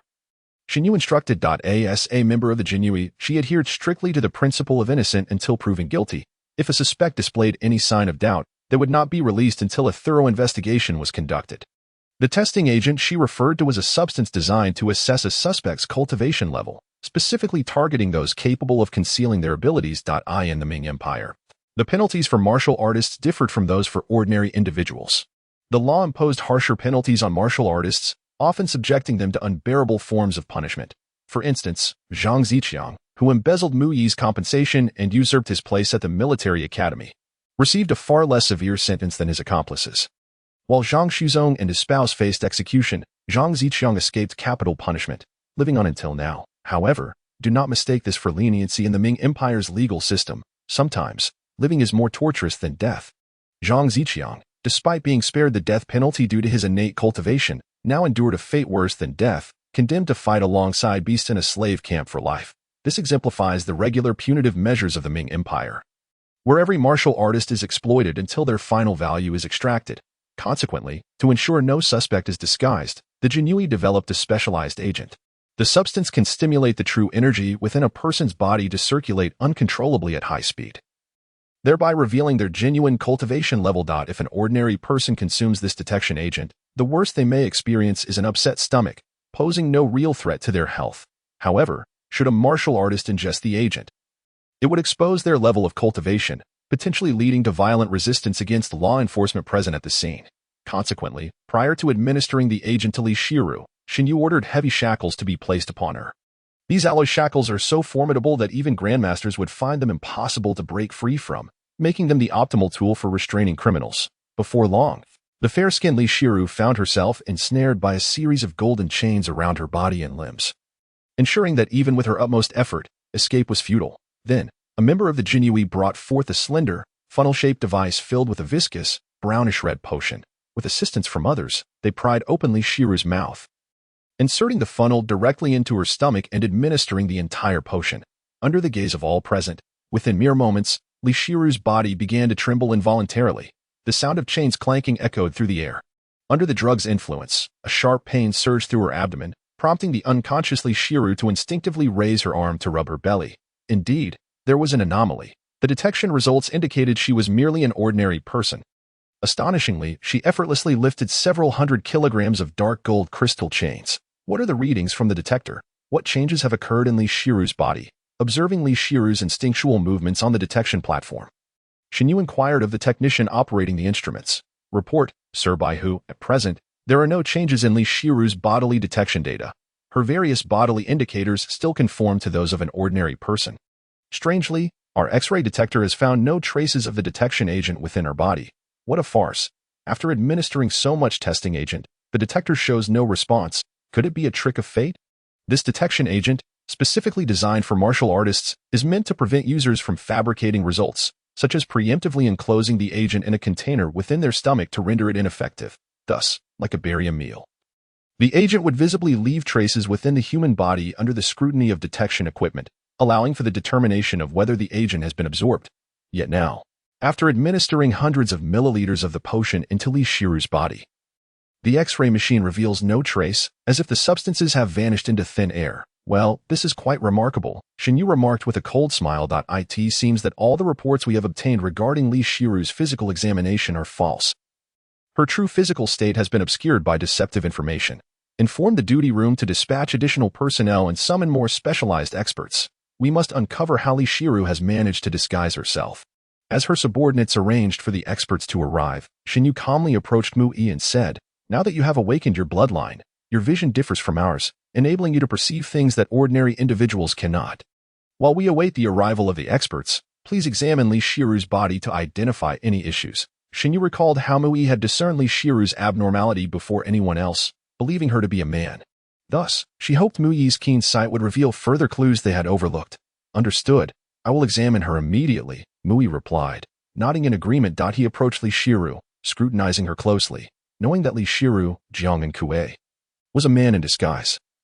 Mui meticulously searched for any imperfections. Firstly, Li Shiru's skin was unusually delicate and smooth, reminiscent of a newborn's, devoid of any signs of aging. It is known that regardless of one's skincare regimen, the skin on the soles of the feet, knees, and elbows will exhibit signs of aging in a thickened layer. Yet, Li Shiru exhibited none of these traits. Even her heels appeared flawlessly rosy. The second point of suspicion also pertained to her skin.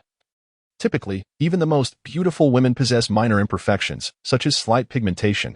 However, Li Shiru's skin appeared as if crafted from a uniform latex, flawless and devoid of any blemishes. Lastly, Mui noted that Li Shiru emitted no body odor whatsoever. It is well understood that even the cleanest of women will naturally exude a scent associated with hormones. Upon discovering the abnormality of Li Shiru's skin, Mui was reminded of the drag queens of his past life, who donned latex outfits to seamlessly masquerade as indistinguishable cute girls. Thus, Mui meticulously inspected Li Shiru's more private areas, hoping to find any seams or flaws. Under the suspicious gazes of several female genui, Mui finally uncovered the evidence he sought. Just beneath the hairline at the nape of Li Shiru's neck, obscured by cascading locks, lay a faintly reddish line, approximately 10 centimeters long, resembling a natural skin fold. If one were not attentive, they would easily overlook this subtle change in coloration. Noticing Mui's intense focus on Li Shiru's neck, Xuanwu inquired, Mui, what have you discovered? Why are you fixated on her neck? Sister Shin, look here. Do you not find this line peculiar? Mui pointed to the faint red line. What line? The skin here appears completely normal, Xuanwu responded, her brow furrowed in confusion after scrutinizing the area for some time. To her, there seemed to be no discernible difference in Li Shiru's skin, nor any color variations or lines. Am I the only one who can see it? What does this line signify? Mui muttered to himself. As he spoke, he extended his hands to firmly press and stretch the skin around the red line, hoping to elicit some reaction. Suddenly, the red line, visible only to Mui, split apart under his pressure, as though the skin had ruptured along that line, revealing what lay beneath. Startled and fearing he had inadvertently harmed Li Shiru, Mui hastily withdrew his hands, yet in the blink of an eye, the red line returned to normal. Having observed Mui's actions intently, Xuanwu also witnessed the skin's sudden rupture. However, as Mui relaxed his grip, the skin healed itself, and the fissure vanished. What just happened? Why did her skin split open? Xuanwu exclaimed in astonishment. Caught off guard by the sudden turn of events, it was only when the skin returned to its original state that Mui realized this was precisely the flaw he had been seeking. Much like the latex outfits worn by cross-dressers in his previous life, which often featured a seam, could this be the very defect left behind by Jiang and Kuei when disguised as Li Shiru? With this thought in mind, Mui extended his hand once more, forcefully pulling apart the skin along the red line. Under the watchful eyes of Xuanwu and the others, Mui peeled away the scalp from the back of Li Shiru's neck. Akin to removing a mask. In an instant, the exposed area revealed not a grotesque mass of flesh, but rather the visage of a bald man. Sister Shin, remove his shackles and foot chains. I must see what lies beneath this facade. Mui exclaimed with excitement, having confirmed his suspicions. You all, release his handcuffs and leg irons, and prepare new restraints. It appears we have captured a significant prize, Xuanwu commanded. Upon witnessing a beautiful woman being skinned and transformed into a man, Xuanwu was momentarily taken aback, yet swiftly commanded her subordinates to prepare new shackles. As she excitedly observed Mui's ongoing act of skinning, a grave realization struck her. A robust man had somehow deceived all the detection methods of the genui, masquerading as a woman with the aid of an unknown contraption. Had it not been for Mui's spiritual eye detecting the anomaly, it is likely that no one would have suspected anything amiss with this Li Shiru. Even more astonishing to Xuanwu was the fact that this Li Shiru possessed a complete identity profile, with unblemished records from childhood to present, indicating she was indeed a genuine individual. Yet, this authentically documented girl had been replaced at some unknown point, with even bloodline tests revealing no irregularities, which was utterly terrifying. It raised the question of whether there were others who could assume identities unbeknownst to the victims. Eluding detection, contemplating the implications, Xuanwu realized that if high-ranking officials within the empire were to be impersonated, the resulting calamity would be unfathomable. Understanding the gravity of the situation, she hurriedly activated the battle alarm upon witnessing the man, now restored to his towering height of 1.85 meters, having shed his disguise. When Zhang San received the alarm, he was preparing to indulge in a moment of relaxation with his concubine. The sound of the alarm dragged him from his bed, grumbling in annoyance. What now? Who the hell would disturb our rest at this hour? I'll flay them alive when I get there, he muttered as he hastily donned his trousers and exited the room. Fortunately, this alarm was merely a level 3 emergency, allowing Zhang Xin time to arrive without undue haste. After tidying himself up, he appeared before Xuanwu nearly half an hour later. Mission, do you realize what time it is? Why have you sounded a level 3 emergency alarm? What has transpired to warrant such urgency? Zhang Xin inquired, irritation evident in his tone. After days of tirelessly pursuing cultists without a moment's rest, he had finally secured a rare day of leisure, only to be interrupted by Xuanwu. Moreover, the Jinyui's alarms were not to be trifled with. A level 3 alarm indicated a serious incident.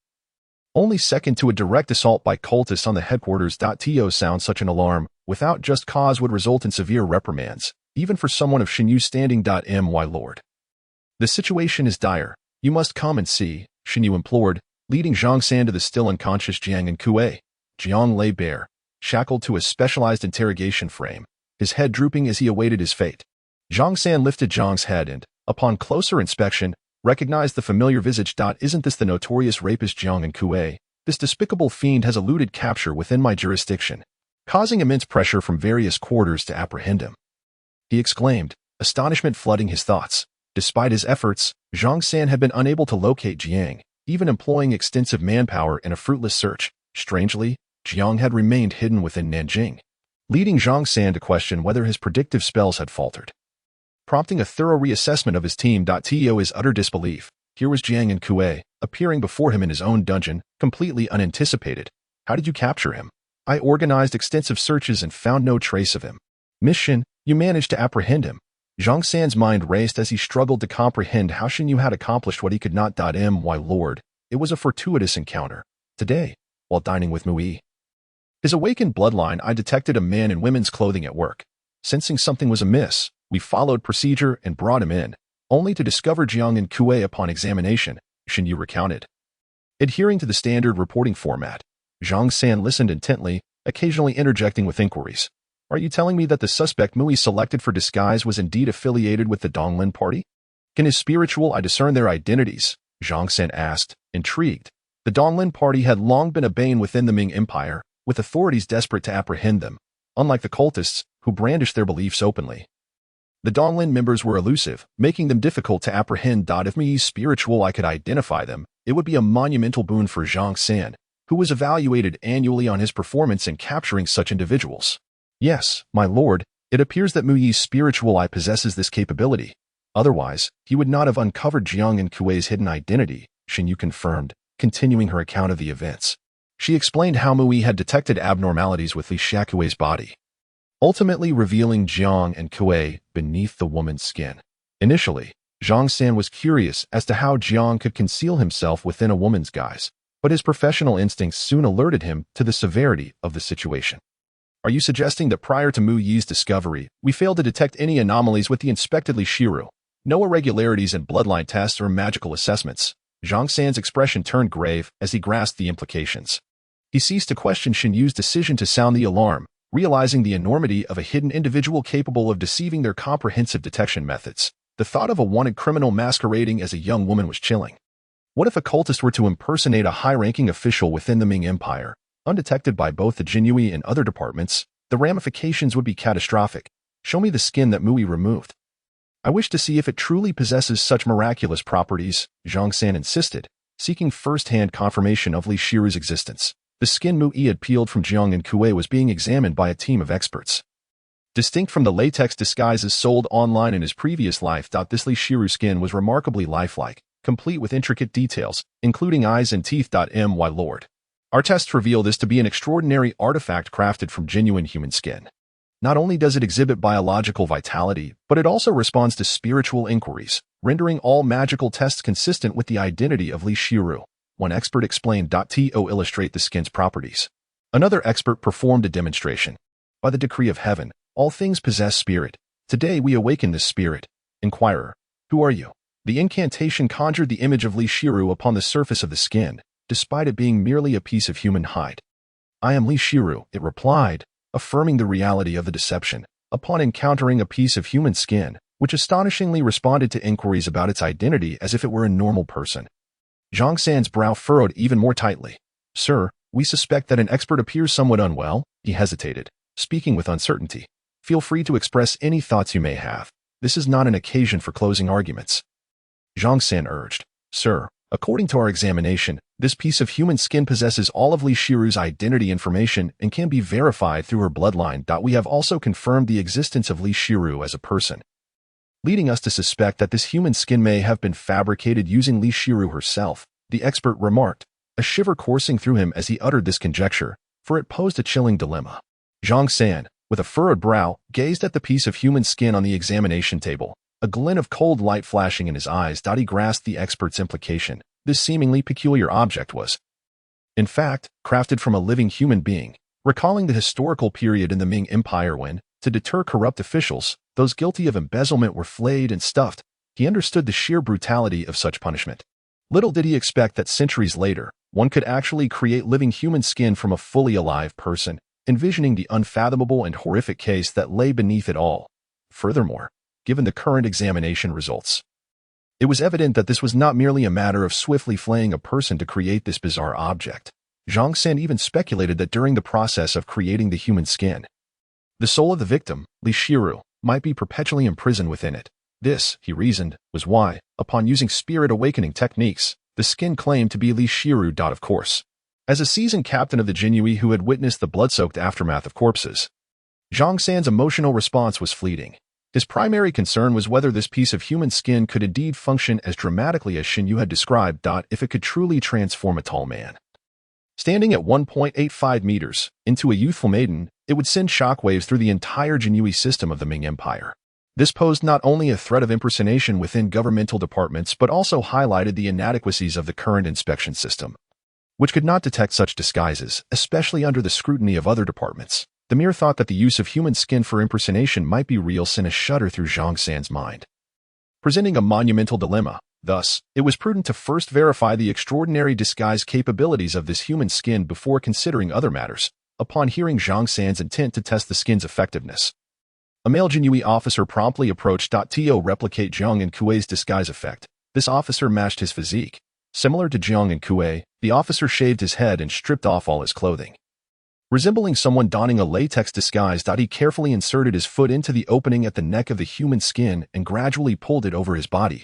Initially, the entire piece of human skin was supported by his form, giving him a height of 1.8 meters. However, as the officer fitted the scalp onto his head, it was as if magic had unfolded. In an instant, the 1.8-meter tall man transformed into a youthful maiden standing at only 1.7 meters. The voluptuous form, exquisite details, and even the voice mimicked Li Shiru's perfectly, surpassing all expectations of transformation. Sir, it feels as though I am not wearing anything at all. Both the sensation of my skin and the overall feeling are akin to truly becoming a woman. I can even sense that I can maintain normal routines, as though this is indeed my own body. The officer, using Li Shiru's voice, elaborated on his sensations, extending his arms to showcase the details of his body for the experts and Zhang San to see clearly. He even allowed the specialist to examine various organs and details of his body. Good heavens, it truly has transformed into a woman. Zhang San did not feel excitement at the sight of a beautiful figure revealing herself. Instead, he frowned and muttered curses under his breath. Now conduct the most thorough examination possible. I need to ascertain all information regarding this human skin disguise. Be cautious not to damage it, as we may need it in the future. Zhang San stated coldly. He then recalled something and issued another order. While the case behind this human skin requires meticulous investigation, it cannot be submitted as evidence. For it dawned on Zhang San that since someone could use the skin to impersonate Li Shiru's identity, could the Xuanwu not also utilize it for covert operations under specific circumstances? Observing the experts commencing the strictest examination of Li Shiru, Zhang San turned and headed back to the dungeon to interrogate the captured Jiang and Kuei. Perhaps he could glean more information regarding the disguise capabilities from Jiang and Kuei, as the user of the human skin would undoubtedly possess relevant secrets. Or perhaps he was the very creator of the skin, having inadvertently acquired the method of its manufacture. However, that possibility seemed slim. If Jiang and Kuei had long possessed the means to create such human skins, he likely would have been famous by now, and the bounty on his head would not be a mere trifling sum of 3 million. Relative to the heinous and morally depraved rapist, the capability to fabricate a disguise of human skin posed a far greater threat to the Ming Empire. Regardless of who possessed such technology or ability, unless it resided within the highest echelons of the Ming Empire, it could only lead to total annihilation by the Empire. Returning to the dungeon, Zhang San beheld the still unconscious Jiang and Kuei and inquired of Xuanwu, "How much sedative did you administer to him? When can we expect him to awaken?" "Report, Sir. I administered a dosage suitable for a master level. He is likely to awaken in 1 to 2 hours. Xuanwu replied, "I don't have time to dally with him. Bring him the 5-piece set. Let us see if that can rouse him. And then we'll give him a warm wash to experience the unique services of the Jinui. That damn scoundrel has caused me enough headaches before, and now he adds to my troubles," Zhang San angrily declared, glaring at the unconscious Jiang and Kuei. Meanwhile, Zhang San unleashed a torrent of extreme measures on Jiang and Kuei, ensuring he experienced every facet of the Jinui's distinctive services. Venting his frustration at being summoned in the middle of the night, over on the other side, Mui had already returned to rest, exempt from interrogating Jiang and Kuei, as this psychologically deranged rapist had already confessed all his crimes online. Later, Mui heard that the Jinui had established a special prison for Jiang and Kuei, where the families of his victims paid him sincere visits daily. Ultimately, it was reported that Jiang and Kuei met a fate of being dismembered and turned to ashes, leaving no remnants behind. The Ming Empire did not lack capital punishment for martial artists. However, they were often sent to the front lines to combat monstrous beasts, clinging to the notion of utilizing their potential. Individuals like Jiang and Kuei, whose societal impact was exceptionally malevolent and psychologically disturbed, were undoubtedly subjected to the principle of better safe than sorry, ensuring accountability for all. The following day, Mui dutifully hunted down 10,000 demon larvae, consuming 10 cups of Huangquan water to cleanse the malevolence within his body, and returned to the Jinui headquarters, invigorated. As soon as he arrived at work, he received a task from Zhang San. "Mui, from today onward, after your morning training, you are to patrol outside. There will be no fixed area or time. Go wherever you please. The only requirement for your patrol task is to report any suspicious individuals you encounter. And Xuanwu will assign personnel to handle those suspects. Do you understand?" Zhang San said with a stern demeanor. After delivering the command, he relaxed his expression and smiled, adding, "Mui, your task is quite simple. Just take a stroll in crowded areas after your training, visiting restaurants and shopping malls, just like yesterday when you apprehended those suspects, as long as you send Xuanwu the photos of any suspicious individuals. Your task will be considered complete."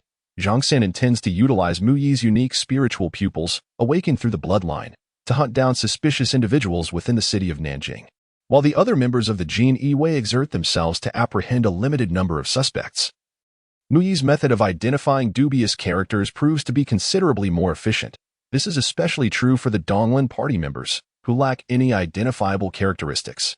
Mui possesses a confidence level exceeding 90% in locating them. Moreover, Zhang San harbors an even more significant objective.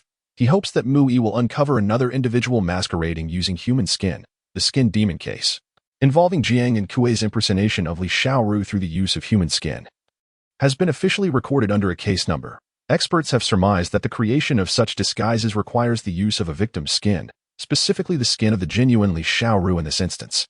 This human skin disguise, akin to the legend of the skin demon, allows one to impersonate another with merely a layer of skin. Hence, it is designated as the skin demon case. Through interrogation, it was revealed that Jiang and Kuei was not the creator of the human skin.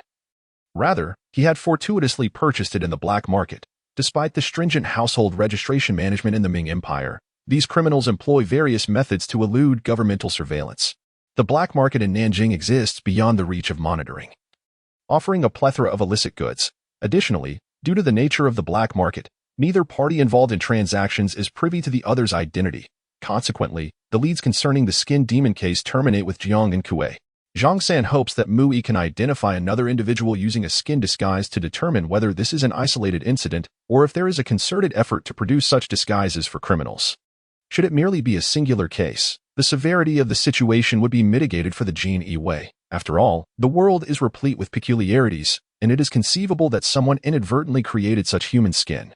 However, what frightens Zhang San is the possibility that this is not an isolated case, but rather an organized effort to manufacture these disguises. If that is the case, the situation could escalate, necessitating prompt investigation by the Jin Yi to ascertain how many individuals have acquired such disguises for impersonation and what identities these impersonators currently hold. More critically, there is concern that cultists may have infiltrated the internal framework of the Ming Empire's government using these disguises, potentially ascending to positions of significant power. These matters require urgent clarification and resolution by the Jin Yi. Before experts establish methods to detect the disguises, Mui emerges as the key to resolving all issues. Yes, Master Xuanwu, I will certainly patrol diligently every day, Mui promptly assented upon hearing Zhang San's directive. However, Uncle Zhang, while patrolling, entering stores is manageable, but in places like restaurants, I will inevitably incur expenses. What does it matter? Regardless of how much you spend, come back and have me reimburse you. This is official business. Eat whatever you desire while you're out. Indulge a bit to replenish your strength. Mui's subtle hint was immediately grasped by Zhang San. He waved his hand, indicating that these concerns were trivial. The Jin Yiwei's operations do not lack funding, and as long as they can apprehend members of the Donglin party, any expenditure is justified. After all, how much could a meal possibly cost?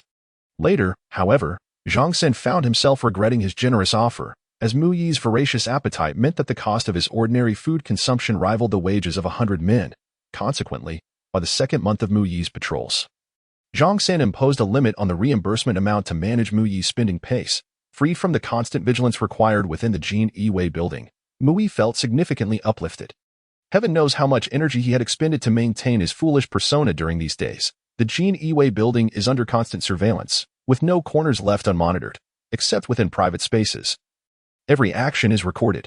Since his arrival, Mui had refrained from any unusual behavior for fear that an inadvertent action would arouse suspicion regarding his true identity. Now, however, he could freely frolic on the streets after his morning training, allowing himself a much-needed respite. After enjoying lunch and exchanging greetings with Xuanwu, Mui donned the casual attire she had purchased for him and slipped out of the Jin Yiwei building. Without a vehicle or a driver's license for this world, Mui set off on foot along the street designed for martial artists, planning to embark on a long run around the city to savor the urban scenery. As for his tasks, he could simply photograph any neutral or hostile factions he encountered along the way. Zhang San had not specified a timeline or quantity for Mui's assignments, allowing him the luxury of taking his time to report his patrol results. As he jogged along, he paused upon spotting a group of 12 or 13-year-olds playing on a crossbeam, joining them in their playful antics until onlookers began to point and gawk, prompting him to sheepishly depart. Mui had long wished to experience what it felt like to traverse a steel beam suspended 5 or 6 meters high without any safety precautions, stopping at a roadside stall selling local delicacies. He purchased several pounds of snacks, chatting with an elderly vendor about fun places to visit. Passing by a school, he observed peers of his age laughing and playing together, reflecting on the joys of youth. Ultimately, he heeded an elderly man's suggestion and boarded a sightseeing airship to take in the sights of Nanjing. While Mui reveled in his explorations, his erratic movements posed a challenge for the Jin Yiwei operatives covertly assigned to assist him. Although Mui was ostensibly on a mission, it was impossible for him to act without oversight. At the very least, a small team was prepared to assist him in apprehending suspects. A series of action reports subsequently reached Xuanwu, the current head of the Skin Demon case. You mean Mui spun around on a crossbeam with a bunch of kids? I didn't expect his psychological age to be so young. He even bought several pounds of sweet cakes, truly a child's delight. Xuanwu mused with a smile while reviewing Mui's activity report. However, she quickly composed herself, her expression turning serious. He lingered outside the school for quite a while, observing the high school students' activities. Perhaps we should arrange some regular social interactions for Mui. Though she did not voice it, Xuanwu contemplated the fact that Mui had not experienced a normal childhood, resulting in a lack of communication skills with his peers. Consequently, there surely existed subtle psychological issues stemming from this deficiency. It was only due to Mui's rapid assimilation of knowledge from his surroundings that these problems had not yet surfaced. Yet, allowing Mui to venture out alone today had unveiled his yearning for social interaction with his contemporaries. Of course, these psychological reflections were merely Xuanwu's conjectures. If Mui were to find out, he would undoubtedly be both amused and exasperated. Given his own psychological age, accumulated over countless lifetimes, he must possess the wisdom of several decades, rendering any desire to engage with those youthful, inexperienced individuals utterly implausible.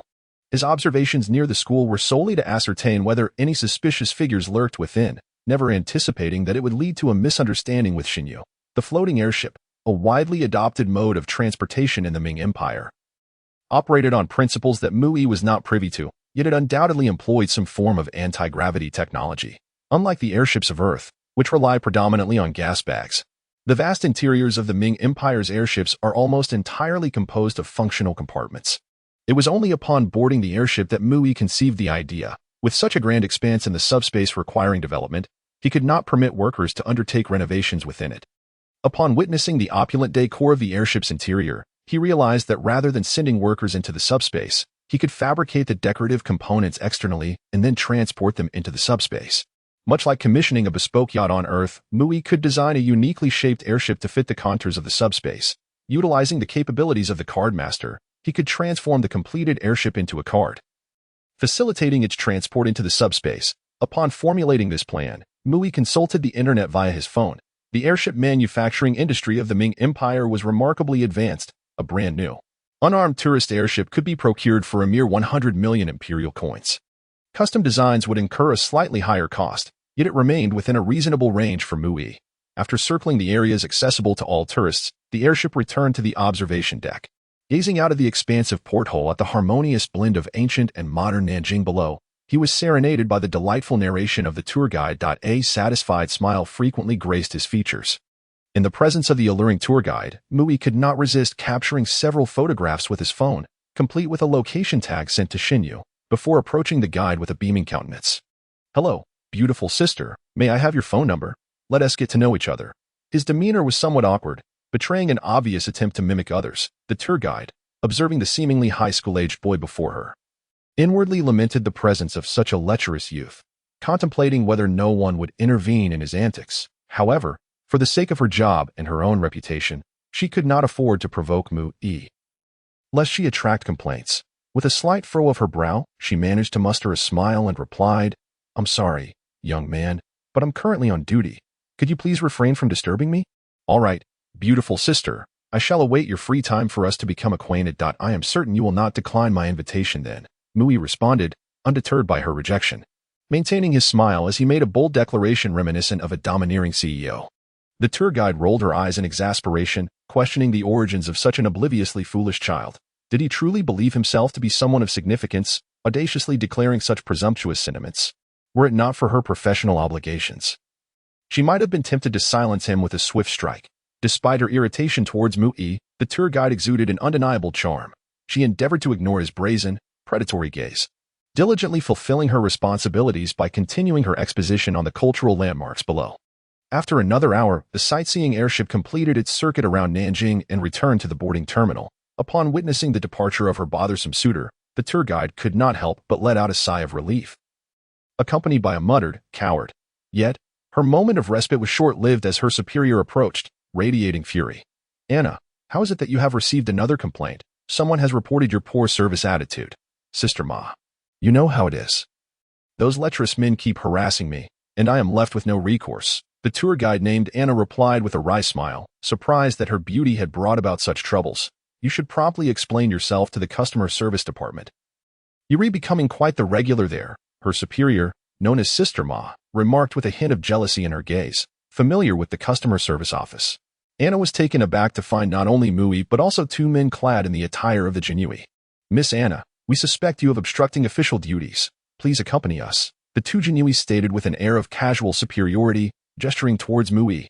Upon recognizing the situation, Anna felt a surge of anger, cursing the entitled offspring of officials in her mind, lamenting that their kind was the reason for the downfall of the Ming Empire. Yet, she did not wish to reveal her own vulnerabilities and thus turned her pleading gaze towards the customer service manager. "Fear not, Anna. I shall accompany you." Under broad daylight, "I refuse to believe anyone would dare act unjustly," the customer service manager, who had harbored feelings for Anna, asserted with righteous fervor. His authoritative demeanor suggested either a misguided bravado or genuine intentions of justice. Regardless of his motivations, Mui had already intended to take him along as well. Since the opportunity presented itself, Mui donned a malicious grin. "Very well, I commend your courage. If you wish to impress the fair maiden, I shall indulge your desire. Take him along too. I shall see if he maintains such bravado in the dungeon. Beautiful lady, I have stated that no one can refuse my invitation. Do you comprehend now?" Mui's tone was taunting, reminiscent of a spoiled heir accustomed to wielding influence. The tour guide, witnessing this turn of events, felt an acute headache coming on, realizing that her beauty had inadvertently embroiled her in such complications. Faced with a privileged heir attempting to impose himself upon her, she felt an overwhelming sense of revulsion. What was her standing? To be pursued by a mere youth barely out of adolescence was an affront to her dignity. Should word of this spread, she would find it impossible to show her face again. Yet, defying this Xuanwu heir could jeopardize her plans, leaving her in a precarious predicament. Caught in a dilemma, The tour guide was at a loss for how to proceed. The male customer service manager, experienced in navigating such situations, darkly stated, "Do you intend to enforce the law unlawfully? Let me be clear, do not invite trouble upon yourselves that I know not where you sprang from. But there are no individuals of consequence in Nanjing who would associate with someone like you. Do not presume to wield your meager influence with impunity. Otherwise, I shall make a call and ensure you regret your actions." It appeared this customer service manager, despite being in his 20s, possessed a significant background, as he spoke with conviction, disregarding the authority of the genie Iway. Do not claim I did not afford you a chance. Hurry and contact your associates, lest you think I am intimidated by your threats. However, I must take with me, even if the heavens themselves intervene. Mue fully embodied the arrogance of a privileged youth. Eager to ascertain whether the customer service manager had any formidable allies, confronted with Muyi's obstinate defiance.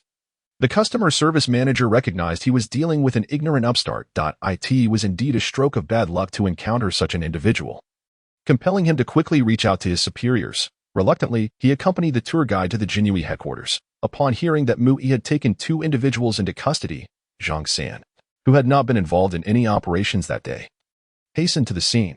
"These 2 are today's captures. Is there anyone among them who poses a threat?" Zhang San scrutinized the 2 figures in the observation room, uncertainty clouding his judgment. "Sir, the female resembles Li Shiru, yet I sense her strength exceeds that of Li Xiaoyu. As for the male, his exact identity remains unclear, but he appears to align with the Donglin party. Moreover, he possesses a notable status. I have heard that others will be arriving shortly." Mui chuckled foolishly at Zhang San, not expecting that a mere casual outing would yield such a plethora of targets. Particularly at the tourist airship terminal, the unique nature of the airships seemed to attract numerous individuals of neutral factions, hinting at an attempt to seize control of the airships for emergencies, leading many into pivotal roles. As Mui brought back the 2 targets he encountered, Xuanwu was poised to dispatch personnel for the covert apprehension of the remaining individuals, aiming to swiftly uncover the identities of their associates that very evening. Upon receiving Muyi's report, Zhang Xin felt a twinge of frustration.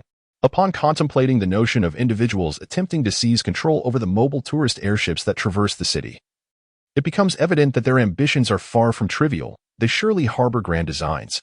Let us provide them with tea, for we must swiftly ascertain all information pertaining to them.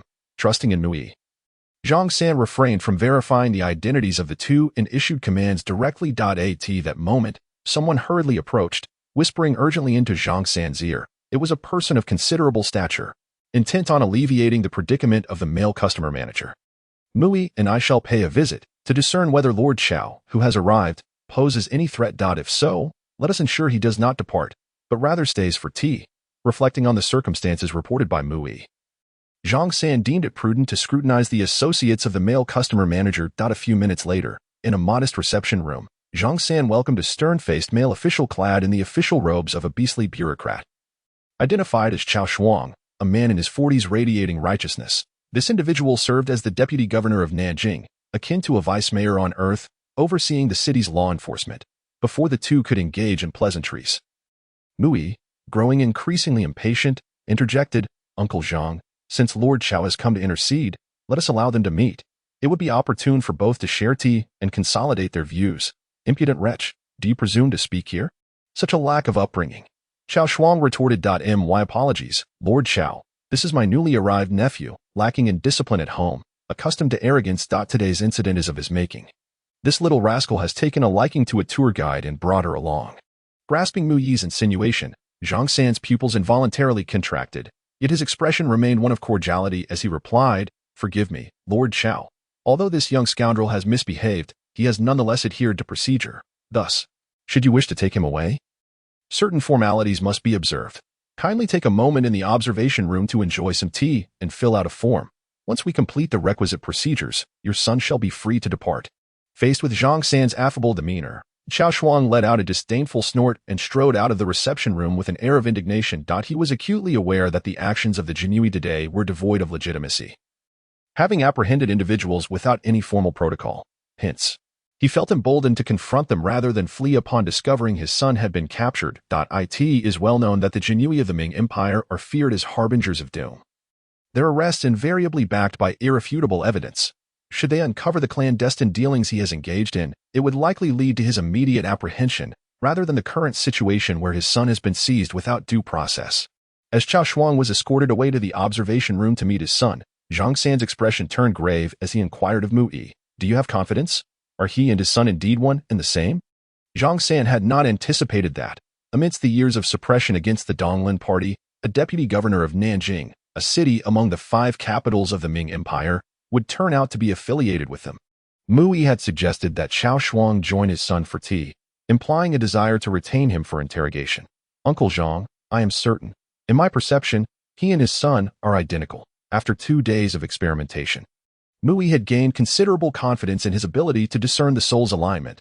Both the male customer manager and the subsequently arrived Xuanwu appeared to him as glaringly yellow, indicative of a neutral alignment, revealing their non-affiliation with the Ming Empire. Upon hearing Mu Yi's assurance, Zhang San could not suppress his excitement, his fists clenching in anticipation of the monumental accomplishment before him.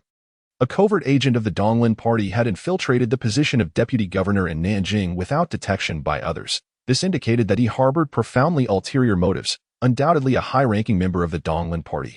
Zhang San believed that following this lead would yield a wealth of intelligence regarding the upper echelons of the Donglin party. The very thought of such a bounty of information propelling him to great renown left Zhang San exhilarated. "Alert the others, maintain a level 3 alert, and ensure no one escapes," he commanded via his mobile device, unwilling to let this golden opportunity slip away. Subsequently, Zhang San and Mu Yi returned to the observation room, where they observed 3 individuals engaged in light conversation, with Xuanwu personnel frequently delivering refreshments. "Hurry up, will you? I can tolerate delays, but my father oversees the law and order of Nanjing. He has no time to squander here." With the arrival of his benefactor, the male customer manager grew audacious, inquiring what dosage was administered and when will it take effect. Zhang San directed his question towards the nearby personnel. "Reporting to you, sir. Commander Mu Yi has cautioned us that the individuals inside possess considerable strength. Therefore, we have employed the master-level plan, administering Master Agent Number 1. Its effect will manifest in half an hour, so we must wait a few more minutes." Pleased with the response, Zhang San nodded approvingly. The Master Agent No. 1 is a specifically formulated anesthetic designed for master-level martial artists. Upon ingestion of a precise dosage, it renders them completely incapacitated, devoid of any capacity for resistance. Such an agent is a common tool of the Xuanwu when capturing specific targets without risking unintentional harm. Its efficacy is remarkable, often going unnoticed by the target until it is too late. The sole drawback is its gradual onset, requiring at least half an hour to take effect. Moreover, should the target detect any anomalies during this period, an antidote exists that can neutralize the effects of the anesthetic. Within the observation room, the 3 individuals remained blissfully unaware that the Xuanwu had surreptitiously laced the refreshments with substantial quantities of anesthetic. Due to the timing of the 2 individuals consuming the agents and Xuanwu's arrival, they were the first to succumb. As they filled out the inquiry forms under the guidance of the accompanying Xuanwu, they simultaneously clutched their foreheads, their bodies swaying before they collapsed onto the sofa. The beautiful tour guide, possessing considerable prowess, at least at the master level, quickly sensed her abnormal state, realizing that she had been ensnared. "Damn those sycophants, resorting to underhanded tactics before I could even finish speaking," she thought, but soon lost all ability to resist, her speech rendered moot. Witnessing this unexpected turn of events, Xuanwu, who was also completing a bail form, felt his expression darken with indignation as he prepared to confront the nearby Xuanwu. However, as he recognized the onset of the drug's effects, the accompanying Xuanwu had already dashed out of the observation room to evade potential retaliation from the suspects within. At that moment, Zhang San entered, his countenance icy as he fixed his gaze upon Xuanwu. "Lord Xiao, will you surrender willingly, or shall I assist you in adorning your wrist with shackles?" As he spoke, the formidable aura of a grandmaster permeated the room, causing beads of cold sweat to form on Xuanwu's brow. As an ordinary bureaucrat unversed in martial arts, he found himself utterly powerless against a human weapon of war in the form of a grandmaster. Thus, after a moment of internal struggle, he reluctantly raised his hands, his pallor betraying his submission as he allowed the shackles to be clasped upon him. Xuanwu seethed inwardly, cursing the Xuanwu for their increasingly insidious tactics. He had initially believed he was merely contending with an arrogant second-generation scion, only to find himself ensnared alongside his foolish son, ultimately leading him to walk into the trap willingly. Observing that nothing untoward had transpired with Xuanwu, Zhang San finally relaxed, relieved that capturing such a covert operative had not resulted in any unforeseen complications, which would have been untenable to explain. After an indeterminate period, The male customer manager finally regained consciousness. Upon opening his eyes, he discovered himself immobilized in a spread-eagle position, the cold metal plate behind him serving as a stark reminder of his current predicament. What is the meaning of this? Why have you apprehended me without cause? He slurred, only then realizing that a specialized dental appliance had been fitted in his mouth. You are awake. Allow me to perform a little magic. Mui beamed as he approached the now-conscious customer manager. Directing his attention towards the individuals before him, the customer manager's eyes widened in horror at the sight of those present, because he had been relentlessly pursuing the alluring and captivating tour guide Anna. He now lay before him, as quiet as a newborn babe. What do you intend to do? If you dare to lay a finger on her, I will not let you go, the male client manager exclaimed. Struggling in anger to free himself from the shackles binding his limbs, the sight of the woman he had long desired, in such an unguarded state, was unbearable for any man. Hold your outcry for a moment. Allow me to perform a little magic, and then you may share your thoughts, Mui said, a smile gracing his face as he regarded the furious male manager. As he spoke, he lifted the head of the beautiful tour guide Anna and, under the increasingly furious gaze of the manager, forcefully pulled at the back of Anna's neck. What transpired next left the male manager in a state of sheer disbelief, with Mui's tugging. Anna's stunning visage was seemingly peeled away like a mask. As the mask-like facade was removed, an ugly male face was revealed beneath. No, this cannot be real. Are you deceiving me? The male customer manager let out a piercing scream of incredulity as he witnessed the transformation of the alluring Anna into an ugly, towering man. His heart crumbled under the weight of disbelief, unable to fathom that the enchanting Anna he had pursued was merely a guise worn by a man. The arrest of Xuanwu and his son sent shockwaves through the bureaucratic circles of Nanjing. Although Xuanwu held merely the title of a local governor with a fifth-rank official rank and was not considered part of the true upper echelons of the Ming Empire, his position was of great significance. In this vast world, Nanjing, as one of the 5 capitals, held a status akin to that of the capital cities of the 5 major nations on Earth. Irreplaceable by any other city. As the local governor of Nanjing, Xuanwu was responsible for public safety, leading the constables. This was akin to the arrest of the chief of police in the imperial capital by the Xuanwu.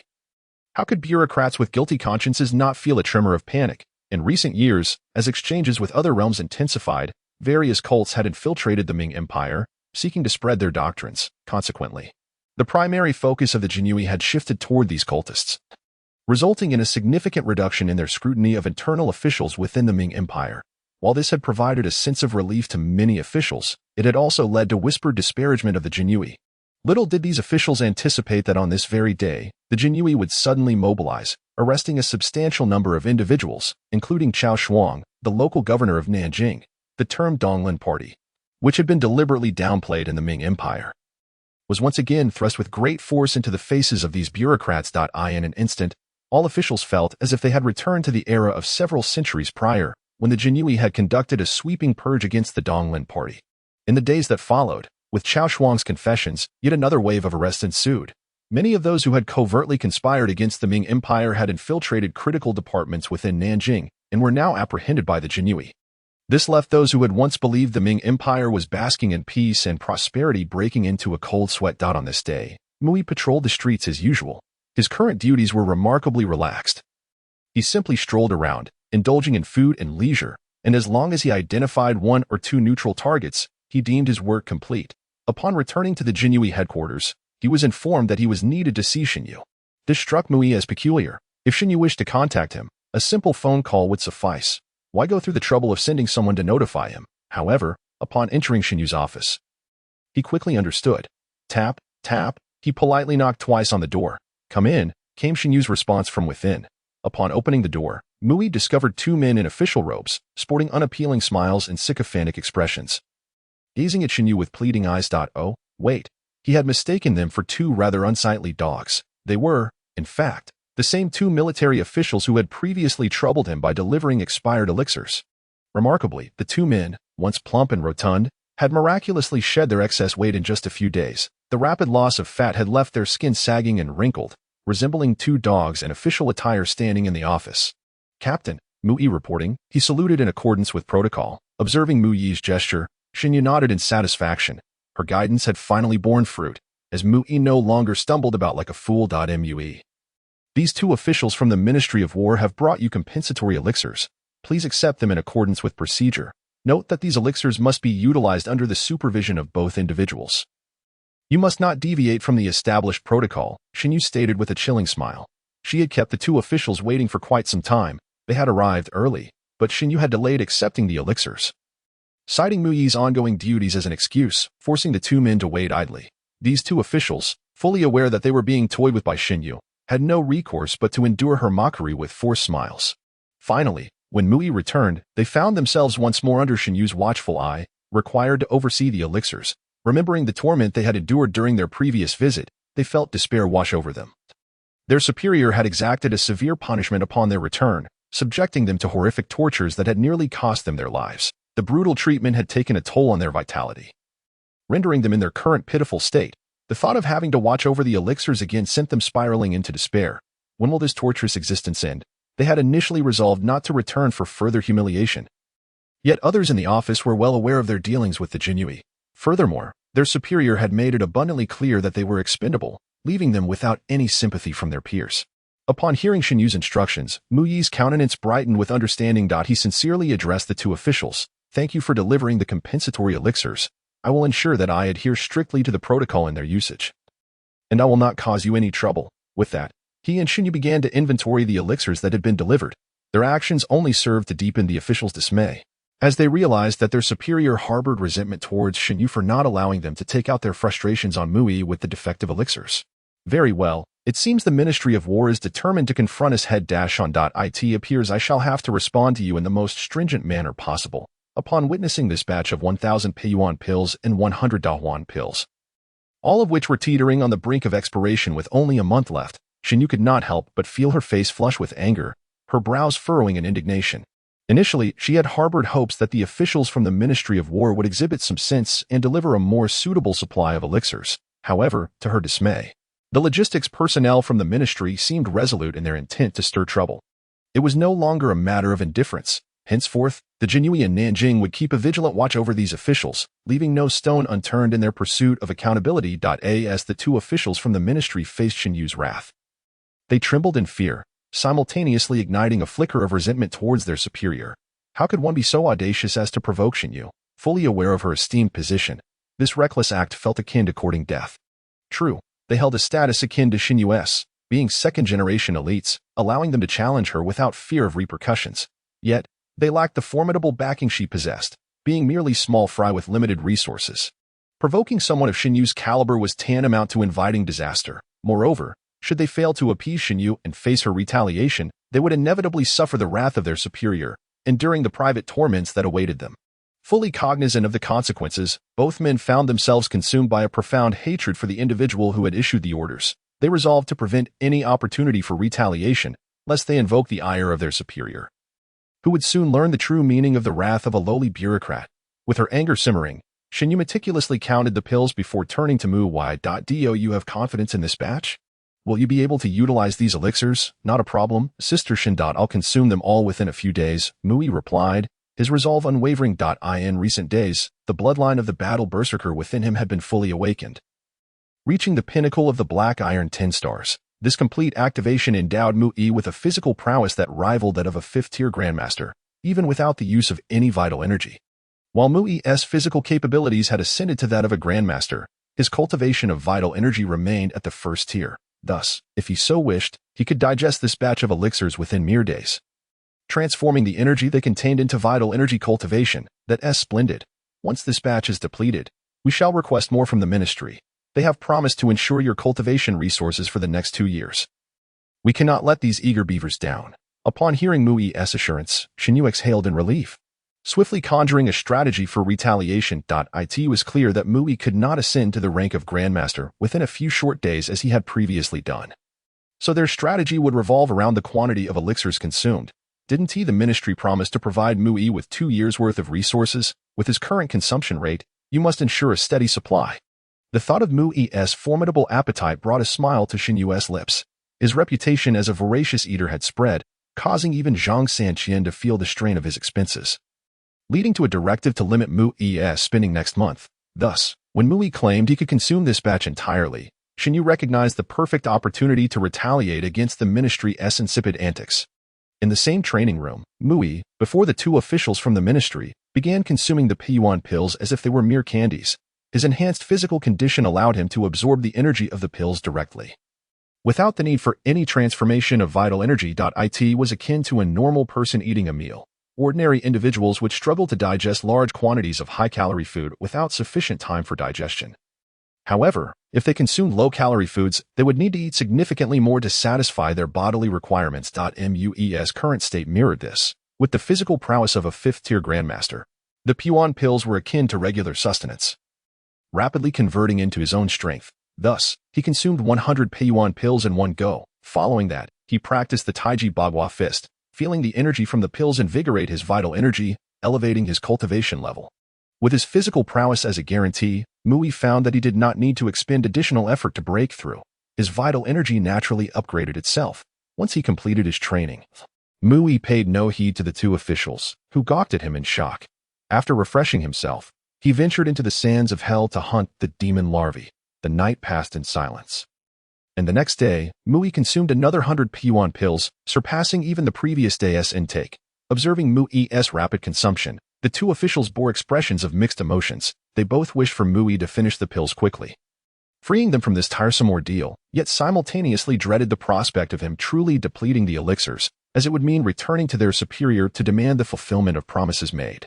At this juncture, the two men fully comprehended the predicament they faced. If they were to return to their superior for the promised resources, it would likely result in repercussions far beyond mere corporal punishment.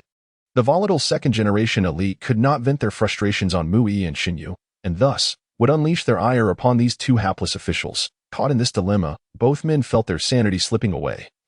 Tormented by the anguish of their situation, within merely 3 days, Mui had ascended 2 tiers in his vital energy cultivation, reaching the 5th layer of the Grandmaster realm. Faced with the overwhelming surge of power coursing through him, Mui opted to slow down his training pace to acclimate to the terrifying strength that accompanied his advancement. Ordinary Grandmaster-level martial artists typically gained around 10 tons of strength with each cultivation tier they ascended. However, due to the 20-fold compression of his vital energy, Mui theoretically gained 200 tons of strength with each elevation. In just 3 days, his vital energy had progressed 4 times, potentially endowing him with a staggering 800 tons of strength. Such a rapid increase in power necessitated a period of adjustment to attain the corresponding control. Otherwise, even minor movements could lead to catastrophic consequences. Over the past few days, Mui had inadvertently shattered several cups and furniture pieces. Thus, he had little choice but to pause his cultivation, as his goal remained to consume all the pills within a month without haste.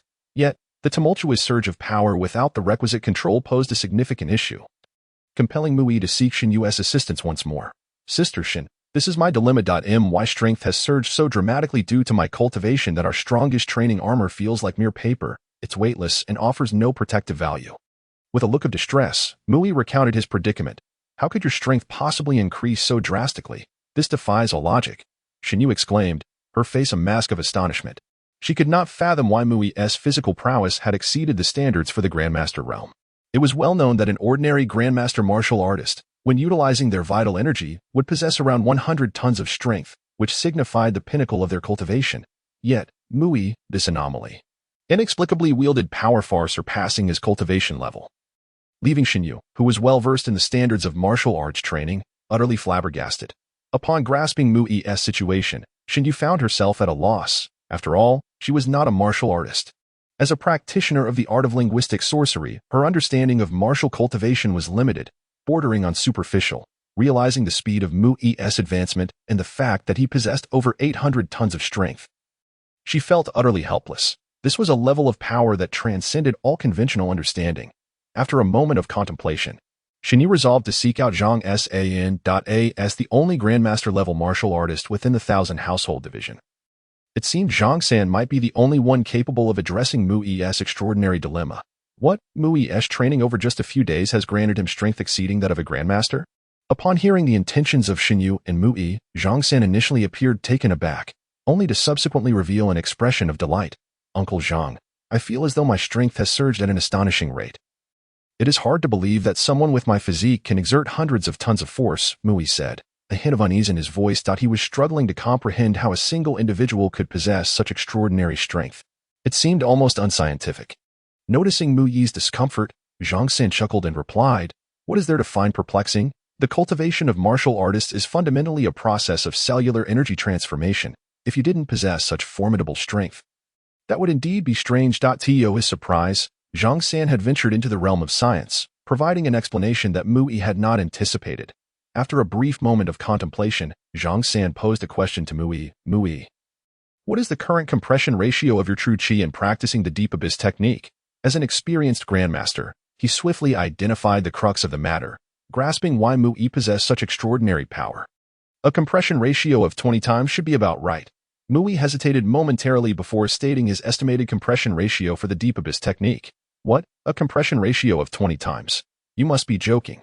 Zhang San exclaimed in astonishment, never expecting such an unexpected answer from Mu Yi. The deep abyss technique, known for its ability to compress true qi and bestow martial artists with combat prowess surpassing their inherent realm, while not widely disseminated within the Ming Empire, was not uncommon among practitioners. However, the ratios at which martial artists could compress true qi varied considerably due to their differing physiques. Some could only achieve a compression of 2 or 3 times, while others might compress it tenfold, resulting in immense strength. Those capable of compressing their true qi 2 or 3 times were quite common, representing the majority of martial artists. Conversely, those who could achieve a tenfold compression were invariably exceptional geniuses with extraordinary talent. Yet, regardless of whether they were ordinary individuals or prodigies, no one had ever surpassed a tenfold compression ratio. Thus, upon hearing that Mu Yi had attained a 20-fold compression ratio through the deep abyss technique, Zhang San could not contain his exclamation. In response, Mu Yi widened his innocent eyes, perplexed by Zhang San's surprise. What was wrong with having a 20-fold compression ratio in his practice of the deep abyss technique? It is worth noting that what Mu Yi had not disclosed was the possibility that as he advanced to a higher realm, the deep abyss technique might also enhance the compression ratio of his true qi. A problem? Of course not. I was merely a bit astonished. I never imagined your cultivation talent to be so formidable, Zhang San replied, clearing his throat. How about this? Let us conduct a test together, and then I will share my thoughts. His eyes gleamed with enthusiasm as he gazed at Mu Yi, a broad smile gracing his face. What he did not articulate was that if Mu Yi indeed possessed the strength he claimed, Zhang San could no longer regard him as an ordinary subordinate. Since Mu Yi's arrival at the Xuanwu, he had already delivered numerous surprises to Zhang San. However, none could compare to the exhilaration he felt upon learning of Mu Yi's extraordinary strength. It is important to note that Zhang San, as a master-level martial artist, had a peak strength of just over 1,000 tons, nearly reaching 2,000 tons, a feat attributed to his own practice of the deep abyss technique. Here was Mu Yi, a mere 16-year-old at the master realm, already possessing half of Zhang San's strength. It seemed that as his cultivation progressed, his power would only continue to grow. This was merely a superficial manifestation of combat capability. The deeper implication was that Mu Yi, despite being at the master realm, possessed such a remarkable compression ratio of true qi, indicating that this seemingly slight young man likely had the potential to transcend the grandmaster realm. To comprehend the significance of a 20-fold compression ratio of true qi is to recognize that Mu Yi's true qi properties were even more potent than those of Zhang San, who was at the grandmaster level. With such true qi, Mu Yi's ascension to the grandmaster realm was a foregone conclusion, and he might very well achieve this within just a few short years. Joining the ranks of the few transcendent martial artists in the Ming Empire. At Zhang San's level of cultivation and standing, he was privy to the true inner workings of the Ming Empire, including the elder council that truly governed it. Despite the empire's public narrative of periodically selecting new council members, Zhang San understood that these so-called new elders were merely puppets propped up by the 5 true elders. The actual rulers of the Ming Empire were, and had always been, those few transcendent elders whose extraordinary powers formed the very foundation of the empire's existence. The prospect of a mere 16-year-old boy like Mu Yi possessing the potential to ascend to such heights was enough to fill Zhang San with elation.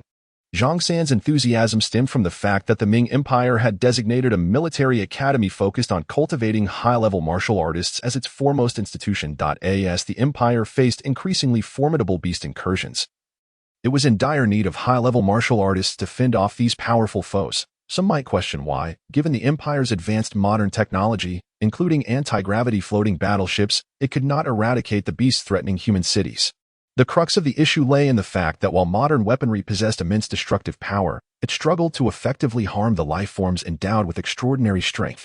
This was analogous to Mu Yi's ability to evade bullets during reaction training against heavy machine guns. Despite only possessing the strength of a third-tier master, those invading the human realm were similarly formidable, many boasting 4th or even 5th-tier strength.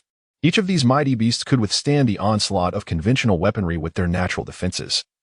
and their incredible speed rendered modern armaments nearly incapable of targeting them. One could easily imagine the challenge of defeating a beast several dozen meters long with hundreds of tons of strength, capable of executing supersonic maneuvers. Thus, to counter such high-tier beasts, only a comparable force could effectively repel their incursions. This necessity was the driving force behind the Ming Empire's recent push to promote cultivation and elevate the status of martial artists. The empire's high-ranking officials had even reached an unpublicized resolution to secretly grant privileges to certain high-level martial artists, incentivizing them to volunteer for frontline beast hunts. As the most formidable warriors of the Ming Empire, transcendent-level martial artists were, without exception, the bulwark against beast invasions, with each true transcendent elder stationed in a key location. The 5 elders governed 5 cities, a structure that gave rise to the 5 capitals of the Ming Empire. However, this arrangement also confined the elders to limited regions, preventing them from straying too far from the 5 capitals. The Ming Empire was in urgent need of a transcendent-level martial artist capable of providing support to other cities, serving as the empire's backbone. Yet, achieving such a transcendent level was no simple feat. Despite the challenges, only 5 individuals had successfully ascended to this realm in a century. Upon discovering Mu Yi's potential to become a transcendent being, Zhang San was eager to report his remarkable discovery to the Elder Council. Nonetheless, to avoid any potential missteps, he restrained his excitement and said, "Come, let us conduct a test to ascertain the true extent of your cultivation." With that, he led the way out of his office, soon arriving at a training room illuminated by a brilliant golden light. This was Zhang San's personal training chamber, furnished entirely with dark gold crystal equipment. The weights, stone locks, and enormous targets appeared to weigh hundreds of tons each. The 3 of them removed their shoes and walked across the icy dark gold crystal floor to the fitness equipment. "Come, Mu, give it a try and see what you can lift." Zhang San smiled as he spoke to Mu Yi. Mu glanced around and chose a row of stone locks of varying sizes against the wall. These resembled traditional Chinese exercise tools, consisting of a massive metal ingot with a handle inserted in the middle, much like an ancient padlock. Upon examining the markings on the stone locks, he noted that even the lightest one weighed a staggering 100 tons, while the heaviest exceeded a terrifying 1,000 tons. However, due to the unique physical properties of the dark gold crystal, even the largest stone lock occupied only a cubic meter of space, and its specially designed structure allowed individuals to adjust the weight according to their needs. Having never used such fitness equipment before, Mu refrained from showing off his strength and instead tested each stone lock, lifting them one by one. With a slight use of his true energy, he effortlessly raised the 100-ton stone lock and gently set it down. The 300-ton lock required him to expend half of his true energy, yet he managed it with ease. By the time he attempted the 500-ton lock, he had already utilized most of his true energy to stabilize his body. "That's enough. No need to test further," Zhang San remarked. Having observed that Mu Yi was nearing his limits, he was now fully convinced of Mu Yi's extraordinary true energy prowess. "Mu Yi, do not allow your strength to overwhelm you and slow your training pace. You must seize this moment of rapid progress to strive for a breakthrough in your realm." Zhang San offered a training suggestion that was entirely contrary to Mu Yi's thoughts. "But, Uncle Zhang, Sister Shin's advice was to wait until my body has acclimated to the strength before making a breakthrough," Mu Yi said, glancing at Xuanwu with a hint of confusion, unsure of whom to heed. "Do not listen to her. Xuanwu is a sorceress. How could she possibly comprehend the training of martial artists?" Zhang San said unabashedly in front of Xuanwu. "Her martial arts experience comes solely from books. Actual training requires a nuanced understanding of individual circumstances. You are a once-in-a-millennium super talent. Your training methods are inherently different from those of ordinary individuals. For a regular martial artist, suddenly gaining extraordinary strength indeed necessitates a period for the body to adjust. But you are not the same," Zhang San remarked with a hint of envy, gazing at Mu Yi's seemingly frail physique, lamenting his own lack of such physical prowess. "I noticed earlier that before you lifted the first stone lock, you hardly used any true energy to raise the 100-ton lock. This indicates that your physical condition far surpasses that of an ordinary grandmaster martial artist. You possess remarkable physical attributes and adaptability. Therefore, do not fear the sudden surge of power. Instead, capitalize on this period of rapid growth in your cultivation to strive for a breakthrough and quickly attain the status of a grandmaster. As for the overwhelming strength, wait until you feel your training speed has slowed and your body has reached the limits of true energy tolerance. Only then should you pause to stabilize your cultivation." Zhang San, as a grandmaster martial artist, provided his professional advice, urging Mu Yi not to halt his training due to newfound strength. "Yes, Mu Yi, you should heed Lord Zhang's words. I am merely a sorceress. My opinions are not as informed," Xuanwu chimed in, smiling in agreement. "All right, Uncle Zhang, I will follow your advice. Mui nodded in agreement, but then hesitated, saying, however, Uncle Zhang, my strength is increasing too rapidly, and the weighted armor I used to train has become quite ineffective. Do you have any suggestions? Ah, I see. Zhang San pondered for a moment before decisively replying, for the next few days, refrain from wearing that weighted armor. Allow your muscles to develop further over the next few days. Then measure your body metrics, including height and arm length, and provide me with the data. I will arrange for a custom-made Grandmaster battle armor from the Ministry of War's arsenal, given your current training pace. It will be ready just in time for you to wear. Grandmaster battle armor. What is so special about this armor? Mui tilted his head, puzzled by this new term, observing Mu Yi's confusion. Zhang San explained with a smile, the Grandmaster battle armor is a type of armor that can only be worn by martial artists of the Grandmaster realm. This armor has been specially designed by the Ministry of War's Academy for our Grandmasters. Each set weighs at least several dozen tons, and some specially crafted suits can even reach hundreds of tons. Each Grandmaster battle armor is equipped with the most advanced information systems and corresponding external weapon defense modules, enabling a Grandmaster to possess formidable combat and defensive capabilities. You practice the Xuanwu method, which is relatively common in our Ming Empire, and the Ministry has designed a specialized Xuanwu battle armor for this technique. With a 100-ton Xuanwu battle armor, no one of the same realm will be able to breach your defenses. Even if you do not enter the battlefield, you can wear this armor to assist in your training. Moreover, Zhang San indicated that Mui would not need to pay for this armor. As long as he prepared the necessary body data, he could receive the armor for free as an officer of the Jinhui. After hearing Zhang San's introduction, Mui felt a surge of excitement. He understood that the Grandmaster battle armor was not the same as the weighted armor he typically wore for training. The usual weighted armor, which he found aesthetically unpleasing, resembled a grotesque beetle with its bare, jagged surface. In contrast, the Grandmaster battle armor, as depicted in the images on his phone, featured intricate patterns and splendid designs. The Xuanwu armor, adorned with a dragon helm and formidable turtle shell defensive plating, radiated an aura of immense protective capability. Particularly, the accompanying heavy turtle shell shield further augmented the armor's defenses, aligning perfectly with Mu Yi's preferences. Make sure to eat well when you return. You need to gain more muscle. Your current physique is still too frail. You should at least build up to my stature to properly wear the armor I will procure for you. Zhang San remarked, removing his outer armor to reveal his impressively developed muscles, lifting his arm to display it to Mui. Lord Zhang truly possesses an admirable physique. It is no wonder that those young ladies are so fond of him. Xuanwu observed, her eyes gleaming with admiration at Zhang San's exaggerated musculature. In the present Ming Empire, the trend favored individuals with well-developed muscles rather than delicate figures. A robust physique was the ideal of many young women. Today's matters must remain confidential. From now on, Mui, do not disclose your true cultivation level to anyone. If someone inquires, simply state that you are at the Grandmaster level. Zhang San instructed seriously as Mui and Xuanwu prepared to depart. With the recent incident involving the skin-changing demon, the discovered beautiful tour guide had her own underlying mission. What frustrated Zhang San was that, as of yet, the expert team had not developed a method to identify the skin-changing demons. Without a reliable identification method, the Jinhui in Nanjing could count on Mu Yi's discerning abilities to identify infiltrators. However, other local government offices lacked such discernment, making their internal information highly susceptible to leaks. In recent years, external cults had been ruthlessly assassinating rising young talents within the Ming Empire to invade and control it. If Mu Yi's information were to leak, he would undoubtedly become a target for those cultists.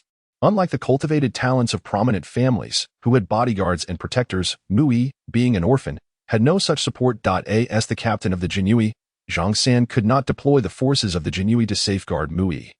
Thus, the only solution was for the three of them to maintain secrecy, allowing Mu Yi ample time for growth. Upon returning to his training chamber, amidst the uncertain gazes of the two Ministry of War officials, Mu Yi consumed another 100 Peiyuan pills. He then smiled at the two, and, after devouring the remaining 400 pills, stretched and said, I'm in a good mood today, so I'll indulge a bit more. Tomorrow morning, I'll finish off that 100 Dawandan, and you can return home. The two officials, resembling bewildered dogs, stared at the discarded pill packaging and then at Mu Yi, who had consumed 500 Peiyuan pills without a hint of ill effect, causing beads of sweat to involuntarily trickle down their foreheads. This is a disaster. It could be fatal. This Mu Yi has undoubtedly awakened some extraordinary bloodline, enabling him to consume several hundred Peiyuan Dan in one go. In less than a few days, he is on the verge of exhausting the supply of elixirs they provided. The current rate at which Mu Yi is consuming these pills, should they supply him with resources for 2 years, They would surely bankrupt the logistics department of the military in Nanjing. Given the avaricious nature of their department's second-generation leader, once he learns of Mu Yi's insatiable appetite, he will undoubtedly devise every scheme to repudiate his commitments. However, they are aware that the Jinhui have video recordings in Xuanyu's office as evidence of the logistics department's promises. Based on their experience, when faced with such dilemmas, the second-generation leader's method is to utterly deny any wrongdoing, claiming that the two of them have fabricated lies. Moreover, to prevent them from speaking out as witnesses, their superior would likely ensure their silence in the most effective manner, likely resulting in their disappearance upon returning, leaving no trace behind. Such occurrences have precedent. They have heard tales of individuals mysteriously vanishing from the court and have previously scorned those who fled, believing that escape could resolve any issues. Yet, they never anticipated that such a fate would befall them. The thought of their impending future sent uncontrollable tremors through their bodies, as if they were leaves in a storm. What to do? What to do? The two floundered about like headless flies, unsure of their next course of action. Mue observed them with amusement. Having finished the Pei Yuan Dan, he was set to return the following day. Uttering no further words, the two resembled chameleons, their faces shifting from crimson to ashen, ultimately spiraling into a frenzy of anxiety. Truly a spectacle. It seemed they had concocted a myriad of scenarios in their minds. With a sudden thud, both men knelt before Mu Yi. He quickly sidestepped, his voice laced with anger, demanding, "What do you mean by this?" He had been instructed by Xuanwu that even in the Great Ming Empire, the emperor should not accept the kneeling of others without due cause. Such unsolicited kneeling surely bore ulterior motives, prompting him to evade swiftly. At that moment, the two, perhaps genuinely seeking mercy, remained motionless on the ground. Voices tinged with sorrow, imploring, "Young Master Mu, we beseech you, please do not consume all the elixirs. If you truly finish them, our superior will undoubtedly kill us. Just one, we implore you. Spare one to Huan Dan, so we may return with some semblance of an explanation. As for the missing Huan Dan, we shall compensate you tenfold. We guarantee your satisfaction. As they spoke, they fervently bowed their heads, striking the ground so forcefully that blood soon appeared on their foreheads. Witnessing their pitiful pleas, Mu Yi found himself at a loss for words. It was they who had once been arrogant and had brought forth inferior elixirs to vex him. Yet, here they were, now desperately seeking forgiveness. However, seeing their foreheads bleed, Mu Yi felt a twinge of compassion and was about to acquiesce when a sudden roar from the doorway interrupted their supplications. "You two are truly incorrigible. Taking advantage in my absence, are you?" Mu Yi turned to see Xuanwu entering with a stormy expression. Mue, you are too naive, unaware of their insidious tactics. Were you about to agree to them? Let me enlighten you. If you consented, you would have fallen into their trap. You realized that by agreeing, they would report you to the military tribunal for embezzlement. You must understand that the Huan Dan is classified as military-controlled resources by imperial law, and each usage must be recorded. Their promise to compensate you with 10 Huan Dan is merely a ruse to claim them in your name. According to standard regulations, the requisition of Huan Dan requires approval from a superior, and if they obtain them under your name without proper authorization, it constitutes embezzlement. But, Sister Shin, they offered this compensation willingly. How could it possibly fall upon me? Mu Yi queried, bewildered. Isn't it obvious? They could claim you coerced them, threatening their safety. With the video evidence in the room, it would show you conversing with them before they began their desperate pleas. In such a scenario, you would have no means to explain why they suddenly begged for mercy. Xuanwu glanced at the two men, who were now visibly pale and trembling. This was the end. Utterly doomed, they both thought simultaneously. They had intended to take advantage of Xuanyu's absence to ensnare Mu Yi and alleviate their own peril, only to have Xuanwu unexpectedly expose their scheme, leaving them with nothing but enmity from both Xuanwu and Mu Yi. Fortunately, Mu Yi, you did not agree to them. Otherwise, you would have faced significant trouble without any evidence to defend yourself. You must understand that as military-controlled resources, the cost of a single Huan Dan is 500,000 taels. 10 would amount to 5 million. Moreover, given the military's oversight, they would charge you with colossal embezzlement, resulting in a minimum of 20 years of hard labor in the war slave camp. Xuanwu warned. How devious. To think they would attempt to condemn me to 20 years in the war slave camp. Realizing the gravity of the situation, Mu Yi glared at the two men. Sister Shin, thank you. Had it not been for you, I would have fallen victim to their schemes. Now, we ought to express our gratitude. I will consume all those elixirs by tomorrow, and I ask that you ensure they deliver the necessary cultivation resources daily in accordance with my previous consumption. How much should I request? Sister Shin, Mu Yi inquired, uncertain of the elixir's value and how much would inflict discomfort upon the military department. Not too much. Simply have them provide tenfold the resources typically required for a master. That amounts to 300 pay yuan dan and 10 to huan dan per month. Do not feel burdened. It is not excessive. After all, this quantity is merely what Mui consumes in 3 days of standard practice. Regardless of the circumstances, it is a reasonable and customary consumption for cultivation. Of course, if the military department wishes to provide 2 years' worth of resources at once, that would amount to 7,200 pay yuan dan and 240 to huan dan. Xuanwu stated confidently before the two men, having already calculated the resource requirements in her mind. Initially, Zhang San had been troubled about sourcing ample cultivation resources for Mui after discovering his rapid advancement. The Xuanwu typically distributed resources according to standard norms, with no exceptions for anyone, including Mui. However, now, with the military department willingly presenting themselves as a source of resources, Zhang San was nearly overwhelmed with joy at the prospect. Rest assured, no one dares to default on the accounts of the Xuanwu, not even the military department. I will personally oversee their compliance, since they have committed to providing Mui's cultivation resources for the next 2 years. They cannot renege on their word, Zhang San exclaimed, his laughter resonating powerfully, causing the objects in the room to vibrate with the force of his voice. The following day, amidst the dismal expressions of the two men, Mui consumed 100 to huan dan. Indeed, these potent, regulated elixirs immediately elevated his true qi cultivation by 2 levels, combined with the energy from the hundreds of pei yuan dan he had previously ingested. Mui's cultivation reached the 9th level of the Master Realm, just 1 step away from a significant breakthrough. Heeding Zhang San's counsel, Mui refrained from divulging his imminent ascendance to the Great Master Realm to anyone. Believing that it was best to amass wealth discreetly. Do not forget to send this month's cultivation resources. We, Zhang Chenhu, are eagerly awaiting to verify the goods. As he cast the 2 hapless men out of the threshold of the Qianhu residence, a smile graced Mui's face. Unfazed by their expressions of despair, he understood that any semblance of sympathy towards these 2 would be unwarranted. Their predicament was entirely of their own making. Half a day later, in a dimly lit room, a figure sat behind a desk, hands clasped in a contemplative posture, illuminated solely by the solitary light fixture overhead. My mood is exceedingly foul, he stated darkly. Since you have failed to accomplish your task, why bring trouble back to the Xuanwu? Do you have any idea how much this will cost me? Although I do not care for several tens of millions of dollars. Why should I bear the cost of your mistakes? Why can you not comprehend a few simple truths? Even in servitude, one must possess the awareness of their role. Subsequently, the man engaged in a fervent half-hour greeting with the matriarchal relatives of the 2 individuals lying before him. Reminiscing at length about their ancestors and the conditions of their former lives, the 2 individuals at the man's desk were none other than the 2 Sharpeis who had recently departed from the headquarters of the Xuanwu. However, they now found themselves in a woeful state, their limbs shattered and their skin marred, reduced to a grotesque mass of flesh and blood.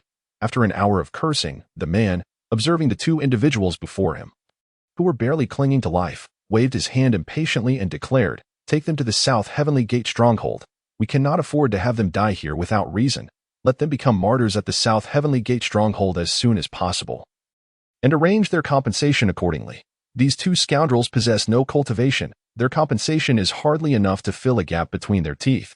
Moments later, 2 individuals emerged from the shadows of the room, dragging the fallen figures away. What can we do?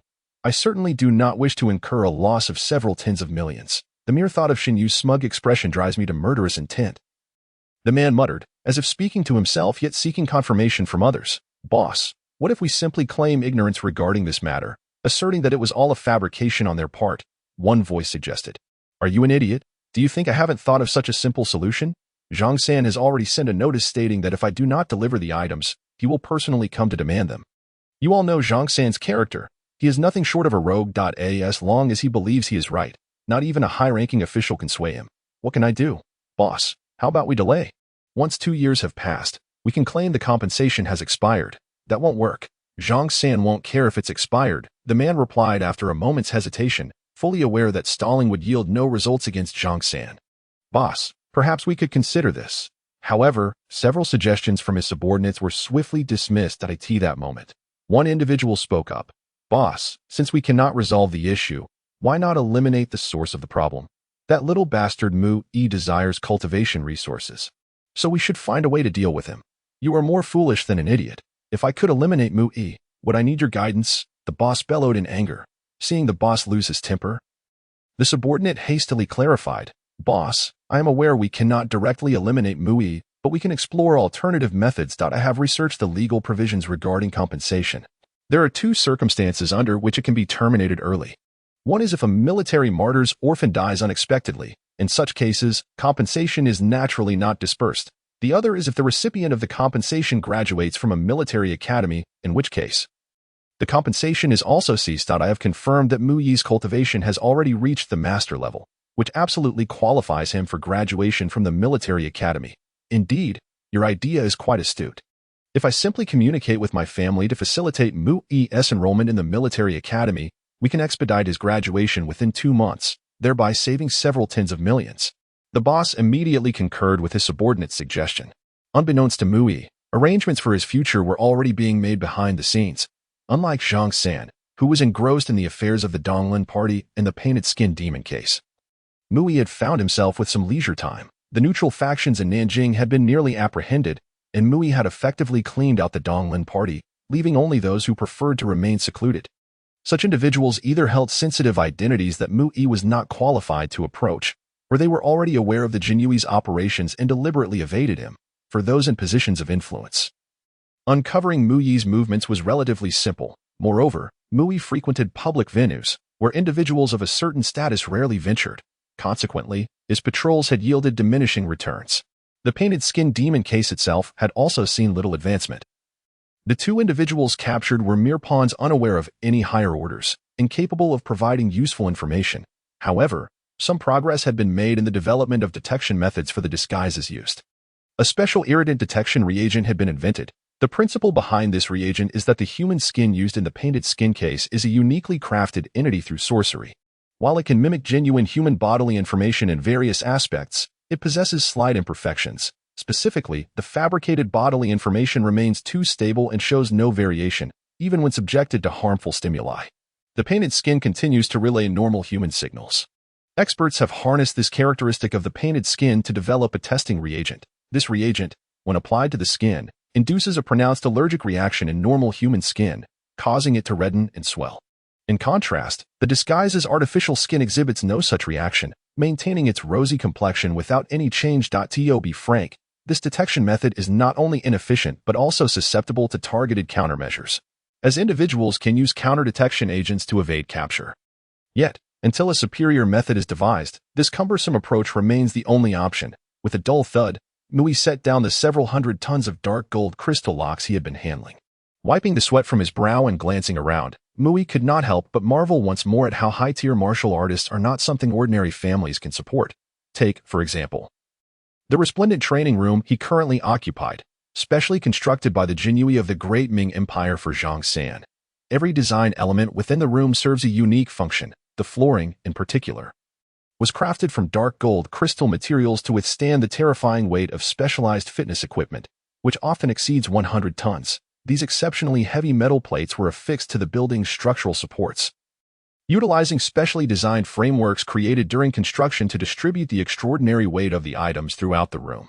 Additionally, the fitness equipment, such as the square-shaped barbells, was engineered to ensure that they do not shift during use, thus avoiding the risk of crushing others when circular weights slide around. The cost of constructing this training room alone is astronomical, not to mention the expenses involved in manufacturing the fitness equipment, which requires bespoke processing from specialized factories. If it were left to Mu Yi, he could never afford such training supplies. Yet, this training room was provided to Zhang San as a complimentary benefit from the Great Ming Empire. It truly is advantageous to have powerful allies. In this world, only through serving the nation can one access the finest cultivation resources. In recent days, Zhang San had been preoccupied with handling the Donglin party, leaving him no time for training, thereby allowing Mu Yi to utilize the training room. After a brief respite, Mu Yi gazed at his increasingly robust physique and smiled with satisfaction. Whether due to the awakening of his bloodline or the ample nourishment he had received, Mu Yi's muscles had grown rapidly over these past few days, akin to a balloon inflating. He had gained 2 to 3 pounds daily, and his physique was now visibly that of a normal person. No longer resembling a disproportionate matchstick figure, Mu Yi's body had filled out, and his once oversized head now appeared more in harmony with his physique. Presently, Mu Yi was the type of young man whose muscular frame would not be apparent while clothed. It would reveal a well-defined musculature when undressed. Weighing approximately 120 pounds, Mu Yi's newfound muscularity alleviated his insecurities. In his heart, he believed that a man, even without pronounced muscles, should never be so emaciated as to resemble mere bones. A man may be robust or even portly, but should never be so thin as to be skeletal. Otherwise, he would find it shameful to reveal such a gaunt frame in summer. The development of his muscles brought not only psychological changes but also the promise of the custom-made Xuanwu battle armor. Tailored for the master level that Zhang San had promised him, reports indicated that it would be completed within half a month, with the modern machining capabilities of the Great Ming Empire. A set of cold weapon armor could typically be manufactured in 2 to 3 days. The reason for the extended time frame was the extraordinary weight of the armor, which, when combined with the shield and accompanying weaponry, weighed a staggering 100 tons. This weight, when compressed into the relatively small size of the armor, rendered the proportions and mass incompatible, necessitating specialized machinery for processing. Only by inviting a master-level warrior to utilize their strength could such an extravagant piece of equipment be crafted. Having strolled around for half a day, or rather, returned from patrol, Xuanwu approached Mui, her face adorned with a radiant smile as she posed an unusual question to him. Mui, would you be willing to attend school? At your age, you ought to be acquiring essential knowledge within an educational institution. Having been confined in the basement for all these years, you are utterly oblivious to the society beyond. The knowledge you have gained from our Xuanwu is insufficient for navigating this world in a conventional manner. If you truly wish to integrate into our glorious Ming Empire, it is imperative that you experience life outside for a while. Xuanwu was genuinely concerned for Mui. She did not wish for him to become a soulless automaton. The Xuanwu, in their quest to cultivate genuine talent, had secretly taken in a group of young boys, ensuring that those under the age of 10